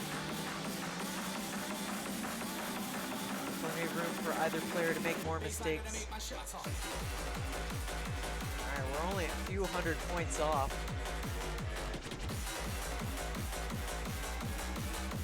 Actually, maybe even less than that.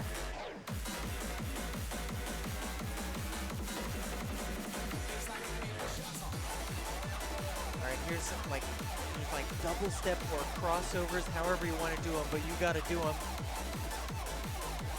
And they're doing them flawlessly, dude. Which seals it. That is Spencer's song. 99,979. That is almost certainly one perfect. Yep. Absolutely insane score.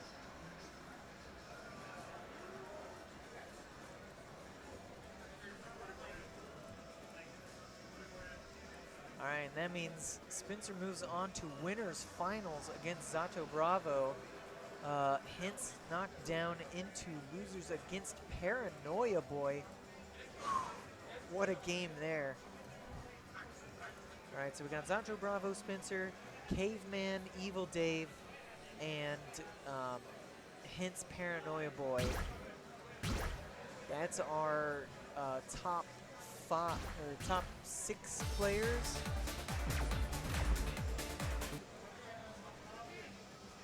Let's go. Select So coming up, we got winners, losers quarterfinals. We got Evil Dave versus Caveman. All right, we got Critical Hit, Mothership, and Psycho's Post. Psycho's Post. So many people say it in different ways. Let's go Caveman. Alright, we got a Caveman fan in this chat.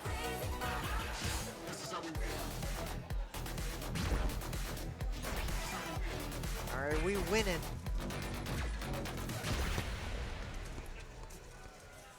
This is always a fan favorite to warm up with, along with Crab Rave. and Big Boss.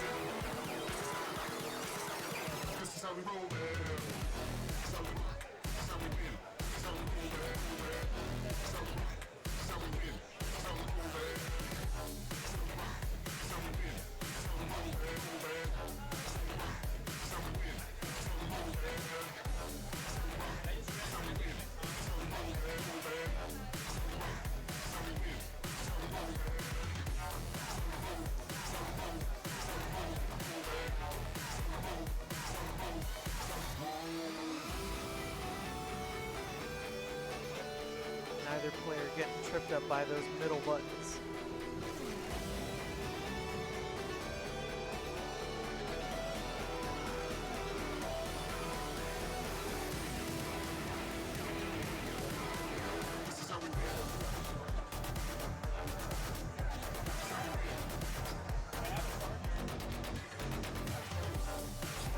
Yeah, that I always get tripped up by the same thing Caveman did. That like 1/8 note in between the halts just throws the whole thing off for some reason for me.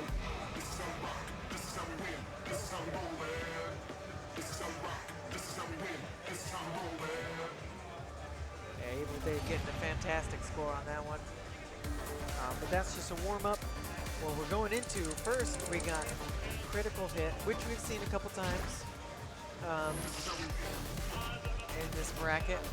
And it's got so many different colors of notes. It's got bracket tech, it's got foot switches, and so many bursts.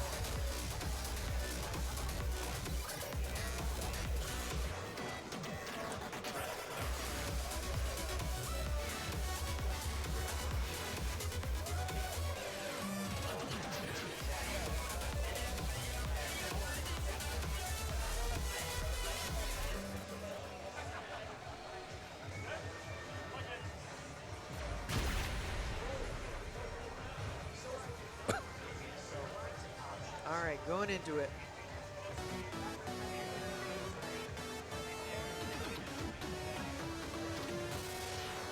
Ooh.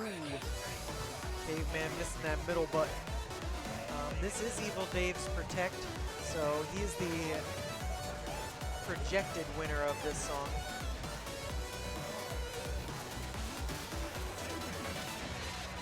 Ooh, but he's even Evil Dave is getting some misses.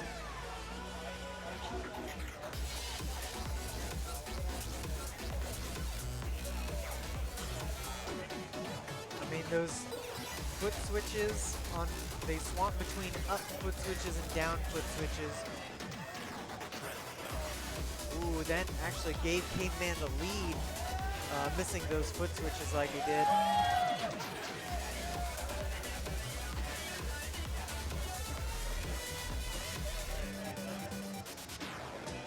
Ooh, and hitting a mine.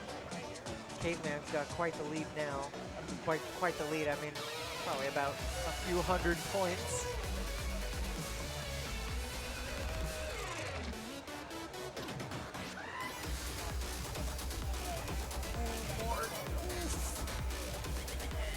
More foot switch troubles from Evil Dave. All right, here's the weird rhythm section.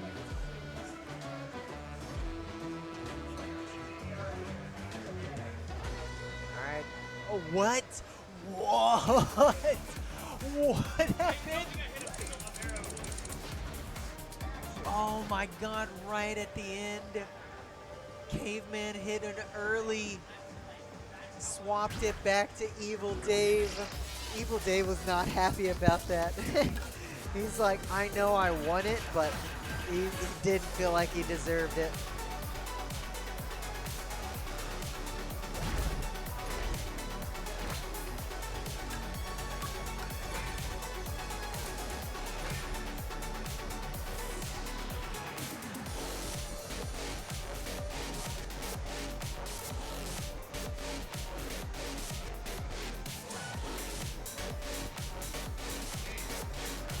Mothership, one of the newest charts in the game.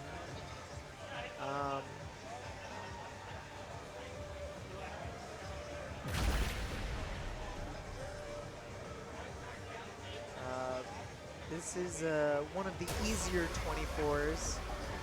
A lot say that maybe it should be rated at 23 instead. But it did come out 23 days ago. A little under a month.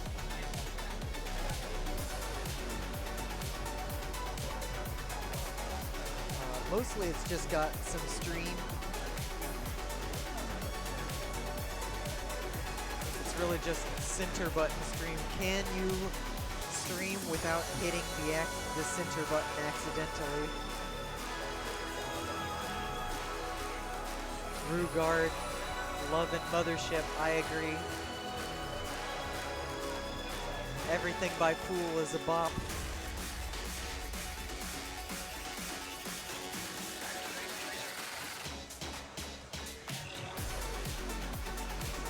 Alright, here's more stream.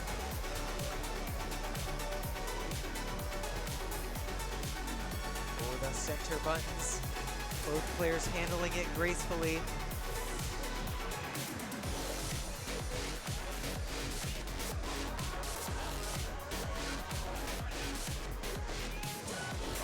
The lead is changing places. Evil Date a little bit ahead right now. And he stays ahead.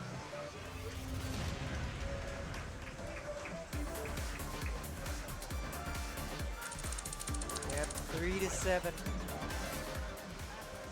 And Evil Dave takes it. Which means Caveman is out at 6th, or tied for 5th. Still fantastic showing from him.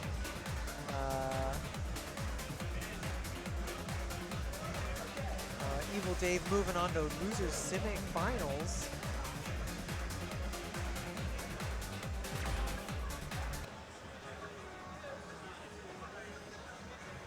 And it looks like we got the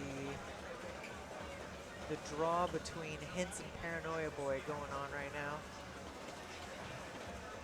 So that will be the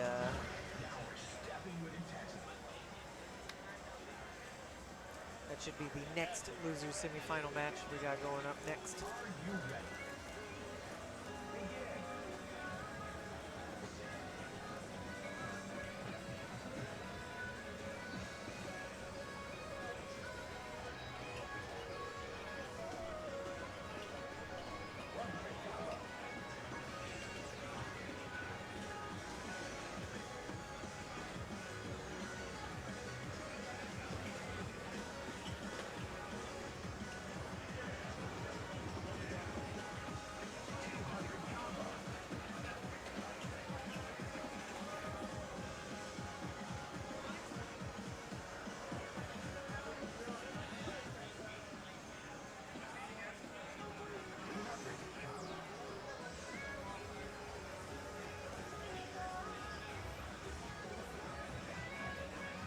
Here, Outbreak playing on the other cab.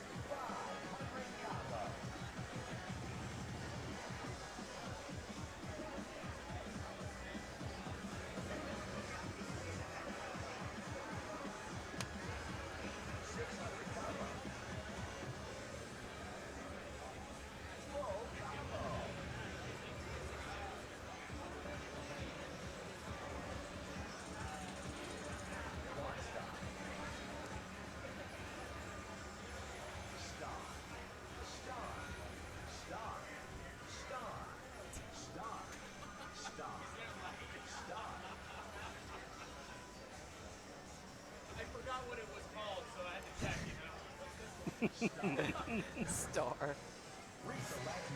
Alright, we got Hints popping up. Let's see, where did Paranoia Boy go? There he is.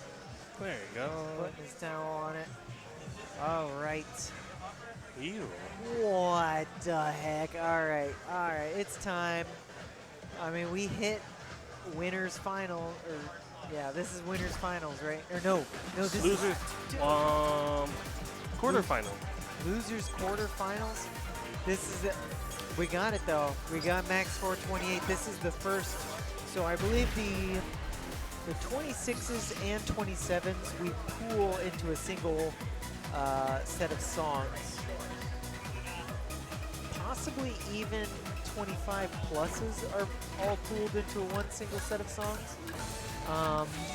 But this is the first time we've seen any 26 plus, and it's Max 428, and Paranoia Boy protected it, you know? Okay. Oh boy. What an absolute madman, you know? I still have yet to pass Max 428. Oh, there's DDR Chad. Let's fucking go. I'm Max 428 stand. Yeah, of course you would be DDR Chad. Personally, I would have picked Winter over Max 428, but still. Yeah, I'm actually kind of surprised that Paranoia Boy removed it. He personally vetoed it. I would not have expected that. I guess he might just be running out of gas, or he doesn't want to take the chance. He wants to go with the more solid option. But finally someone has the courage to protect Max 428. Yeah, I mean, if Max 428 is an extremely polarizing song, and everybody is on the negative side, but if you can be just a little bit more positive than your opponent, you know, if you can make it to 40K instead of 20K, or 70K instead of 60K, or if you can manage to pass it consistently, you know, it can be worth protecting it, even if you don't have fun doing it. If your opponent hates it more than you do, it's a song worth protecting, even if you're not confident on it.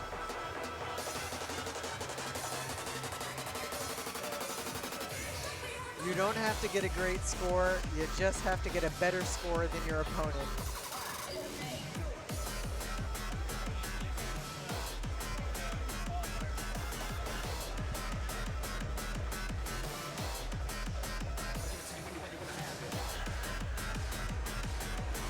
I think we've heard this song a couple times today. Just a pretty solid, straightforward 23. It's got quite a few quick bursts, and maybe some crossovers and some double steps, but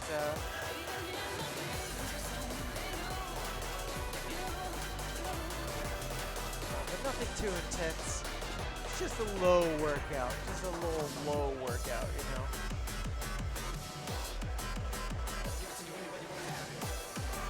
Rugard says, last I checked, I had the absolute lowest passing score on Max 428.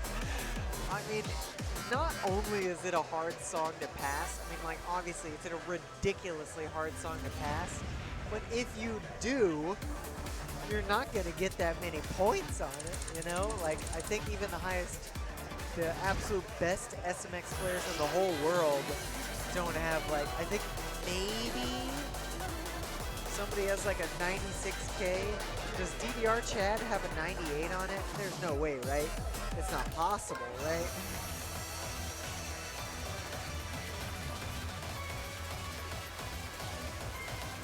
I have 98-1. What if? Look at this Chad.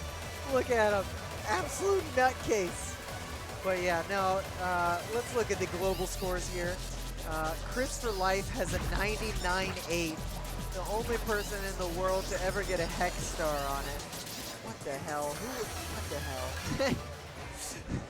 I mean, that's Chris for Life for you. But DDR Chad got a 98. The only other person to have a 5-star on it. And we have 10 people who have at least 95K, right? Like 95K is like a mid score. Like most top level players, if they get a 95, on any song, they're upset, right? Most like average players, you know, like if you're starting to pass like 23s, 24s, you can get a 95 on like pretty much all the lower stuff of the game, right? But yeah.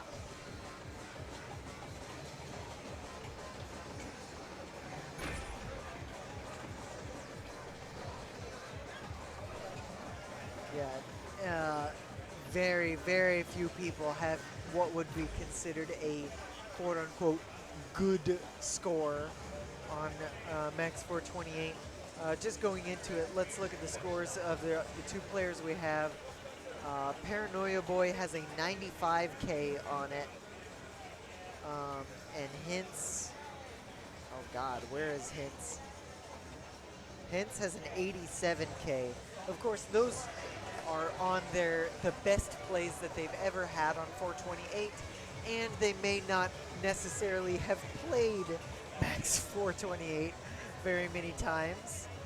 They could get their personal best right now on this cab, or they could fail the song. They could both fail the song. It's really a toss-up because this song is just, it's just nasty.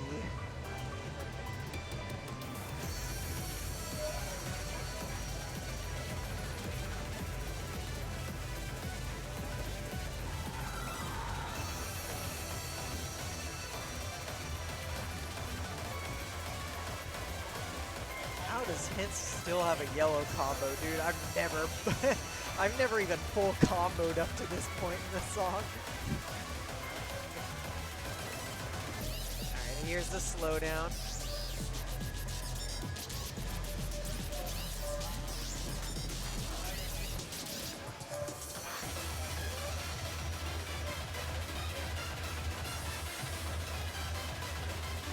Alright, are they going to do the tech?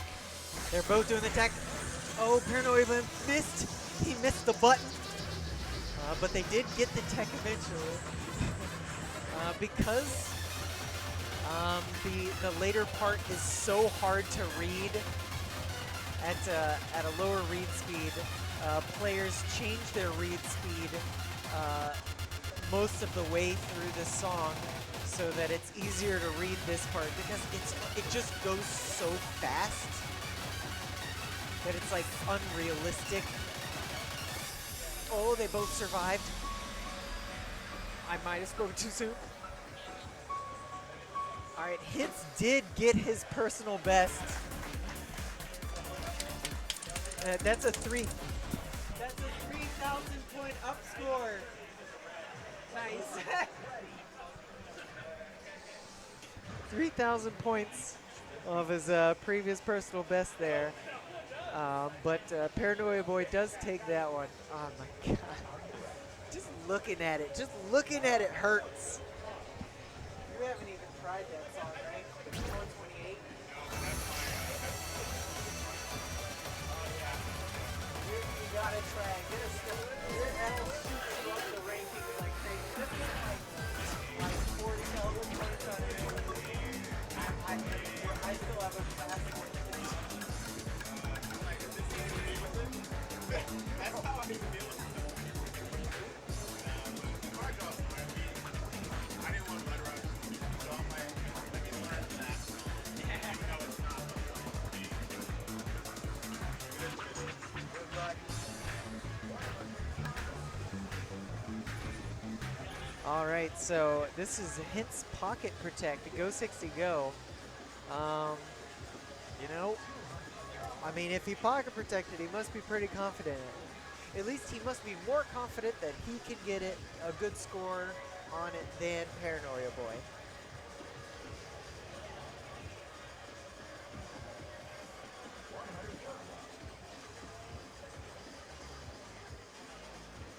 Passing is a good score, yeah. That song is flat out nasty. You said it, Lightning. Oh, he APC'd it recently?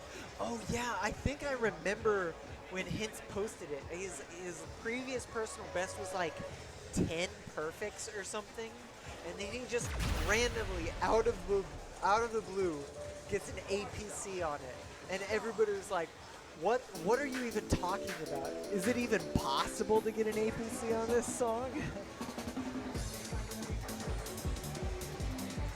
All right, starting with some yellow perfects on both sides. I mean, the gallops are just. I don't even know what the rhythm is supposed to be.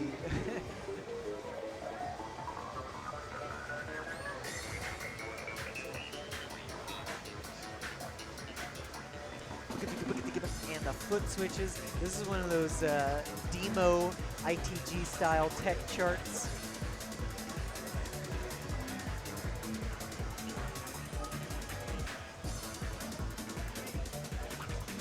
Because this was written by Demo back when he was charting for SMX.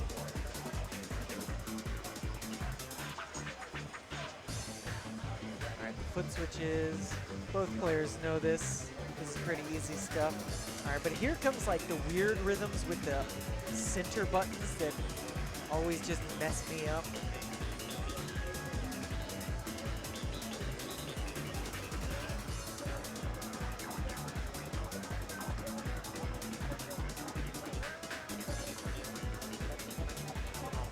Both players just going crazy, going absolutely ham on this song, dude.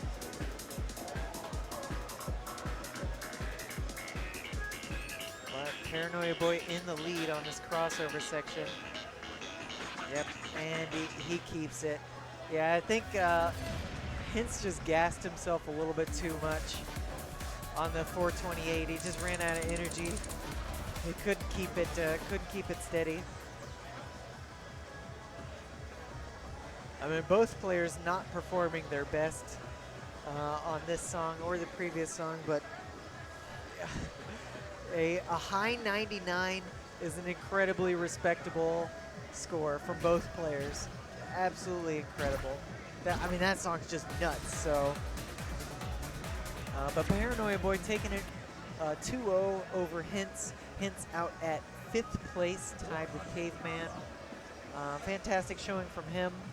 And next up, we're going to have, it's either going to be Zato Bravo and Spencer or Evil Dave and Paranoia Boy. I think Evil Dave and Paranoia Boy still have to do the card draw. I believe Zato Bravo and Spencer have done their card draw already. So it's just a matter of finding where Spencer is. He's somewhere around this venue. Uh-oh, uh-oh. Uh-oh, uh-oh, stop. Wait, why is that there? Oh. I'm going to take that off. We accidentally started up ITG on this computer. You know, with one of the buttons on the taskbar. I mean, this is Jelly Slosh's computer that he does use on a regular basis for streaming at home. So, you know, when you want to switch to ITG every once in a while, just do some ITL or Stamina Nation or Stamina RPG or whatever it's called. You gotta have quick access.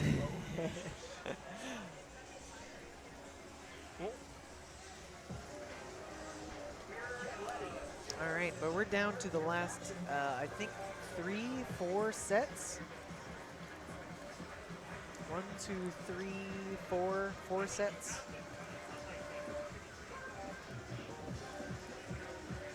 All right, starting off with probably, oh, it looks like Spencer might be stuck in another game at the moment, so we're doing the Evil Dave Paranoia Boy card Yeah, he's draw. playing ITG right there. Oh, yep.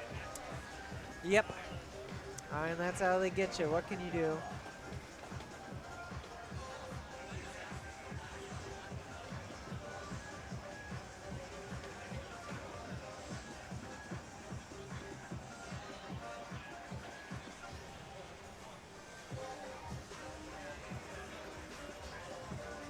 Spencer is an ITG, yep.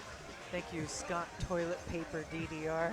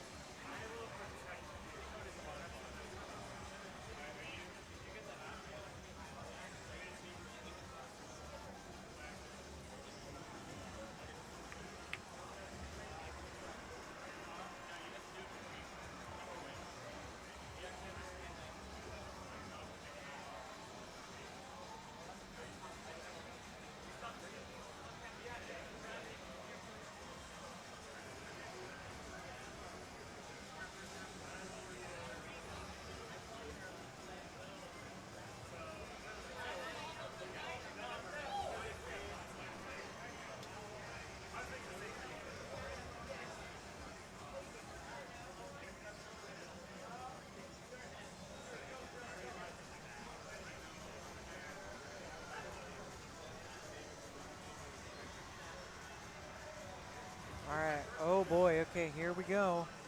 Got the card draw for Paranoia Boy versus Evil Dave. We got quite a set here. Looks like we got Frozen Fire and Link Line vetoed, which makes sense. I mean, Frozen Fire is just kind of a it is a spicy chart, and Link Line, it's just so stamina intensive that if you've been playing all day on like 3 to 4 different cabs, actually possibly even 5 for Paranoia Boy. I know he was doing Dance Rush Stardom as well. If you're in this many tournaments, you know, there's only so much energy you can expend in a single match. Okay, let's see what you got. Select the difficulty mode. I'd way rather play Frozen Fire and Link Line than Blood Rush and Fearless. That, you've got a point there, DDR Chad. Starting off with Blood Rush is, what are these guys doing? I mean, Paranoia Boy picked Blood Rush, and Evil Dave vetoed Link Line, right? So clearly Paranoia Boy believes he has more stamina than Evil Dave does. Evil Dave selected Fearless, and Paranoia Boy vetoed Frozen Fire. So it looks like Evil Dave is a little bit more confident on stuff like bursts and possibly unusual tech. But I mean, both these players have played all these charts. You know, they know what they're getting into. They have great scores on all of them, so it's hard to really know what to counterpick, what to pick and counterpick at this level, just because we're on like a razor's edge margin of points between the final scores. It's really just like, you know, does somebody get a center button early? Does somebody get a random foot switch miss? You know, who's more confident in that type of tech? Or like in these towers, you know, Evil Dave picking up some yellow earlies or yellow perfects. If you're doing a drill, a tower, if you get one, you're gonna get more than one. This is just a warm-up though, so it's not necessarily indicative of the kind of performance we're gonna see in the set. But I mean, you can see these. You see what's going on here. I'm not gonna say it.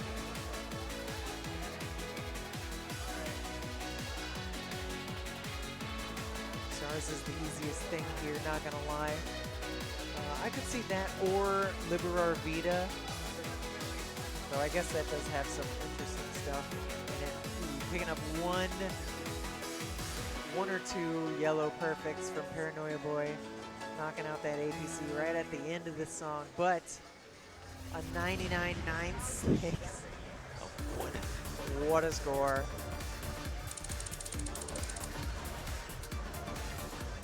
It was the drills, yep. And it was just one. How do you get one on a drill? I don't even know how that's possible. All right. The first 26 of the bracket that we're seeing, starting with Blood Rush. Now, I've seen in a grand finals set, I've seen both players die between Inglomi and Steve Snowman in one of our Houston locals, and that was grand finals. So this chart is tough.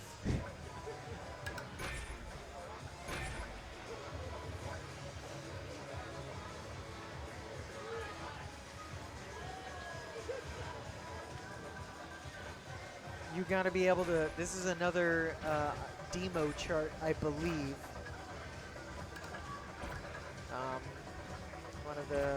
another early demo chart. And it's a 26 and it shows. We do not have many charts like this. It starts with just a bunch of notes and then it goes into slowdown, and the slowdown is so brutal. It's hard to read. It has midstream crossovers all over the place. It's got Scoobies. Oh man. And then you have bracket tech in the holds, and then we finally end with a bunch of midstream foot switches.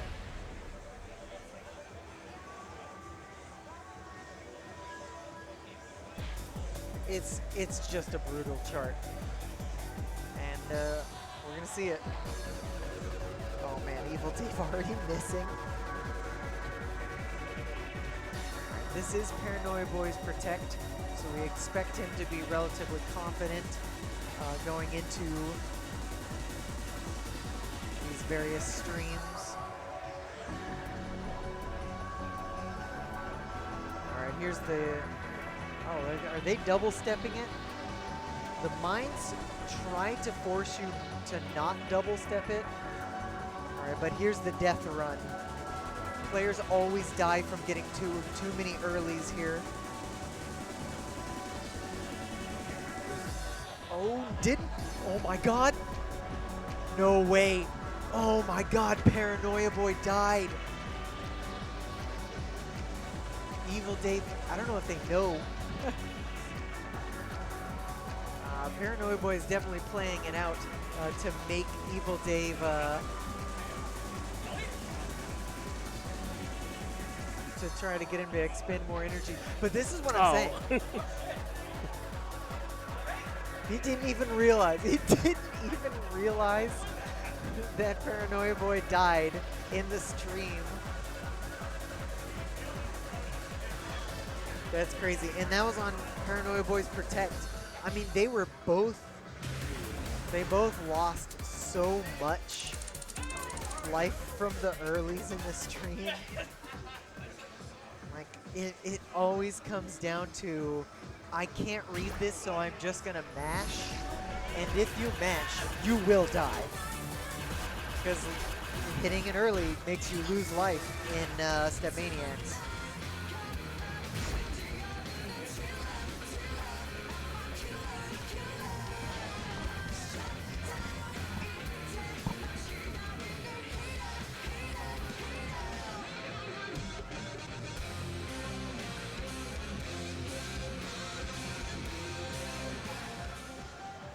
We got 24s, foot switches, all kind of interesting tech. Tony didn't mash. You got one arrow off and missed everything. Yeah, that's the other thing that can happen. If you're on the wrong foot, that's the thing about, we kind of train our brains to recognize patterns, right? When it's eighth notes, red is one foot, blue is the other foot. When it's 16ths, red and blue is one foot, green is the other foot. We're not mentally used to orange on one foot and every other color on the other foot. You know?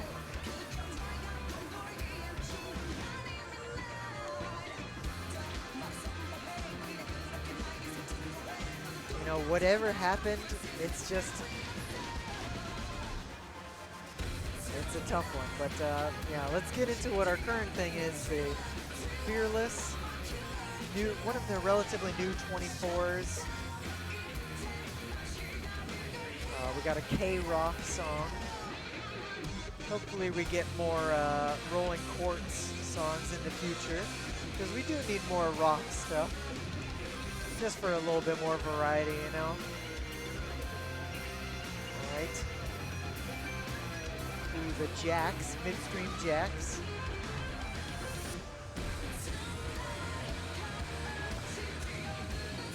Both players having a full perfect combo, but Paranoia Boy being a few hundred points ahead. Just being a little bit more accurate.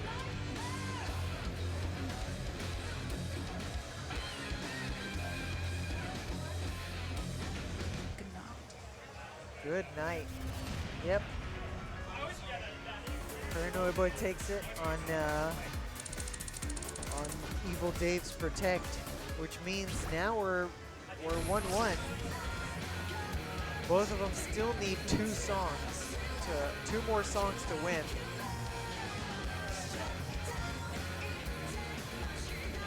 Take each other's picks. Keeps happening. It does. It's happened so many times in this tournament. I gotta like go and count it. Maybe when I'm making the highlights, like obviously I'm going to make a highlight vid for this tournament. Be on the lookout for that for probably in a couple of weeks, like 2 or 3 weeks, I want to say. Yeah, it's happened so many times that I'm probably just gonna make a highlight of that.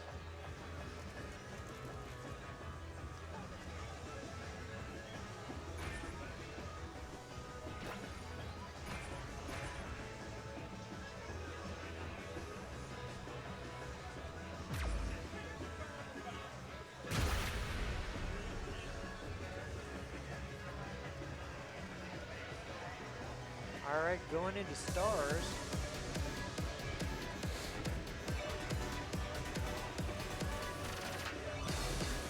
It's so hard to time this beginning because of the vocals. Evil Dave missing a lift in addition to getting a few yellow perfects there. Some late perfects.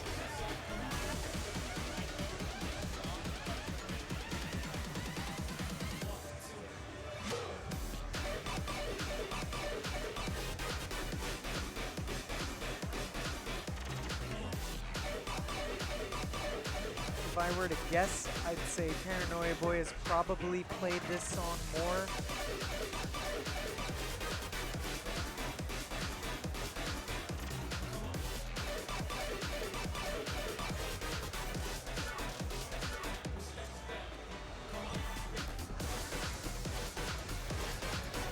Yeah, these brackets can be really hard to do. For me, it's just hard to read. All right, we're going into the stream towards the end here.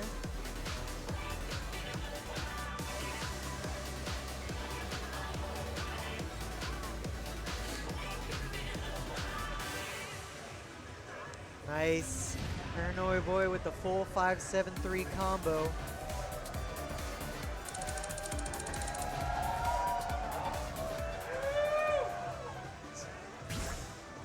Taking that one over Evil Dave. That's not the right song. Where are they going? The way. Because he won that one. And he won. Is that right? Yeah, Paranoid Boy won that one. Yeah, no. Remember, Evil Dave won the first song. One. Yeah, and then Paranoia Boy won Fearless and Stars. Okay, so we still... That's right. This is a best of 5. Oh! Okay, that makes sense. I was like, wait. Yep, for... oh, this is winners... Or wait, no. That's right, yeah. Losers... Yeah, that was still right. For losers semifinals, losers finals, winners finals, and grand finals, it's a best of 5. Okay. Best of 5. First to 3. Actually, grand finals might be best of 7. I'm not sure. I didn't expect to get that far, so I didn't read that far in the rules.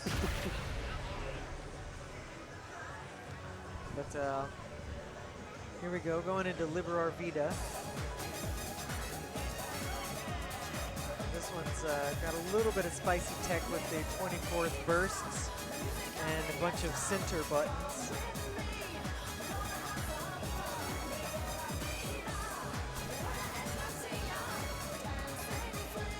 But the beats per minute is relatively tame compared to the other stuff we've been playing. Paranoia Boy getting a couple early perfects, handing the lead over to Paranoia Boy. But it's really going to come down to that 24th run.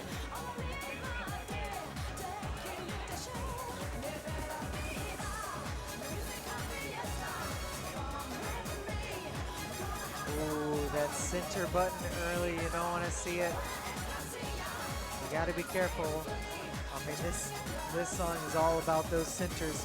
All right, here comes the 24th burst. Oh, both players slapping it. And the center button foot switches on those triplets.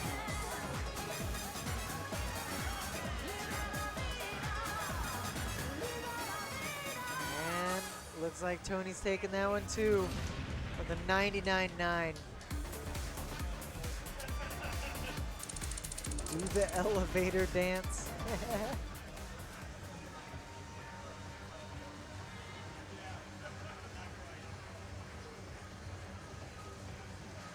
99.9 is really good for a tourney score.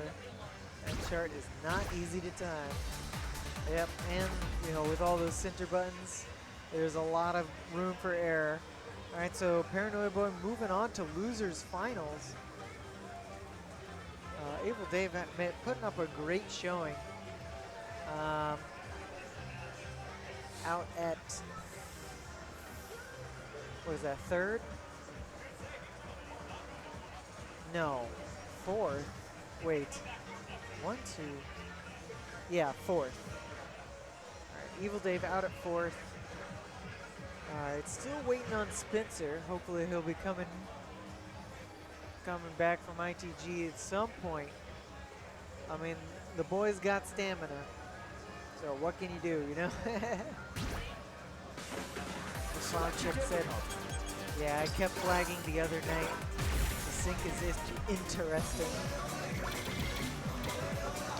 Yep, I mean,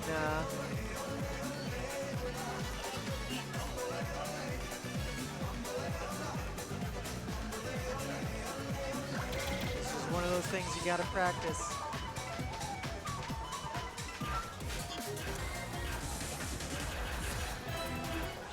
It's a very individual thing. You know, some people may find a song right on time, whereas others think it's early, others think it's late. So you got to figure out which part of the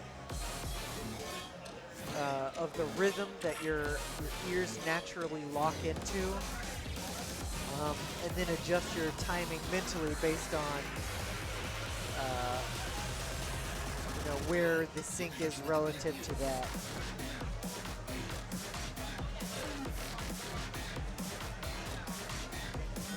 Zato having some fun doing some full mode here.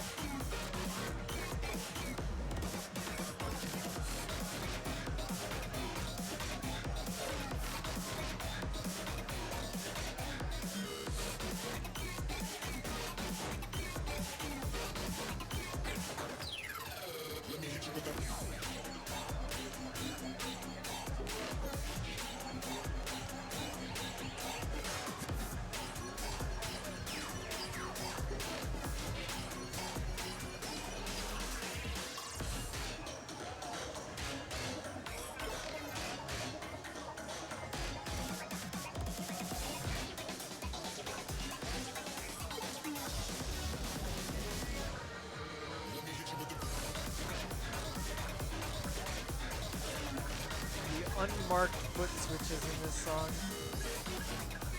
or in this chart specifically.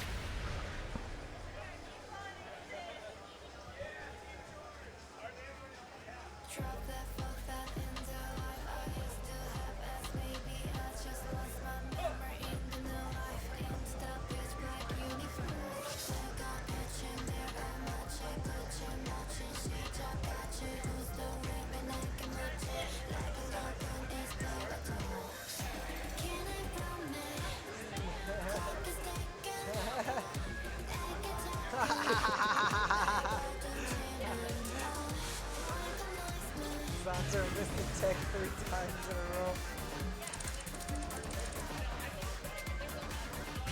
Yep, in full mode, you gotta know which way you're gonna turn. Which way is the game asking you to turn? Are you turning that way? And if you're not, how are you gonna recover?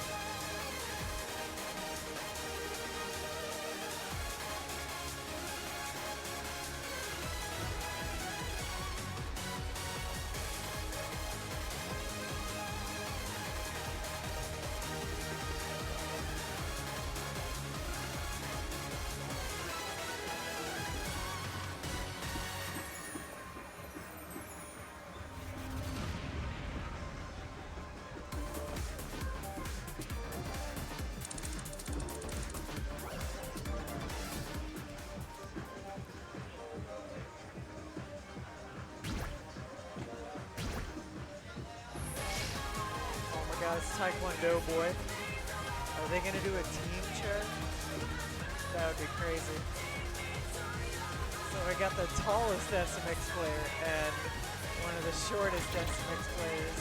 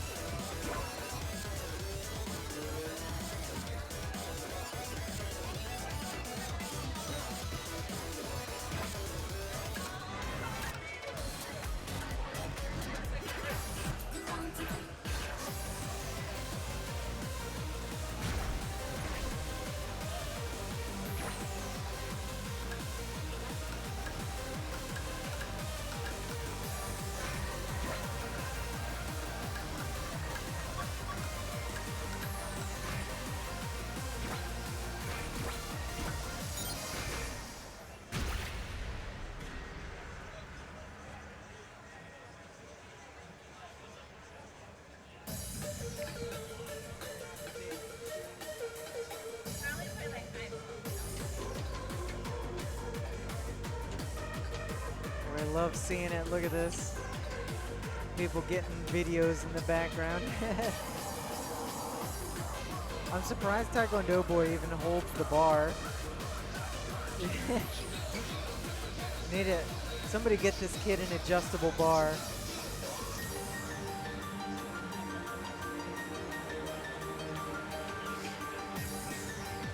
Wow, Spencer has shrunk.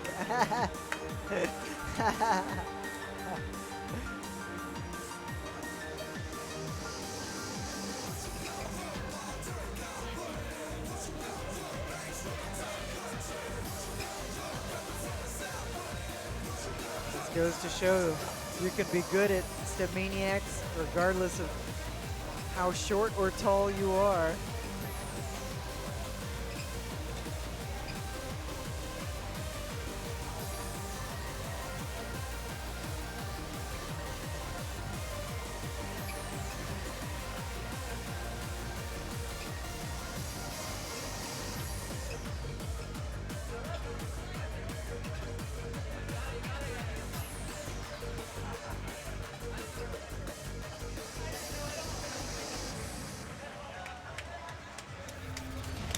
Nice, great scores too.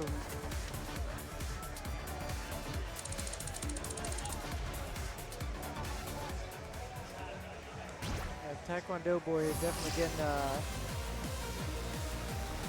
tending on the late side. I think his read speed is so fast. He's reading at what, like 475, I want to say. That's fast.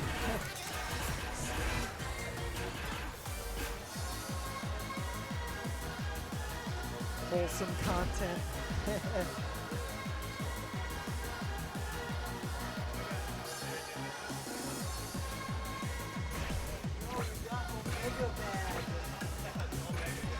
You getting that?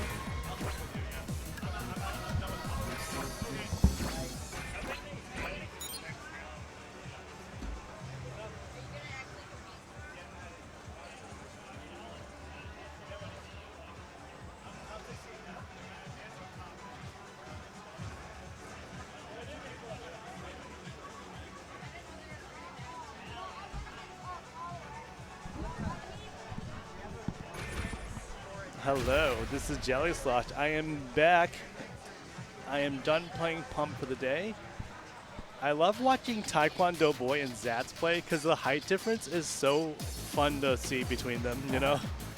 That's is like twice as tall as Taekwondo boy is. And then I overheard Dak Corrido telling me when Big Matt was playing with Taekwondo Boy, it was the oldest player in our bracket versus the youngest player in the bracket, which is, I think, it's a hilarious storyline.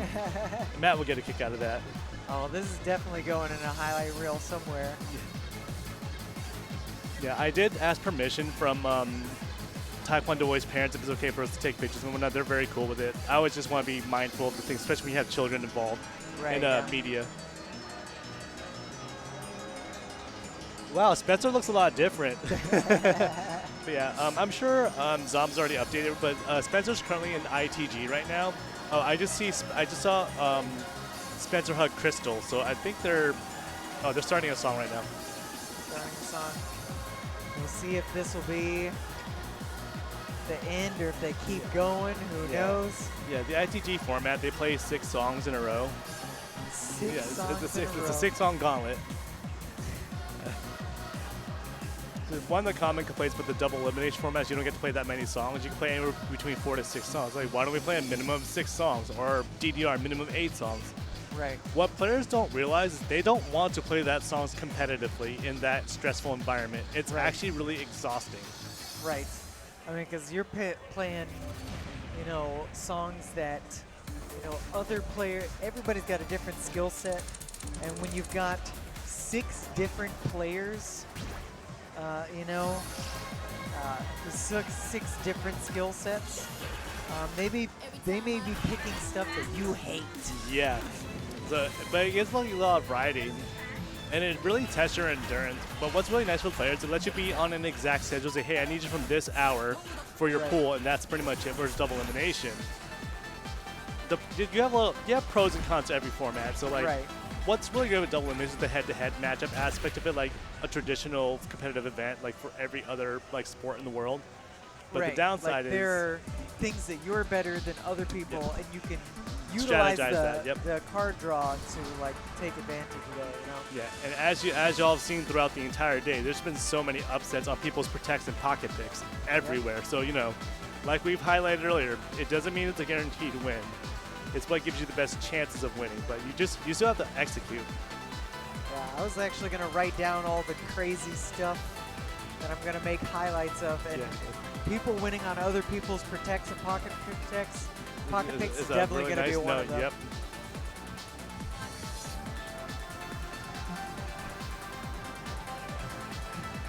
Well, since there's nothing going on, let's talk about me for a second, because I have this miracle run and pump it up going on. I'm in top 16.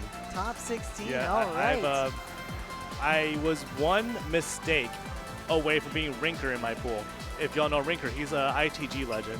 I think he's the number 2 or number 3 seed overall in ITG. Oh wow. But yeah, if I got one less miss on a song or didn't get a bad on a song, I would have won the pool and come out on the winner's side. But I'm in the loser's bracket, basically, the equivalent of a loser's bracket. Right. So I play at 11 a.m. tomorrow if I don't forfeit. We gotta wake up in time. Yeah, it's like, do I want to play tomorrow? Say, well, I worked really hard to get there, so it'd be kind of disrespectful to just drop. I mean, we pretty much cleared SMX, yeah. so nice. Nice. Great Double scores. full combo Look from at both that. of them. And if y'all didn't talk about it, Taekwondo Boy's only 12 years old, you know, so he's super young. Like, what were you doing at 12 years old? I was barely playing light mode at 12 years old on PS2 DDR, I think. Let's see. Yes, at 12, that was around 2003 for me. So that's when I think like Extreme Home version might have come out by that time. Maybe. Waiting for tonight. So yeah, I still hadn't made it to heavy yet. It took me till 2006 to get to heavy. Oh, 2005, 2006 to get to heavy mode. Right. Just yeah. because like 8th notes were just like, I don't understand how this works. Yeah. And here's the thing. So I was talking to Taekwondo Boy earlier because he was warming up with like hard stuff non-stop. Right. So like we talked about, just kind of like cool down a bit. Plus you have to really emphasize your timing in a tournament setting. And he told me it's just really not engaged. He has more fun pushing himself physically than trying to be accurate. So it's just more fun for him to play hard stuff. Right. Yeah, I mean, when you're a kid, you got think so about much how much energy. energy you had back then. Oh, I wish I had that much energy. I play like 125. I'm like, oh, I'm done. I'm done with the day. I'm done. We got Rugard in chat. If y'all don't know Rugard's son, Smori, and Leonel, I think. Rugard has 2 kids that are very young. I think one's 9 years old. Right. I don't remember the age of them, but they're both really good as well, too. Smori plays no Incredible. bar, first of all. Right. Yeah. And putting like millions and millions of rank points like every single on the day. weeklies, yeah. Absolutely insane. And I know he plays soccer as well, too, so it's really good cross-training to do both, you know. That's true, yeah. You know, keep fit, stretch the different muscles and whatnot, you know. Yeah, Ryudo, Daniel, my man, a little bit older than me, too. Yeah, you know, we noticed, you know, we definitely keep an eye on what's happening in the server. We might not acknowledge everything, but we definitely read it all. But no, we love seeing up-and-coming talent everywhere, you know. Yeah, I mean, I think it would be incredible to see Smori at a tournament. I don't know if it'll happen or when it'll happen, but that would be crazy. Yeah. So a little fun fact, too. Back in 2007, Pump It Up had what was called a junior division, where players who were under the age of 17 had their own division. Oh, I think interesting. it was like 12 to 17. That was like a minimum age to enter, but like, yeah. Right. At that time, I was young enough to play in that, but I was 17 without a job. I couldn't travel to Chicago out of nowhere. Right. And I watched the person that won. I was like, I could have won that. I think that would be an interesting here's the thing, set for us. in Yeah, StepManiaX. have a junior division. Yeah, I think that would be pretty cool. You know, we've got a lot of younger talent coming up. They might be, intimidated by all these people that have been playing for literally 20 years. You know. Yeah. Next year it's gonna be in Orlando too, so it's actually gonna be a little more convenient for travel because we love Daytona, but it is a little bit further. Malaysia. Oh, Spencer's here. All right. We finally I got guess we can get back Spencer. on topic. We can talk about StepManiaX again. I'm sure Zom's already talked about what's happened here. We got a best out of 5. Yeah, I think Max we just got this card 428 draw. is here. Ooh, it's the last song in the draw. So That's a good that's a spicy tiebreaker song. that is the spiciest tiebreaker I've ever seen. I mean, there's not I don't know what the chances that we'll actually get there. Yeah. Zats has had a crazy run. You know, Zats, Yeah. this is his first tournament First he's ever tournament, been to. and he's taken out Paranoia Boy, the previous champion. Right. Like, that's just crazy. Jelly _ slosh. Mine, yeah.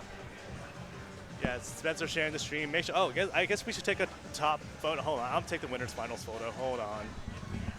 Oh yeah, before we lose everybody. Got to get our pictures for Twitter, you know. But yeah, let's see what we got going here. We got Busted Out.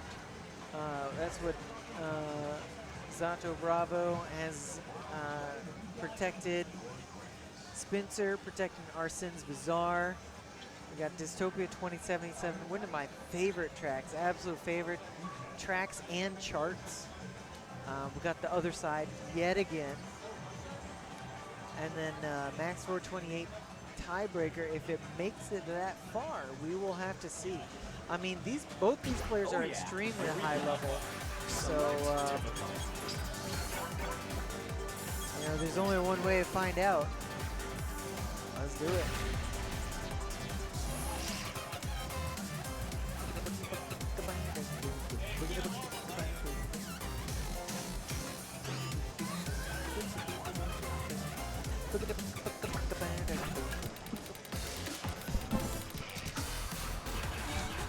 All right, I'm back. So you know what's crazy? Zats was almost not in this tournament. What? He forgot to register and start GG. So we were doing like our seeding list, right? And then I noticed like, hold on, we're missing somebody. And it was Zats. I was like, he's like very much not on Discord or Twitter and all that. Right. But Corey Gonzalez, who came to our event last month, Yeah. is in touch with us. Like, can you help me reach out to Zats? So we found his Instagram account to DM him. You know. Okay. that's how far we had to go to get to him. So As long as there's some way Yeah. you can contact him, you know. Yeah, but he was so responsive. Like he immediately got on top of it. You know. Yeah, actually, Death Gamer, one of the players ranked close by me on the Wild leaderboard. Oh yes, Giselle. Yeah, Giselle. She said that she was considering coming, but she didn't know like much about the tournament. I think she lives in Florida, right? Yes. She has a Dedicab as well. Right. I've seen her put a lot of scores up and on the weeklies too. Yeah. So I was hoping that she would be able to make it out. I guess she didn't. Yeah, just wasn't to able experience the environment, you know. Right, yeah. I mean, that's the thing, is that there's so many other players out there that we just haven't, we know they're there because we can see them on the leaderboards, but we haven't gotten to play them in tournament. And it would be so hype if like everybody on like the top, 50 made it out to one of these events, like not everybody, but like, a lot of people from the close by in the region.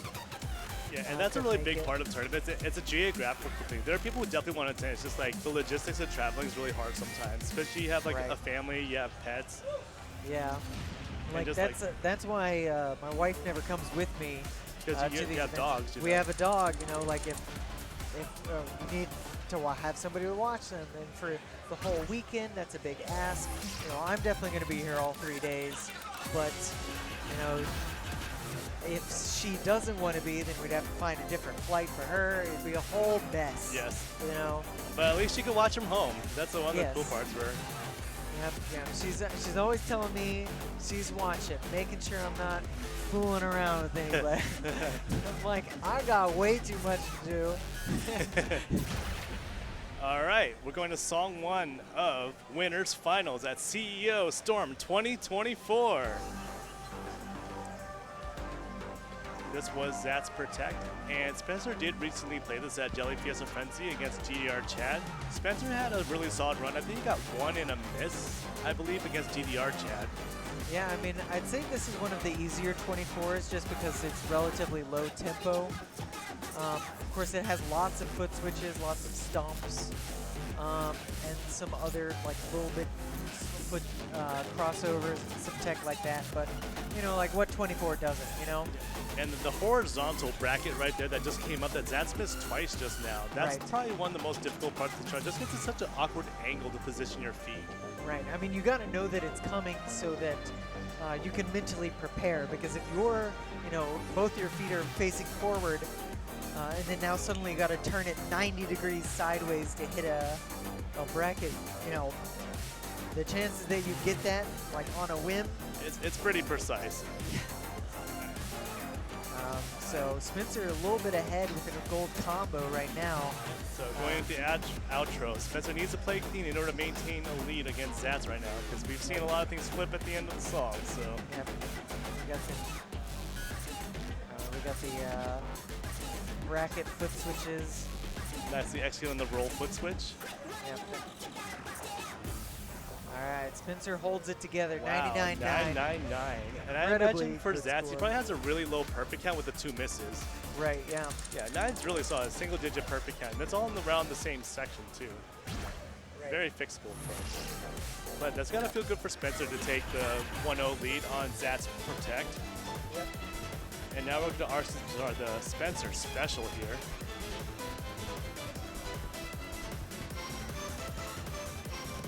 I like that word is this comment can apply to literally anything without context. If you're really skilled, it's no problem. It I could don't just know be, what you were talking about, just it- tuned in. It just be copy and pasted anywhere. Skill issue. But yeah, moving into Our Sins Bazaar. Oh my God, there's just so much burst. This song, like, puts its foot on the gas and never lets up the entire time. I'd say the biggest break that you get in this song Is a freezer. is like the hold in the middle. But you're still hitting syncopated notes while you're doing the freezes. It's not like you get Right. to kind of rest.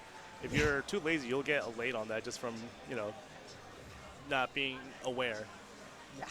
Yeah, This, this one, I feel this one, other than the fact that Spencer's Protect, Spencer's coming fresh off of ITL. This one's a very much like favors that kind of tech in this chart. A lot of foot switches, Yeah, a lot very much of so. short burst.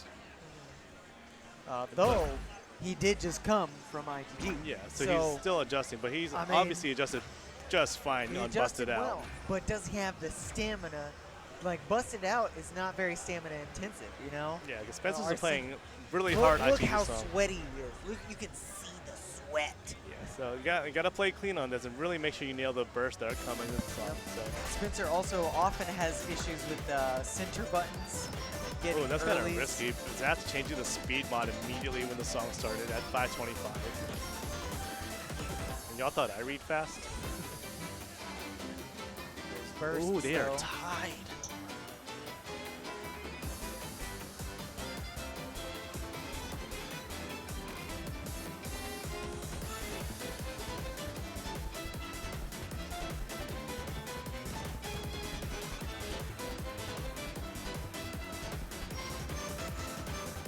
Oh, picking up mine, trading leads back. So now we're going to the first 24th verse. Let's see who hits the clean. Oh, and they both pick up a miss in that. And some earlies. This is not clean at all. But, it's a tough song. Opportunities are still there for both players to take Yeah, this. it's because neither of them were clean. It's still super Now close. that one was clean. Yeah.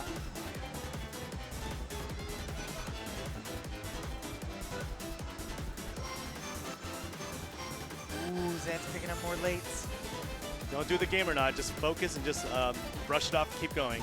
The lines, the lead's growing a little bit for Spencer, but we're not at the end yet.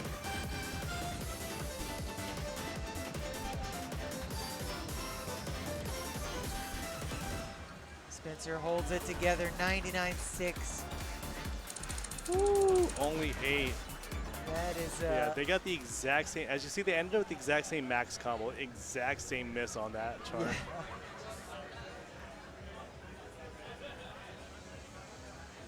Ooh.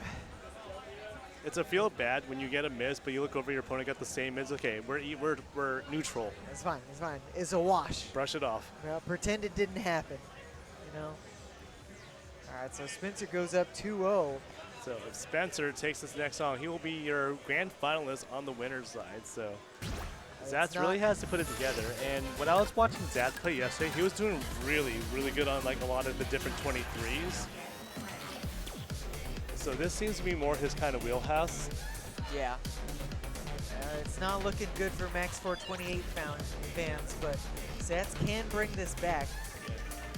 We've seen a lot of comebacks happen today. I mean, especially Spencer in the last few tournaments and in this tournament, he's had this problem where, you know, he'll just get random earlies, stuff that most players, you know, at his skill level Wouldn't get. You know, It's- you wouldn't be picking up just like random earlies off of nowhere. You know, it just kind of happens for him. We don't know why. Don't know if it's a sensitivity thing. Don't know if it's because he's, you know, having to adjust from different games. But it was happening at Jelly's Fiesta Frenzy. And Yeah, he was just playing too tight from ITL. He was playing so much ITL because he got it set up at his place. He was able to play a lot of ITL. right. Now, So, Dystopia is very much, again, an ITL-ish chart. Songs in ITL, very Right. foot switch heavy chart. It's got a little tough slowdown with the burst in it too. Yep. So This should be a comfy chart for both of them. yeah, So it's really about playing clean keep it clean. and just playing it to the end too. Like just you never give up in this situation, especially when you're in winners finals. I wonder what technique they're gonna do on the 16 upbeats, because I always do like a ghost step on the hold note to keep the 16th timing going.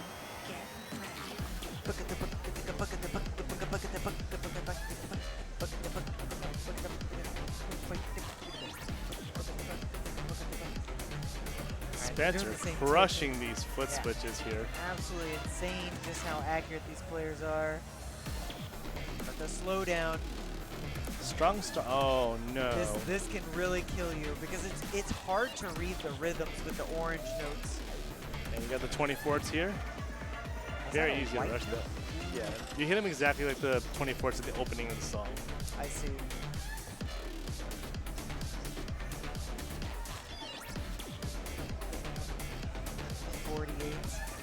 Oh yeah, that's true.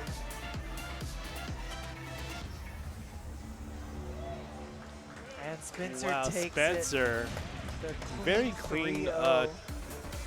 execution there to punch his ticket into grand finals. It's only 3. 3. Nice job, Spencer.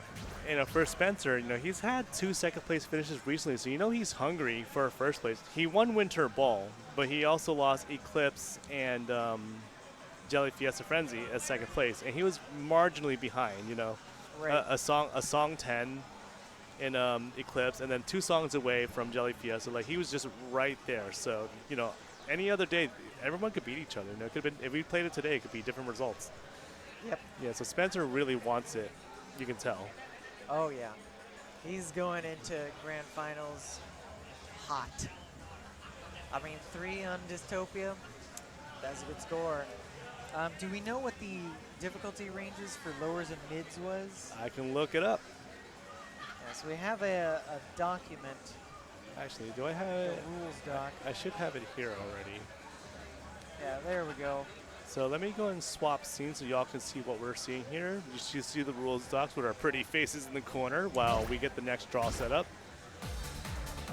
Really quick before we look at the song levels. So with that match concluding, we have a rematch of winner's semi or winner's quarter of Paranoia Boy and Zats. And, you know, Paranoia Boy was heavily favored to be in the grand finals position, and we actually predicted someone like Paranoia Boy would be against Spencer, the number 1 and the number 2 seed in winner's final. Right. But But we saw Zats take that 2-0. yep, I mean, Paranoia Boy did get upset, you know. Yeah, in that and round, but, he's had some time to collect himself and kind of like figure out like Yep. kind of analyze what happened here, what went wrong here. right. I mean, he's been pretty much been blowing out the competition since then. So we can expect a spicy rematch coming up. Yeah, so but unfortunately anyway. we can't see what they're doing for the draw. So let's go and talk about what's happening here. So difficulty ranges. Before I start with the difficulty ranges, let's talk about how we came here in the first place, all right? So the way we sorted the players out, or the way we did the qualifiers, we provided 5 songs for the players to choose from, and you Right. picked the 2 adjacent difficulties that fit your skill level, so you can be matched up against similar skill players. Right. So the players towards the bottom were the ones that are kind of grouped in the lower division, which started at Big Matt down to the Dark Lord. So these are the players that were expected to be in the lower division. Some people had to drop out just because of travel-related things. Right. And then everyone that was not in the top 8, which would be from Paranoid Boy to Zats, was the mid division, which was a pretty big chunk of the players. And you know, you have some really good players. Like you have Pac Rob, MCAT, Conrad, Made Misa, Chunka. You know, like these are really good players that are in mid. That just tells you how stacked this competition is. Right. Now back on topic, level ranges. So for the lower division, we had hard 16 all the way up to wild 21 to finish up the event. So they didn't start off with 21s initially, but as to advance into the mid bracket, they had to play the 21s. And then the mids bracket, they got spicy. They played hard 19 to 24. So you could have hard 19s and hard 20s appear. So you can get something like the other side 20 or like Right. Justify My Love 19 appear in the draw, which could be really interesting. That becomes a chart knowledge thing. Right. And then top 16, the earlier rounds started at 21s, and then as we get to the top 8, it gets more, the skill level gets more dense where it becomes too coin flippy. We're looking at 21 and 25 plus. That's where you start seeing the 26s and max 20 appear Right. in the draw. And then these were the percentages that we ran for this tournament. From left to right orders, the percentages that these songs will appear. And the highest difficulties are combined together. So like in this situation, like the 24 and 25s are part of the same pool. Just because there's not a whole lot of higher end content in the game, so you end up seeing a lot of repeats if you just draw them as individual buckets. Right. Hopefully that was pretty helpful. And we really didn't know what to expect. When we drew out the leaderboards and the qualifiers, we didn't know who was going to attend the tournament at all. So we just kind of took a shot in the dark with what we have here. For our first time execution, I thought it went really well with the matchups. Every stage of the event was really exciting to watch. So I know for some people, they're like, lowers is not that fun to watch. These players are not that great. No, these players played really hard. The matches were so close, even between that division alone. So that's kind of like what helps you foster a community when you can put similar skill players together instead of them getting blown out. And, you know, this is a very demotivating experience to have at an event. Right. I mean, like, by definition, if you have a double elimination tournament, just about half of the players will be eliminated in, like, the very first round, right? Because the way that the tree structure grows, you know, it has to, like, get smaller and smaller. So, like, probably a third of the players get, like, or a fourth of the players go 0-2. Within the first round, half your players are out. So, and they just didn't get to play very many things. So the fact that we split it up into like 3 different divisions, you know, segregating off those players that are just gonna wipe the floor with everybody else. Get out of here! We don't want to see you guys. Yeah, it just so that it doesn't become a pointless match for them, you know. Right, because a lot of seeding is built around having interesting matches later in the brackets. Well, B-Kid, you should have definitely considered coming out. All the dance games have really great communities. You know, like if you love rhythm games in any capacity, these are awesome events to go to. You meet a lot of people who have similar interests and hobbies, which is really hard to find sometimes in your local scene. We're very fortunate in the Houston scene. We have a lot of players that play everything too. So we have a pretty good SMX scene as well too. Right. And if you can't afford to like fly out to places or like drive a big long distance to get to your nearest major, there's a good chance that there are locals. You can find local community members to play with. Top players get to which is not always easy to do too, because like a lot of people, like it's adult friendships. You have very conflicting schedules. Despite Zom and I living in the same city, we never see each other. Yeah. Just because we're always doing like, oh, I'm free this weekend. Well, I'm busy. Well, I'm busy this weekend. Oh, I'm free. Like, you know. But you know, there are a lot of times if you go to like an arcade regularly, you can see people more than once. You can meet other people with similar interests in a particular game, and you can build something up, and maybe one of them will host a tournament. Yeah, it is hard sometimes to strike that conversation. I understand it can be a little bit awkward just to say something to some people. I'm horrifically extroverted, so I'm like, hey, you like dance games? I like dance games. Let's talk a little bit. Oh, you also like anime? I don't like anime like that, but you know, I like something similar to anime. At the very least, we got dance games. I was a big otaku way back in the day, in my Florida days, and I discovered K-pop and just never looked back. You know, a lot of us play DDR at first, so you naturally get into J-pop through DDR. Right. Because you had B4U in the game. Right. And then Pump has a lot of K-pop. Yep, so that was the progression there. Yeah. Now, let's get on topic here. We have the card draw for Losers Final. Oh, let me actually change the label. It says Winners Finals. I'm so sorry. We're with production here. All right, Losers Finals. Zats versus Paranoid Boy rematch. We're looking at another 3 out of 5 here. Zats has protected Ivan Polka. Oh, Paranoia Boy with pink fuzzy bunnies. Oh boy, the vetoes. Paranoia Boy vetoing Energizer, and Zats vetoing Blood Rush. Which I mean, nobody blames him for that at all. nobody really Although, wants to play Blood Rush. If he was watching Paranoia Boy's match earlier, Paranoia Boy failed Blood Rush, so that actually could have been a decent strategy to pick I his mean, Paranoia to like Boy. go for the coin flip. But Unless that's the thing. It put him, oh, I failed this time, I won't fail it again. I mean, like every player, every top player always has the possibility of failing Blood Rush, just because of that stream, that slowdown stream. Oh my God! Woo! What a start! Warm-ups I never needed in the first place. So I mean, you know, Zats didn't want to take the chance. Wants to go for, you know, he did 2-0 Paranoia Boy. There was Earlier, also a tie in there. But the timing as a win condition seemed like a really working strategy for Zats. right. Not So, that Paranoia Boy's shabby at timing himself, you know. of course. I mean, he just got an AC. Or no, wait, that was Zats did. Oh my gosh, crazy. So I mean, and for context, Zats is on our right, and on the right of our screen is Paranoia Boy's name, so Right, that's right. why we confuse them. yeah. But yeah. I mean, Paranoia Boy has APC'd 25 in Arsen's tournament Bizarre in tournament. So as his it's first song. so of it's the not day. like Paranoia Boy is like not good at timing. Obviously, right? He's Yeah. one of the top ranked players in the game. But as we know, on this particular day, can you execute right now? And right Right. now, Zats is executing. So Paranoia Boy's had a lot of time. Going crazy. The boy is cooking like nuts. Yeah. Speaking of cooking, let's go cook some leeks here with Ivan Polka. Song number 1. Starting off with a pretty high BPM song here. Relatively straightforward, just mostly a lot of foot speed to look for. Yeah, I mean it's just so fast that when the streams come and the drills or towers, when those come, you're just like, oh my gosh, do I have the stamina for this? There's actually an edit chart that is just this song. All drills. All drills for the entire song all the way down. Just 16ths left, right for the entire song.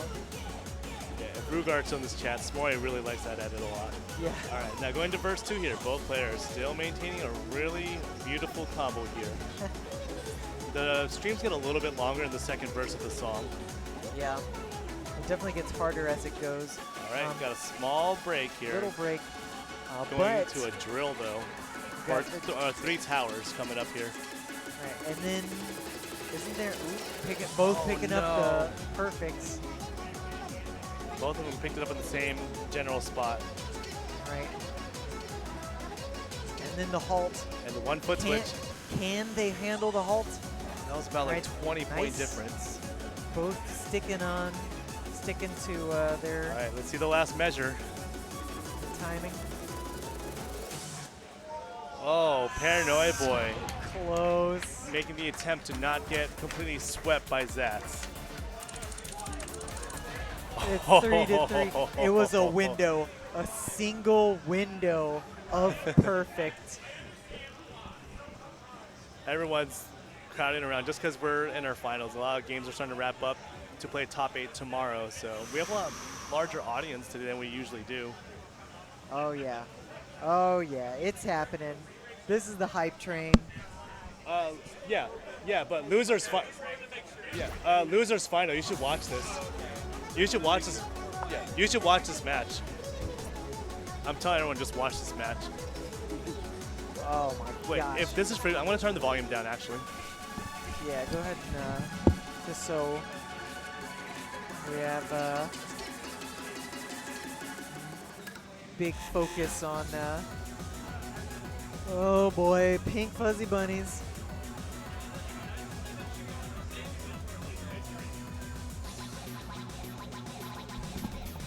Absolutely insane. Just had to drop the volume on the other cat so it doesn't distract the players. Woo! Pink fuzzy bunnies. So you know. Fuzzy bunnies. I mean, this is Paranoid Boy's Protect, so he's confident on it. But Yeah, I mean, a lot of reflect. it's that first stream that's gonna really make or break. You know, like if you get a lot of misses or a lot of earlys, lates. If both of you get gold combos, but one of you gets significantly more yellows. Then you still gotta get through the rest of them with all the step Yep. jumps. Yep. I but mean, like, it's such a that's- front-loaded chart. yeah, I think most of the point differential will come from that first stream, but by no means is the song over at that point, right? There's so much more song that you have to get through. Yeah, just a lot of opportunities to trade leads in the rest of the song. With Yeah. you'll see when we play it, the Yeah. left foot dominant step jumps because the chart author is left-handed. Fun fact. Which Is is why that a thing? yeah, that's why Jonas charts a lot of left foot dominant charts, and Kyle Ward too. Interesting. They're both left-handed. Huh. Observe it. Interesting. And then the slowdown's pretty tough too, but we'll get there. Let's start off with some long, fast 210 BPM runs. All right, let's do it.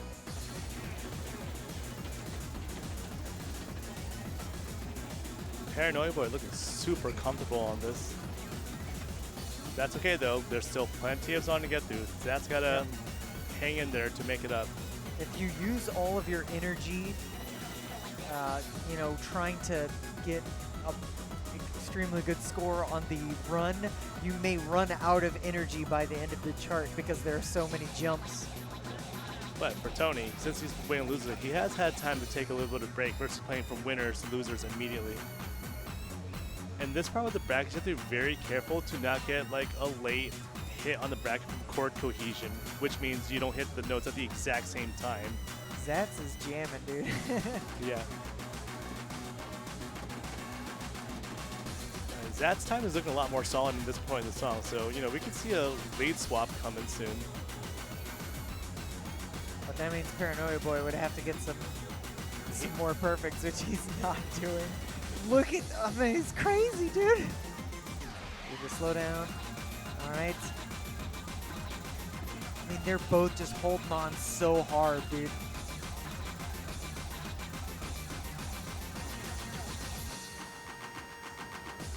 Song's not over yet. A Hex Star from Paranoia Boy. That's absolutely Beautiful. crazy. Tony. And also, that's a fun back word. That's a very interesting tidbit.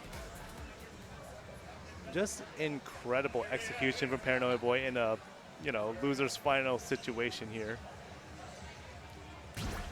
All right, so We always pull this up every tournament. How many people even have a Hex Star on Pink Fuzzy Bunnies? I mean, because it's just such a I'm fast pretty sure chart. it's just a handful of people that have it.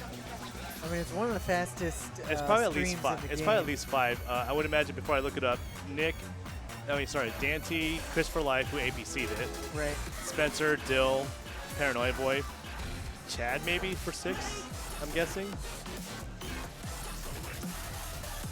I don't have a Hex Star on it. Obviously.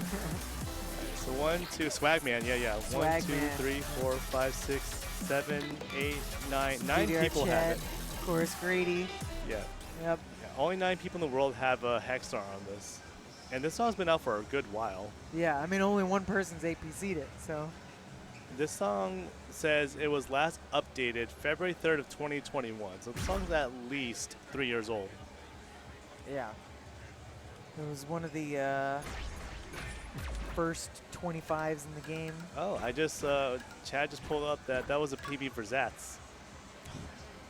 Oh, Yeah, snap. today's date and everything. I believe it. All right, Accelerate's coming up. This is one of the newer charts. It's really exciting that this came out at a time where this became tournament legal. Right, yeah. Oh, look, Swagman's at the chill. Hello, how's it Don't going, Luke? sleep on my 99.9. That's an incredible score.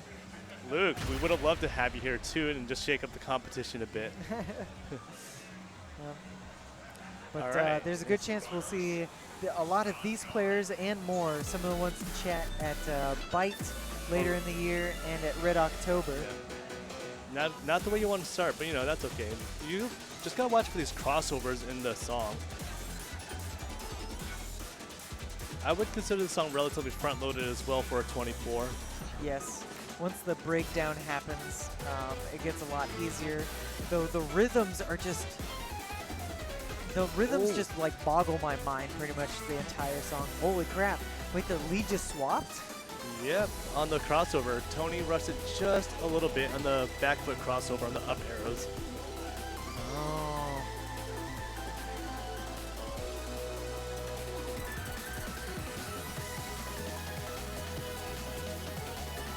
They are reading these rhythms incredibly well.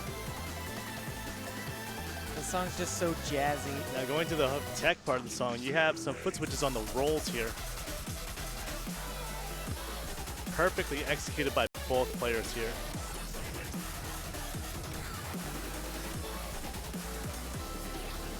Ooh, the early. His hands off the bar. He knows he knows he's cooked. Play it out though. Play it out. You gotta play it out. You don't want losers bracket Tony though. Oh, that early though. Almost certainly what did it. Okay, let's look at this ratio. Oh my gosh, 6 to 5. I think if Zat's didn't pick up that early, because he picked up the early and late in the same spot, that Right, would have yeah. been song 4 at least. Yep, I mean, you could, even though Paranoid Boy had fewer perfects, you can see how wide they were. Looking at the one section where With they the pretty much upwards crossover. right, yeah, you can see they're like very much spread out from the dense distribution of white notes. And so- also, Zat's got one on like the first or second note of the song too. Exactly right, yeah.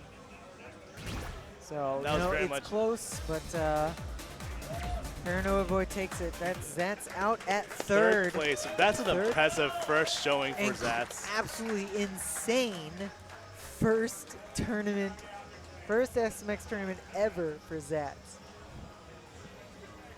Woo, he is tired. Yeah. It's I a two-way would, like, street, you know. lay down, I would take a nap. It sucks to lose, but sometimes you get relieved when you're out of the tournament completely too, you know? Yeah, every time I go 0-2, I'm like, man, I should have done better. You know, I've been playing this game for like I wonder, 5 years, hold on. 6 years. I'm gonna turn and I'm this like, camera oh. towards them so we can see their facial reactions on the card draw.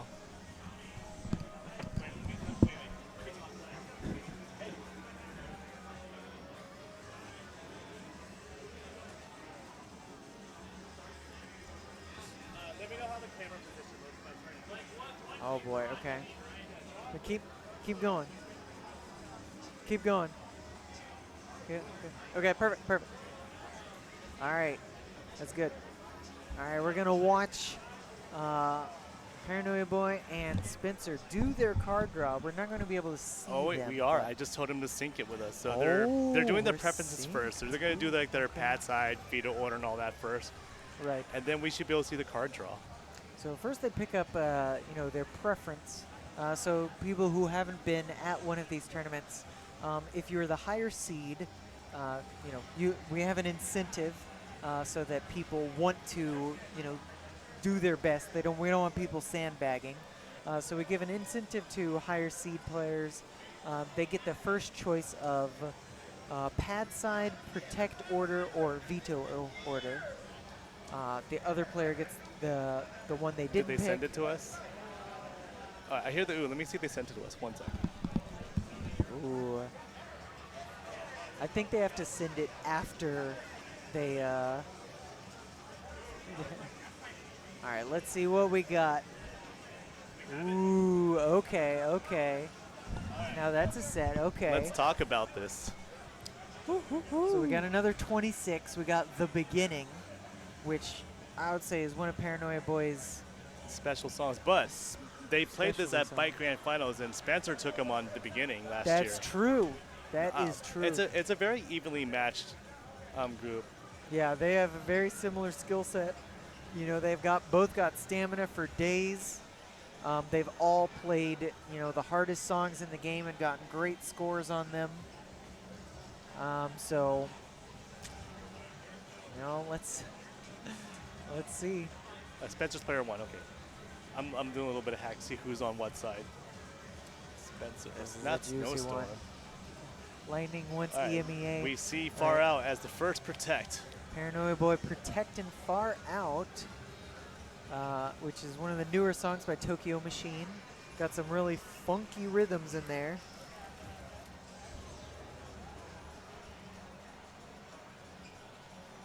Pocket pick used by Spencer. He saved it for grand finals, and that's really good strategy. And that's very bold. Spencer just watched Tony get an 870 on 870 on that, so that's a pretty tough score to beat. And Spencer's good at that too. Pretty small margin, Okay. as expected. Paranoia Boy is like, this may be my signature song, but Spencer beat me on it, so knocking that one out of the park. We have PP one more replaces veto PR. here. Oh, he swapped personal reality. Interesting. I guess. Ooh, this is Oh, there's a tough bunch set. of middle buttons in personal reality, so Yeah. Spencer probably was like, I don't want to deal with that. Yeah. This will be exciting. All right, Frozen Fire is going to be the first tiebreaker song. Flashing Light to cool things down a little bit, and we have a singular 22. Just after a lot of feedback, we were getting too many easy songs, coin flippy songs in the matches, so Right. percentage was lowered, so we don't get as many of them. One showed up. I think it came out pretty good. Yeah. Pretty I mean, fair draw. It's still one can argue that being consistent at lowers is an important skill Yeah. in the game. Just to be a well-rounded player, you can't just can't put all your points in one skill tree. Yeah. I mean, there are a lot of players, I like. need to flip the camera. I'll be right Yeah. back. I need your help again. Oh yes, that's right. We gotta get the camera back pointing at the cab. Make a selection.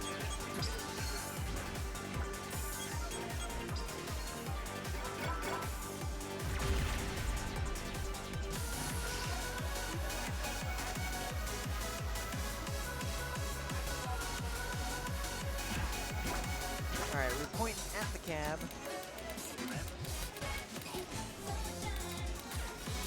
Joey Slosh is taking a picture of something. DDR Chad says, smart to replace an easy 25 with the hardest 25. Yeah. So if we wanted to replace an easy song, I would probably replace Flash in the Night or Into My Dream. But yeah. Yeah, but the spectators want to see the hard stuff. Of course, everybody wants to see hard stuff, but they also want to see APCs, right? APCs are hype. Also, Tony just crushed Pink Fuzzy Bunnies. Yeah, it's I mean, Spencer watched it, so can we say his logic is flawed? I think the man's confident. That's all we can say. Spencer ain't scared of no Pink Fuzzy Bunnies. I mean, they pink. How scary can they be? I'm here for APC ties. I'm here for 24 plus APCs. We've seen a few of those as well. Let's get to All right, song warming 5. up with While the Record spins. I'm surprised it's a 22. I feel like it was an easier chart, but I just saw teal notes in it, so I'm like, oh, this is harder than I remember being. Yeah, the gallops are really weirdly timed, so I think that's probably what throws people off and makes it a little bit harder of a chart.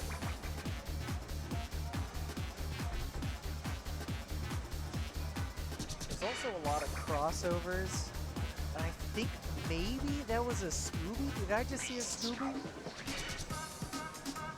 Not that anybody's actually going to do it, but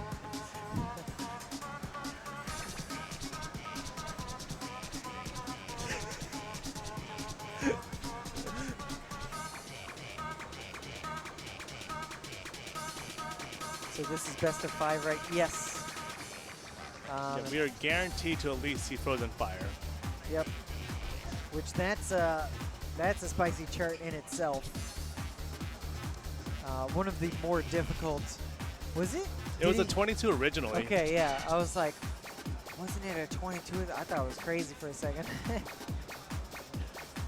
But yeah, I'm glad it was uprated to a 23 because it was nonsense as a 22.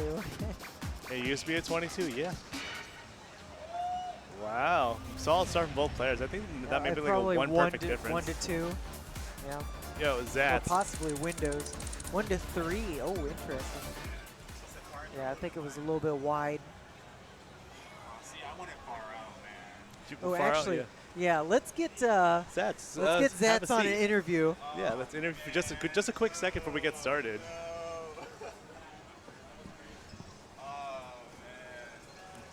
Zats. Oh, I'm gonna put your headset on. We'll try to be quick before they start the first song. Oh, they're about to start. Yeah, they're just doing their thing. But Zats, Hey, how's it hey. going? Oh, Good job man. on your first SMX Oh, tournament man. showing. We're so glad you had it here. I was wondering how you almost weren't in the tournament. I appreciate you guys just welcoming me because I almost didn't register only because I didn't know when the date was. Yep. But we reached out. We found your Instagram account. But yeah, how'd you feel? How was your performance today? I was nervous at first, to be honest, because this is considered my first tournament. I actually wanted to compete in 2020 back in New York, and I was late for that registration as well. I didn't know there was a tournament in Long Island, so I was like, you know what, I'll just spectate and see. And I moved out here in Florida last year around July, so I missed last year's. Storm by just a little bit. Yeah, and I saw the highlights, all the footage and stuff, and somehow Spencer and Tony are in the finals again. Yep. But they encouraged me to compete, and I had to put some intense training aside from work and all that stuff.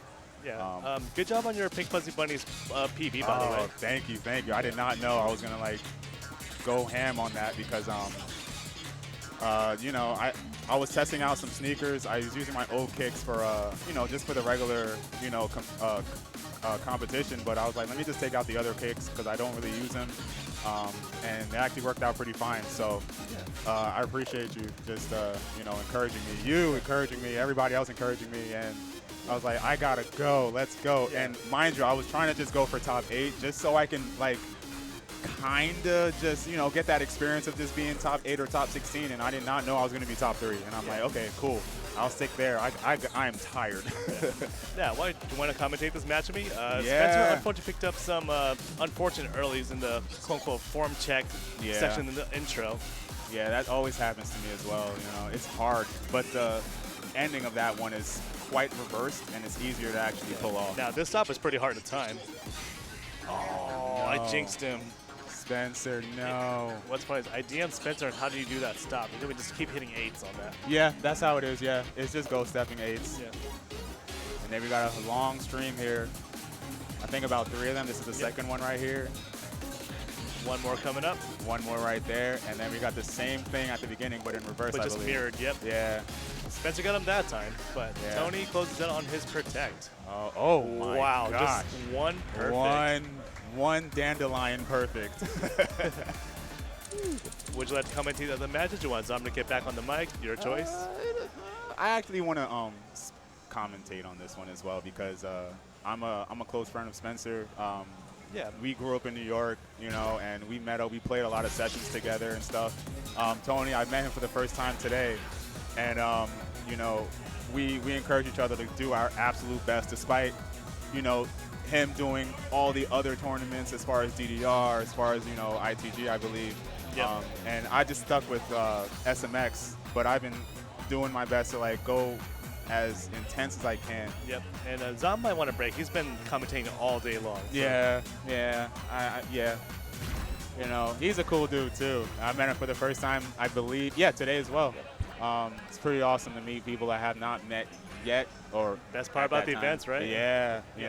Yeah, let's talk about this match. It's very interesting that Spencer chose to pocket pick the song after watching him get a 99870 on this. That's a pretty thin margin to beat him by. Yeah. And Tony's playing hot right now. You just saw one on far out. Right. So he's cooking. I guess because I mean, that's Spencer's Protect, right?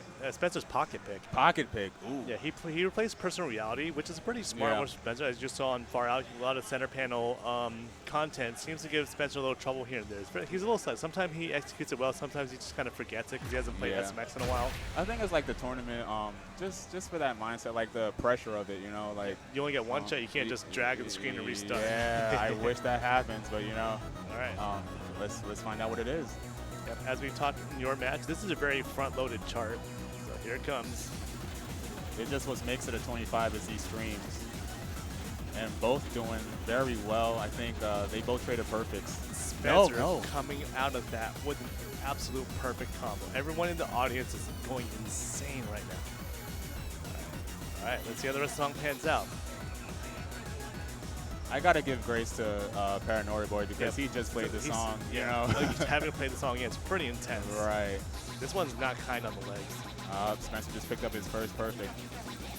Yeah, slow down. It's awful to time sometimes, but it's still straightforward, you know. Yeah, I did mention that you have to make sure you hit those brackets very precisely so you don't get like the delayed hit on the second note. Right, yeah, yeah. I All actually right. found out about that today. Back to the speed up. Tony picking up another perfect at that. Oh, much more. But Spencer's just locked in right now. He's showing he's showing you that he's the king of pink fuzzy bunnies here. I think he's picked up his third, if I'm not mistaken. Good run from Spencer. Tony might choose to not play it out completely just to save a little bit of energy for Frozen Fire. Yeah. Which is also a very complex chart in a sense.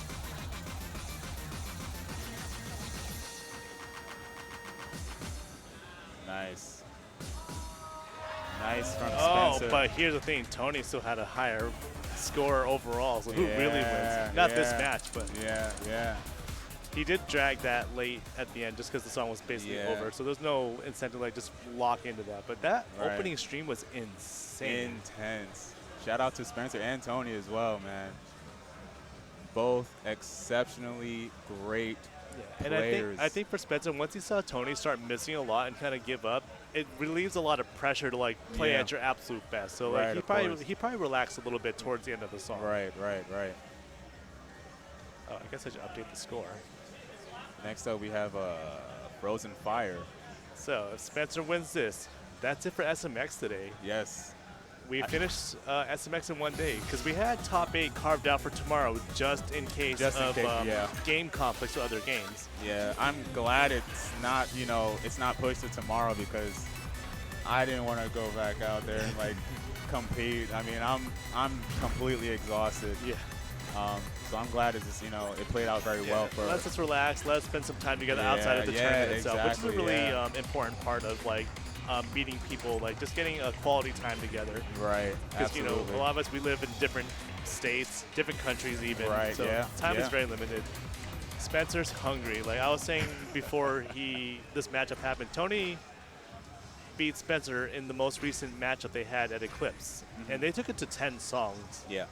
Spencer barely lost to Tony on the other side, but maybe about 300 points. Yeah. So Spencer's on the winner side this time. He's wants it so bad. Yeah. I think last year they both competed for Storm last year as well, right? Not at Storm. Tony won Storm last year against Hints, who was second place. Okay. Got you. And Spencer won Bite against Tony. Got you. Okay, so I was mixing up Bite with the last year's tournament here.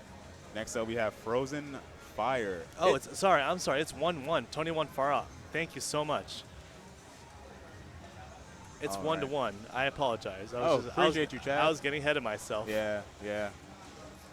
Frozen Fire. Frozen Fire. It's a great song. It's a great pick on it's a great tournament chart. Yeah. There's a lot of things that could trip you up in this chart. Yeah. Very tricky chart.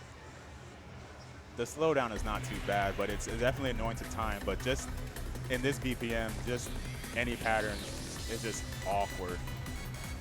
Very ambiguous chart.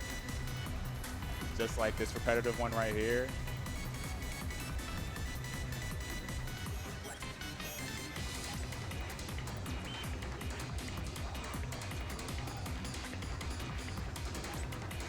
First stop coming up here. Some players choose to reposition on the stop, hit the upright, facing to the right instead of to the left.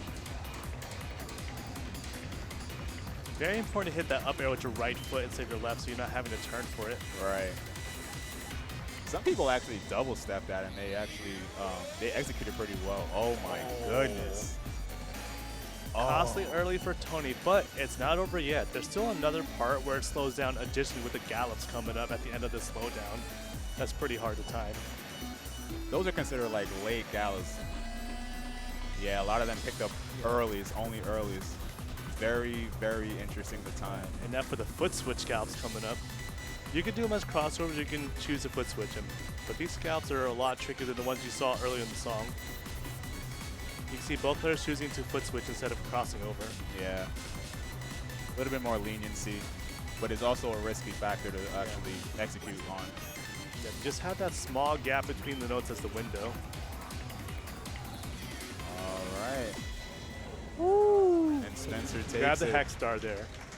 Spencer I wonder takes what it. Tony got without the early. Whew, 7. 7.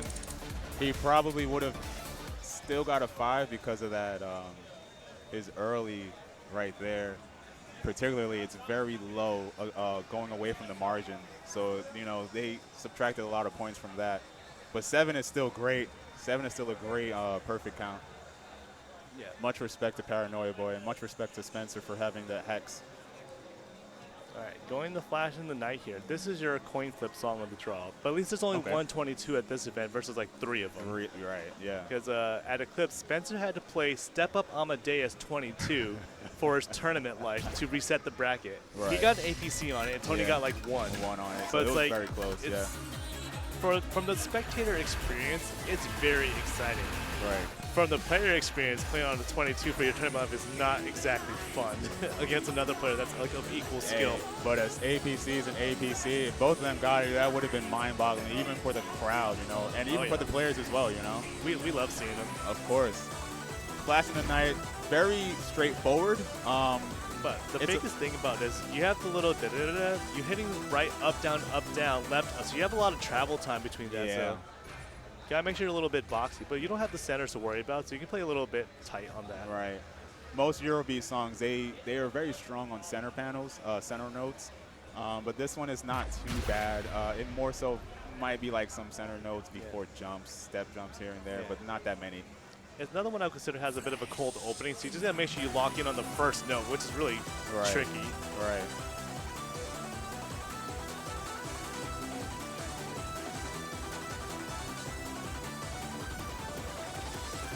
And that's exactly what Paranoia Boy wants. So now it's what happened here is now that there's an opportunity for Paranoia Boy, he needs to capitalize on that. Just because Spencer got an early doesn't mean the song's over. It's only 25% of the song. And here's the thing, when you know your opponent's at a disadvantage, that's on your mind while you're playing. You have to relax and not let that get to you. Right. That can actually hinder it if you're still, you know. We all look at each other's side. Like, let's admit that. Yeah. I've been a victim of that too. And it cost me a lot, but, you know, you live and you learn from it. Yeah, not that many center notes. This one's outside of the opening and the outro. This is a pretty chill 22. This is a good resting song for this card draw here. And even the ending of this song is very similar to the opening, but it has a little bit of stops. I think it has like one pause.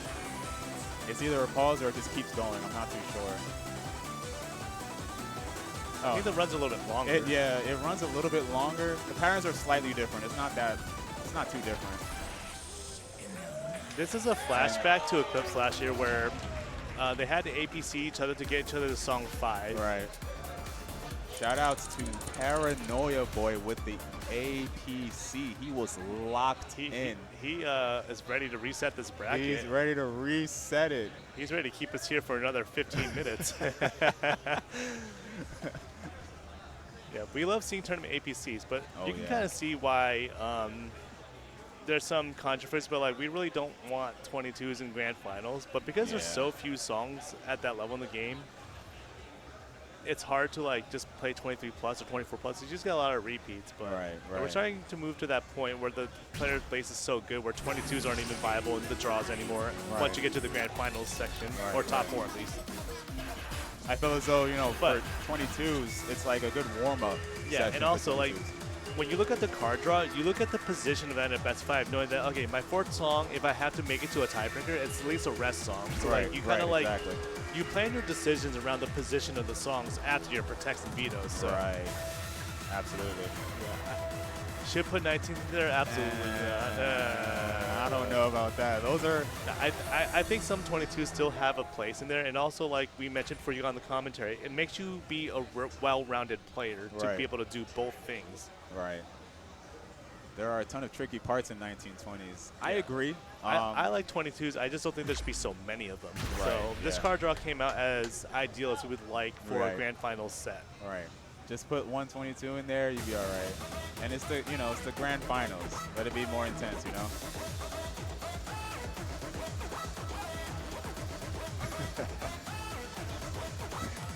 What happened? Do they just need to restart?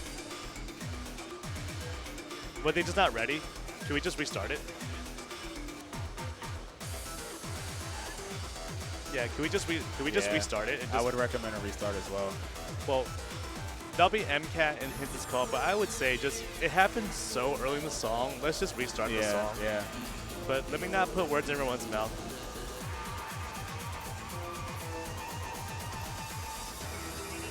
Yeah, that's true too. Yeah.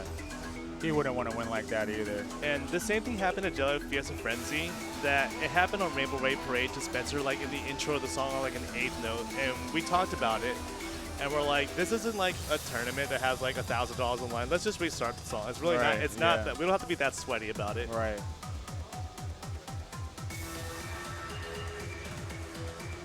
They should at least hit so it doesn't go back to the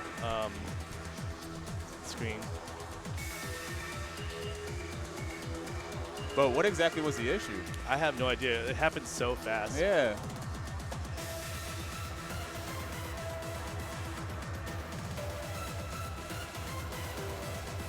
Yeah. Yep. Dieter Chad was the one that it happened to. But It Dieter- happened to him as yeah, well. Where Spencer had to restart. But Chad ended up winning the match anyway, so Right. you don't like to win on a technicality like that. Right, right, right. Yeah, I kind of want them to start over. It's But been again, so early it's, in the game, in the song, excuse me.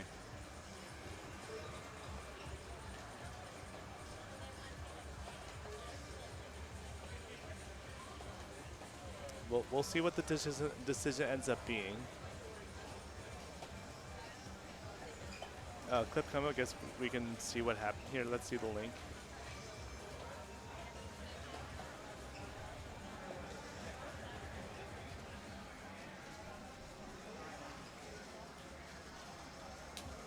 I don't know what we're looking for though. Is it K?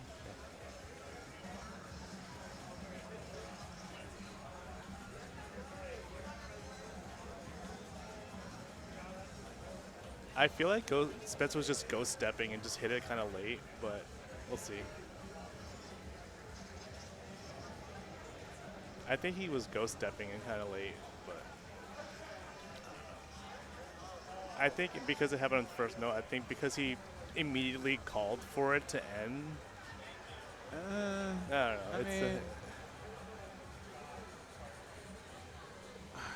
don't know. I don't know. It's a very tough spot to be in, you know, Yeah. like. I just want to know what the commotion's about. I want to know what they're actually saying. I feel as though Tony wants to restart it. How's it? Do y'all need a replay?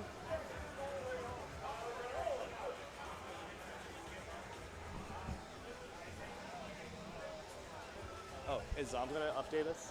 Okay, sure. Do you have any updates for us that we can share? Tony, trying to reset. Okay. Okay. All right, it's gonna go to Tony, but we do have a clip here that shows Spencer ghost stepping, and then Yeah. It's I a- feel like that's something that's from his responsibility, not Yeah. not Pad per se, but more so the player. so you see his foot's already down here. Yeah.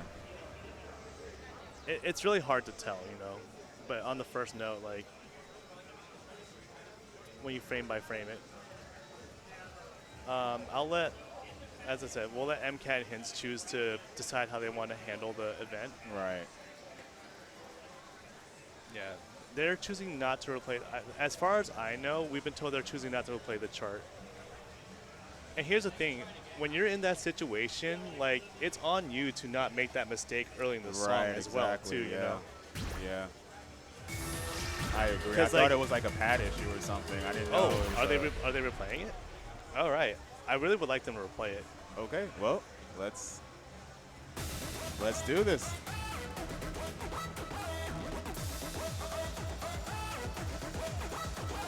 Huh. The thing for me is,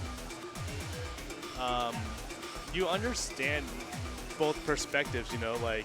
Right. Because if you allow replays like that, that could be easily abused by other players That is so definitely easily. true, You know, like yeah, that yeah. opening momentum is so important. You know, Right. One screw Like- up is like it's gonna just like ruin the rest of your play. you could argue on Flash of the Night because he got his early so immediate in the song. He could Right. have been like, I could want to restart that too. Like I'm not Right. saying Spencer would do that, but it's just something that could potentially be abused if you like don't have clear rules around it. Right. It can encourage other players, despite the skill level, to actually abuse that kind of power. But it's but- also your responsibility. If the pads are fine, the pads are fine. But if it's something that you did upon yourself, then you just have to take ownership to that. Yeah, it's not really a space we've had to explore in the SMX scene where we have that. It's kind of like a lot of times you just like, yeah. It just depends on the organizers Right. and what they feel is the correct action to take. It's kind of like, it feels bad for both players. You don't want to be in that position where like the player who's like coming from losers wants the opportunity to win, and that's like, hey, that's a win that I got. Right. Like right, they started right. off late. It's like I'm gonna take that. I want that momentum. I don't want them to be a restart because they got late in the first note. Because how many times have we got late on the first note? Have to play it out. Generally, that's you know. true. Yeah, that was Like- me with Accelerate. My first note was a yellow. It was an early perfect, you know, and I had to just take ownership to that. Yeah, You know, you can't It just is say, what oh, it is. I'm restarting right away. Yeah, You know, like you know. that's Yeah, if you're playing by yourself, sure, why not restart? You know, get that APC Yeah. or whatever. again, it's a You very know. tricky space to navigate. Yeah. We don't really have the right answers to it, just because it's hard to tell Right. Right. what's the right decision. Like obviously for the spectators, they want to see it played out. But Right. if you're trying to win though, and your opponent, you know, the pads have been modded a lot, and Right. we made sure it's playable. We haven't had issues today at all, to my knowledge. I Knock know on wood. Yeah. we fine-tune them a little bit more additionally after the oh.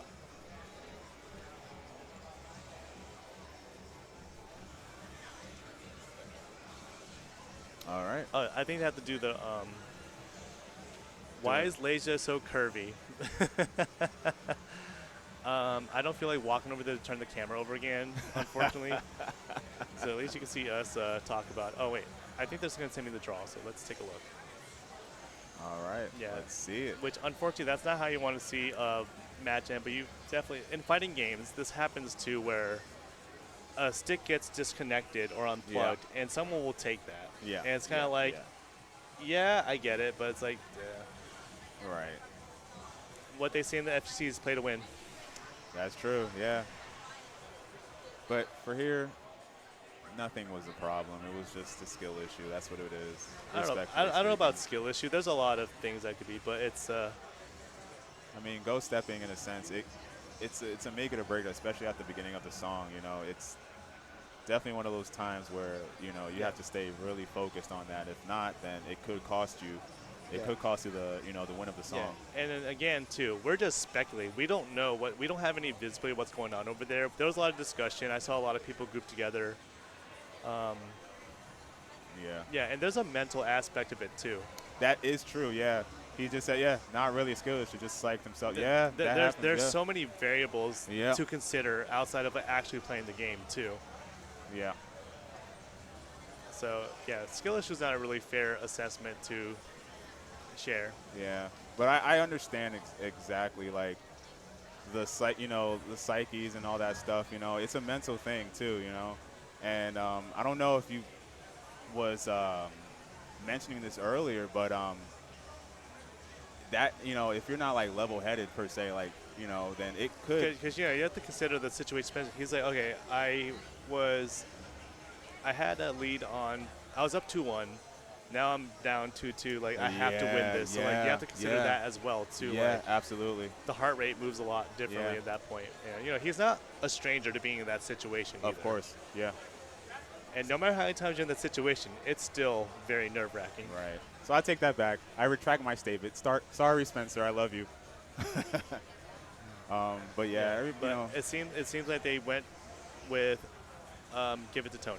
yeah. It was I what mean, the final call was. And I yeah. still wouldn't think he would have like just reset it or restart this But just again, that particular but song. again, we don't want to see that abused. If people start Yeah, like, oh, if Spencer can absolutely. restart the first song, what if Yes. Tony? It happens to Tony. Can he be like, oh, well, I want to Right. restart that song? You know, you don't want to start Right. that can of worms with it. Right. Absolutely. Especially when the pads have been functioning like correctly the whole day. Except, yeah, very well, yes. But let's see what this Again, new let's card go- draw is going to be like. Yeah, let's go ahead and move on though. Oh, they did the draw. They didn't send it to us. So. Okay, that's fair. No, but here's the thing. There's a lot happening in real time over there, so it's really hard for us to Of be like, course. hey, do it for us. Yeah, yeah. But we got to see Tony and Spencer play Or again in the I wonder grand what finals. they're doing is Start this shot. Unknown melody. You missed. Select a difficulty mode. You missed some things. we can move on from it from this Yeah, point. You know, yeah. a lot of it's just kind of speculating and kind of like Yeah. reasons why you can argue both sides of the things. What I'm guessing happens, but they may have drawn a new tiebreaker song. Okay. That's what my guess is what happened. Just based on what we're seeing here. That's very complicated in a sense. But we'll see how this play out.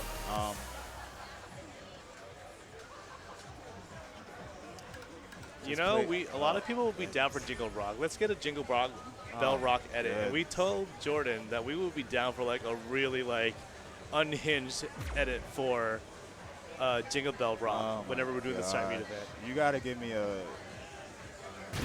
good chart to play that on. I just I don't think this is a draw. They might have just threw out AMEA and put the other side as a replacement chart. That's what I'm guessing happened.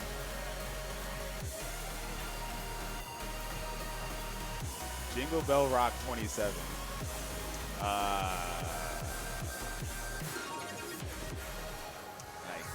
I guess. Doable, sure.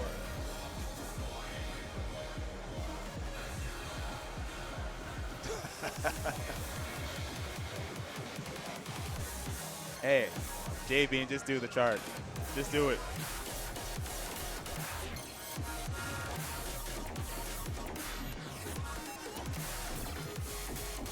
I'm gonna put this back to 2-2. I'm thinking, this is my speculation that they just threw out EMEA. Oh, they traded leads. Yeah, I see it. I see, so he did not, there's no reset? We don't exactly know if this is a new draw or if it's just a new tiebreaker. We'll find out depending on how they react as the song ends.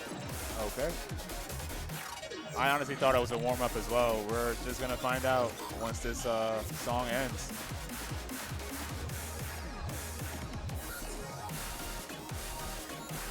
We'll find out.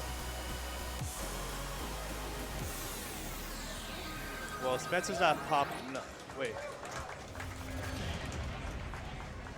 Okay. Spencer won that song, but we don't know what happened or what the outcome is. Is this a new best of 5?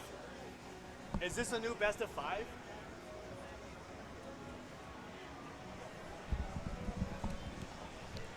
Man, I'm confused too. We're confused though. but that's because they're dealing with so much in real time. They haven't had time to come with us. Right. Can you give us an update what's going on here? We have no idea what's going on at all. So what happened? It's a grand reset. It's a reset? Okay. Yeah, and we have a replay of it too, where I think Spencer's just ghost stepping kind of off.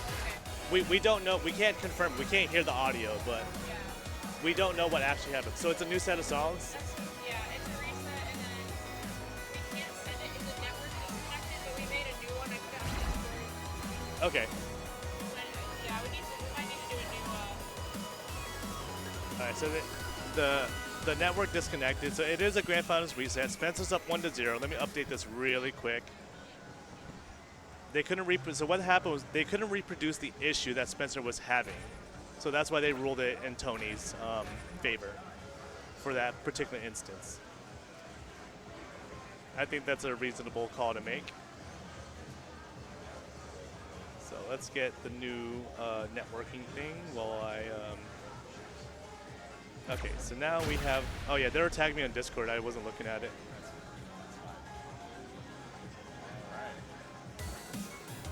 Link Line is the second song. It looks like. All right, I just reconnected. All right, I just connected again. All right, we totally missed the opening, but it looks like Spencer's coming out with an APC here.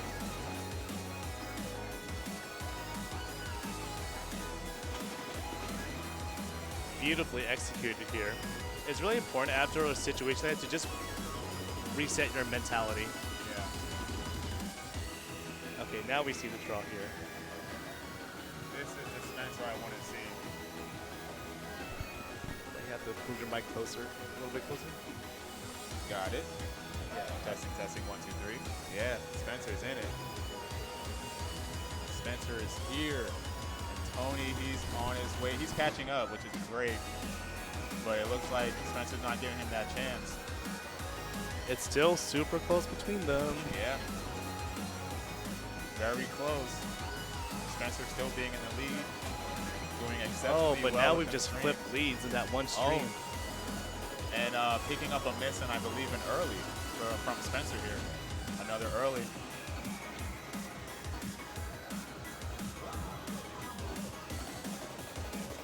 Not over yet. Wow, a hex star by Tony. Very, very good execution. Considering how they started, it looked very much in Spencer's favor. But yeah, another case of Tony lost his pocket pick against Spencer. Yeah. Spencer lost his protect against Tony. Picks are overrated. Overrated indeed. I've experienced that today, and I'm saying, you know what? I don't know about this. Great performance It's from all both about players. the execution. Great performance from both players. Tony hitting with 6. Spencer, But- he did really well in the beginning, but you know he picked up a couple mistakes, a few mistakes from the middle and the end, but he did exceptionally well nonetheless. Much respect to both players. Oh wow, Tony, 33 points from a PB. That's insane to do in a tournament match. Right. But that's okay. We're going to accelerate here. And I know that Spencer really likes this song a lot. I think he actually was one of the players who submitted this song to the song request form. Okay. I know multiple people have requested. I think Word Wordus is one of them too. Okay. So yeah, multiple people. This was a song that was requested quite a few times. I would really like to see this go to Bleep Bloop just because of the fact that it was the hardest qualifier. So it would be so iconic to end the tournament on the qualifier. And they both have an APC on this on the qualifier. Yeah. The fact that within the qualifier, Closer to Heaven was not really a great playable song, but it got people out of their comfort zone to actually, you know, try it. Even though if they hate it or if they have never ever played it in their, you know, in their lives while playing SMX. But then Bleep Bloop, very popular song. So Very volatile. But before we get to Bleep, let's talk about Accelerate. We just saw Accelerate against your match, actually. And I don't need to put you through that again, but let's see if they can get a good start here, because the crossovers are a little bit tricky. And that one also starts a lot earlier than your typical SMX song, it feels like. Like, you have, like, literally, like, oh, no. I feel as though these turns and crossovers are, they're done well. Yeah, hey, they're still trading, so Spencer really needs to like reset his mental at this point in the game. And while for Tony's, he needs to just play clean and just keep his timing up. Because Spencer's timing, despite having the early, is still really solid. Right. As you saw from his 3 and 2 on the other side. Right. But they're still flickering back and forth, so Spencer just really needs to hold his mental focus together to win this. And Tony just really needs to just play out of his mind.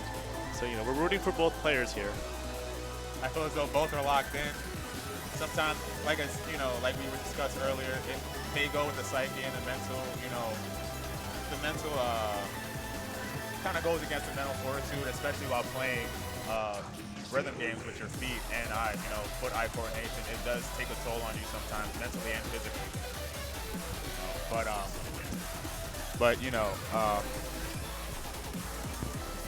this is a tournament and people are just trying their best,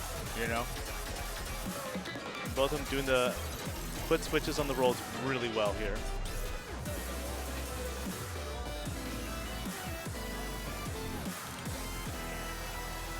And Tony takes Keeping it clean. And Spencer, like we've told him before, he's been playing a lot of ITL, so he has a very tight form.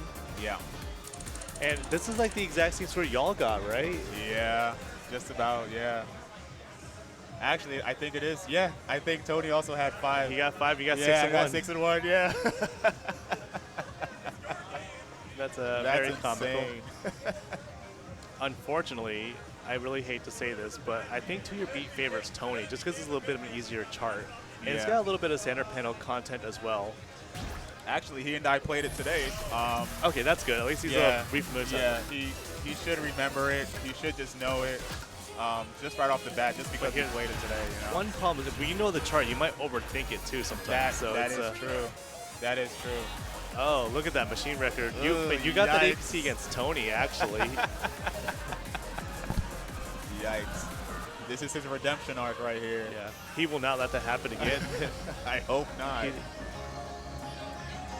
I haven't played this in a while, so, the muscle memory definitely kicked in. There were a lot of, little patterns where they had the center notes, as you can see right there on Paranoid Boy's side. I was showing a lot of players say when we drag it down to 1x speed, it becomes readable. Yeah. Because I don't like to gatekeep that kind of knowledge. So, like, against my opponents, literally, I'll like, hey, Pac Rob, you don't know this right here. Right. Let me be a bro. Look Right. at this. 'Cause Yeah. I'm going to win because I want to win because I'm a better player. Right. Obviously, I win because I have more chart knowledge, but, I definitely want to help him get better at the game, too, or just have the little tricks. Yeah. All right, Spencer's back against wall here. He really needs to play a little bit wider to watch out for those earlies.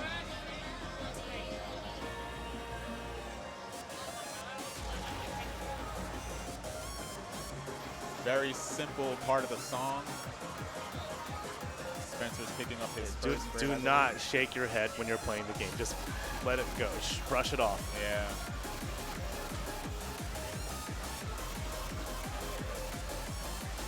Tony keeping it clean so far with his APC run right now. Spencer picking up another perfect. And then we have the long stream with the rolls.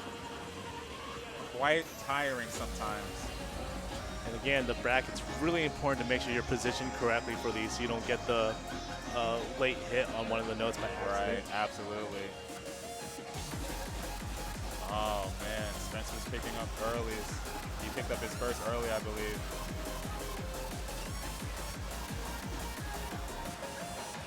Tony keeping it clean, still on his APC run.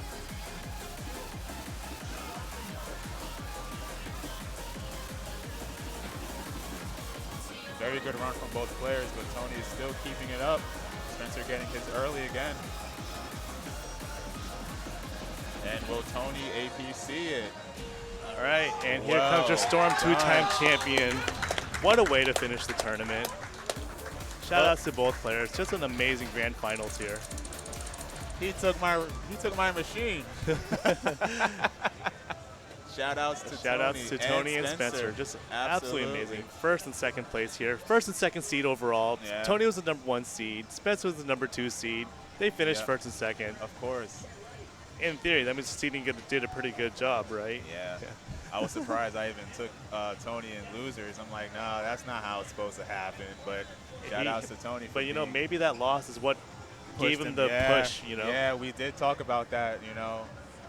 When he came back, he was like, it's time to get serious. And I said, hey, I agree. Yeah, definitely gave him that push, along with Spencer as well. And shout outs to all the competitors. So I need to step out to take pictures of people. All right, I may just be part of it. We'll be back, folks.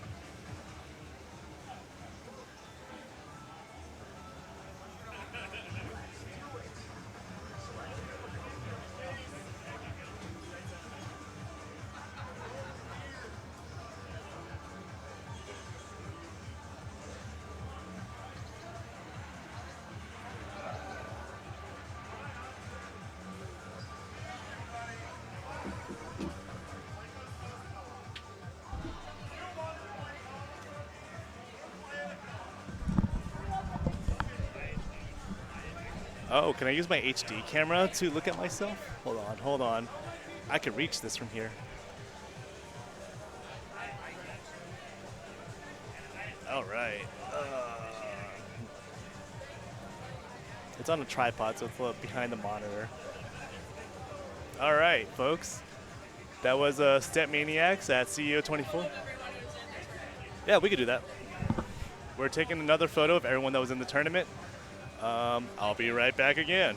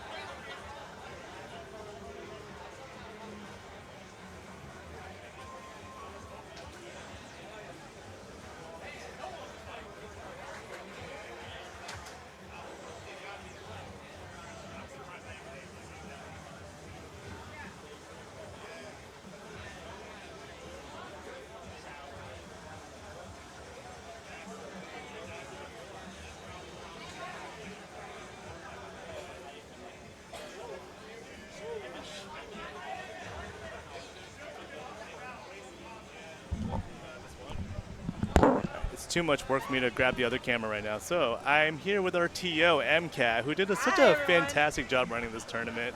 Thank you. Whew, how was it? I know you were a little bit disappointed in your own performance. How about running the tournament itself, though? You have to be really proud of what you achieved with this tournament. We tried a lot of new stuff here today. Yeah, it was the first time trying out different division pools, which is really cool because there was a lot of close matches in both like lowers. Honestly, every division had close matches, so it was cool.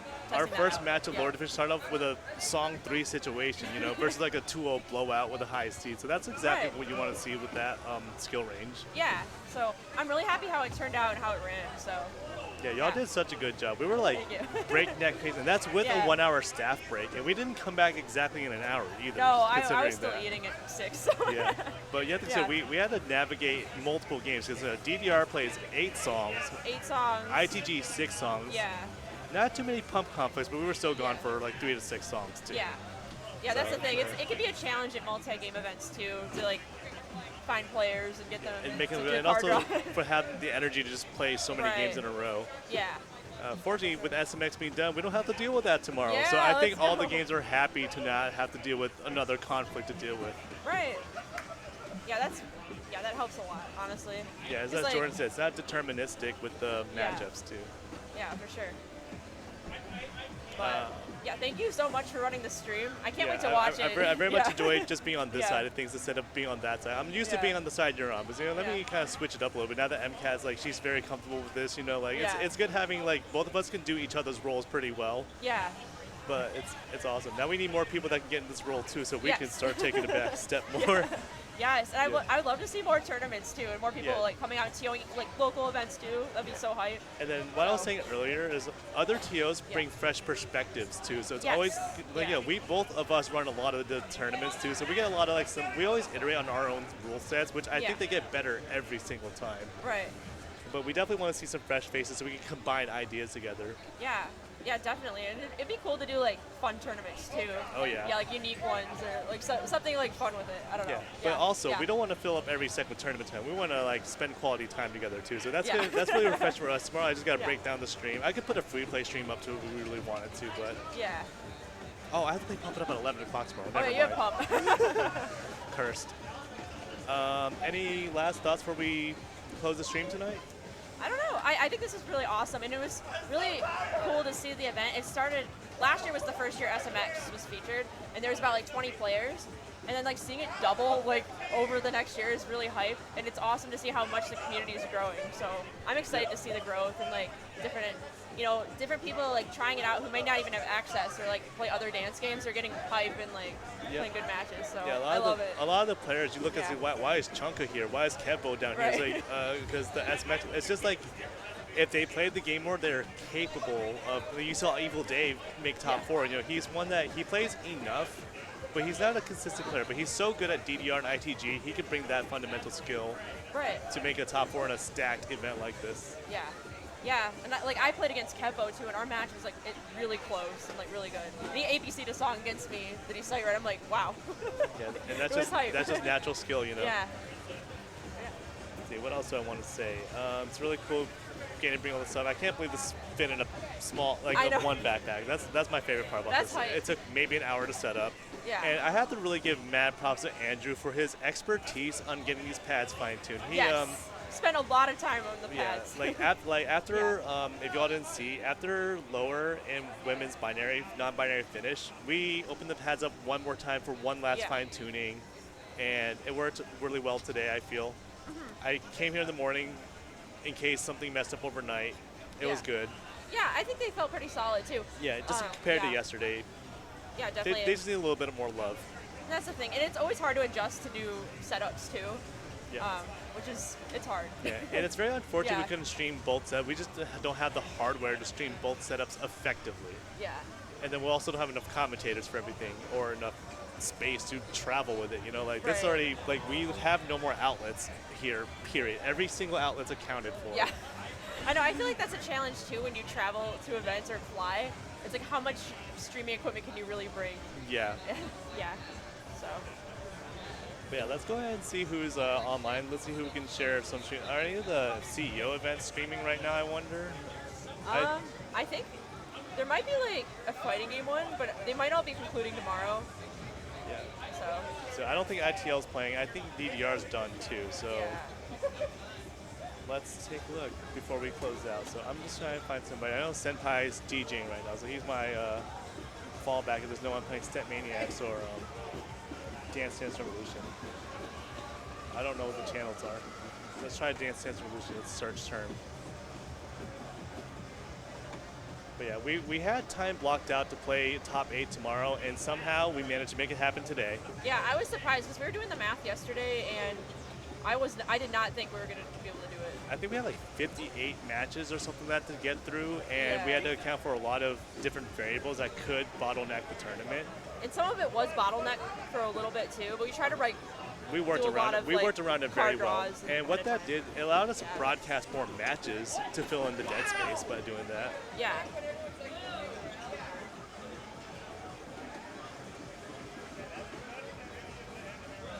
There's no one playing StepManiaX. There's no one playing DDR. So I guess Senpai is my. Woo! All right, I'm definitely following Senpai. Is it Senpai Music? I think so. I Where don't see is Senpai. Oh I'm my sorry. gosh. I'm sorry, Senpai. I can't find your channel. Oh, it's because I have Dance Dance Revolution as a filter. Oh, okay, yeah.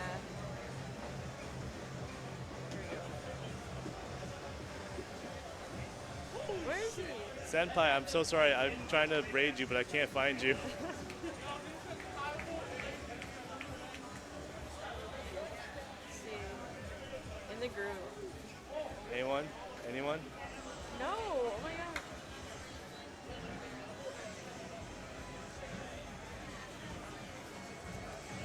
Looks like there's a couple. Psychedelic. Oh, yeah, Oh, I'm down to give Psychedelic, Psychedelic. yeah. He's part of the B-Hop Yeah, he's part of the Ball B-Hop group. crew. Oh, before we close the stream, next event coming up, B-Hop Ball in about 2 weeks. Yeah, it's 2 weeks. In Chicago, Vernon Hills, Illinois, Yeah. right? Yeah. So B-Hop Ball is one of the events coming up, and Midsummer Melody at the end of the month too. Yes. So we have 2 events coming up in July. July, yeah. Multiple rhythm games again. So support the events. The person about to raise Psychedelic is one that's involved with B-Hop. Yeah. Oh, I just started the raid. Oh, it's raiding now. So yeah, definitely want to show some love to the other players who are contributing to community events Yeah. as much as possible. So But yeah, this is CEO 2024. Again, thank you everyone for sticking with us all day. This was a 12-hour stream Wow. today. Long day, but hey, Yeah. we're done. We're done. We can All pack right. up tomorrow. All right, let's start the raid. Good night, everybody. Bye.